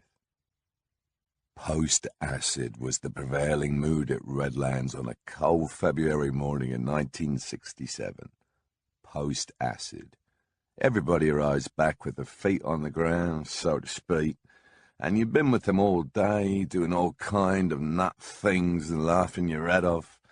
You've gone for walks on the beach, and you're freezing cold, and you're not wearing any shoes, and you're wondering why you've got frostbite. It come down, hits everybody in a different way. Some people are going, let's do it again, and others are going, enough already. And you can flash back into full acid drive at any moment. There's a knock at the door. I look through the window, and there's this whole lot of dwarfs outside, but they're all wearing the same clothes. They were policemen, but I didn't know it. They just looked like very small people, wearing dark blue with shiny bits and helmets. Wonderful attire. Am I expecting you? Anyway, come on in. It's a bit chilly out. They were trying to read a warrant to me. Oh, that's very nice, but it's a bit cold outside. Come on in and read it to me over the fireplace. I'd never been busted before, and I was still on acid. Ah, make friends, love. Not for me, would there be? You cannot come in until I speak to my lawyer. It was, yeah, come on in, and then roughly disabused. While we're gently bouncing down from the acid, they're trampling through the place, doing what they've got to do, and none of us are really taking much notice of them. Obviously, there was a shiver of the usuals, but there didn't seem to be much we could do about it at that moment, so we just let them walk about and look in ashtrays. Incredibly enough, what they did come up with was only a few roaches, and what Mick and Robert Fraser had in their pockets, which was a minute amount of amphetamine, bought legally by Mick in Italy, and in Robert's case, heroin tabs. Otherwise, we just carried on. There was the thing, of course, of Marianne. Hard day on acid. She'd taken a bath upstairs, just finished, and I had this huge fur rug, made of pelts of some kind, rabbit, and she just wrapped herself up in that. I think she had a towel around her too, and was lying back on a couch after a nice bath. How the Mars bar got into the story, I don't know. Well, there was one on the table. Well, there were a couple, because on acid, suddenly you get sugar-lack and you're munching away. And so she's stuck forever with the story of where the police found that Mars bar. And you have to say, she wears it well. But how that connotation came about, and how the press managed to make a Mars bar on a table and Marianne wrapped in a fur rug into a myth, is a kind of classic. In fact, Marianne was quite chastely attired for once. Usually, when first you said hi to Marianne, you started talking to the cleavage, and she knew she was thrusting it. A naughty lady, bless her heart. She was more dressed in this fur bedspread than she'd been all day. So they had a woman police officer who took her upstairs and made her drop the rug. What else do you want to see? From there, shows you what's in people's minds, the evening paper headlines are Naked Girl at Stone's Party. Info directly from the police. But the Mars bar as a dildo? Oh, that's rather a large leap. The weird thing about these myths is that they stick when they're so obviously false. Perhaps the idea is that it's so outlandish or crude or prurient that it can't have been invented. Imagine allowing a group of policemen and women to see this evidence, keeping it on display as they came tramping through the house. Excuse me, officer, I think you may have missed something. Over here. Others at Redlands that day were Christopher Gibbs and Nicky Kramer, an upper-class drifter and hanger-on who befriended everybody, a harmless enough soul who was innocent of betraying us, although David Litvinoff held him out of a window by his ankles to find out. And, of course, Mr. X, as he was later referred to in court, David Schneiderman. Schneiderman, who also went by the moniker of Acid King, was the source of that very high-quality acid of the time, such brands as Strawberry Fields, Sunshine, and Purple Haze. Where do you think Jimmy got that from? All kinds of mixtures. And that's how Schneiderman got in on the crowd, by providing this super-duper acid. In those innocent days, now abruptly ended, nobody bothered about the cool guy, the dealer in the corner. One big happy party. In fact, the cool guy was the agent of the constabulary. He came with this bag full of goodies, including a lot of DMT, which we'd never had before, dimethyltryptamine, one of the ingredients of ayahuasca, a very powerful psychedelic. He was at every party for about 2 weeks, and then mysteriously disappeared and was never seen again. The bust was a collusion between the News of the World and the cops, but the shocking extent of the stitch-up, which reached to the judiciary, didn't become apparent until the case came to court months later. Mick had threatened to sue the scandal rag for mixing him up with Brian Jones and describing him taking drugs in a nightclub. In return, they wanted evidence against Mick to defend themselves in court. It was Patrick, my Belgian chauffeur, who sold us out to the News of the World, who in turn tipped off the cops, who used Schneiderman. I'm paying this driver handsomely, and the gig's the gig. Keep stum. But the News of the World got to him. Didn't do him any good. As I heard it, he never walked the same again. But it took us time to piece these little details together. As far as I remember, the atmosphere was fairly relaxed at the time. Shit, anything we'd done already. It was only later on, the next day, when we started to get the letters from solicitors and everything, Her Majesty's government and blah, blah, blah, we thought, this is serious.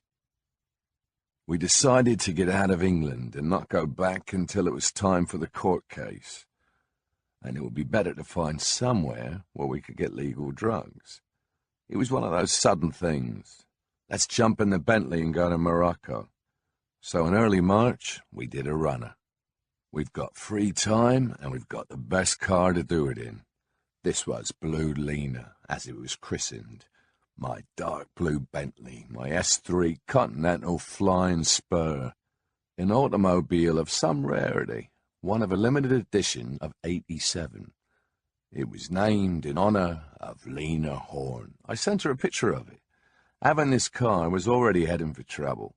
Breaking the rules of the establishment, driving a car I was definitely not born into. Blue Lena had carried us on many an acid-fueled journey. Modifications included a secret compartment in the frame for the concealing of illegal substances. It had a huge bonnet, and to turn it, you really had to swing it about. Blue Lena required some art and knowledge of its contours and tight situations. It was 6 inches wider at the back than the front. You got to know your car, no doubt about that. 3 tons of machinery. A car that was made to be driven fast at night. Brian and Anita had been to Morocco the previous year, 1966, staying with Christopher Gibbs, who had to take Brian to hospital with a broken wrist after a punch he'd thrown at Anita had hit the metal window frame in the El Minzar Hotel in Tangier. He was never good at connecting with Anita.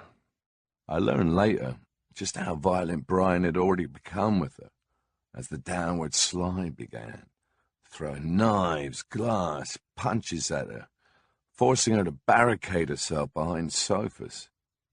It's probably not well known that Anita had a very sporty childhood. Sailing, swimming, skiing, outdoor sports of every kind. Brian was no match for Anita, physically or in terms of wit. She was always on top of it. He always came off second best. And she thought, at the start at least, that Brian's rampages were quite funny, but they were becoming unfunny and dangerous. Anita told me later that at Torremolinos, on the way to Tangier the previous year, they had had massive fights after which Brian ended up in jail, and Anita too once for stealing a car coming out of a club. She was often trying to bail Brian out, screaming at the turnkeys, "You can't keep him in jail! Let him out!" All this time, they had grown to look like each other. Their hair and clothes were becoming identical. They'd merged their personas, stylistically at least. We flew to Paris, Brian, Anita, and I, and met Deborah Dixon, an old friend of Anita, in the Hotel George V. Deborah was a piece of work, a beauty from Texas who had been on every magazine cover in the early 60s. Brian and Anita first met on the Stones tour, but it was in Deborah's house in Paris that they first got together. My new driver to replace the snitch Patrick, Tom Keylock, tough bloke from North London, soon to become the Stones' fixer-in-chief, brought Blue Lena over to Paris, and we set off for the sun. I sent a postcard to Mum. Dear Mum, sorry I didn't phone before I left, but my telephones aren't safe to talk on. Everything will be all right, so don't worry. It's really great here, and I'll send you a letter when I get where I'm going. All my love, your fugitive son, Keith. Brian, Deborah, and Anita occupied the back seat, and I sat in the front next to Tom Keylock, changing the 45s on a little Philips car record player. It's hard to know on this journey how and why the tension built up in the car as it did. It was helped on by Brian being even more obnoxious and childish than usual. Tom's an old soldier, fought at Arnhem and everything like that, but even he couldn't ignore the tension in that car. Brian's relationship with Anita had reached a jealous stalemate when she refused to give up whatever acting work she was doing to fulfill domestic duties as his full-time geisha, flatterer, punchbag, whatever he imagined, including partaker in orgies, which Anita always resolutely refused to do. On this trip, he never stopped complaining and whining about how ill he felt, how he couldn't breathe. No one took him seriously. Brian certainly suffered from asthma, but he was also a hypochondriac. Meanwhile, I was the DJ. I had to keep feeding the goddamn thing with little 45s, the favorite sounds, much Motown at the time. Anita claims that these choices were full of meaning and communication to her. Songs of the moment like Chantilly Lace and Hey Joe. All songs are like that. You can take the meaning any way you want. The first night of our journey through France, we stayed all in the same room. 5 of us in a kind of dormitory in the top of a house. The only accommodation we could find late at night. Next day, we got to a town called Cordes-sur-Ciel that Deborah wanted to see. A pretty village on top of a hill. And from out of its medieval walls, as we approached, emerged an ambulance. And at this point, Brian insisted that we should follow it to the nearest hospital, which was in Albi. There, Brian was diagnosed with pneumonia. Well, it was hard to know with Brian what was real and what wasn't. But this meant that he was transferred to a Toulouse hospital, where he would stay for several days, and it was there we left him. I discovered much later that he gave instructions to Deborah not to leave Anita and me alone together. So it was pretty clear to him. We said, "Okay, Brian, you're cool. We'll drive down through Spain, then you fly over to Tangier."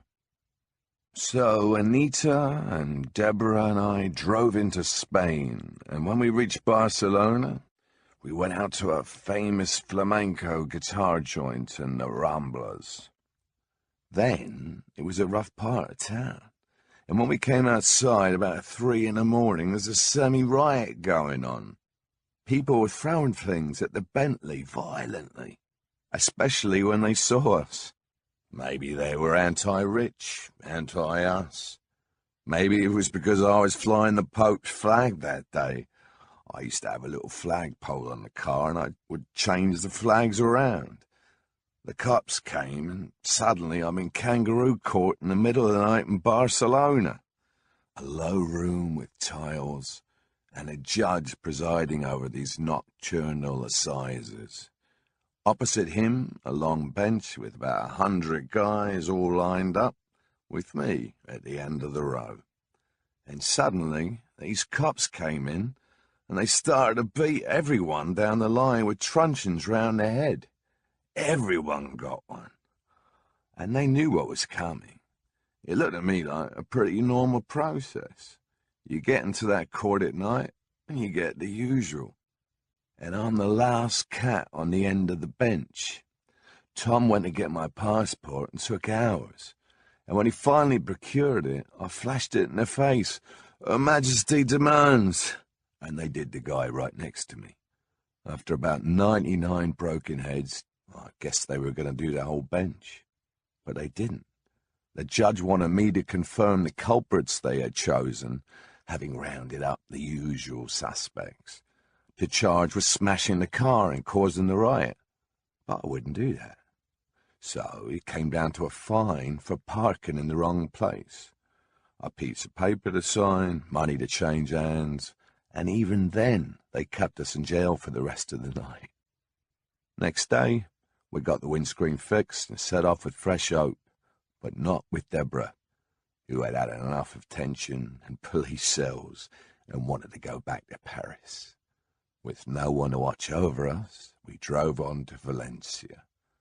And between Barcelona and Valencia, Anita and I found out that we were really interested in each other. I have never put the make on a girl in my life. I just don't know how to do it. My instincts are always to leave it to the woman, which is kind of weird, but I can't pull the come on bit. Hey, baby, how you doing? Come on, let's get it on and all of that. I'm tongue-tied. I suppose every woman I've been with, they've had to put the make on me. Meanwhile, I'm putting the make on in another way, by creating an aura of insufferable tension. Somebody has to do something. You either get the message or you don't, but I could never make the first move. I knew how to operate amongst women, because most of my cousins were women, so I felt very comfortable in their company. If they're interested, they'll make the move. That's what I found out.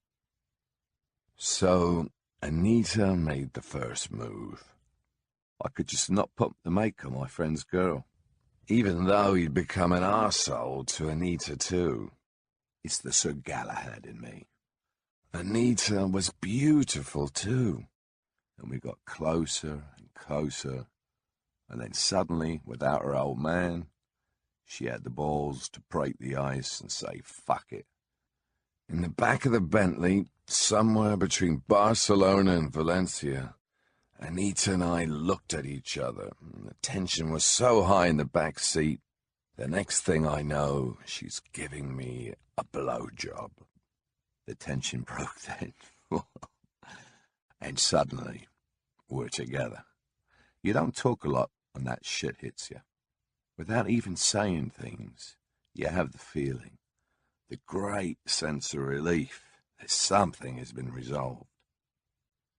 It was February, and in Spain it was early spring. Going through England and France, it was pretty chill. It was winter. We got over the Pyrenees, and within half an hour already, it was spring. And by the time we got to Valencia, it was summer. I still remember the smell of the orange trees in Valencia.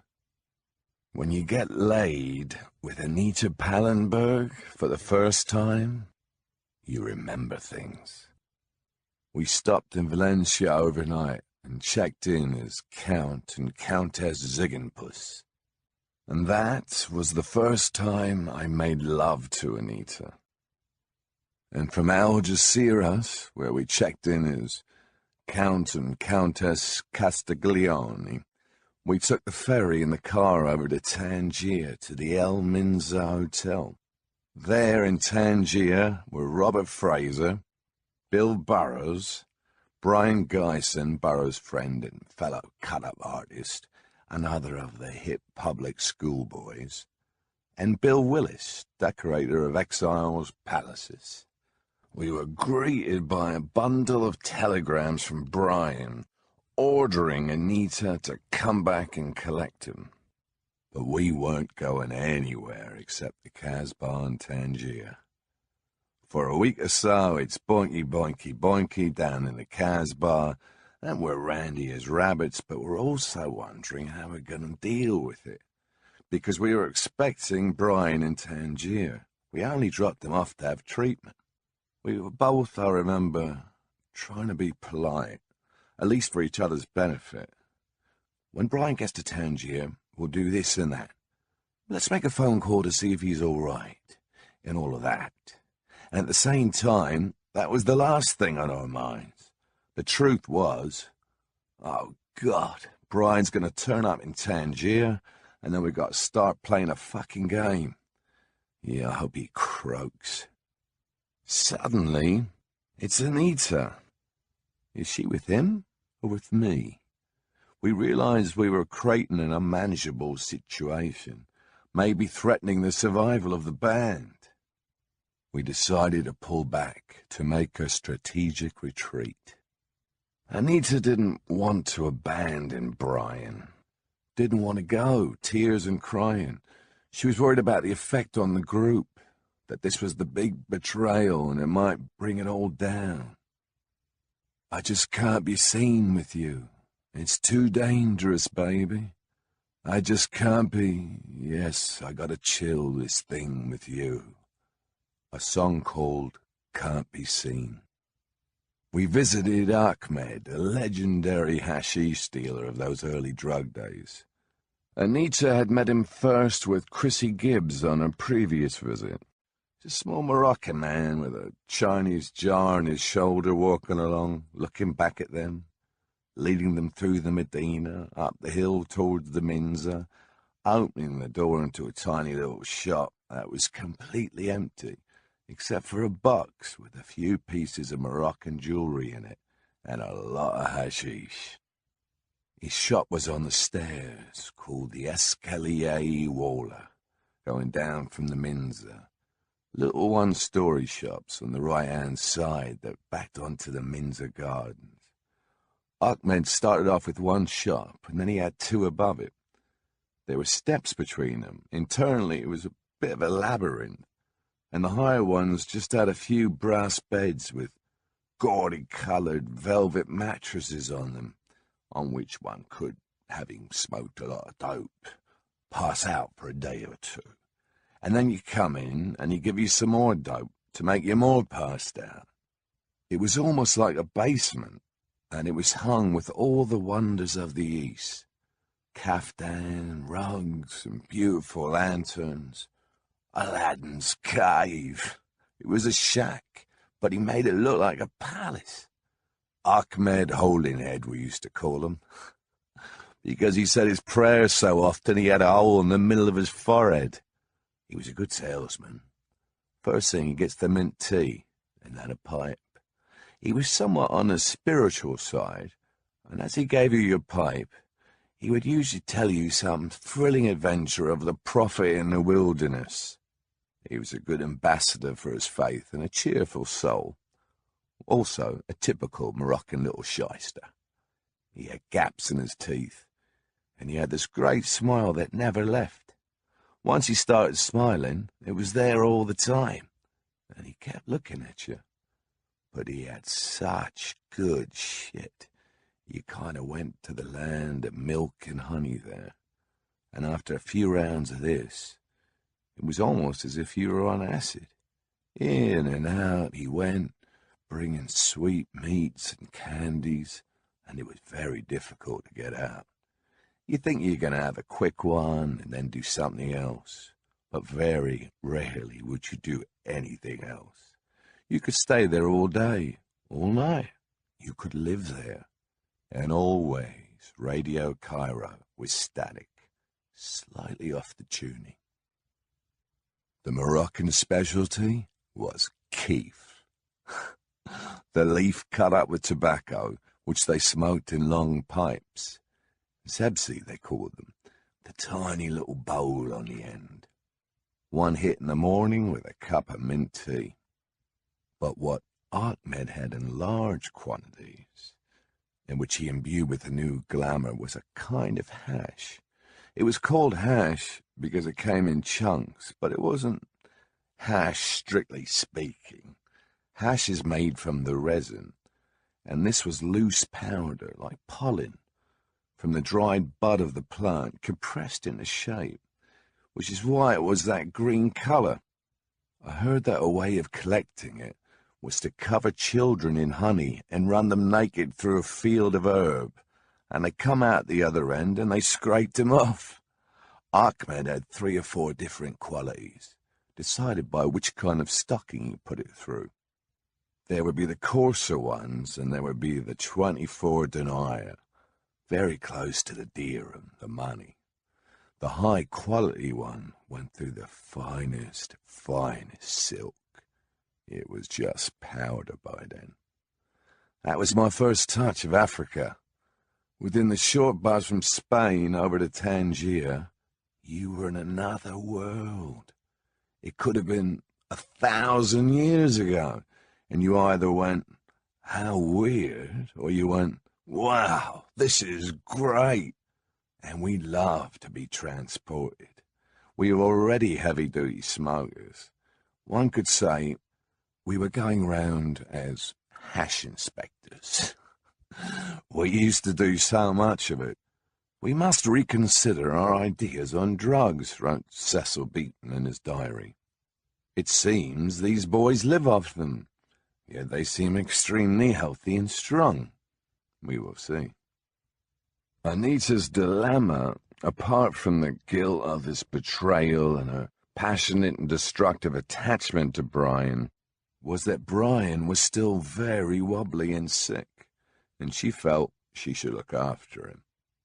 So Anita went back to get Brian, took him from Toulouse to London for more medical attention, and then, with Marianne, who was coming to join Mick in Marrakesh for the weekend, brought him at first to Tangier. Brian had been doing a lot of acid, and he was in a weak physical state from his pneumonia.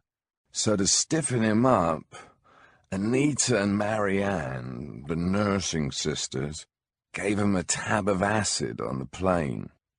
Anita and Marianne had both been up all the previous night on acid, and according to Anita, when they finally got to Tangier, some incident at Ahmed's in which Marianne found her sari, the only item of clothing she had packed, unraveling and herself suddenly exposed, naked in the Casbah, caused panic to set in, especially in Brian, who ran back to the hotel seized with fear.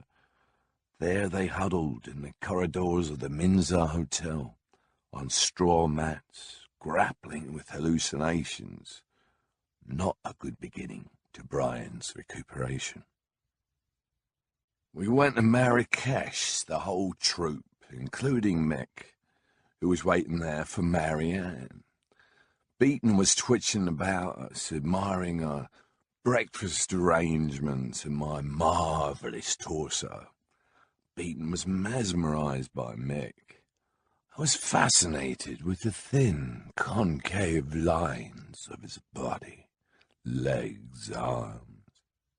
When Brian, Anita, and Marianne got to Marrakesh, Brian must have sensed something, although Tom Keylock, who was the only person who knew about Anita and me, wouldn't have told him. And we're pretending barely to know each other. Yeah, we had a great trip, Brian. Everything was cool. Went to the Casbah. Valencia was lovely. The almost unbearable tension of the situation. And that was recorded by Michael Cooper in one of his most revealing photographs, and a chilling image in retrospect. The last picture of Anita and Brian and me together. It has a tension about it that still radiates. Anita staring straight at the camera, me and Brian looking grimly away in different directions, a joint in Brian's hand. Cecil Beaton took one of Mick and me and Brian, who's clutching his Ewer tape recorder, bags under his eyes, malevolent and sad. It's not surprising that little or no work was done. I don't remember doing or composing anything with Mick in Morocco, which was rare at the time. We were too occupied. It was obvious that Brian and Anita had come to the end of their tether. They'd beaten the shit out of each other. There was no point in it. I never really knew what the beef was. If I were Brian, I would have been a little bit sweeter and kept the bitch, but she was a tough girl. She certainly made a man out of me. She had had almost nothing but turbulent, abusive relationships, and she and Brian had always been fighting. She ran away screaming, being chased in tears. She'd been used to this for so long. It was almost reassuring and normal. It's not easy to get out of those destructive relationships, to know how to end them. And of course, Brian starts his old shit again in Marrakesh in the Asadi Hotel, trying to take Anita on for 15 rounds. His reaction to whatever he sensed between Anita and me was more violent. And once again, he breaks 2 ribs and a finger or something, and I'm watching it, hearing it. Brian was about to sign his own exit card and help Anita and me on our way. There's no point to this non-interference anymore.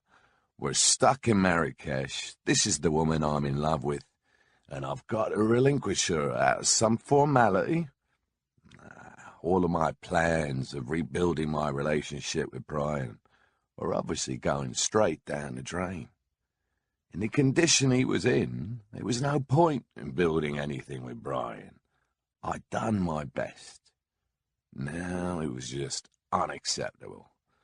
Then Brian dragged 2 tattooed whores, remembered by Anita, incidentally, as really hairy girls, down the hotel corridor and into the room, trying to force Anita into a scene, humiliating her in front of them. He started to fling food at her from the many trays he'd ordered up. At that point, Anita ran to my room. I thought Anita wanted out of there, and if I could come up with a plan, she would take it. Sir Galahad again. But I wanted her back. I wanted to get out. I said, you didn't come to Marrakesh to worry that you've beaten up your old man so much he's lying in the bath with broken ribs. I can't take this shit anymore. I can't listen to you getting beaten up and fighting and all this crap. This is pointless. Let's get the hell out of here. Let's just leave him. We're having much more fun without him. It's been a very, very hard week for me, knowing that you're with him. Anita was in tears. She didn't want to leave, but she realized that I was right when I said that Brian would probably try and kill her. And so I planned the moonlight flit. When Cecil Beaton took that picture of me lying beside the pool at the hotel, I was actually figuring out an escape route. I was thinking, right, tell Tom to get the Bentley ready. To just somewhere after sunset, we're getting out of here. The great moonlight flip from Marrakesh to Tangier was in motion. We set Brian Geisen up. We had Tom Keelock order him to take Brian into Marrakesh, into the Square of the Dead, with the musicians and acrobats, to do some recording with his Ewer tape recorder, to avoid what Tom had told him was an invasion of press hunting for Brian. And in the meantime, Anita and I drove to Tangier. We left late at night. Anita and I, with Tom at the wheel. Mick and Marianne had already left. In some written work, Geisen recorded the devastating moment when Brian got back to the hotel and called him. "Come quickly. They've all gone and left me. Cleared out. I don't know where they've gone. No message. The hotel won't tell me. I'm here all alone. Help me. "Come at once," Guyson writes. I go over there, I get him into a bed, I call a doctor to give him a shot and stick around long enough to see it take hold on him. Don't want him jumping down those 10 stories into the swimming pool. Anita and I got back to my little pad in St. John's Wood, which I'd hardly used since I moved into it with Linda Keith. It was quite a difference for Anita after Courtfield Gardens.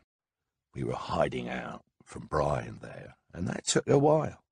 Brian and I still had to work together, and Brian made desperate attempts to get Anita back. There was no chance of that happening. Once Anita makes up her mind, she makes up her mind. But there was still this intense period of hiding out and negotiating with Brian, and he just used that as an even bigger excuse to get even more and more out there. It's said that I stole her, but my take on it is that I rescued her. Actually, in a way, I rescued him, both of them. They were both on a very destructive course. Brian went to Paris and fell onto Anita's agent, howling that everyone had left him, fucked off and left him. He never forgave me. I don't blame him.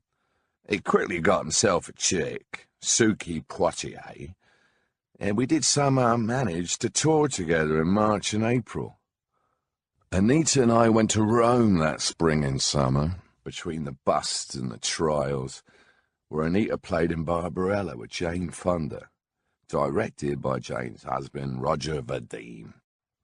Anita's Roman world centered around the Living Theatre, the famous anarchist pacifist troupe run by Judith Malina and Julian Beck, which had been around for years but was coming into its own in this period of activism and street demos.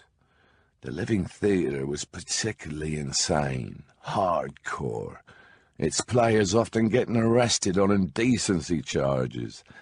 They had a play in which they recited lists of social taboos at the audience, for which they usually got a night in the slammer. Their main actor, a handsome black man named Rufus Collins, was a friend of Robert Fraser, and they were a part of the Andy Warhol and Gerard Malanga connection. And so it all went round in a little avant-garde elite, as often as not drawn together by a taste for drugs, of which the LT was a centre. And drugs were not copious in those days. The Living Theatre was intense, but it had glamour. There were all those beautiful people attached, like Danielle Luna, who was the first famous black model in America, and Nico, and all those girls who were hovering around. Danielle Luna was with one of the guys from the theatre. Talk about a tiger, a leopard, one of the most sinuous chicks I've ever seen. Not that I tried or anything.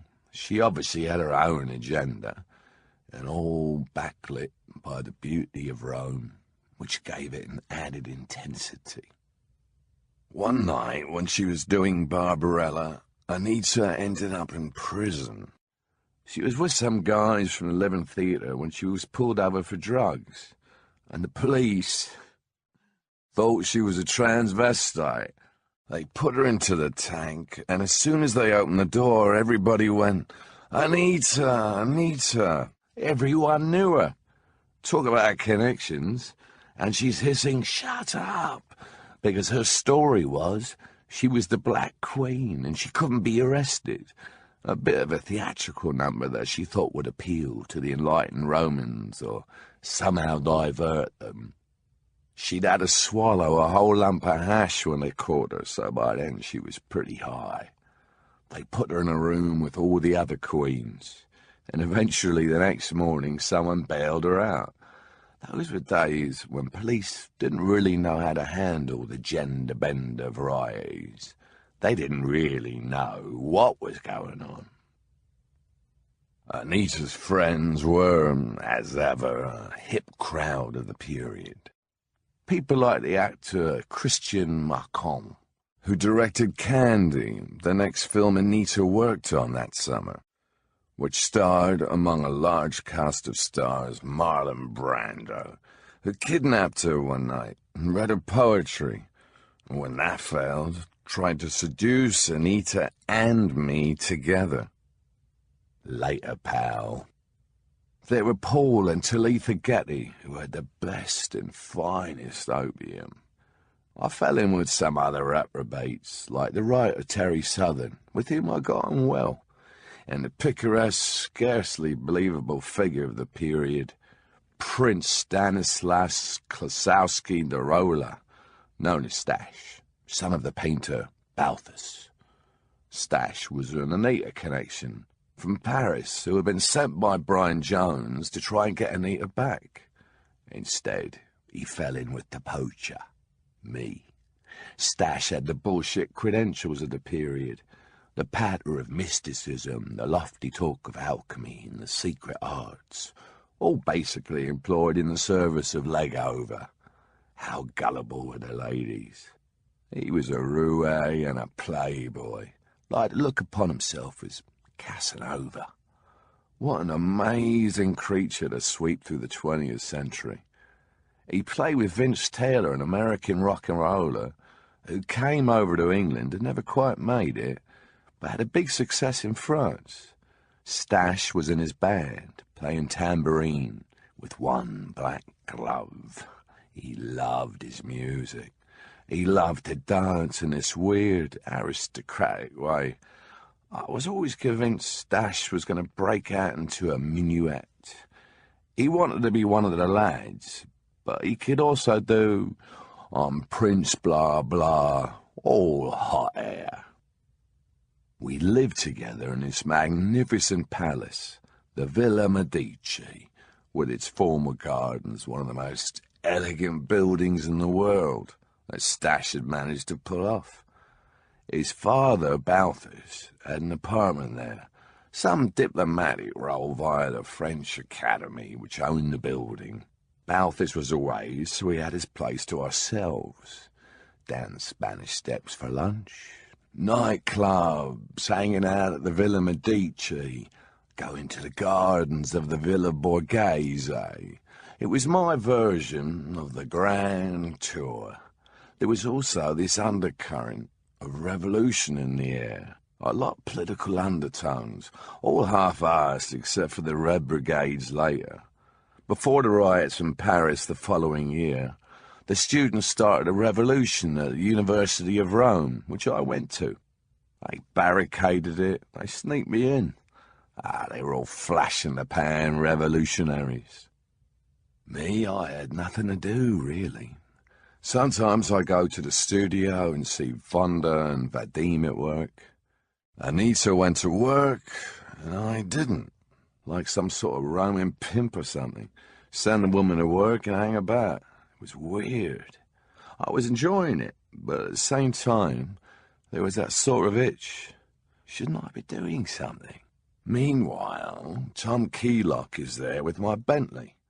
Blue Lena had loudspeakers in the grill, and Anita used to terrorize the Romans by putting on a woman policeman's voice, reading out their number plate and ordering them to turn immediately to the right. The car flew a Vatican flag with the keys of St. Peter. Marianne and Mick stayed with us for a while. Hear Marianne on the subject. Now that's a trip I'll never forget. Me and Mick and Keith and Anita and Stash. On acid, at night, in the full moon at the Villa Medici. It was just utterly beautiful. And Anita's smile, I remember. I mean, her wonderful smile in those days, which promised everything. When she was having a good time, she was so full of promise. She gave this incredible smile, which was quite frightening, too. All those teeth, like a wolf. Like a cat that got the cream. If you were a man, it must have been very powerful. She was gorgeous because she was so beautifully dressed. Always in the perfect costume. Anita had a huge influence on the style of the times. She could put anything together and look good. I was beginning to wear her clothes most of the time. I would wake up and put on what was lying around. Sometimes it was mine, and sometimes it was the old lady's. But we were the same size, so it didn't matter. If I sleep with someone, I at least have the right to wear her clothes. But it really pissed off Charlie Watts, with his walking cupboards of impeccable Savile Row suits, that I started to become a fashion icon for wearing my old lady's clothes. Otherwise, it was plunder, loot that I wore. Whatever was thrown at me on stage, or what I picked up off stage and happened to fit, I would say to somebody, "I like that shirt," and for some reason, they felt obliged to give it to me. I used to dress myself by taking clothes off other people. I was never really interested very much in my look, so to speak, although I might be a liar there. I used to spend hours stitching old pants together to give them a different look. I'd get 4 pairs of sailor pants. I'd cut them off at the knee, get a band of leather, and then put another colour from the other pair of pants and stitch them in. Lavender and dull rose, as Cecil Beaton says. I didn't realise he was keeping an eye on that shit. I did enjoy hanging out with Stash and his degenerates. Well, look who's talking. They cover my fucking ass, right? I had no particular desire to get into that area of society, a European bullshit high society. I'd use them when I could. I don't want to knock the man. I always liked to hang with him. And yes, I could say he's so shallow you couldn't paddle in it. And Stash would know exactly what I mean. And he knows he deserves it, little snipe. He got enough out of me, and I let him get away with a few things. I know exactly how tough he is. One kick up the bum, and he's gone. I used to believe in law and order and British Empire. I thought Scotland Yard was incorruptible. Wonderful. I fell for the whole shtick. The coppers I came up against taught me what it was really about. Amazing to think now that I was shocked, but I was. The bust we were subjected to was set against the background of massive corruption in Metropolitan Police at the time, and for the next few years, which culminated in the Commissioner publicly firing a great many CID officers and prosecuting others. It was only by getting busted that we realised how fragile the structure really was. They're shitting themselves with fear now because they've busted us and they don't know what to do with us. It was sort of eye-opening. What have they got at Redlands? Some Italian speed that Mick had on script anyway, and they found some smack on Robert Fraser, and that was it. And because they found a few roaches in the ashtray, I got done for allowing people to smoke marijuana on my premises. It was so tenuous. They got nothing out of it. In fact, what they got was a big black eye. On the day, almost on the hour, that Mick and I were charged, on May 10th, 1967, Brian Jones was simultaneously busted in his apartment in London. The stitch-up was orchestrated and synchronized with rare precision. But due to some small glitch of stage management, the press actually arrived, television crews included, a few minutes before the police knocked on Brian's door with their warrant. The police had to push through the army of hacks they'd summoned to get to the door. But this collusion was barely noticeable in the farce that unfolded.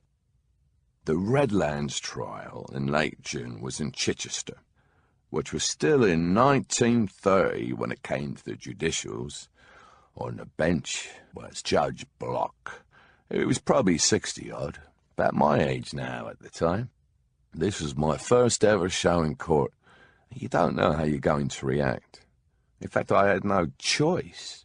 He was so offensive, obviously trying to provoke me so that he could do what he wanted. He called me for having used my premises for the smoking of cannabis resin, scum and filth, and said, "People like this shouldn't be allowed to walk free." So when the prosecutor said to me that surely I must have known what was going on, what with a naked girl wrapped in a rug, which is basically what I was being done for, I did not just say, "Oh, sorry, Your Honour." The actual exchange went as follows. There was, as we know, a young woman sitting on a settee wearing only a rug. Would you agree in the ordinary course of events you would expect a young woman to be embarrassed if she had nothing on but a rug, in the presence of 8 men, 2 of whom were hangers-on and the third a Moroccan servant? Not at all. You regard that, do you, as quite normal? We're not old men. We're not worried about petty morals. It got me a year in Wormwood Scrubs. I only did a day, as it turned out, but that was what the judge thought of my speech. He gave me the heaviest sentence he thought he could get away with. I found out later that Judge Block was married to the heiress of Shipham's fish paste. If I'd known about his fishwife, I could have come out with a better one. We'll leave it at that. That day, June 29th, 1967, I was found guilty and sentenced to 12 months in prison. Robert Fraser was given 6 months and Mick 3 months. Mick was in Brixton. Fraser and I went to the Scrubs that night. What a ludicrous sentence. I mean, how much do they hate you? I wonder who was whispering in the judge's ear. If he had listened to Wise information, he would have said, "I'll just treat this as 25 quid and out of here. This case is nothing." In retrospect, the judge actually played into our hands. He managed to turn it into a great PR coup for us. Even though I must say I didn't enjoy Wormwood Scrubs, even for 24 hours. The judge managed to turn me into some folk hero overnight. I've been playing up to it ever since. But the dark side of this was discovering that we'd become the focal point of a nervous establishment. There's 2 ways the authorities can deal with a perceived challenge. One is to absorb and the other is to nail. They had to leave the Beatles alone because they'd already given them medals. We got the nail. It was more serious than I thought. I was in jail because I'd obviously pissed off the authorities. I'm a guitar player in a pop band, and I'm being targeted by the British government and its vicious police force, all of which shows me how frightened they are. We won 2 world wars, right? And these people are shivering in their goddamn boots. All of your children will be like this if you don't stop this right now. There was such ignorance on both sides. We didn't know we were doing anything that was going to bring the empire crashing to the floor. And they were searching in the sugar bowls, not knowing what they were looking for. But it didn't stop them trying again and again and again and again for the next 18 months. It coincided with their learning about drugs. They'd never heard of them before. I used to walk down Oxford Street with a slab of hash as big as a skateboard. I wouldn't even wrap it up. This was 65, 66. It was that brief moment of total freedom. We didn't even think that it was illegal what we were doing, and they knew nothing about drugs at all.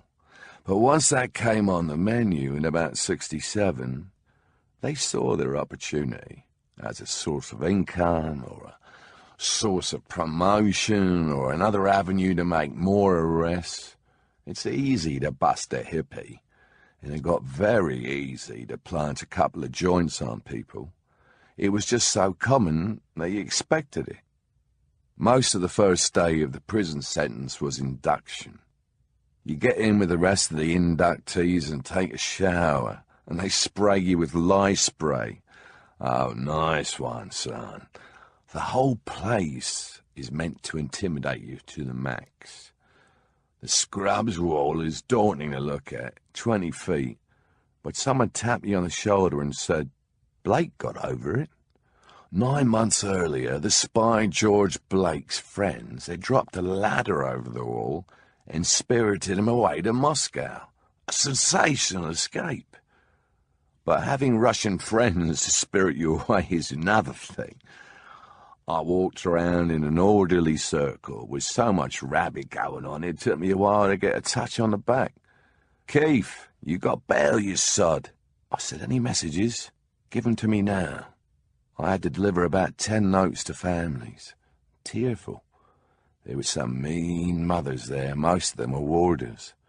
The head bugger said to me as I got in the Bentley, You'll be back. I said to him, Not on your time, I won't. Our lawyers had filed an appeal, and I'd been released on bail. Before the appeal hearing, the Times, great champion of the underdog, came unexpectedly to our assistance.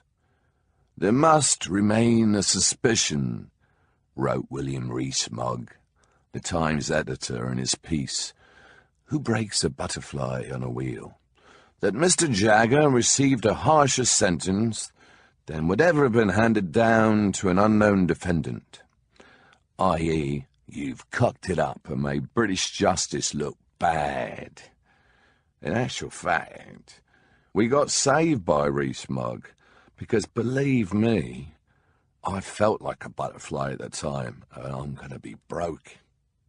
When you look back at the brutality of the establishment and the Profumo affair, something as dirty as any John le Carré story, in which inconvenient players were framed and hounded to their death, I'm quite amazed it didn't get more bloody than it did. In that same month, my conviction was overturned and Mick's was upheld, but his sentence squashed. Not so lucky, Robert Fraser, who had pleaded guilty to heroin possession. He had to do his porridge. I think that the experience and the King's African rifles had more effect on him than Wormwood Scrubs. He'd thrown loads of guys in the Jankers army for the glass house, which is slopping out the bugs or digging new latrines. It wasn't as if he had no idea about confinement and punishment. I'm sure Africa was a bit rougher than anywhere else. He went in very bold. Never flinched. I thought he came out very bold, too. Bow tie, cigarette holder. I said, let's get stoned. The same day we were released, the strangest TV discussion ever filmed took place between Mick, flown in by helicopter to some English lawn, and representatives of the ruling establishment. They were like figures from Alice, chessmen. A bishop, a Jesuit, an attorney general, and Rees-Mogg. They'd been sent out as a scouting party, waving a white flag to discover whether the new youth culture was a threat to the established order, trying to bridge the unbridgeable gap between generations. They were earnest and awkward, and it was ludicrous. Their questions amounted to, what do you want? We're laughing up our sleeves. They were trying to make peace with us, like Chamberlain. Little bit of paper. Peace in our time. Peace in our time. All they're trying to do is retain their positions. But such beautiful English earnestness, this concern, it was astounding. Yet you know they're carrying weight. They can bring down some heavy-duty shit. So there was this underlying aggressiveness in the guise of all this amused curiosity. In a way, they were begging Mick for answers. I thought Mick came off pretty well. He didn't attempt to answer them. He just said, "You're living in the past." Much of that year, we struggled haphazardly to make their satanic majesty's request. None of us wanted to make it, but it was time for another Stones album, and Sgt. Pepper's was coming out, so we thought, basically, we were doing a put-on. We do have the first 3D record cover of all time. That was acid, too. We made that set ourselves. We went to New York, put ourselves in the hands of this Japanese bloke with the only camera in the world that could do the 3D. Bits of paint and saws, bits of styrofoam. We need some plants. Okay, we'll go down the flower district. It coincided with the departure of Andrew Oldham, dropping the pilot, who was now in a bad way, getting shock treatment for some insurmountable mental pain to do with women trouble. He was also spending a lot of time with his own label, Immediate Records. Things might have run their course, but there was something between Mick and him that couldn't be resolved, that I can only speculate on. They were falling out of sync with each other. Mick was starting to feel his oats and wanted to test it out by getting rid of Oldham. And to be fair to Mick, Andrew was getting big ideas. And why not? A year or two before, he was nobody. Now he wanted to be Phil Spector, but all he's got is his 5-piece rock and roll band to do it with. He would spend an inordinate amount of time, once a couple of hits had rolled in, trying to make these Spector-type records. Andrew wasn't concentrating on the Stones anymore. Added to that, we could no longer create coverage in the way Oldham had done. We were no longer writing the headlines, we were ducking them. And that meant another of Oldham's jobs had gone. His box of tricks was exhausted. Anita and I went back to Morocco for Christmas in 1967 with Robert Fraser, soon after he got out of jail. Chrissy Gibbs took a house belonging to an Italian hairdresser in Marrakesh. It was a house with a big garden that had run wild. And the garden was full of peacocks and white flowers coming up through weeds and grass. Marrakesh gets very dry, and when the rains come, all this vegetation comes piercing through. It was cold and wet, so there was a lot of making fires in the house. And we were also smoking a lot of dope. Gibbs had a big pot of marjan, the Moroccan candy made of grass and spices that he brought from Tangier. And Robert was very keen about this person who Brian Geisen had put us all onto, who was also a maker of marjan, Mr. Very Good, who worked in the Mishmash, the jam factory, and made us apricot jam in the evening. We had dropped in on Ahmed in Tangier on the way. His shop was now decorated with collages of the Stones. He'd cut up old seed catalogues, and our faces peered out from a forest of sweet peas and hyacinths. This was the period when dope could be mailed in various ways, and the best hash, if you could get any, was Afghani Primo, which used to come in two shapes, like flying saucers with a seal on it, or in the shape of a sandal, or the sole of a sandal. And it used to have white veins in it that were apparently goat shit, part of the cement. And over the next couple of years, Ahmed would send out large quantities of hashish, sealed in the bases of brass candlesticks. Soon he had 4 shops in a row, and big American cars with Norwegian au pair girls falling out the back. All kinds of wonderful things happened to him. And then, a couple of years later, I heard he was in a slammer with everything taken from him. Gibbs looked after him and kept in touch with him until he died. Tangier was a place of fugitives and suspects, marginal characters acting other lives. On the beach in Tangier on that trip, we saw these 2 strange beach boys walking along, dressed in suits, looking like the Blues Brothers. It was the Cray twins. Ronnie liked little Moroccan boys, and Reggie used to indulge him. They brought a touch of South End with them. Handkerchief knotted on the corners over the head and trousers rolled up. And those were the days when you were reading about how they'd murdered the Axemen and all those people nailed to the floor. The rough mixed with the smooth.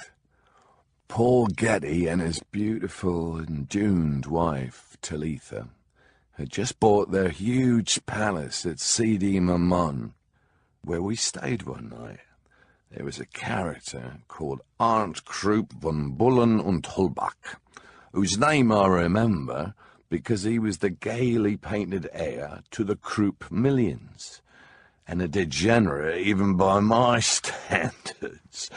I believe he may have been in the car during one of the most terrifying moments I've had in a motor car, in one of my closest shaves with mortality. Certainly Michael Cooper was in the car, and maybe Robert Fraser, and one other. It might have been Krupp. And had it been the heir to the munitions empire, it would have been ironic what nearly befell us. Well, we'd gone on a trip to Dresden and rented Peugeot and left at night to go back to Marrakesh, across the Atlas Mountains. I was driving. Up there among the hairpin bends, halfway down, round the corner right in front of me, without any buyer leave, coming at us, there were these two motorcycles. Military, I realised by the uniforms, and they were covering all of the road.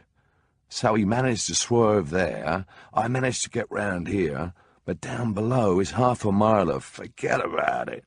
So I pull back in, swerve around, and in front of me now is this huge truck with more motorcycle outriders. And I ain't going over, so I clipped one of the motorcyclists and I went right by the thing. They went bananas. And as we were passing by it, there's a huge missile, a rocket on the truck. We're going round the bend, and we've just made it. I've got one wheel over the abyss. I just managed to save us. What the fuck is this doing in the middle of the road?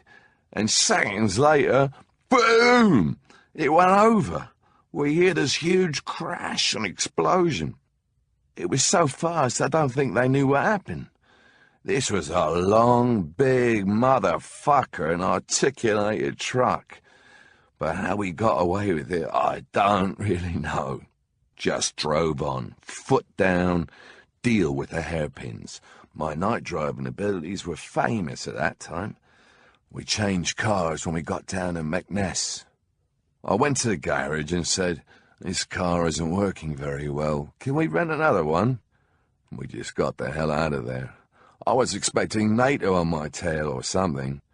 At least an immediate military response, helicopters and searchlights. The next day we're looking in the papers. Not a mention. Falling down a cliff into an abyss, destroying a third world rocket, would have been a sad end. Perhaps the only fitting send-off for the heir to the Krupp armaments fortune.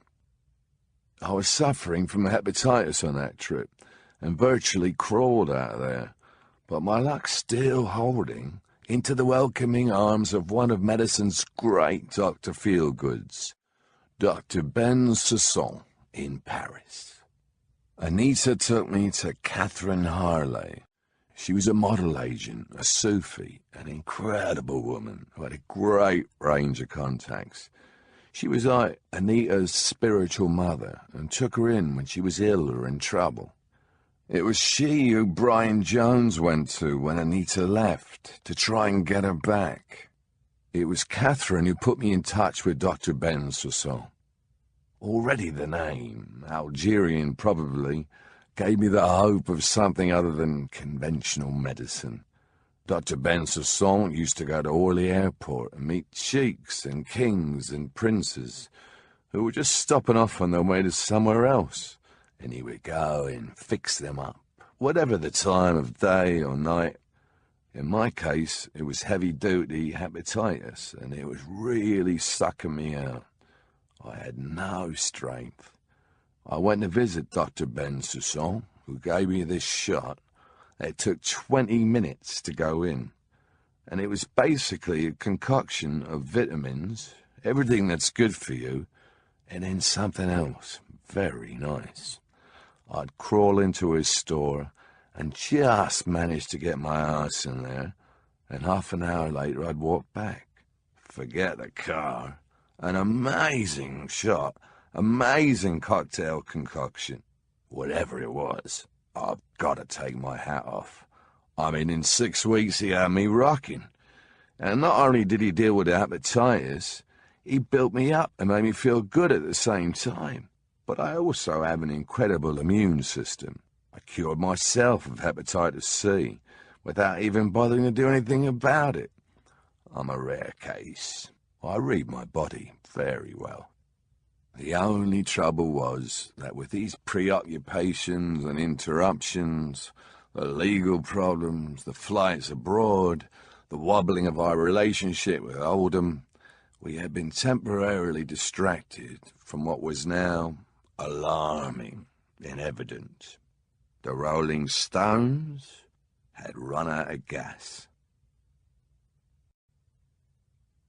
Chapter 7, in which in the late 1960s I discover open tuning and heroin, meet Graham Parsons, sail to South America, become a father, record wild horses and brown sugar in mussel shells, survive Altamont, and re-meet a saxophonist named Bobby Keys. We'd run out of gas. I don't think I realized it at the time, but that was a period where we could have founded a natural end to a hit-making band. It came soon after Satanic Majesties, which is all a bit of flim-flam to me. And this is where Jimmy Miller comes into the picture as our new producer. What a great collaboration. Out of the drift, we extracted Beggar's Banquet and helped take the Stones to a different level. This is where we had to pull out the good stuff, and we did. I remember our first meeting with Jimmy. Mick was instrumental in getting him involved. Jimmy came from Brooklyn originally, grew up in the West. His father was entertainment director of the Vegas gambling hotels, the Sahara, the Dunes, the Flamingo. We turned up in the Olympic Studios and said, we'll have a run through and see how things go. We just played. Anything. We weren't trying to make a track that day. We were feeling the room, feeling Jimmy out, and Jimmy was feeling us out.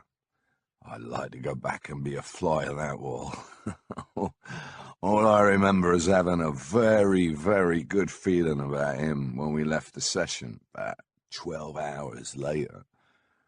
I was playing the stuff, going into the control room, usual old trek, and actually hearing on the playback what was going on in the room.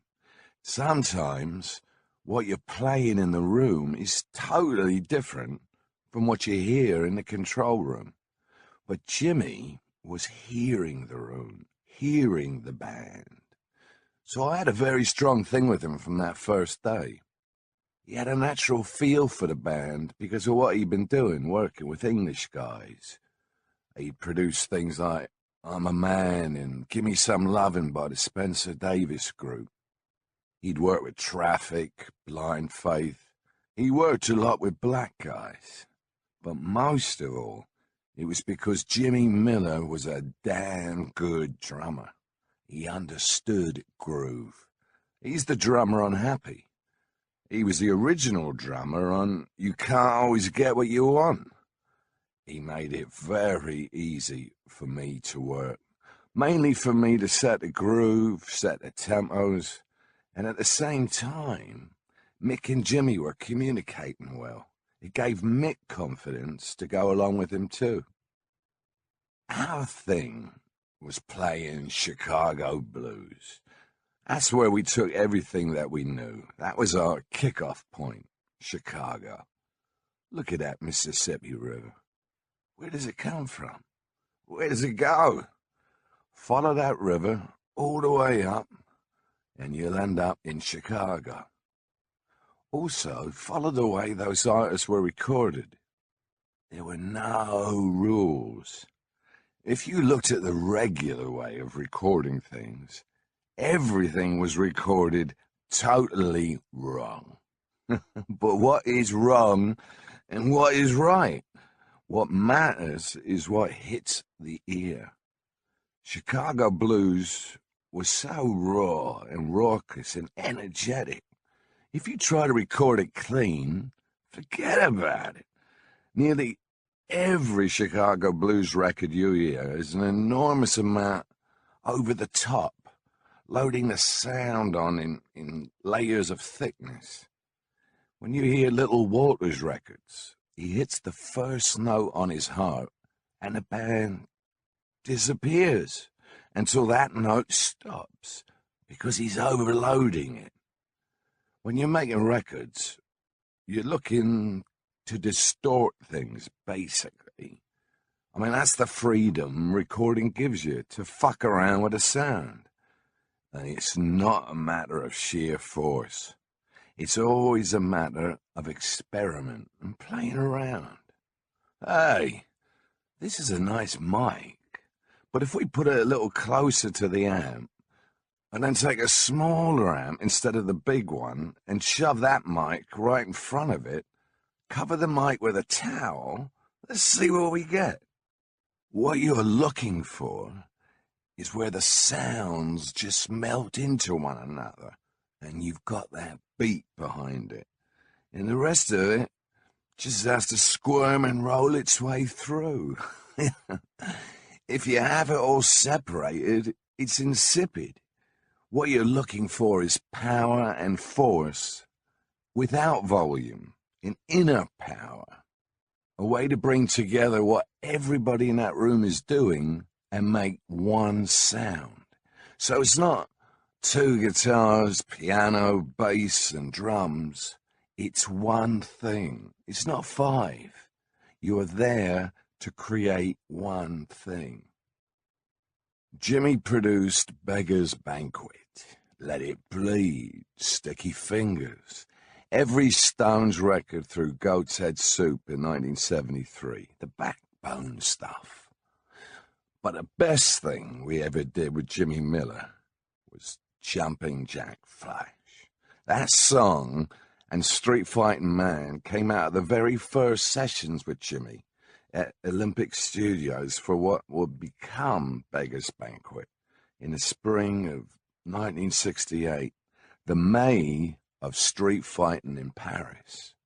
Suddenly, between us, this whole new idea started to blossom, this new second wind, and it just became more and more fun.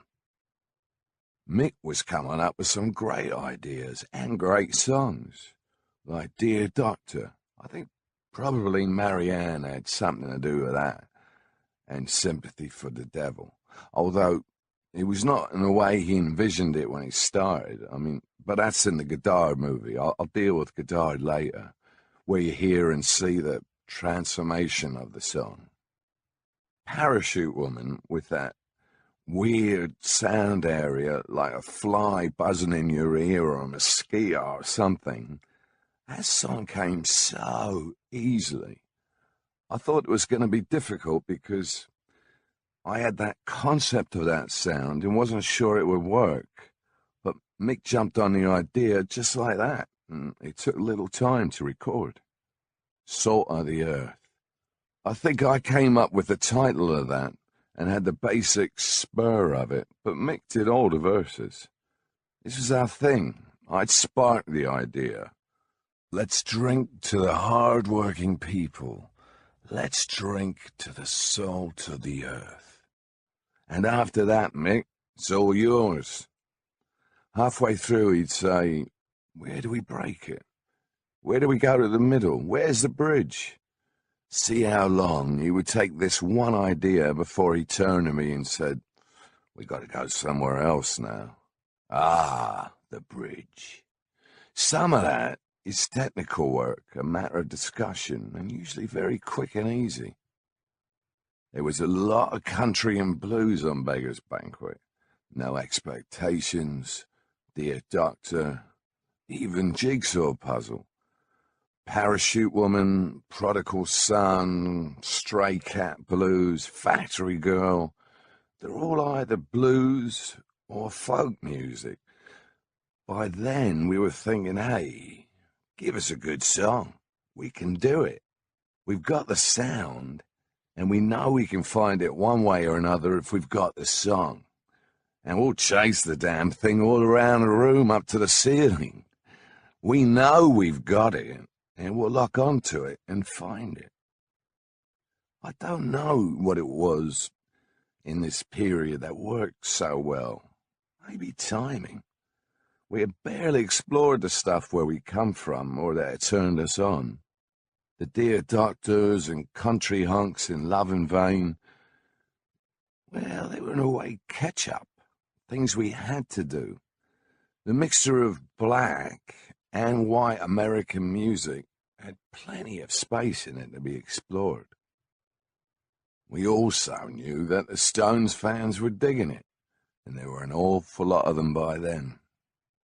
Without thinking about it, we knew that they'd love it. All we've got to do is what we want to do, and they're going to love it. That's what we're about. Because if we love it, a certain thing comes across from it. They were damn good songs. We never forget a good hook. We've never let one go when we found it. I think I can talk for the Stones most of the time, and we didn't care what they wanted out there. That was one of the charms of the Stones. And the rock and roll stuff that we did come out with on Beggar's Banquet was enough. You can't say, apart from Sympathy or Street Fighting Man, that there's rock and roll on Beggar's Banquet at all. Stray Cat is a bit of funk, but the rest of them are folk songs. We were incapable of writing to order to say we need a rock and roll track. Mick tried it later with some drivel. It was not the interesting thing about the Stones, just sheer rock and roll. I love rock and roll on stage, but it was not something we particularly recorded a lot of, unless we knew we had a diamond, like Brown Sugar or Start Me Up. And also, it kind of made the up-tempo numbers stand out even more against the lovely bedrock of really great little songs, like No Expectations. I mean, the body of work was not a smashy between the eyes. This was not heavy metal. This was music. Flash. Shit, what a record. All my stuff came together, and all done on a cassette player. With Jumpin' Jack Flash and Street Fighting Man, I discovered a new sound I could get out of an acoustic guitar. That grinding, dirty sound came out of these crummy little motels where the only thing you had to record with was this new invention called the cassette recorder.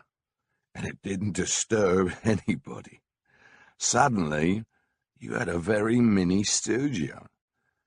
Playing an acoustic, you'd overload the Philips cassette player to the point of distortion so that when it played back, it was effectively an electric guitar.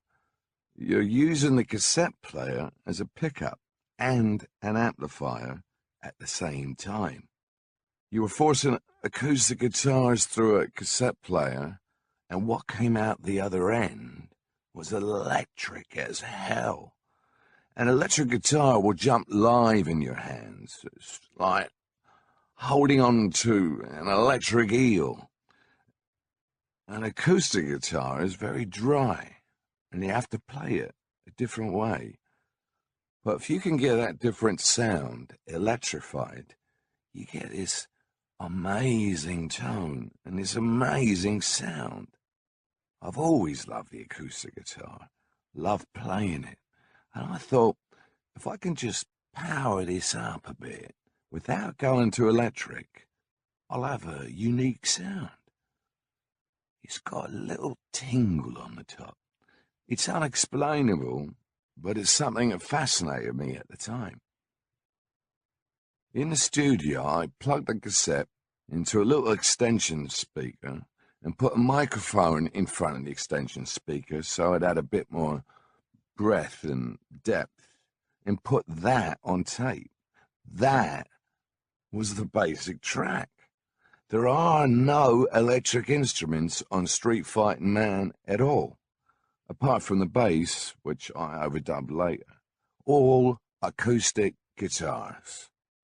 Jumping Jack Flash, the same. I wish I could still do that, but they don't build machines like that anymore. They put a limiter on it soon after that, so you couldn't overload it. Just as you're getting off on something, they put a lock on it. The band all thought I was mad, and they sort of indulged me. But I heard a sound that I could get out of there, and Jimmy was onto it immediately. Street Fighting Man, Jumpin' Jack Flash, and Half a Gimme Shelter were all made just like that, on a cassette machine. I used to layer guitar on guitar. Sometimes there are 8 guitars on those tracks. You just smash them up. Charlie Watts's drums on Street Fighting Man are from this little 1930s practice drummers kit in a little suitcase that you popped up, one tiny cymbal, a half-size tambourine that served as a snare. And that's really what it was made on. Made on rubbish. Made in hotel rooms with our little toys. That was a magic discovery, but so were these riffs. These crucial, wonderful riffs that just came, I don't know where from. I'm blessed with them, and I can never get to the bottom of them. When you get a riff like Flash, you get a great feeling of elation, a wicked glee. Of course, then comes the other thing of persuading people that it is as great as you actually know it is. You have to go through the poo-poo, you know. Flash is basically satisfaction in reverse. Nearly all of these riffs are closely related. But if someone said, you can play only one of your riffs ever again, I'd say, okay, give me Flash. I love Satisfaction dearly and everything, but those chords are pretty much a de rigueur course as far as songwriting goes. But Flash is particularly interesting. It's all right now.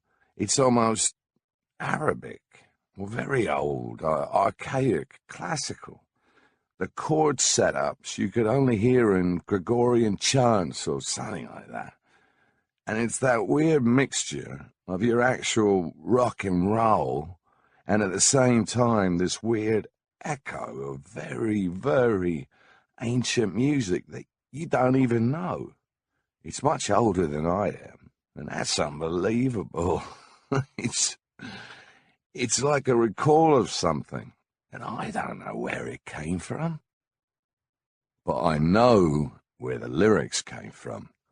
They came from a grey dawn at Redlands. Mick and I had been up all night. It was raining outside, and there was the sound of these heavy, stomping rubber boots near the window, belonging to my gardener, Jack Dyer, real countryman from Sussex. It woke Mick up. He said, "What's that?" I said, "Oh, that's Jack. That's Jumpin' Jack." I started to work around the phrase on the guitar, which was an open tuning, singing the phrase, Jumpin' Jack. Mick said, "Flash." And suddenly we had this phrase with a great rhythm and ring to it. So we got to work on it and wrote it. I can hear the whole band take off behind me every time I play Flash. There's this extra sort of turbo overdrive. You jump on the riff, and it plays you. We have ignition? Okay, let's go. Darryl Jones will be right next to me on the bass. What are we on now, Flash? Okay, let's go. 1, 2, 3. And then you don't look at each other again because you know you're in for the ride now. It'll always make you play it different depending what tempo you're in. Levitation is probably the closest analogy to what I feel. Whether it's Jumpin' Jack or Satisfaction or all down the line, when I realize that I've hit the right tempo and the band's behind me, it's like taking off in a Learjet. I have no sense that my feet are touching the ground. I'm elevated to this other space. People say, why don't you give it up? I can't retire until I croak. I don't think they quite understand what I get out of this. I'm not doing it just for the money or for you. I'm doing it for me. The big discovery, late 1968 or early 1969, was when I started playing the open 5-string tuning. It transformed my life. It's the way of playing that I use for the riffs and songs the Stones are best known for. Honky Tonk Women, Brown Sugar, Tumbling Dice, Happy, all down the line. Start Me Up and Satisfaction, Flash too. I had hit a kind of buffer. I just really thought I was not getting anywhere from straight concert tuning. I wasn't learning anymore. I wasn't getting some of the sounds I really wanted. I've been experimenting with tunings for quite a while. Most times I went into different tunings because I had a song going and I was hearing it in my head, but I couldn't get it out of the conventional tuning no matter any way I looked at it. Also, I wanted to try to go back and use what a lot of the old blues guitarists were playing and transpose it to electric, but keep the same basic simplicity and straightforwardness, that pumping drive that you hear with the acoustic blues players. Simple, haunting, powerful sounds. And then I found out all this stuff about banjos. A lot of 5-string playing came from when Sears Roebuck offered the Gibson guitar in the very early 20s, really cheap. Before that, banjos were the biggest selling instrument. Gibson put out this cheap, really good guitar, and cats would tune it, since they were nearly all banjo players, to a 5-string banjo tuning. Also, you didn't have to pay for the other string, the big string. Or you could save it for hanging the old lady or something. Most of rural America bought their stuff from the Sears catalog. Rural America was where it was really important. In the cities, you could shop around. In the Bible Belt, rural America, the South, Texas, the Midwest, you got your Sears Roebuck catalog and you sent away. That's how Oswald got his shooter. Usually that banjo tuning was used on a guitar for slide playing or bottleneck. An open tuning simply means the guitar is pre-tuned to a ready-made major chord, but there are different kinds and configurations. I've been working on open D and open E. I learned then that Don Everly, one of the finest rhythm players, used open tuning on Wake Up Little Susie and Bye Bye Love. He just used the bar chord, the finger across the neck. Ry Cooder was the first cat I actually saw play the open G chord. I have to say I tip my hat to Ry Cooder. He showed me the open G tuning, but he was using it strictly for slide playing, and he still had the bottom string. That's what most blues players use open tunings for. They use it for slide. And I decided that was too limiting. I found the bottom string got in the way. I figured out after a bit that I didn't need it. It would never stay in tune, and it was out of whack for what I wanted to do. So I took it off, and I used the fifth string, the A string, as the bottom note. You didn't have to worry about bashing that bottom string and setting up harmonics and stuff you didn't need. I started playing chords on the open tuning, which was new ground. You change one string, and suddenly you've got a whole new universe under your fingers. Anything you thought you knew, it's gone out the window. Nobody thought about playing minor chords in an open major tuning, because you've got to really dodge about a bit. You have to rethink your whole thing, as if your piano was turned upside down and the black notes were white and the white notes were black. So you had to retune your mind and your fingers, as well as the guitar. The minute you've tuned a guitar, or any other instrument, to one chord, you've got to work your way around it. You're out of the realms of normal music. You're at the Limpopo with Yellow Jack. The beauty, the majesty of the five-string open G tuning for an electric guitar is that you've only got 3 notes. The other 2 are repetitions of each other an octave apart. It's tuned G, D, G, B, D. Certain strings run through the whole song, so you get a drone going all the time. And because it's electric, they reverberate. Only 3 notes, but because of these different octaves, it fills the whole gap between bass and top notes with sound. It gives you this beautiful resonance and ring. I found working with open tunings, there's a million places you don't need to put your fingers. The notes are there already.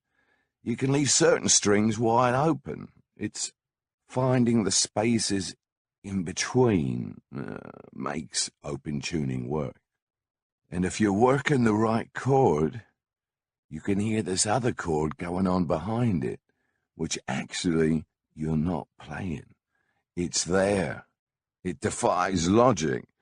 It's just lying there saying, fuck me. And it's a matter of the same old cliche in that respect. It's what you leave out that counts. Let it go so that one note harmonizes off the other. And so even though you've now changed your fingers to another position, that note is still ringing. And you can even let it hang there. It's called the drone note, or at least that's what I call it. The sitar works on similar lines. Sympathetic ringing, or what they call the sympathetic strings. Logically, it shouldn't work. But when you play it, and that note keeps ringing, even though you've now changed to another chord, you realize that that is the root note of the whole thing you're trying to do. It's the drone. I just got fascinated by relearning the guitar. It really invigorated me. It was like a different instrument in a way, and literally too. I had to have the 5-string guitars made for me. I've never wanted to play like anybody else, except when I was first starting, when I wanted to be Scotty Moore or Chuck Berry. After that, I wanted to find out what the guitar or the piano could teach me. The 5-string took me back to the tribesmen of West Africa. They had a very similar instrument, sort of a 5-string, kind of like a banjo, but they would use the same drone, a thing to set up other voices and drums over the top. Always underneath it was this underlying one note that went through it. And you listen to some of that meticulous Mozart stuff and Vivaldi, and you realize that they knew that too. They knew when to leave one note just hanging up there, where it illegally belongs, and let it dangle in the wind and turn a dead body into a living beauty. Gus used to point it out to me. Just listen to that one note hanging there. All the other stuff that's going on underneath is crap, but that one note makes it sublime. There's something primordial in the way we react to pulses without even knowing it. We exist on a rhythm of 72 beats a minute. The train, apart from getting them from the Delta to Detroit, became very important to blues players because of the rhythm of the machine, the rhythm of the tracks. And then when you cross onto another track, the beat moves. It echoes something in the human body. So then when you have machinery involved, like trains and drones, all of that is still built in as music inside us. The human body will feel rhythms even when there's not one. Listen to Mystery Train by Elvis Presley.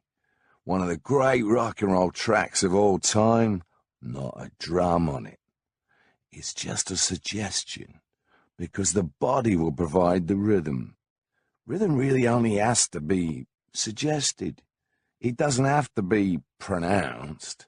This is where they got it wrong with this rock and that rock. It's got nothing to do with rock.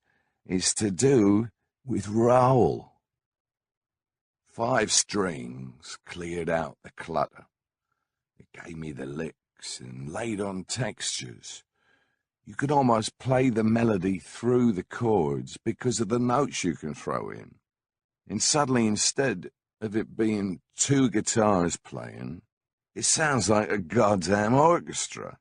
Or you can no longer tell who's playing what. And hopefully, if it's really good, no one will care. It's just fantastic. It was like scales falling from your eyes and from your ears at the same time. It broke open the dam. Ian Stewart used to refer to us affectionately as my little 3-chord wonders. But it is an honourable title. Okay, this song has got 3 chords, right? What can you do with those 3 chords? Tell it to John Lee Hooker. Most of his songs are on 1 chord. Howling Wolf stuff, 1 chord. And Bo Diddley. It was listening to them that made me realise that silence was the canvas. Filling it all in and speeding about all over the place was certainly not my game, and it wasn't what I enjoyed listening to. With 5 strings, you can be sparse. That's your frame. It's what you work on. Start me up. Can't you hear me knocking? Honky-tonk women. All leave those gaps between the chords. That's what I think Heartbreak Hotel did to me. It was the first time I'd heard something so stark. I wasn't thinking like that in those days, but that's what hit me. It was the incredible depth. Instead of everything being filled in with curlicues, to a kid of my age back then, it was startling. With the 5-string, it was just like turning a page. There's another story, and I'm still exploring. My man, Waddy Wachtel, guitar player extraordinaire, interpreter of my musical gropings, ace up the sleeve of the X-Pensive Winos, has something to say on this topic. Take the floor, Wads. Keith and I come to the guitar with a very similar approach. It's funny. I sat with Don Everly one night. Don was a real drinker at that point. And I said, Don, I gotta ask you something. I've known every song you guys have ever done. That's why I got the job in their band. I know every vocal part. I know every guitar part. Except, I said, there's something I've never understood on your first single, Bye Bye Love. And that's the intro. What the fuck is that sound, man? Who's playing that guitar that starts that song? And Don Everly goes, "Oh, that was just this G-tuning that Bo Diddley showed me." I went, "Excuse me? I'm sorry, what did you say?" And he had a guitar, so he's putting it in the open G-tuning, and he goes, "Yeah, it was me." And he plays it, and I go, "Oh my fucking word, that's it. It's you. It was you." I remember when I discovered this weird tuning, as it seemed to me then, Keith had adopted. In the early 70s, I went to England with Linda Ronstadt, and we walked into Keith's house in London, and there's this Strat sitting on a stand with 5 strings on it. And I'm like, "What happened to that thing? What's wrong with that?" And he goes, "That's my whole deal." "What is?" He goes, the 5-string open G tuning. I went, "Open G tuning? Wait a minute. Don Everly told me about an open G tuning. You play open G tuning?" Because growing up and playing guitar, you're learning Stone songs to play in bars. But you know something's wrong. You're not playing them right. There's something missing. I'd never played any folk music. I didn't have that blues knowledge. So when he said that to me, I said, "Is that why I can't do it right? Let me see that thing." And it makes so many things so easy. Like, "Can't you hear me knocking?" You can't play that unless it's in the tuning. It sounds absurd. And in the tuning, it's so simple. If you lower the first string, the highest string, 1 step, then the 5th is always ringing through everything. And that's creating that jangle, the inimitable sound, at least the way Keith plays it. Those 2 strings he travels up and down on, you can do a lot with them. We got on stage with the Winos one night, and we're about to do Before They Make Me Rum, and he goes to do the intro, and he starts to hit it and goes, I don't know which one it is, because he has so many introductions that are all based on the same form, the B string and the G string, or the B string and the D string. He just went, "Which one are we doing, man? I'm lost in a sea of intros." He's got so many of them. A whirling dervish of riffs. Open G intros. When I fell in with Graham Parsons in the summer of 1968, I struck a seam of music that I'm still developing, which widened the range of everything I was playing and writing. It also began an instant friendship that already seemed ancient the first time we sat down and talked. It was like a reunion with a long-lost brother for me, I suppose, never having had one. Graham was very, very special, and I still miss him. Early that year, he joined the Byrds, Mr. Tambourine Man and all that. But they just recorded their classic, Sweetheart of the Rodeo, and it was Graham who had totally turned them around from a pop band into a country music band and expanded their whole being. That record, which bemused everybody at the time, turned out to be the incubator of country rock, a major influence. They were touring on their way to South Africa, and I went to see them at Blazers Club. I expected to hear Mr. Tambourine Man, but this was so different, and I went back to see them and met Graham.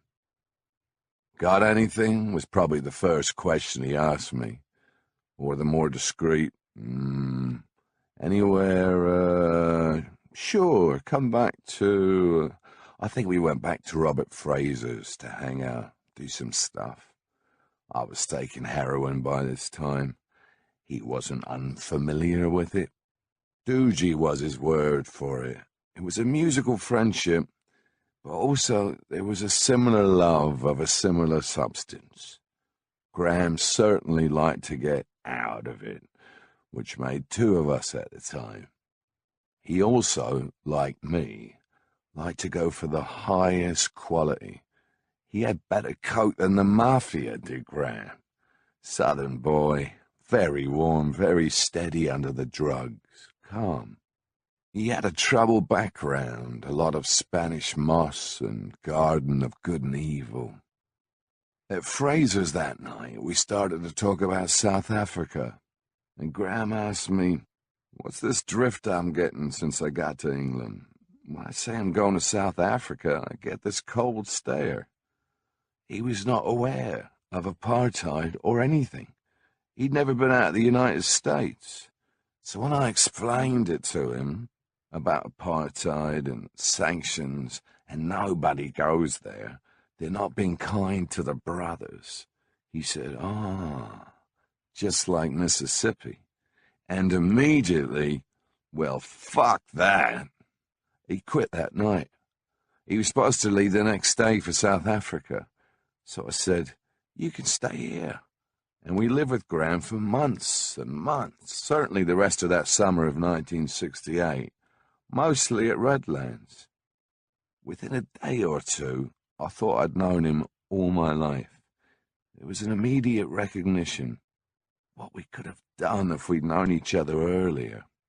We just sat around one night, and 5 nights later, we're still sitting up talking and catching up on old times, which was 5 nights ago. And we played music without stopping. Sat around the piano or with guitars and just went through the country songbook. Plus and a few ideas on top. Graham taught me country music, how it worked, the difference between the Bakersfield style and the Nashville style. He played it all on piano. Merle Haggard, Sing Me Back Home, George Jones, Hank Williams.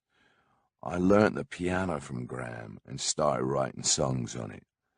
Some of the seeds he planted in the country music area are still with me, which is why I can record a duet with George Jones with no compunction at all. I know I've had a good teacher in that area. Graham was my mate, and I wish he'd remain my mate for a lot longer. It's not often you can lie around on a bed with a guy having cold turkey in tandem and still get along. But that is a later story.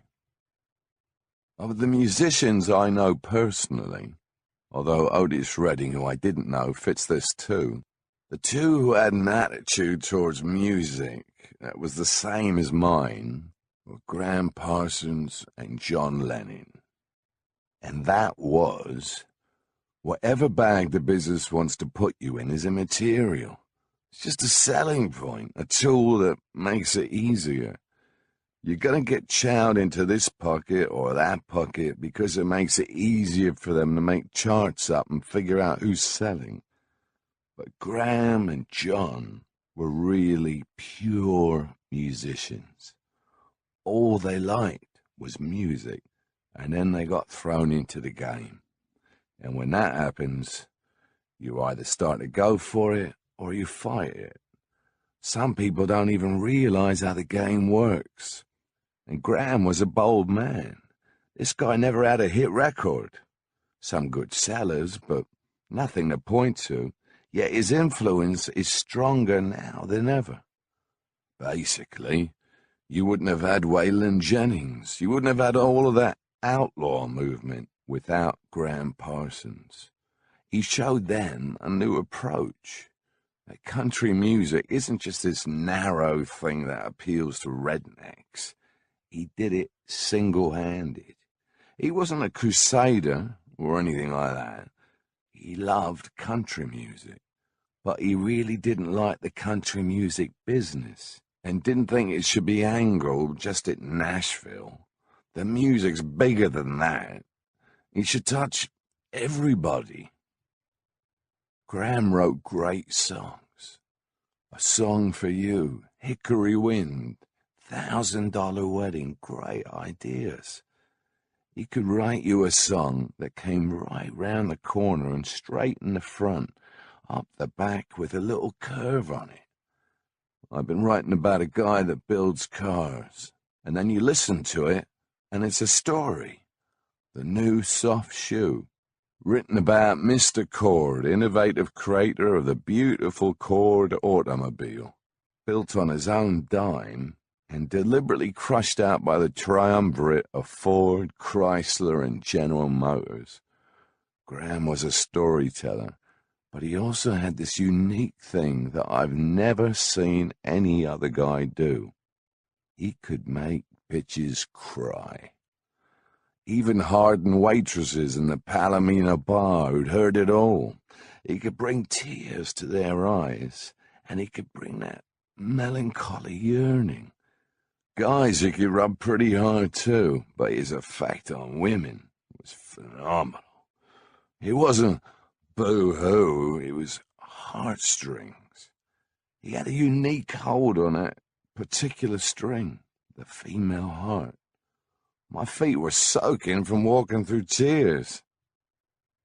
I remember well the trip with Mick and Marianne and Graham to Stonehenge under Chrissy Gibbs' leadership early one morning, a joint photograph by Michael Cooper.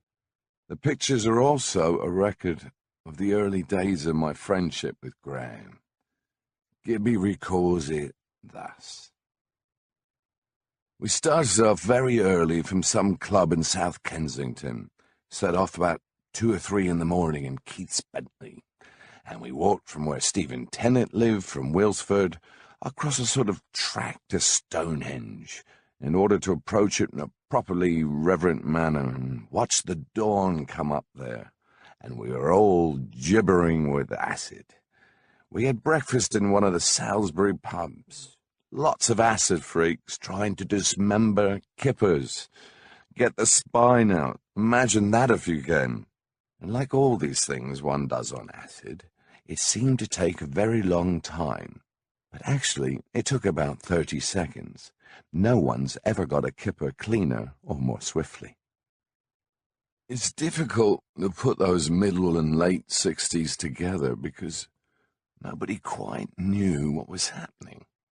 A different kind of fog descended, and much energy was around, and nobody quite knew what to do with it. Of course, being so stoned all the time and experimenting, everybody, including me, had these vague, half-baked ideas. You know, things are changing. Yeah, but for what? For where? It was getting political in 1968. No way to avoid that. It was getting nasty, too. Heads were getting beaten. The Vietnam War had a lot to do with turning it around. Because when I first went to America, they started drafting the kids. Between 64 and 66, and then 67, the attitude of American youth was taking drastic turns. And then when you got the killings at Kent State in May of 1970, it turned really sour. The side effects hit everybody, including us. You wouldn't have had Street Fighting Man without the Vietnam War. There was a certain reality slowly penetrating. Then it became a them against us sort of thing. I could never believe that the British Empire would want to pick on a few musicians. Where's the threat? You got navies and armies, and you're unleashing your evil little troops on a few troubadours? To me, it was the first demonstration of how insecure establishments and governments really are, and how sensitive they can get to something that's trivial, really. But once they perceive a threat, they keep looking for the enemy within, without realizing that half the time they're it. It was an assault upon society. We had to assault the entertainment business, and then later the government took us seriously after Street Fighting Man. A flavor of that period is contained in The True Adventures of the Rolling Stones by our friend Stanley Booth, our writer-in-residence on the early tours. He picks up a flyer in Oakland back in the late 60s or early 70s that proclaimed, "The bastards hear us playing you on our little transistor radios, and they know they will not escape the blood and fire of the anarchist revolution. We will play your music, dear Rolling Stones, in rock and roll marching bands as we tear down the jails and free the prisoners and arm the poor. Tattoo, burn, baby, burn on the arses of the wardens and generals. Taking street fighting man to the extremes, or gimme shelter. But without a doubt, it was a strange generation. The weird thing is that I grew up with it, but suddenly I'm an observer instead of a participant. I watched all these guys grow up. I watched a lot of them die. When I first got to the States, I met a lot of great guys, young guys, and I had their phone numbers. And then when I got back there, 2 or 3 years later, I call him up, and he's in a body bag from Nam. A whole lot of them got feathered out, we all know. And that's when that shit hit home with me. Hey, that great little blondie, great guitar player, real fun. We had a real good time. And the next time, gone. Sunset Strip in the 60s, 64, 65, there was no traffic allowed through it. The whole strip was filled with people, and nobody's gonna move for a car. It was almost off limits. You hung out in the street, you just joined the mob. I remember once Tommy James from the Shondells, 6 gold records and blew it all. I was trying to get up to the Whiskey A Go-Go in a car, and Tommy James came by. Hey, man. And who are you? Tommy James, man. Oh, Crimson and Clover still hits me. He was trying to hand out things about the draft that day, because obviously he thought he was about to be fucking drafted. This was Vietnam War time. A lot of the kids that came to see us for the first time never got back. Still, they heard the Stones up the Mekong Delta. Politics came for us whether we liked it or not. Once, in the odd personage of Jean-Luc Godard, the great French cinematic innovator, he somehow got fascinated with what was happening in London in that year, and he wanted to do something wildly different from what he had done before. He probably took a few things he shouldn't have, not being used to it, just to get himself in the mood. Nobody, I think, has ever quite honestly been able to figure out what the hell he was aiming at.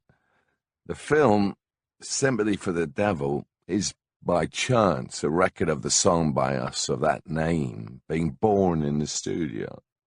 The song turned after many takes from a Dylan-esque, rather turgid folk song into a rockin' samba, from a turkey into a hit by a shift of rhythm, all recorded in stages by Jean-Luc. The voice of Jimmy Miller can be heard on the film, complaining, "Where's the groove?" on the earlier takes. Well, there wasn't one. There are some rare instrumental switches. I play bass, Bill Wyman plays maracas, Charlie Watts actually sings in the woo-woo chorus, as did Anita and maybe Marianne too. So far, so good. I'm glad he filmed that, but Godard? I couldn't believe it. He looked like a French bank clerk. Where the hell did he think he was going? He had no coherent plan at all, except get out of France and score a bit of the London scene. The film was a total load of crap. The maidens on the Thames bars, the blood, the feeble scene of some brothers, a.k.a. Black Panthers, awkwardly handing weapons to one another in a Battersea scrapyard. Jean-Luc Godard, up until then, made very well crafted, almost Hitchcockian work. Mind you, it was one of those years when anything was flyable. Whether it would actually take off was another thing. I mean, why, of all people, would Jean-Luc Godard be interested in a minor hippie revolution in England and try and translate it into something else? I think somebody slipped him some acid, and he went into that phony year of ideological overdrive. Godard managed to set Olympic Studios on fire. Studio 1, where we were playing, was a big room. It used to be a cinema. To diffuse the light, he had tissue paper taped up under these very hot lights on the ceiling. And halfway through, I think there are some outtakes where you can actually see this. All of this tissue paper and the whole ceiling caught alight at ferocious speed. It was like being inside the Hindenburg. All of the heavy light rigging started to crash to the floor because it had burned through the cables. Lights going out, sparks. Talk about sympathy for the fucking devil. Let's get the fuck out of here. It was the last days of Berlin, down to the bunker. The end. Fin. I wrote Gimme Shelter on a stormy day, sitting in Robert Fraser's apartment on Mount Street. Anita was shooting Performance at the time, not far away, but I ain't going down to the set. God knows what's happening. As a minor part of the plot, Spanish Tony was trying to steal the Beretta they were using as a prop off the set, but I didn't go down there because I really didn't like Donald Cammell, the director. He was a twister and a manipulator. His only real love in life was fucking other people up. I wanted to distance myself from the relationship between Anita and Donald. Donald was a decadent dependent of the Cammell shipyard family. Very good-looking, razor-sharp mind poisoned with vitriol. He'd been a painter in New York, but something drove him mad about other clever and talented people. He wanted to destroy them. He was the most destructive little turd I've ever met. Also a Svengali, utterly predatory. A very successful manipulator of women, and he must have fascinated many of them. He would sometimes take the piss out of Mick for his Kentish accent, and sometimes me, Dartford yokel. I don't mind a good put-down now and again. I come up with a few. But putting people down was almost an addiction for him. Everybody had to be put in their place. Anything you did in front of Cammell was out for his ridicule. He had a fairly developed sense of inferiority in there somewhere. When I first heard of him, he was in a menage a trois with Deborah Dixon and Anita, long before Anita and I were together, and they were all jolly. He was a procurer, an arranger of orgies and threesomes, in a pimpish way, though I don't think Anita saw it like that. One of the first things that happened between Anita and me was the shit of Performance. Cammell wanted to fuck me up because he had been with Anita before Deborah Dixon. Clearly he took a delight in the idea that he was screwing things up between us. It was a setup, Mick and Anita playing a couple. I felt things through the wind. I knew Moosh, Michel Breton, the third one in the bath scene in the movie. I'm not totally out of this frame. Who used to be paid to perform as a couple with her boyfriend. Anita told me Michel had to have Valium shots before every take. So he was basically setting up third-rate porn. He had a good story in Performance. He got the only movie of any interest in his life because of who was in it, and Nick Rogue, who shot it, and James Fox, so he drove round a bend. The normally pucker-voiced Fox couldn't stop talking like a gangster from Bermondsey, on and off the set, until he was rescued by the Navigators, a Christian sect that claimed his attention for the next 2 decades. Donald Cammell was more interested in manipulation than actually directing. He got a hard-on about intimate betrayal, and that's what he was setting up in Performance, as much of it as he could engineer. He made only 4 films, and 3 of them ended the same way, with the main character getting shot or shooting someone they were very close to. Always the watcher.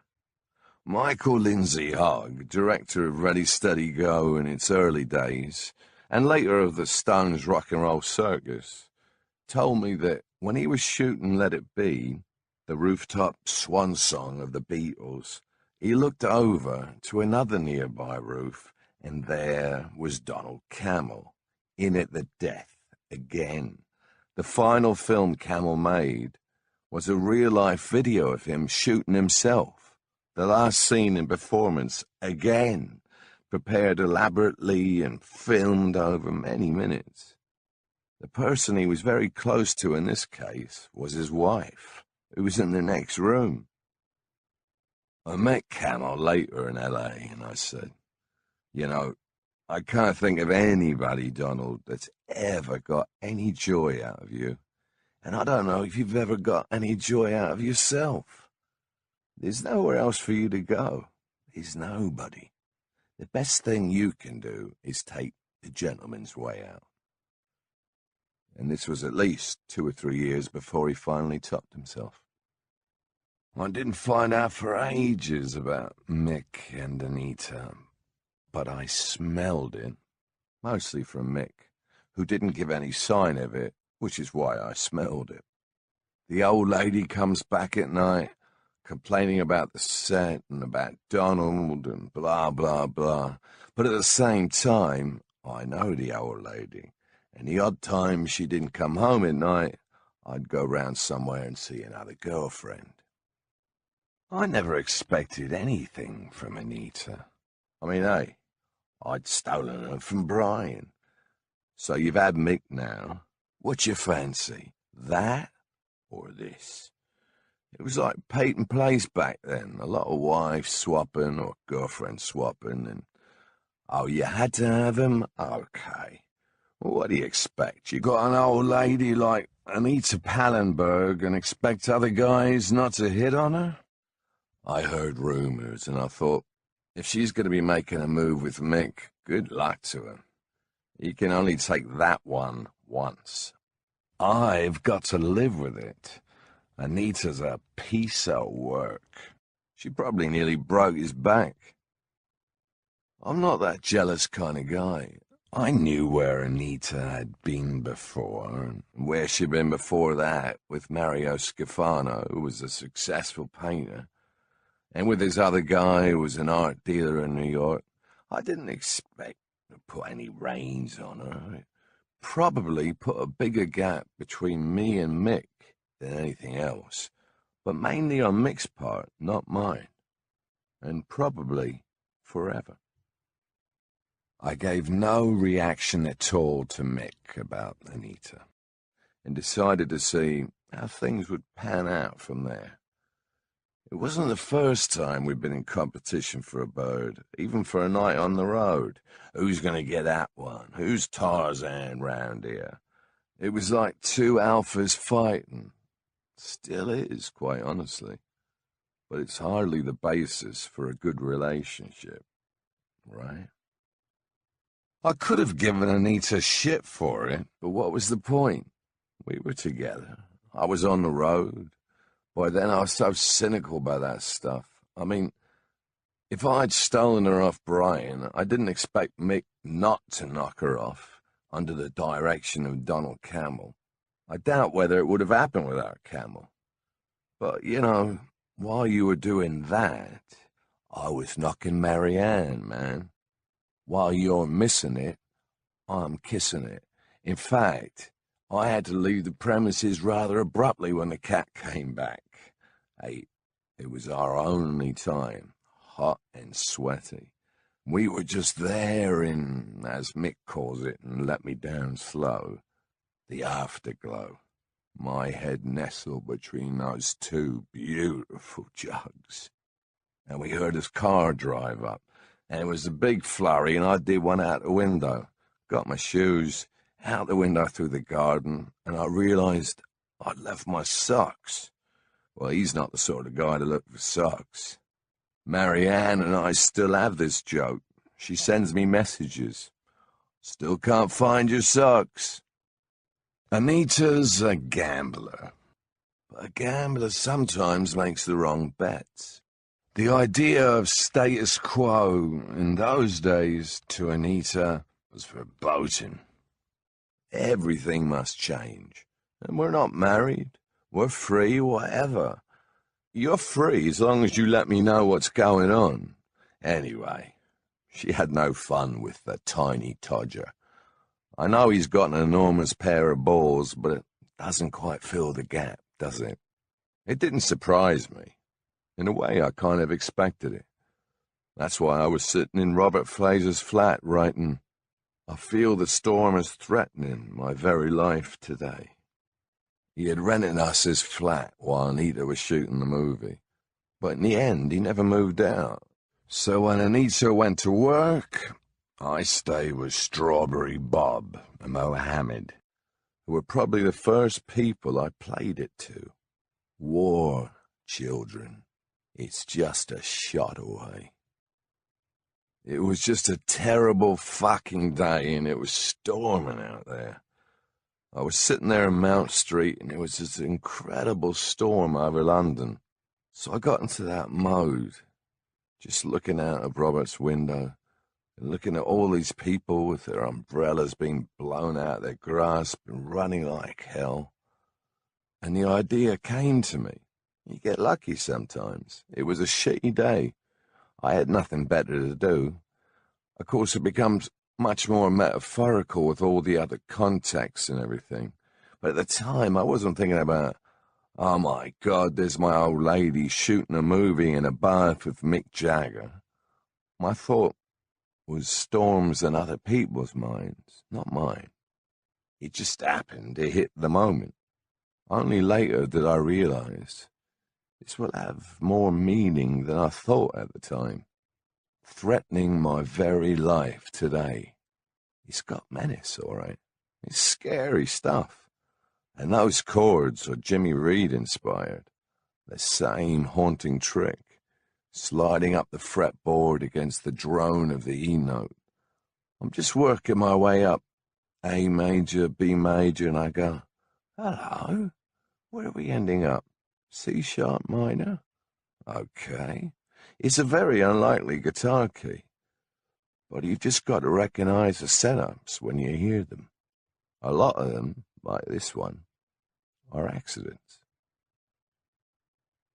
At the same time, Anita and I had drifted into heroin. We just snorted it for a year or two, along with pure cocaine, speedballs. A beautifully bizarre law at that time, when the national health started, was that if you were a junkie, you registered with your doctor, and that would register you with the government as being a heroin addict. And then you would get pure little heroin pills with the little vial of distilled water to shoot it up with. And of course, any junkie is going to double how much he says he needs. Now, at the same time, whether you wanted it or not, you got the equivalent in cocaine. The theory being that the coke would counteract the junk and maybe make the junkies useful members of society on the grounds that if they take just the junk, they'll lie down and meditate and read things and then shit and stink. And the junkies, of course, would sell off their cocaine. They doubled their actual need for heroin, so they've got half their heroin stash to sell off, plus all of the cocaine. A beautiful scam. And it was only when the program stopped that you really began to have a drug problem in the UK. But the junkies couldn't believe it. We want to go down, you know? And they're giving us these pure ups. Every junkie's rent was made out of selling off their coke. Very few were interested at all in cocaine. And if they were, they kept a bit back to give them a boost. That's when I first got in touch with cocaine, pure May and Baker, right out of the bottle. It used to say on it, pure fluffy crystals. on the label. And then a skull and crossbones saying poison. Oh, it was a beautifully ambiguous label. That's how I got into all this, with Spanish Tony, Robert Fraser. That's where it all started, because they had the connection with all these junkies. And the reason I'm here is probably that we only ever took, as much as possible, the real stuff, the top quality stuff. Cocaine I only got into because it was pure pharmaceutical. Boom! When I was introduced to dope, it was all pure. You didn't have to worry about what's it cut with and go through all that street shit. Sometimes, eventually, you would have to drift to the bottom by the time the dopey got you by the scruff of the neck. With Graham Parsons, I really went low. Mexican shoe scrapings. But basically, my introduction to drugs was all creme de la creme. So, of course, everybody eventually had their own pet junkie. Steve and Penny were a registered junkie couple.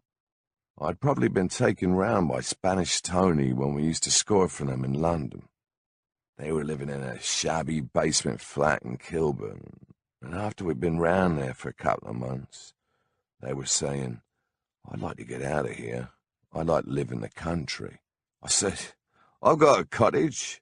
So Anita and I installed them in the cottage across from Redlands, which was where I was living at the time. And once a week, Steve, into Chichester, pop in a boots for a minute, go back home, and then I'd have half of his smack. Steve and Penny were a very sweet, shy, unassuming couple. They weren't some lowlifes. He was very ascetic with a little beard. He was a philosopher, always reading Dostoevsky and Nietzsche. Big, tall, thin bloke with ginger hair, moustache, and glasses. He looked like a fucking professor, even though he didn't smell like one. It must have gone on for about a year. They were such a sweet and gentle couple. "Can we make you a cup of tea?" Nothing you would think about junkies. It was all very civilized. Sometimes I'd go to the cottage, and because they were mainliners, say, "Penny, is Steve still alive?" "I think so, darling. Anyway, have a cup of tea and then we'll wake him up." It was all so genteel. For every stereotypical junkie, I can point to 10 others who live perfectly ordered lives, bankers and whatever. That was the golden era. At least until 73, 74, it was all perfectly legal. After that, they knocked it on the head and it was methadone, which is worse, or certainly no better. Synthetic. One day the junkies woke up, and they only got half their script in pure heroin and half in methadone. And then that turned into a bit more of a market. The era of the all-night drugstore in Piccadilly. I used to park round the corner, but there was always a queue of people outside waiting for their pet junkies to come out with the stuff and then split it. The system really couldn't support it anymore against the voracious demands. We were creating a nation of junkies. I have no clear recollection of the first time I had heroin. It was probably slipped in with a line of coke in a speedball, mixture of coke and smack. If you were around people who were used to doing that in one line, you didn't know. You found out later on. "That was very interesting last night. What was that?" "Oh, that's how it creeps up on you. 'Cause you don't remember. That's the whole point of it. It's suddenly there. They don't call it heroin for nothing. It's a seductress. You can take that stuff for a month or so and stop. Or you can go somewhere where there isn't any, and you're not really that interested. It's just something you are taking. And you might feel like you've got the flu for a day. But the next day you're up and about and you feel fine. And then you come into contact again and you do it some more. And months can pass. And the next time you got the flu for a couple of days. No big deal. What are they talking about? That's cold turkey. It was never in the front of my mind until I was truly hooked. It's a subtle thing. It grabs you slowly. After the third or fourth time, then you get the message. And then you start to economize by shooting it up. But I've never mainlined. Now, the whole delicacy of mainlining was never for me. I was never looking for that flash. I was looking for something to keep me going. If you do it in the vein, you get an incredible flash, but then you want more in about 2 hours. And also you have tracks, which I couldn't afford to show off. Furthermore, I could never find a vein. My veins are tight. Even doctors can't find them. So I used to shoot it up in the muscles. I could slap a needle in and not feel a thing. And the smack is, if you do it right, more of a shock than the actual injection, because the recipient reacts to that, and meanwhile, the needle has come and gone. Especially interesting on the butt, but not politically correct. That was a very productive and creative period. Beggar's Banquet, Let It Bleed. Some good songs were written. But I never thought drugs per se had very much to do with whether I was productive or not. It might have changed a few chords, a few verses here and there. But I never felt any diminishment or any extra lift as far as what I was doing was concerned. I didn't look upon smack as an aid or a detraction from what I was doing. I would probably have written Gimme Shelter whether I was on or off this stuff. It doesn't affect your judgment, but in certain cases it helps you be more tenacious about something and follow it further than you would have than if you just threw up your hands and said, "Oh, I can't figure this one out right now."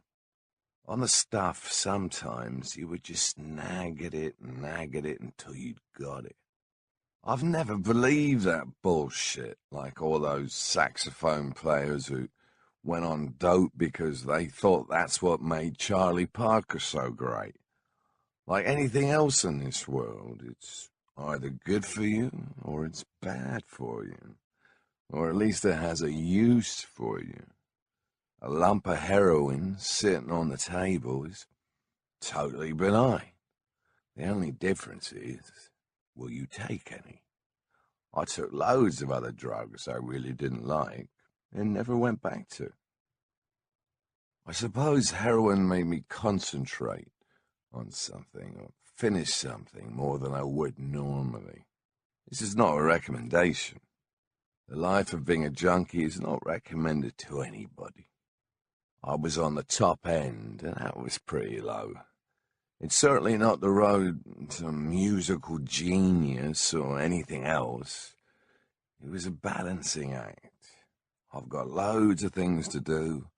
This song's interesting, and I want to make copies of all of this stuff, and I'll be doing it for 5 days, perfectly balanced on this equilibrium of cocaine and heroin. But the thing is that after about 6 or 7 days, I'd forget what the balance was. Or I'd run out of one side of the balance or the other. Because I was always having to think about supplies. The key to my survival was that I paced myself. I never really overdid it. Well, shouldn't say never. Sometimes I was absolutely fucking comatose, but I think it really became to me like a tool. I realized I'm running on fuel and everybody else isn't. They're trying to keep up with me and I'm just burning. I could keep going because I'm on pure cocaine. None of that shit crap. I'm running on high octane, And if I feel I'm pushing it a little bit, need to relax it, have a little bump of smack. It sounds ridiculous now in a way, but the truth is, that was my fuel, that speedball. But I have to impress on anyone who listens to this that this was the finest cocaine and the purest heroin. This was no crap off the street, no Mexican shoe scrapings. This was the real shit. I felt very Sherlock Holmes about it all at the time. In order to deal with one's morbidity, or in order to deal with one's levity, it was like a balancing act, and it could keep me going for days and days without realizing that, in fact, I was wearing guys ragged. I got to know John Lennon longer and better further down the line. We'd hang for quite a while, he and Yoko would pop by. But the thing was with John, for all his vaunted bravado, he couldn't really keep up. He'd try and take anything I took, but without my good training. A little bit of this, a little bit of that, a couple of downers, a couple of uppers, coke and smack, and then I'm going to work. I was freewheeling. And John would inevitably end up in my John, hugging the porcelain, and there'd be Yoko in the background. You really shouldn't do this, and I'd go, I know, but I didn't force him. But he'd always come back for more, wherever we were. I remember one night in the Plaza Hotel, he came by my room, and then he disappeared from the room. I'm talking to the chicks, and their mates are all saying, I wonder where John went. And I go to the John, and there he is, hugging the parquet on the tiles. Too much red wine and some smack. Technicolor yawn. Don't move me, these tiles are beautiful. His face a ghastly green. Sometimes I thought, are these guys just coming to see me, or is there some sort of race on that I don't know about? I don't think John ever left my house, except horizontally, or definitely propped up.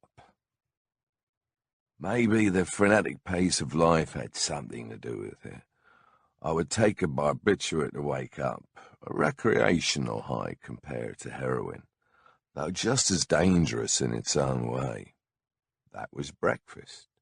A journal, pin it, put a needle in it so it would come on quicker, and then take a hot cup of tea, and then consider getting up or not. And later, maybe a Mandrax or a Quaalude. Otherwise, I just had too much energy to burn. So you wake up slow since you have the time. And when the effect wears off after about 2 hours, you're feeling mellow. You've had a bit of breakfast and you're ready for work. And sometimes I used to take downers to keep going. When I'm awake, I know that it's not going to put me to sleep because I've obviously slept. What it's going to do is smooth my path into the next 3 or 4 days. I've no intention of going to sleep again for a while, and I know there's enough energy in me that if I don't slow it down, I'm going to burn it up before I finish what I think I'm going to finish in a studio, for instance. I would use drugs like gears. I very rarely use them for pleasure, or at least that's my excuse. They smooth my path into the day. Don't try this at home. Even I can't do it anymore. They don't make them the same. They suddenly decided in the mid-70s that they would make downers that would put you to sleep without the high. I would raid the lockers of the world to find some more barbiturates. No doubt, somewhere in the Middle East, in Europe, I could find some. I love my downers. I was so hyper all the time that I needed to suppress myself. If you didn't want to go to sleep and just enjoy the buzz, you just stood up for a little bit and listened to some music. It had character. That's what I would say about barbiturates. Character. Every man who is worth his salt and downers knows what I'm talking about. And even that wouldn't put me down. That would keep me on a level. To me, the sensible drugs in the world are the pure ones. Chewinols, secanols, nembutols. Desbutol was probably one of the best that there ever was. A capsule in a weird red and cream color. They were better than later versions, which acted on the central nervous system. You could piss them out in 24 hours. They didn't hang on to your nerve endings. In December 1968, Anita, Mick, Marianne, and I took a ship from Lisbon to Rio, maybe 10 days at sea. We thought, let's go to Rio and let's do it in the old style. If any of us had been seriously hooked by then, we wouldn't have taken that form of transport. We were still dabbling, except perhaps for Anita, who was going to the ship's surgeon to ask for morphine from time to time. It was nothing to do on the boat, so we'd go around filming Super 8. The footage still exists. I think I may even show Spider-Woman, as we called her. This was a refrigeration ship, but it had passengers as well. And it was all very 30s. You expected Noel Coward to walk in. The Spider-Woman was one of those, with all the bangles and the perm and the expensive dresses and the cigarette holder. We used to go down and watch her act at the bar, buy her a drink now and again. Fascinating darling. She was kind of like a female stash, full of shit. The bar was crowded with these upper-class English people, all drinking like mad, pink gins and pink champagne, all pre-war conversation. I was dressed in a diaphanous jalaba, Mexican shoes, and a tropical army hat, deliberately outlandish. After a while, they discovered who we were and became very perturbed. They started asking questions. What are you trying to do? Do try to explain to us what this whole thing is about. We never answered them, and one day Spider-Woman stepped forward and said, "Oh, do give us a hint. Just give us a glimmer." Mick turned to me and said, "We're the Glimmer Twins. Baptized on the equator. The Glimmer Twins is the name we used later for ourselves as producers of our own records." We already knew Rupert Lowenstein, who soon started to run our affairs by this time, and he checked us into the best hotel in Rio. And suddenly, Anita was mysteriously going through the phone book. I said, "What are you looking for?" She said, "I'm looking for a doctor." "A doctor?" "Yeah." "What for?" "Don't worry about it." When she came back later that afternoon, she says, "I'm pregnant." And that was Marlon. Oh, well, great. I was very happy. But we didn't want to stop the trip now. We were headed for the Mato Grosso. We lived for a few days on a ranch where Mick and I wrote Country Hunk, sitting on a veranda like cowboys, boots on the rail, thinking ourselves in Texas. It was the country version of what became the single Honky Tonk Women when we got back to civilization. We decided to put Country Hunk out as well on Let It Bleed a few months later in late '69.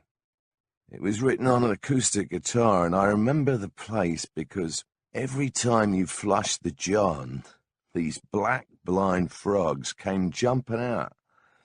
An interesting image.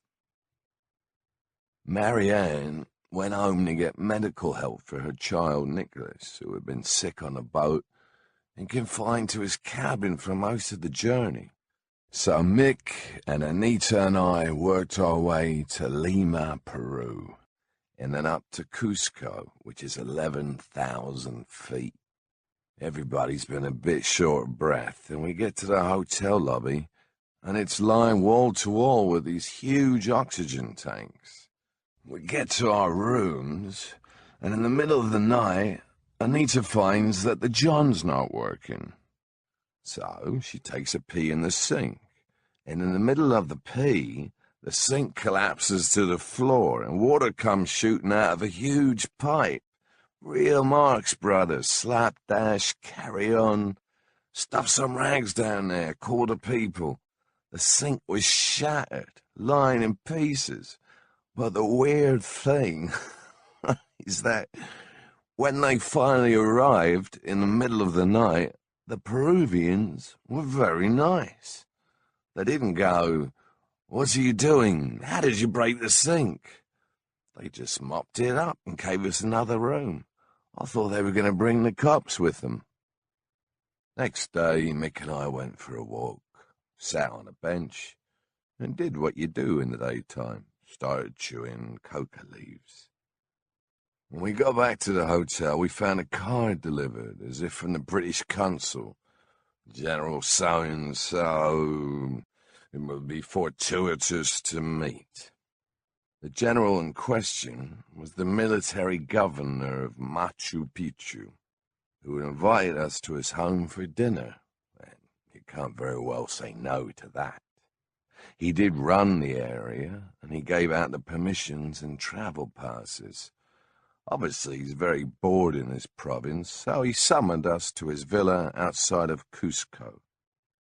He was living with a German DJ, a blonde boy. I'll never forget the decor. It had all been ordered from Mexico or straight from the States. He was one of those guys that kept the furniture wrapped in plastic covers, probably because the insects would eat everything the minute you unwrapped it. Oh, terrible furniture, but the actual villa was very nice, like an old Spanish mission as far as I can remember. The general was charming and a great host, and we had good food.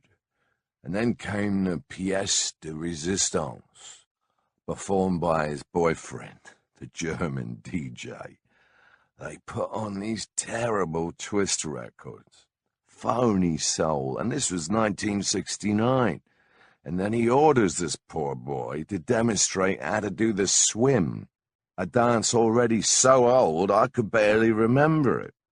He lay on the floor and started rolling around doing the breaststroke. Mick and I looked at each other. Where the fuck? How do we get out of here? It was almost impossible to not burst out laughing, because the guy's doing his best. He thinks he's doing the best swim south of the border. Yeah, get down, man. And he would do anything the general ordered him to do. Now do the mashed potato, and he would instantly obey. We really thought we'd gone back 100 years or so. We travelled to Urubamba, a village not far from Machu Picchu on a river of the same name. Once you got out there, you were out there, man. There was nothing there. No hotel, certainly. This place was not on the tourist map. The only white people they ever saw were lost. In fact, we were basically lost. But eventually, we found this bar and had a nice meal, shrimps and rice and beans. And we said, well, we've only got this car. Any chance of some dormir? And at first, a lot of no's went round the room, but they noticed we had a guitar with us. So Mick and I serenaded them for about an hour, trying to come up with any old thing we could think of. It seemed to me you needed a majority vote to get invited to sleep on the premises. And Anita being pregnant, I did want to give her a bed for the night. We must have done all right. I did a few bits of Malagueña and a few other songs that sounded vaguely Spanish that Gus had taught me. And finally, The landlord said we could have a couple of rooms upstairs. The only time Mick and I sang for a bed. It was a good writing period. Songs were coming. Honky Tonk Women, which came out as a single before the next album, Let It Bleed, in July 1969, was the culmination of everything we were good at the time. It's a funky track, and dirty too. It's the first major use of the open tuning where the riff and the rhythm guitar provide the melody. It's got all that blues and black music from Dartford onwards in it, and Charlie is unbelievable on that track. It was a groove, no doubt about it, and it's one of those tracks that you knew was a #1 before you'd finished the motherfucker. In those days, I used to set up the riffs and the titles and the hook, and Mick would fill it in. That was basically the gig. We didn't really think too much or agonize. There you go. This one goes like this. I met a fucking bitch in somewhere city. Take it away, Mick. Your job now. I've given you the riff, baby. You fill it in, and meanwhile I'll try and come up with another one. And he can write, can Mick. Give him the idea, and he'll run with it. We also composed using what we called vowel movement. Very important for songwriters, the sounds that work. Many times you don't know what the word is, but you know the word has got to contain this vowel, this sound. You can write something that'll look really good on paper, but it doesn't contain the right sound. You start to build the consonants around the vowels. There's a place to go ooh, and there's a place to go da. And if you get it wrong, it sounds like crap. It's not necessarily that it rhymes with anything at the moment, and you've got to look for that rhyming word too, but you know there's a particular vowel involved. Doo-wop is not called that for nothing. That was all vowel movement. Gimme Shelter and You Got the Silver were the first tracks we recorded in Olympic Studios for what became Let It Bleed, the album that we worked on throughout the summer of '69, the summer that Brian died. You Got the Silver was not the first solo vocal I recorded with the Stones. That was Connection. But it was one of the first ones I wrote entirely by myself and laid on Mick. And I sang it solo simply because we had to spread the workload. We'd always sung harmony, like the Everleys. So it wasn't as if I'd suddenly started to sing. But like all my songs, it never felt like my creation. I'm a damn good antenna to pick up songs zooming through the room, but that's all. Where did Midnight Rambler come from? I don't know. It was the old days, trying to knock you on the back of the head. Hey, don't forget us, pal. Write a damn good blues. Write one that takes the form in another way, just for a bit. Midnight Rambler is a Chicago blues. The chord sequence isn't, but the sound is pure Chicago. I knew how the rhythm should go. It was in the tightness of the chord sequence, the D's and the A's and the E's. It wasn't a blues sequence, but it came out like heavy-duty blues. That's one of the most original blues you'll hear from the Stones. The title, the subject, was just one of those phrases taken out of sensationalist headlines that only exist for a day. You just happen to be looking at a newspaper. Midnight Rambler on the loose again. Ooh, I'll have him. The fact that you could get that kind of tasty bite into the lyrics by mixing in contemporary stories or headlines or just what appeared to be mundane daily narrative was so far away from pop music and also from Cole Porter or Hoagie Carmichael. I saw her today at the reception. It was just very plain. No dynamics, no sense of where it was going. I think Mick and I looked at each other and said, well, if John and Paul can do it. The Beatles and Bob Dylan, to a great extent, changed songwriting in that way and people's attitudes towards voice. Bob has not got a particularly great voice, but it's expressive, and he knows where to put it. And that's more important than any technical beauties of voice. It's almost anti-singing, but at the same time, what you're hearing is real. You can't always get what you want, was basically all Mick. I remember him coming into the studio and saying, I've got this song. I said, you got any verses? And he said, I have, but how's it going to sound? Because he'd written it on guitar. It was like a folk song at the time. I had to come up with a rhythm, an idea. I floated around the band and just play the sequence here and there. And maybe Charlie decides which to go for. It's all experimentation. And then we added the choir on the end, very deliberately.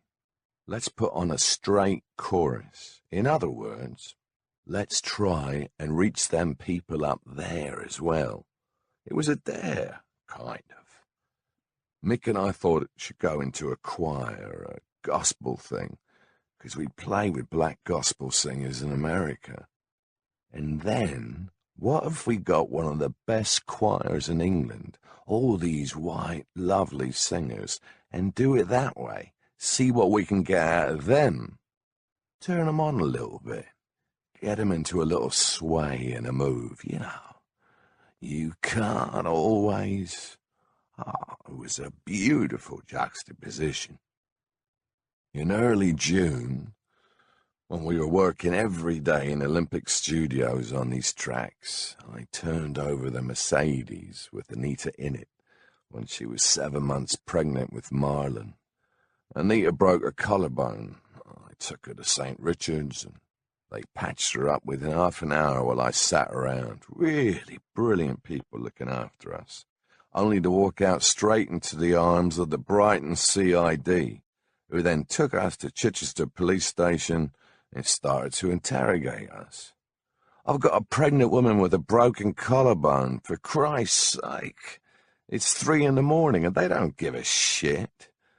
The more I deal with cops, especially British cops, I must say, something's wrong with the training.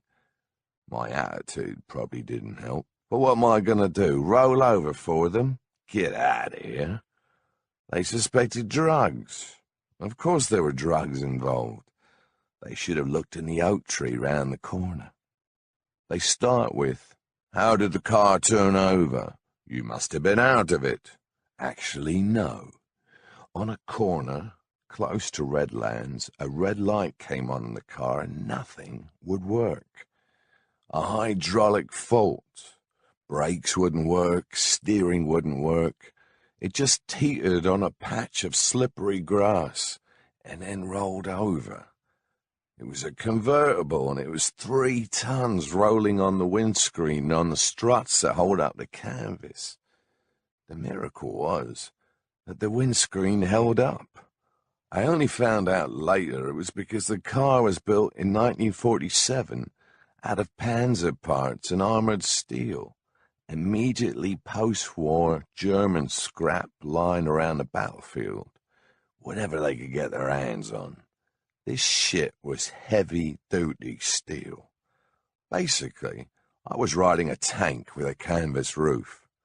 No wonder they swept through France in 6 weeks. No wonder they almost took Russia. The panzers saved my life. My body left the car. I watched it all happen from 12, 15 feet above. You can leave your body, believe me. I've been trying all my life, but this was the first real experience of it. I watched that thing roll over in slow motion 3 times, very dispassionate, very cool about it. I was an observer, no emotion involved. You're already dead. Forget about it. But meanwhile, before the lights actually went out, I noticed the underside of the car, and I noticed it was built with these diagonal riveted struts underneath, very solid-looking things. It all appeared to be slow motion. You're holding a very long breath. And I know that Anita is in the car, and I'm wondering in another part of my mind if Anita is also watching from above. I'm more concerned about her than I am myself, because I'm not even in the car. I've escaped in the mind, or whatever you think you are when things like that happen in a split second. But then it came pounding rubber side down after 3 turns into this hedge, and suddenly I'm back behind the wheel. So Marlon had his first car crash 2 months before he was born. No wonder he has never driven, never obtained a driving license. Marlon's full name is Marlon Leon Sundeep. Brando called up while Anita was in hospital to compliment her on performance. Marlon, that's a good name. Why don't we call him Marlon? The poor kid was forced through this religious ceremony when he arrived home in Shaney Walk. The rice and the flower petals and the chanting and all that shit. Anita's the mother, right? Who am I to say no? Anything you like, mother. You've just given birth to our son. So the Baouls of Bengal came, courtesy of Robert Fraser. And Robert had a crib made, beautiful little one that rocked. So that's his full name. Marlon Leon Sundeep Richards, which is the most important bit. The rest is mere pretext.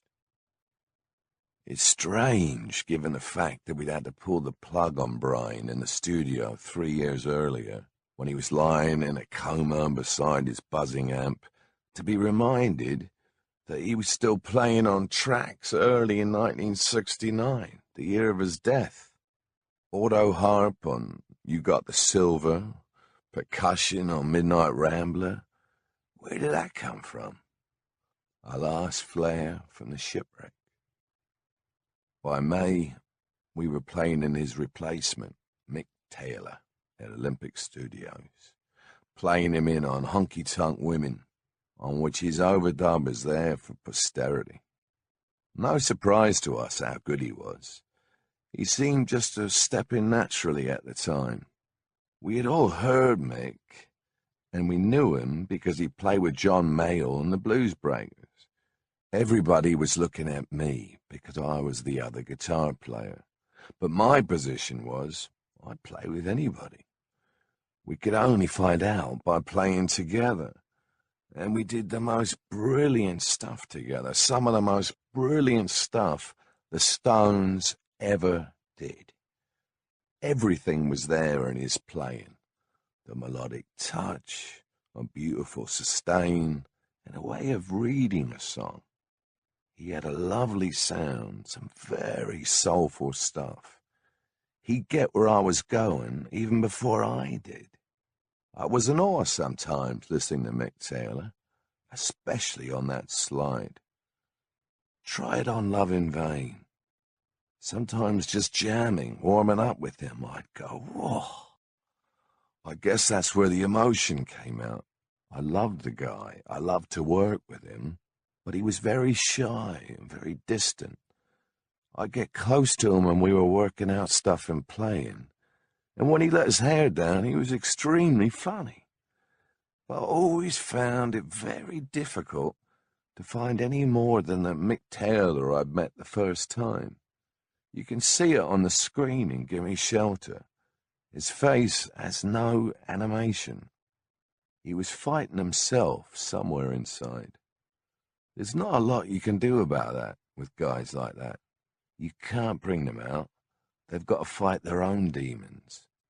You'd bring him out for an hour or two, for an evening or a night, but the next day he was brooding again. Not a barrel of laughs, let's put it like that. Well, You give certain people their space. You realize some guys you can spend a day with them and basically you've learned all you're ever going to know about them. Like Mick Jagger, an exact reverse. We'd already fired Brian 2 or 3 weeks before he died. It had come to a head, and Mick and I had been down at Winnie the Pooh's house.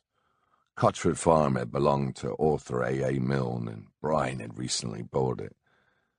Mick and I didn't fancy the gig, but we drove down together and said, "Hey, Brian, it's all over, pal." We were in the studio when we got the phone call not long afterwards, cutting with Mick Taylor. There exists 1 minute and 30 seconds of us recording I Don't Know Why, a Stevie Wonder song, interrupted by the phone call telling us of Brian's death. I knew Frank Thorogood, who made a deathbed confession that he'd killed Brian Jones by drowning him in the swimming pool where Brian's body was found some minutes after other people had seen him alive. But I'm always wary of deathbed confessions because the only person there is the person he's supposed to have said it to, some uncle, daughter, or whatever. On his deathbed, he said he killed Brian. Whether he did or not, I don't know. Brian had bad asthma, and he was taking Quaaludes and Tuinals, which are not the best things to dive underwater on. Very easy to choke on that stuff. He was heavily sedated. He had a high tolerance for drugs, I'll give him that.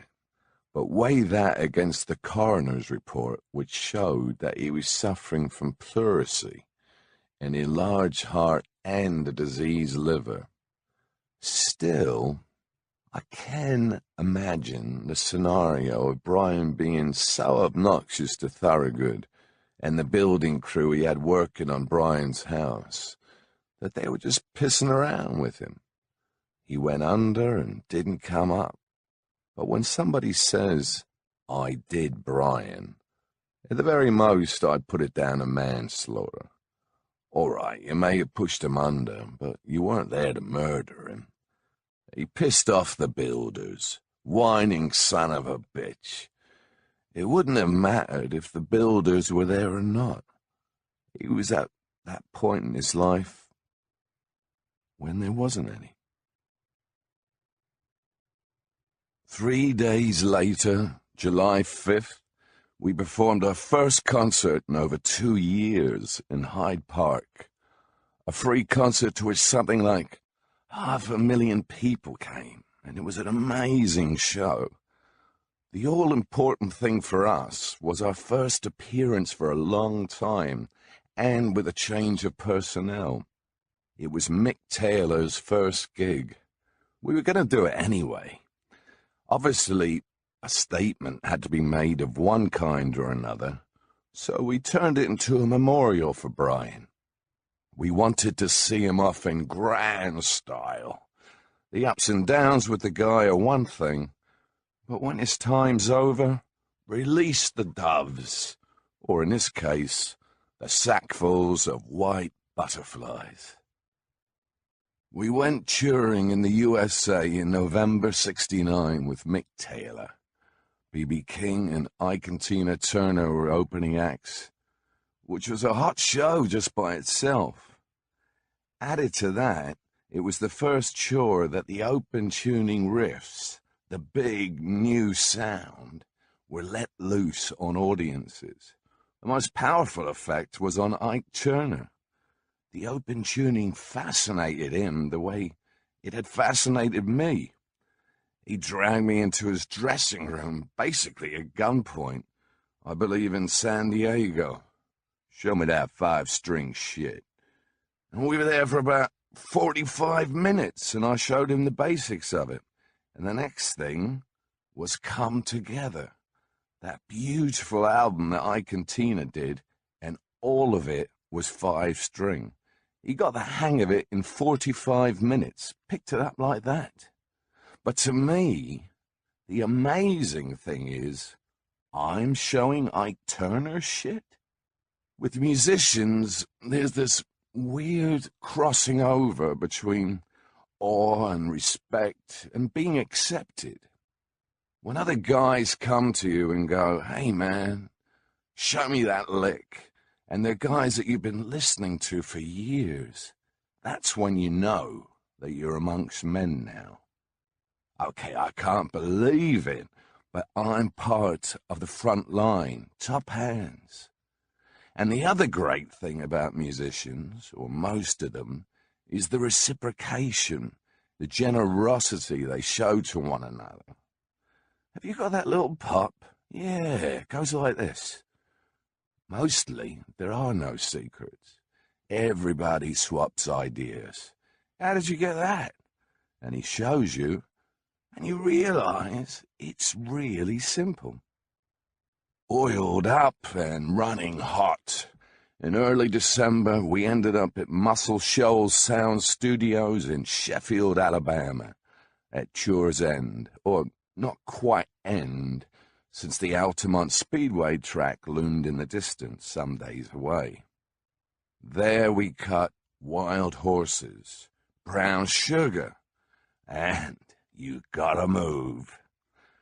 3 tracks in 3 days in that perfect 8-track recording studio. Muscle Shoals was a great room to work, very unpretentious.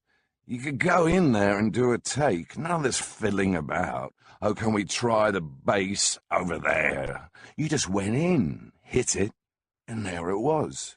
It was the creme de la creme. Except it was just a shack in the middle of nowhere. The people that put the studio together, great bunch of Southern guys, Roger Hawkins and Jimmy Johnson and a couple of others owned it, were famed musicians, part of the Muscle Shoals rhythm section, who had been in the house band at Rick Hall's famed studios, previously situated in Muscle Shoals proper. That setup already had a legendary ring, because some great soul records had been coming out of there for several years. Wilson Pickett, Aretha Franklin, Percy Sledge's When a Man Loves a Woman. So to us, it was on a par with going to Chess Records, even though it was out the way and we had wanted to record in Memphis. But you should hear the late Jim Dickinson, piano player on Wild Horses, tell what happened. He was a Southern boy and a good storyteller. This is the part of the story nobody knows, because even in Stanley Booth's book, he, for whatever reason, chose not to tell it. But the way they got to Muscle Shoals was Stanley. He was traveling with them for the biography, and he called me in the middle of the night. My wife and I had met him down in Auburn and seen the show, thinking that would be it. And he calls maybe a week and a half later and says, "Is there anywhere in Memphis the Stones could record? They've got 3 days at the end of their tour, and they've been on the road playing together, and they're hot. They've got some new material." Now, at the time, from the American Federation of Musicians, you could get a touring permit or a recording permit as a foreign band, but you couldn't get both. And they have been barred from recording in Los Angeles. The way I heard it, Leon Russell tried to set up a session for them in L.A. and was fined by the Musicians Union.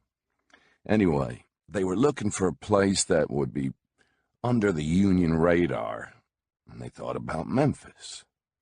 Well, the Beatles had tried to record in Memphis at Stax and had been refused for insurance reasons or for whatever reason, and there really wasn't any place in Memphis that they could have safely recorded anonymously. And I told Stanley that, and it made Stanley mad. He said, "Well, what the hell am I supposed to tell him?" I said, "Tell him to go to Muscle Shoals. Nobody will even know who they are," which, in fact, nobody did. And Stanley responded negatively. He said, "Well, I don't know any of those rednecks down there. How am I supposed to?" I said, "Call Jerry Wexler. He'll set it up." But what I didn't know, what nobody knew at that point, was that the Stones' contract with EMI was run down. Well, you can bet Wexler knew it. He put it together in a heartbeat. And I didn't hear any more about it for another week or 10 days. And then Stanley calls in the middle of the night. He says, "Be in Muscle Shoals on Thursday. The Stones are going to record." And he says, "Don't tell anybody." So I didn't use my car. I took my wife's car so nobody would recognize it. I drove down there, and the old studio was across the highway from the cemetery. The old studio had actually been a coffin factory. It was a real small building. So I go to the door, and Jimmy Johnson opens the door just a crack, and he looks at me and says, "Dickinson, what do you want?" And I said, "I've come down for the Stone session." And he says, "Oh, hell, does everyone in Memphis know?" I said, "No, nobody knows, Jimmy. It's cool, don't worry." And nobody was there at this point. They hadn't showed up yet. When they showed up, it was the biggest plane that ever landed in the Muscle Shoals airport. Because I was with Stanley, I got to stay. Oh, you'll hear different people claim they were there. There was no one there. I've been asked several times if Graham Parsons was there. Well, hell, if Graham Parsons had been there, I certainly would never have played the piano. It would have been him. So there was literally no one from the outside there. And Keith and I hit it off right away. And waiting for Jagger and whoever else, we started jamming. They still, to this day, think I'm a country piano player. I'm not sure why, because I can barely play country music. I had a couple of licks from Floyd Kramer's stuff, but I think it was because of Graham Parsons. They had just got to be buddies with Graham, and I think Keith was kind of fascinated by country music. So we sat around that afternoon, playing Hank Williams songs and Jerry Lee Lewis songs, and they let me stay. And as Mick was singing Brown Sugar, the pickup line into the refrain was different in every verse. I was in the control room with Stanley, and I said, "Stanley, he's leaving out a great line." And right then, I heard this voice come from behind the console where there was a couch. Charlie Watts was sitting there, and I hadn't even seen him in the room, or I wouldn't have said it. And Charlie says, "Tell him." And I said, "I'm not going to tell him." And Charlie reaches over to the console, punches the talkback button, and he says, "Tell him." So I said, "Okay, Mick, you're leaving a line out. You were singing 'Hear 'em whip the women' just around midnight in the first verse, which is a great line." And Jagger kind of halfway laughed and said, "Oh, yeah? Who said that? Is that Booth?"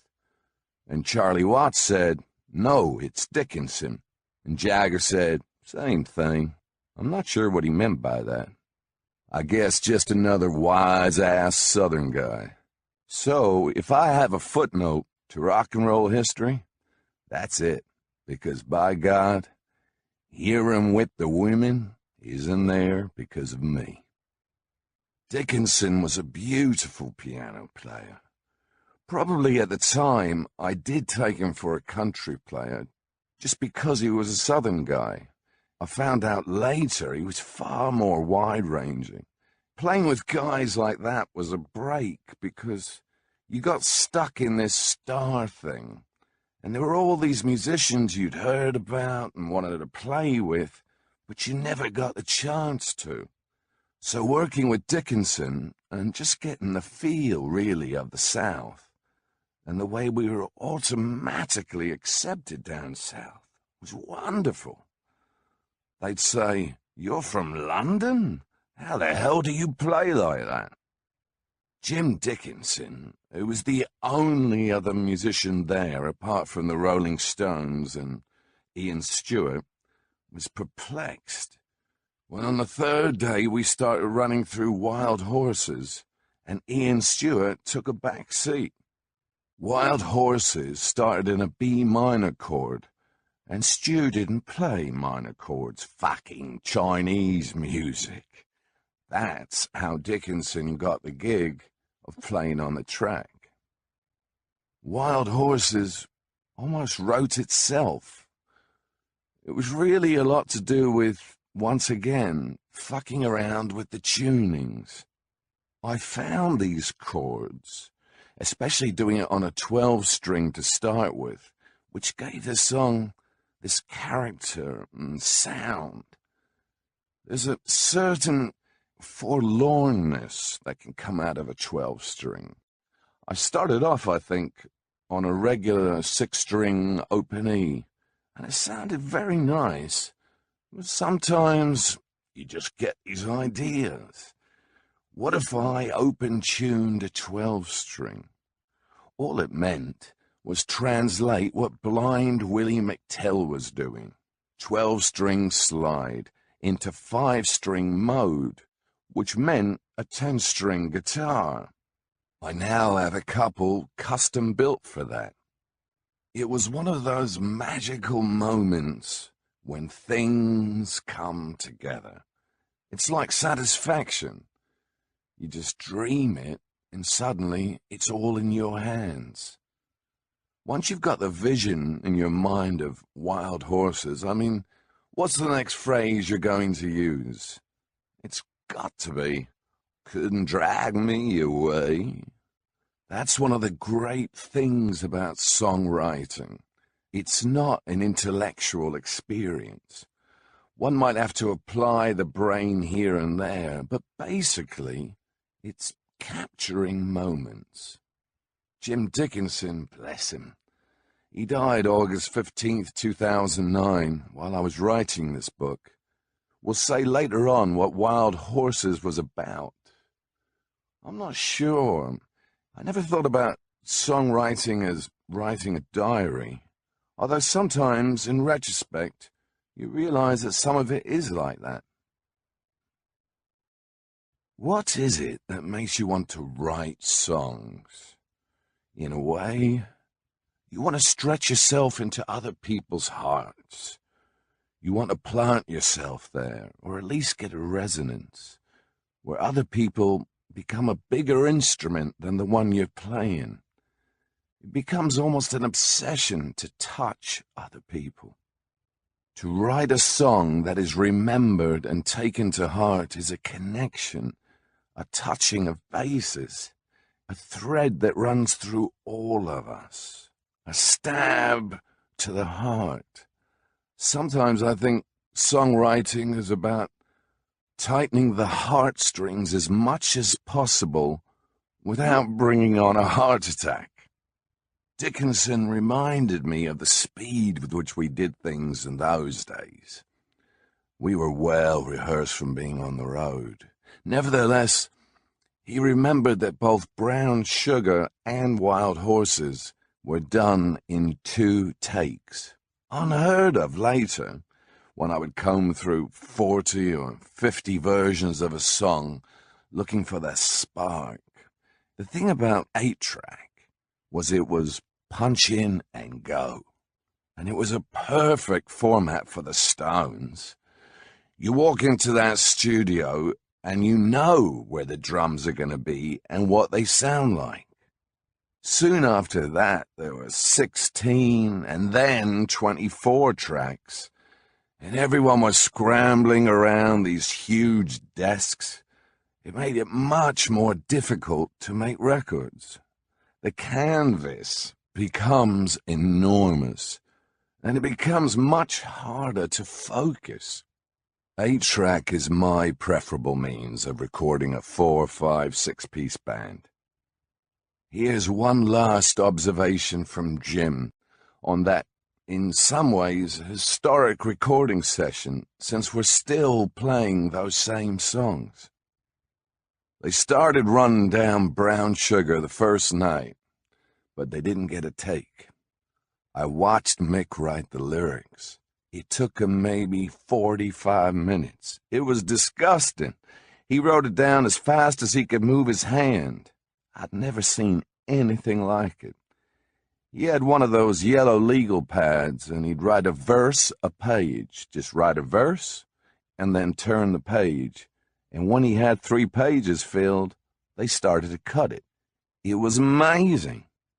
If you listen to the lyrics, he says, "Sky dog slaver," though it's always written, "scarred old slaver." What does that mean?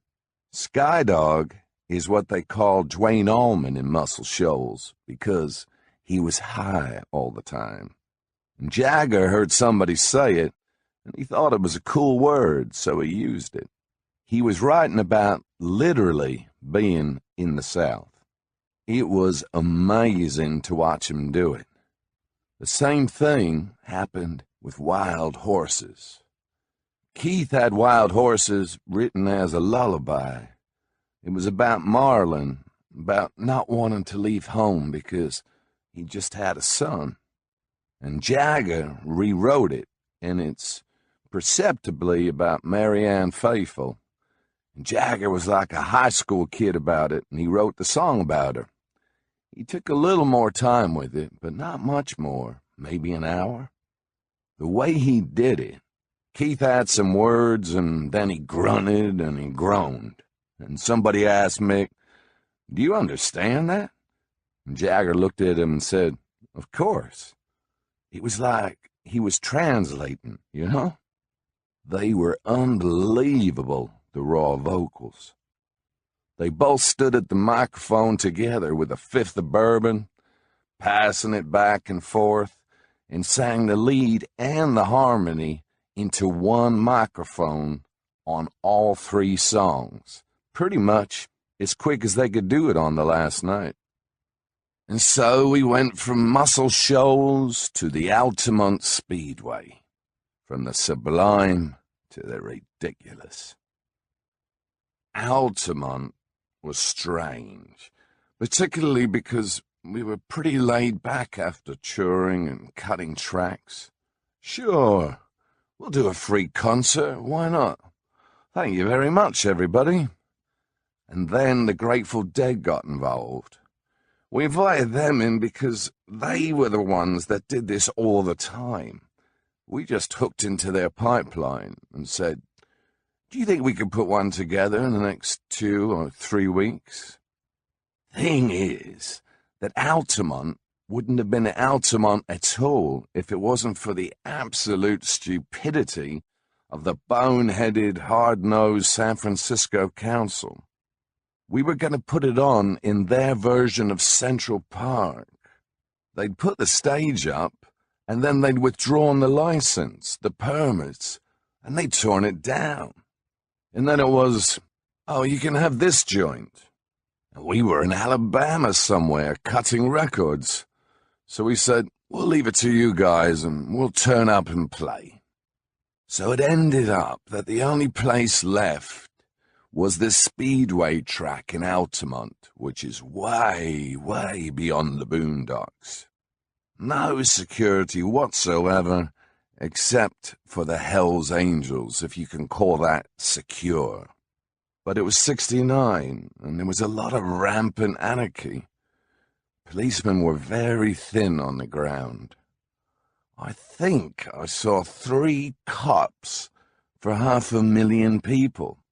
I've no doubt there were a few more, but their presence was minimal. Basically, it was one huge commune that sprang out the ground for 2 days. It was very medieval in look and feel. Guys with bells on, chanting, "Hashish, peyote."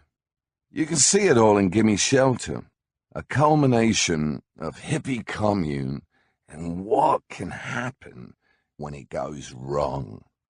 I was amazed that things didn't go more wrong than they did.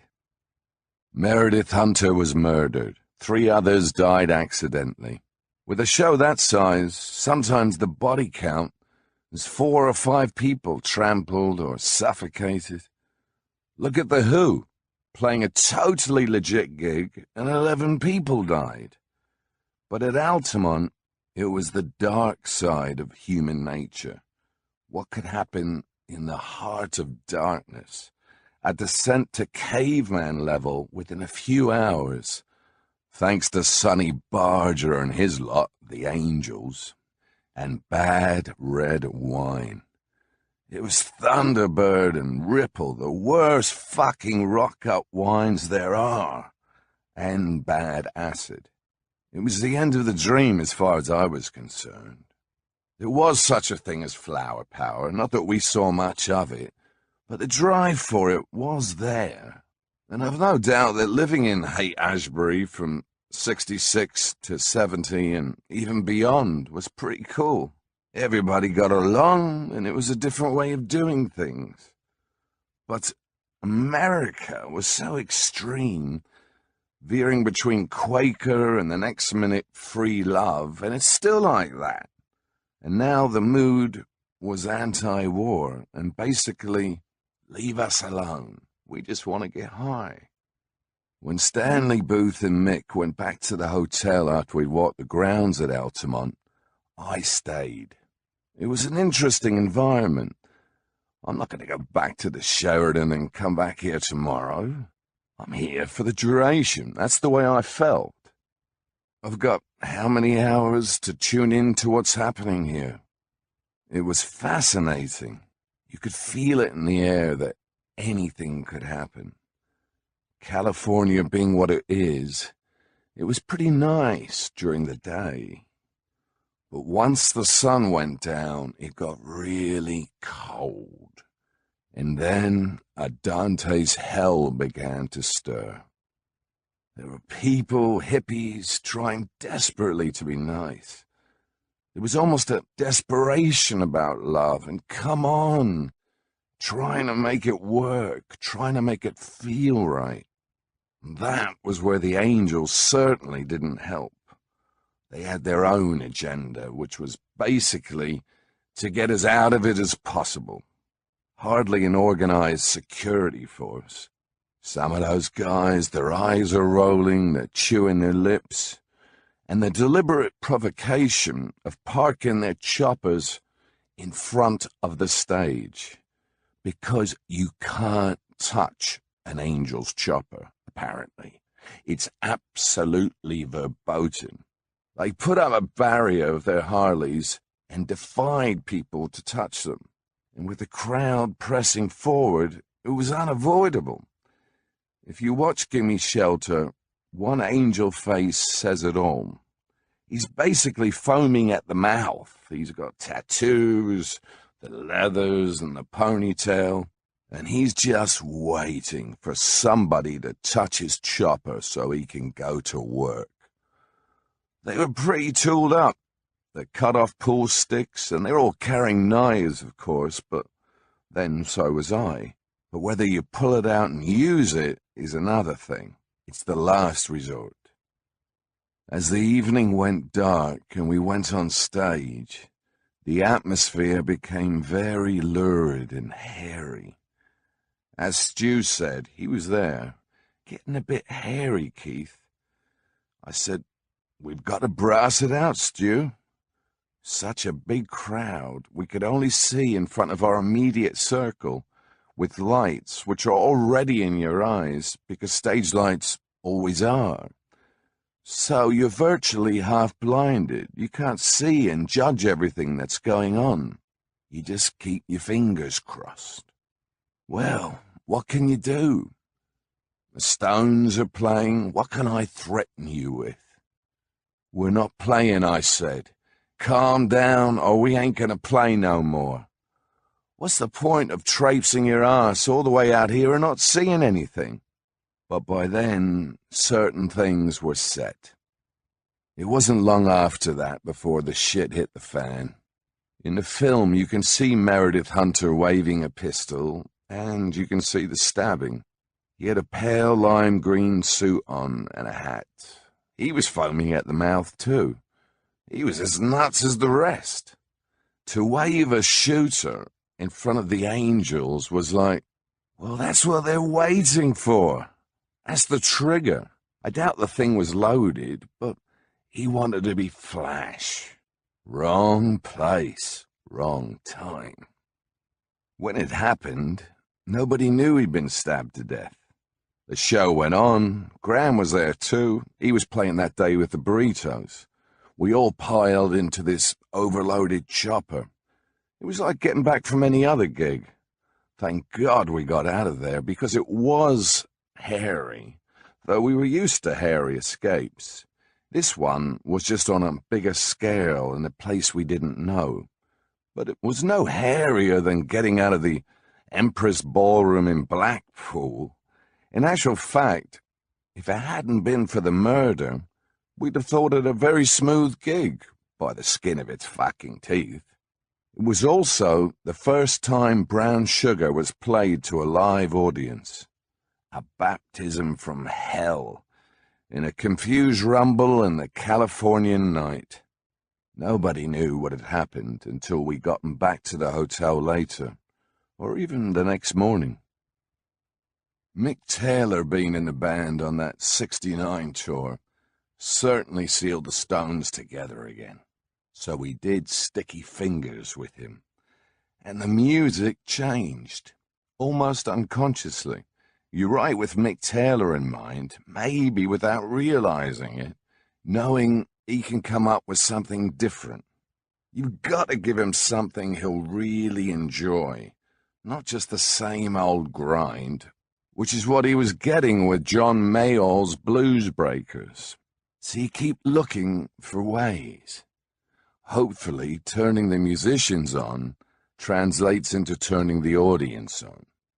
Some of the Sticky Fingers compositions were rooted in the fact that I knew Taylor was going to pull something great. By the time we got back to England, we had Sugar, we had Wild Horses, and You Gotta Move. The rest we recorded at Mick's house, Stargroves, on our new mighty mobile recording studio, and Summit Olympic Studios in March and April 1970. Can't You Hear Me Knocking came out flying. I just found the tuning and the riff and started to swing it, and Charlie picked up on it just like that, and we're thinking, hey, this is some groove. So it was smiles all round. For a guitar player, it's no big deal to play. The chopping, staccato bursts of chords, very direct and spare. Marianne had a lot to do with Sister Morphine. I know Mick's writing, and he was living with Marianne at the time, and I know from the style of it there were a few Marianne lines in there. Moonlight Mile was all Mick's. As far as I can remember, Mick came in with the whole idea of that, and the band just figured out how to play it. And Mick can write. It's unbelievable how prolific he was. Sometimes you'd wonder how to turn the fucking tap off. The odd times, he would come out with so many lyrics, you're crowding the airwaves, boy. I'm not complaining. It's a beautiful thing to be able to do. It's not like writing poetry or just writing down lyrics. It's got to fit what has already been created. That's what a lyricist is. A guy that has been given a piece of music and then sets up how the vocals are going to go. And Mick is brilliant at that. Around now, we started to gather musicians to play on tracks. The so-called super sidemen, some of whom are still around. Nicky Hopkins had been there almost since the beginning. Ry Cooder had come and almost gone. On Sticky Fingers, we linked up again with Bobby Keys, the great Texan saxophone player, and his partner, Jim Price. We met Bobby very briefly, the first time since our first U.S. tour, at Elektra Studios when he was recording with Delaney and Bonnie. Jimmy Miller was working there on Let It Bleed and called Bobby in to play a solo on Live With Me. The track was just raw, straight ahead, balls to the wall, rock and roll, tailor-made for Bobby. A long collaboration was born. Ian Price put some horns on the end of honky-tonk women, but they're mixed down so low you could only hear them in the very last second and a half on the fade. Chuck Berry had a saxophone just for the very end of Roll Over Beethoven. We love that idea of another instrument coming in just for the last second.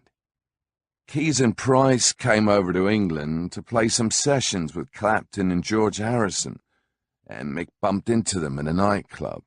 So it was get 'em while they're here. They were a hot section, and Mick felt that we needed a horn section, and it was all right with me. The Texan Bulldog gave me a look. We played before, he Texaned. We have? Where? San Antonio Teen Fair. Ah, you were there? Damn fucking right. Then and there I said, screw it, and let's rock. A huge warm grin, a handshake to crush a rock. You're a motherfucker, Bobby Keys. That was the session in December '69 when Bobby blew his stuff on brown sugar. As much a blast for the times as anything else on the airwaves. I did a couple of cleanups with Graham Parsons at this time, both unsuccessful. I've been through more cold turkeys than there are freezers. I took the fucking hell week as a matter of course. I took it as being part of what I was into. But cold turkey once is enough, and it should be, quite honestly. At the same time, I felt totally invincible. And also, I was a bit antsy about people telling me what I could put in my body. I always felt that no matter how stoned I was, as far as I was concerned, I could cover what I was doing. And I was big-headed in that I thought I could control heroin. I thought I could take it or leave it. But it is far more seductive than you think, because you can take it or leave it for a while, but every time you try and leave it, it gets a little harder. You can't, unfortunately, decide the moment when you've got to leave it. The taking of it is easy, the leaving of it hard. And you never want to be in that position when suddenly someone bursts in and says, "Come with me," and you realize that you've got to leave it, and you're in no condition to go to the police station and start cold turkey. You've got to think about that and say, hey, there's one simple way of never being in that position. Don't take it. But there's probably a million different reasons you do. I think it's maybe to do with working on the stage. The high levels of energy and adrenaline require, if you can find it, a sort of antidote. And I saw smack as just becoming part of that. Why do you do it to yourself? I never particularly liked being that famous. I could face people easier on the stuff, but I could do that with booze too. It isn't really the whole answer. I also felt I was doing it not to be a pop star. There was something I didn't really like about that end of what I was doing, the blah, blah, blah. That was very difficult to handle, and I could handle it better on smack. Mick chose flattery, which is very like junk, a departure from reality. I chose junk. And also I was with my old lady, Anita, who was as avid as I was. I think we just wanted to explore that avenue. And when we did, we only meant to explore the first few blocks, but we explored it to the end. Off of Bill Burroughs, I got apomorphine, along with Smitty, the vicious nurse from Cornwall. The cure that Graham Parsons and I did was total anti-heroin aversion therapy, and Smitty loved to administer it. Time, boys. There's Parsons and me in my bed. Oh no, here comes Smitty. Graham and I needed to take a cure just before the farewell tour of 1971, when he and his soon-to-be wife Gretchen came over to England, and we went about our usual ways. Bill Burroughs recommended this hideous woman to administer the apomorphine that Burroughs talked endlessly about, a therapy that was pretty useless, but Burroughs swore by it. I didn't know him that well, except to talk about dope, how to get off or how to get the quality you're after. Smitty was Burroughs' favorite nurse, and she was a sadist, and the cure consisted of her shooting you up with this shit and then standing over you. You do as you're told. You don't argue. Stop sniveling, boy. You wouldn't be here if you hadn't screwed up. We took this cure in Cheney Walk, and it was Graham and me in my 4-poster bed, the only guy I ever slept with, except that we kept falling off the bed because we were twitching so much from the treatment, with a bucket to throw up in, if you could stop twitching for enough seconds to get near it. You got the bucket, Graham? Our only outlet, if we could stand up, would be to go down and play the piano and sing for a bit, or as much as possible to kill time. I wouldn't recommend that cure to anybody. I wondered if that was Bill Burroughs' joke, to send me to probably the worst cure he'd ever had. It didn't work. It's a long 72 hours, and you've been shitting yourself and pissing yourself and twitching and spasms. And after that, your system's washed. When you take the stuff, you put all the other stuff, your endorphins, to sleep. They think, oh, he doesn't need us because something else is in there. And they take 72 hours to wake up and go back to work. But usually, as soon as you've finished, you go back on it. After all that, after a week of that shit, I need a fix. And there you go. The number of times I've cold turkeyed only to go straight back on. Because the cold turkey is so rough. The powers that be couldn't break the butterfly on the wheel. But they tried again and again at my house in Cheney Walk in the late 60s and early 70s. I got quite used to being thrown up against my own doorposts. Coming home from a club at 3 in the morning. Just as I reached my front gate, out of the bushes would leap these people with truncheons. Oh, okay, here we go again. Assume the position. Up against the wall, Keith. That fake familiarity annoyed me. They wanted to see you cringe, but I've been there, pal. Oh, it's the flying squad. We're not flying as high as you, Keith, and all that bullshit. They wouldn't have a warrant, but they were playing their own game. Oh, I've got you this time, my boy, flash old sod. Their glee in thinking they'd pin me. Oh, what have we got here, Keith? And I know I've got nothing on me. They come on heavy because they want to see if they can make a big rock and roll star quiver in his boots. You'll have to do better than that. Let's see how far you want to go. Officers walking in and out and looking at bits of paper, confused as to what's going to happen when the newspapers hear that I've been pulled in again, and wondering whether Detective Constable has made the right move tonight in his fervor to clear the world of junkie guitarists. It was also a real drag to wake up every day with these blue bottles around your door, these bobbies. To wake up realizing you're a criminal, and you start to think like one.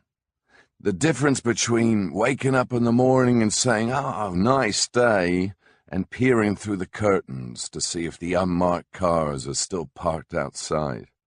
Or waking up grateful that during the night there wasn't a knock at the door. What a mind-bending distraction. We're not destroying the virtue of the nation, but they think we are. So eventually, we're drawn into a war. It was Chrissy Gibbs who linked Mick up with Rupert Lowenstein when it was clear that we had to try and sever ourselves from the wiles of Alan Klein.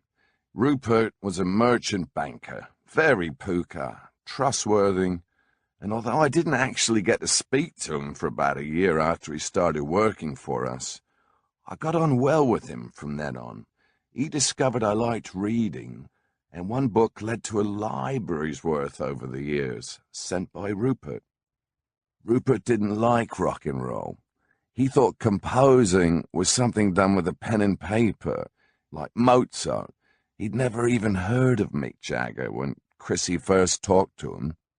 We brought 7 lawsuits against Alan Klein over 17 years, and eventually it was a farce, with both sides waving and chatting in the courtroom, like a normal day at the office. So Rupert at least learned the jargon of the business, even if he never got emotionally involved in the music. It had taken us a while to discover what Alan Klein had helped himself to, and what wasn't ours anymore. We had a company in the UK called Nanker Felge Music, which was a company we all shared in. So we get to New York and sign this deal to a company into which everything is to be channeled henceforth, also called Nanker Felge, which we presume is our same company with an American name, Nanker Felge USA. Of course, after a while, we discovered that Klein's company in America bore no relation to Nanker Felge UK and was wholly owned by Klein. So all the money was going to Nanker Felge USA. When Mick was trying to buy his house on Cheney Walk, he couldn't get the money out of Alan Klein for 18 months because Alan was trying to buy MGM. Klein was a lawyer monkey. He loved the letter of the law, and he loved the fact that justice and the law had nothing to do with each other. It was a game for him. He ended up owning the copyright and the master tapes of all our work. Anything written or recorded in the time of our contract with Decca, which was to end in 1971. But it ended, in fact, with Get Your Ya-Ya's out in 1970. So Klein owned unfinished and uncompleted songs up to the 71 limit, and that was the tricky part. The fight was about whether the songs between that record and 71 belonged to him. In the end, we conceded 2 songs, Angie and Wild Horses. He got the publishing of years of our songs, and we got a cut of the royalties. He still owns the publishing to Satisfaction, too, or his heirs do. He died in 2009. But I don't give a shit. He was an education. Whatever he did, he blew us up the river. He put it together, although Satisfaction certainly helped at that moment. I've made more money by giving up the publishing on Satisfaction, and my idea has never been to make money. Originally it was, do we make enough to pay for the guitar strings? And then later on, do we make enough to put on the kind of show we want to put on? I'd say the same about Charlie, and Mick too. Especially initially, hey, we don't mind making the money, but most of it's ploughed back into what it is we want to do. So the basic flavor of it is that Alan Klein made us and screwed us at the same time.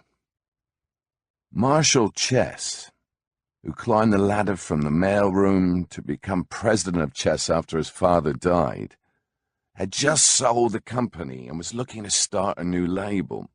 Together we founded Rolling Stones Records in 1971 and made a deal with Atlantic Records to distribute, which is where Ahmet Ertegun came in. Ahmet, an elegant Turk who with his brother Nesui drove the music business into a total rethink of what it was that people could hear.